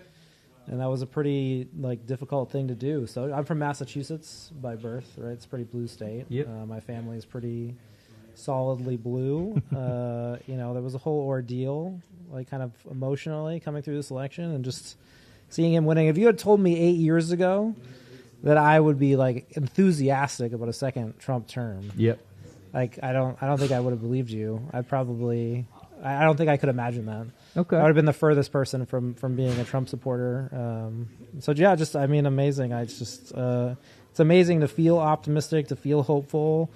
And it just feels fucking great to reject the real cynicism of the left, right? There was kind of this lip service to thinking that this was real, and just watching it kind of come apart. Yes. Because you knew that it was an intellectually bankrupt thing. 100%. And then it really did today. A bunch of sand. It just gave away. I'm still processing it. I mean, it's just crazy. Yeah. Yeah, it has been a wild ride. I have not even begun to process it. So yeah, it's been quite insane. You were mentioning earlier too that you were, I think you mentioned a lifelong Democrat as well, or you think of yourself as a liberal. And one of the questions I've been asking a lot of people at this point is, whether you're a liberal or Republican, whatever it is, it's almost kind of doesn't really matter right now. If you're in the Bitcoin space, there's a lot to be hopeful about. So what are you thinking? How are you feeling right now? Yeah, I mean, I definitely still consider myself a liberal. I guess I don't associate Democrats with liberalism necessarily. Yep. It's not always the case one way or the other. So a traditional liberal. A traditional classical liberal. Got it. Which I see Bitcoin as a tool to enhance liberalism worldwide. Perfect timing. So I'm just getting word that we're just about to have Donald Trump take the stage at Mar-a-Lago. So we are going to send it over to our live feed from the arena over there in Mar-a-Lago. Donald Trump, ladies and gentlemen. Welcome, President-elect Donald J. Trump, First Lady Melania Trump, and the Trump family, accompanied by Vice President-elect J.D. Vance, Second Lady Usha Vance, along with friends and campaign staff. And I'm proud to be an American, where at least I know I'm free. And I won't forget the men who died, who gave that right to me. And I gladly stand up next to you and defend her still today. 'Cause there ain't no doubt I love this land. God bless the USA.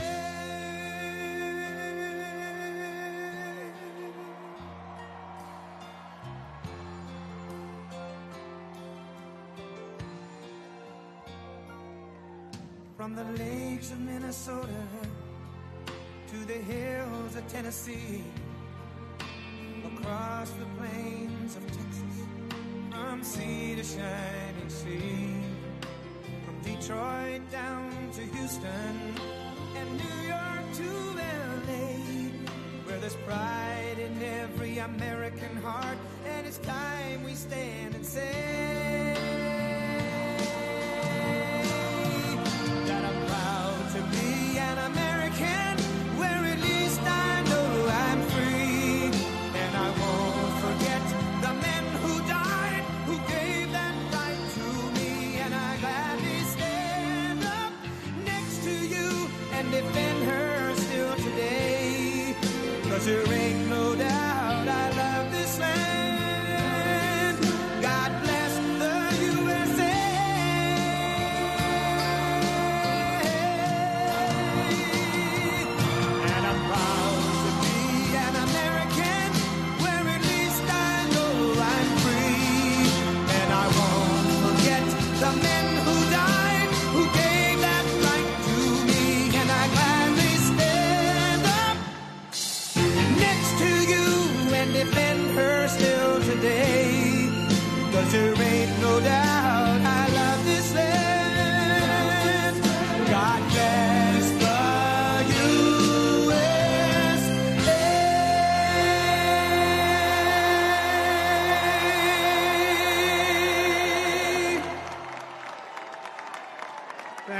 very much. Wow.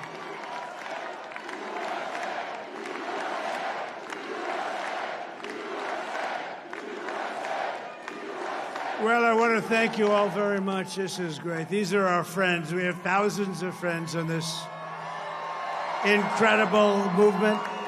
This was a movement like nobody's ever seen before. And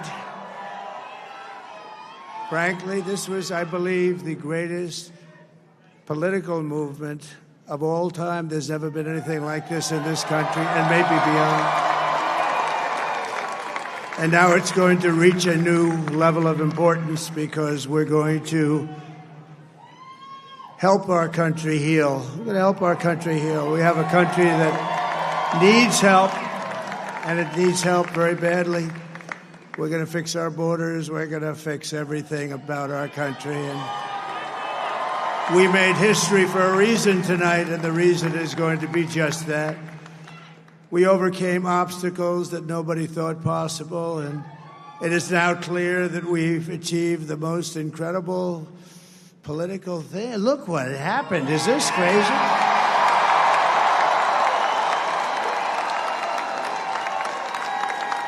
But it's a political victory that our country has never seen before, nothing like this. I want to thank the American people for the extraordinary honor of being elected your 47th president and your 45th president. And to every citizen, I will fight for you, for your family, and your future. Every single day, I will be fighting for you, and with every breath in my body, I will not rest until we have delivered the strong, safe, and prosperous America that our children deserve and that you deserve. This will truly be the golden age of America. That's what we have to have. This is a magnificent victory for the American people that will allow us to make America great again. Oh, we're going to. And in addition to having won the battleground states of North Carolina, I love these places, Georgia, Pennsylvania, and Wisconsin, we are now winning in Michigan, Arizona, Nevada, and Alaska, which would result in us carrying at least 315 electoral votes, but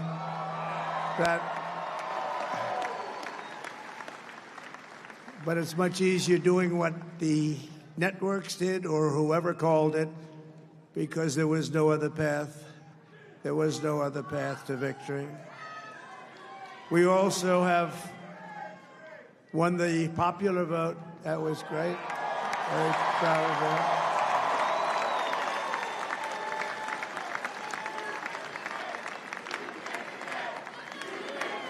Thank you.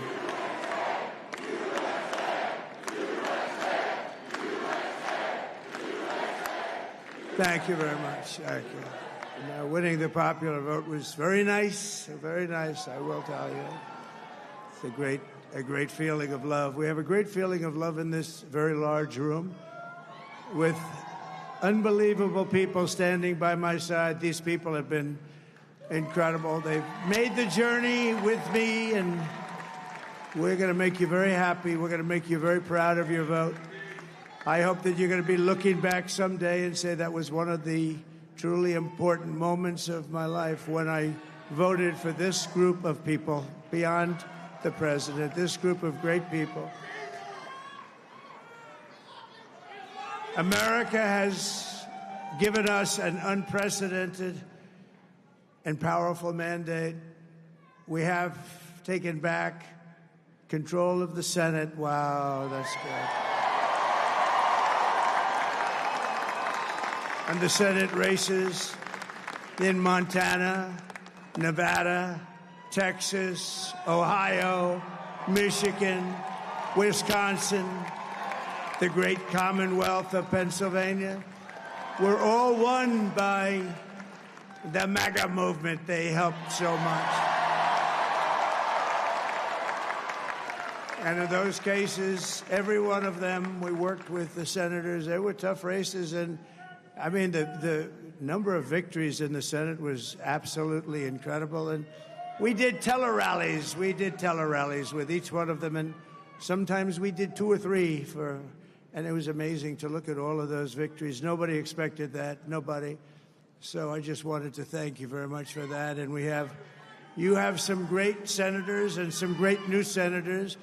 And it also looks like we'll be keeping control of the House of Representatives.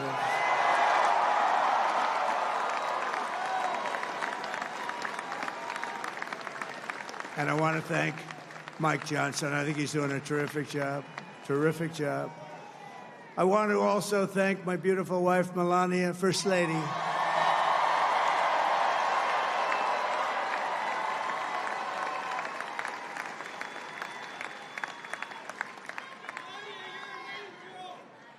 Who has the #1 best-selling book in the country. Can you believe that?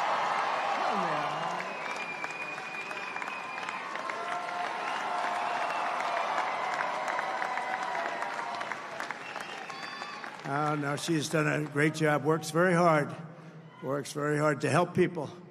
So I just want to thank her. But I want to thank my whole family, my amazing children, and they are amazing children.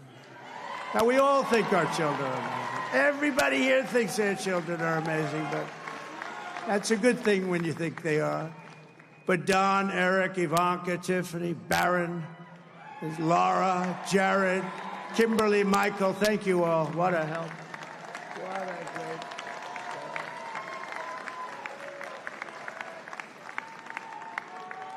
My father-in-law, Victor, is tremendous, and we miss very much Melania's mother, Amalia. We miss Amalia, don't we, huh? She would be very happy right now, standing on this stage. She'd be so proud. She was a great woman, that one. Beautiful inside and out. She was a great woman. I want to be the first to congratulate our great, now I can say, Vice President-elect of the United States, J.D. Vance.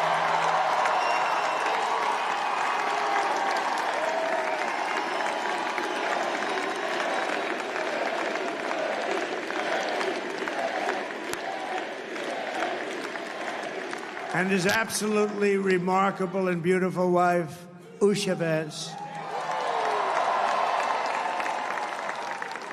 And he is a feisty guy, isn't he? You know, I've said, go into the enemy camp, and you know the enemy camp is certain networks. And a lot of people don't like to, sir, do I have to do that? He just goes, okay. Which one? CNN, MSDNC?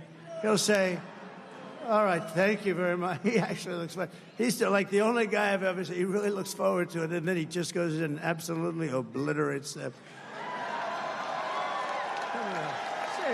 Say a couple of words.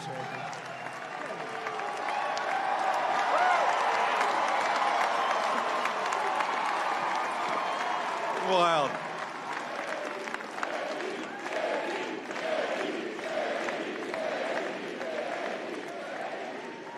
Well, Mr. President, I appreciate you allowing me to join you on this incredible journey. I thank you for the trust that you placed in me. And I think that we just witnessed the greatest political comeback in the history of the United States of America.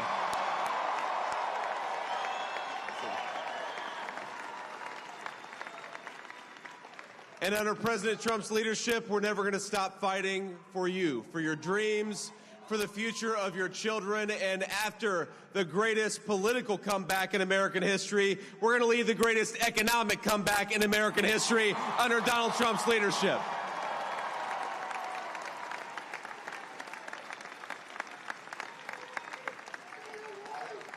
Thank you very much. He's turned out to be a good choice. I took a little heat at the beginning, but he was, I knew the brain was a good one, about as good as it gets. And we love the family, and we're going to have a great 4 years, and we're going to turn our country around, make it something very special. It lost that little that little thing called special, we have to make it so. We're going to make this so great. It's the greatest country and potentially the greatest country in the world by far. And right now, we're going to just work very hard to get all of that back. We're going to make it the best it's ever been. We can do that. If we had to wait longer, I don't know. It was going bad, and it was going bad fast. We're going to have to seal up those borders, and we're going to have to let people come into our country. We want people to come back in, but we have to let them come back in, but they have to come in legally. They have to come in legally. Let me also express my tremendous appreciation for Susie and Chris, the job you did. Susie, come here. Come here, Susie. Chris, come here, Chris. Susie likes to stay sort of in the back, let me tell you. The Ice Maiden. We call her the Ice Maiden. Come on, Chris. Come here, Chris. Susie likes to stay in the background. She's not in the background. Come here, say something. This wasn't expected, but I just want to thank, obviously, President Trump for this journey. It was a great one, and he's a hell of a candidate, and he's going to be a hell of a great 47th president. And this team that we had, the best team, and, of course, even my boss, Susie Wiles, the best. Thank you. Thank you, and thank you, Susie. Look at her. I've never seen her be shot before. Susie. They're great. Everybody up here is great. Everybody up here is very special. But the Trump, who did you say? Oh, let me tell you, we have a new star. A star is born, Elon.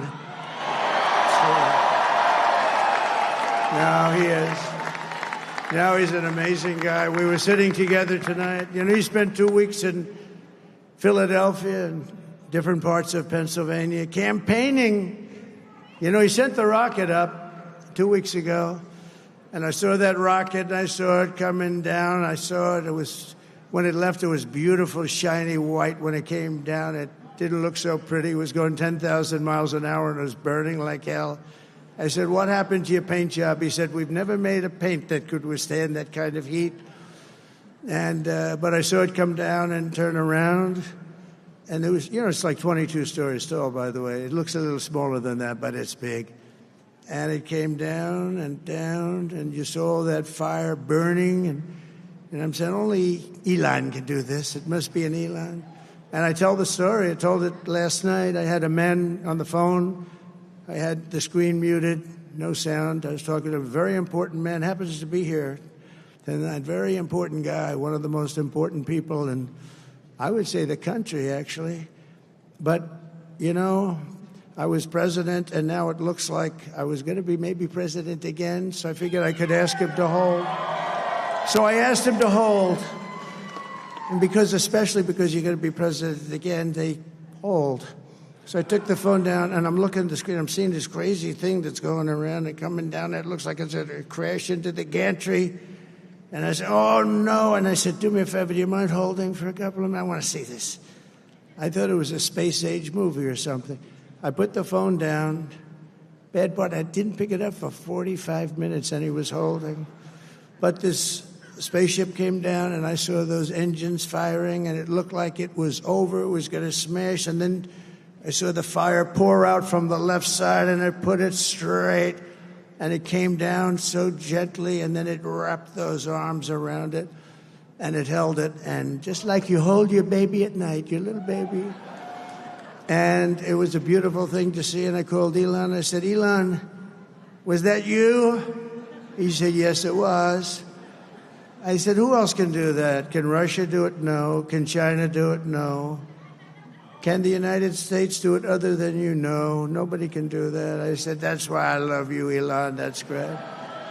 And you know, when we had the tragic Hurricane Helene, and it hit North Carolina, they were really devastated, the water. This was a big water, as big as we've ever seen, water hurricane. It built lakes out of nothing. Fields became lakes, and the danger was unbelievable. And the people from North Carolina came to me and they said, would it be possible, at all possible, for you to speak to Elon Musk? We need Starlink. I said, what's Starlink? It's a form of communication. So I called Elon, and I'll tell you what, he had, and it was very dangerous. People would die. They had no communication. All the wires were down. I called Elon Musk. I said, Elon, you have something called Starlink. Is that right? Yes, I do. What the hell is it? He said, it's a communication system that's very good. I said, Elon, they need it really, really badly in North Carolina. Can you get it? He had that there so fast. It was incredible. So, and it was great. It saved a lot of lives. He saved a lot of lives. But he's a character. He's a special guy. He's a super genius. We have to protect our geniuses. We don't have that many of them. We have to protect our super geniuses. I want to thank some of the guys. You know, we have up here today the U.S. Open champion. He's a fantastic golfer. Slightly longer than me. It's a ball a little bit longer than me. Just a little bit. Bryson DeChambeau is up here someplace. What happened to Bryson? Where is he? Bryson. Oh, he was shot. He's hitting balls. Oh, he's on the way. He's hitting balls. Bryson. Oh, look at him.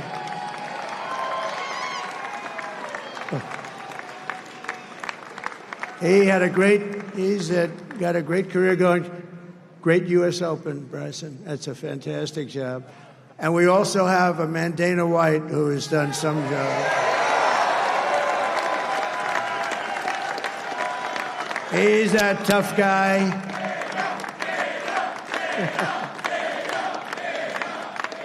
So Dana started UFC and came to me, do you mind if I use your... Nobody wanted to give him a rinse because they said it's a rough sport, a little rough.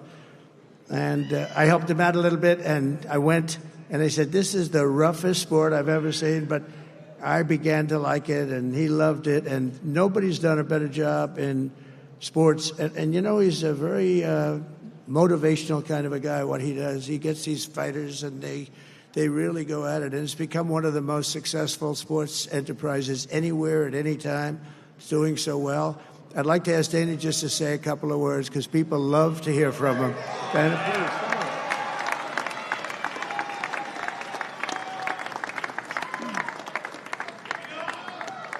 please. Nobody deserves this more than him, and nobody deserves this more than his family does. This is what happens when the machine comes after you. Welcome back, everybody. We were just listening to President Trump, President-elect, 47th President of the United States. And we just wanted to say thank you to all the viewers this evening. It's been a long day, long evening. We really appreciate you all sticking around. Thank you to Stand With Crypto. Thank you to Bitcoin Magazine, BTC Inc. It has been truly an honor to bring this to everybody. Thank you to all the guests here, to everybody who made things possible behind the scenes. Give them a round of applause. Pete, please bring us home. To the hundreds of thousands of people out there watching, you just witnessed history. Donald J. Trump, the first pro-Bitcoin president, and of course, more history to come. Thank you guys for watching.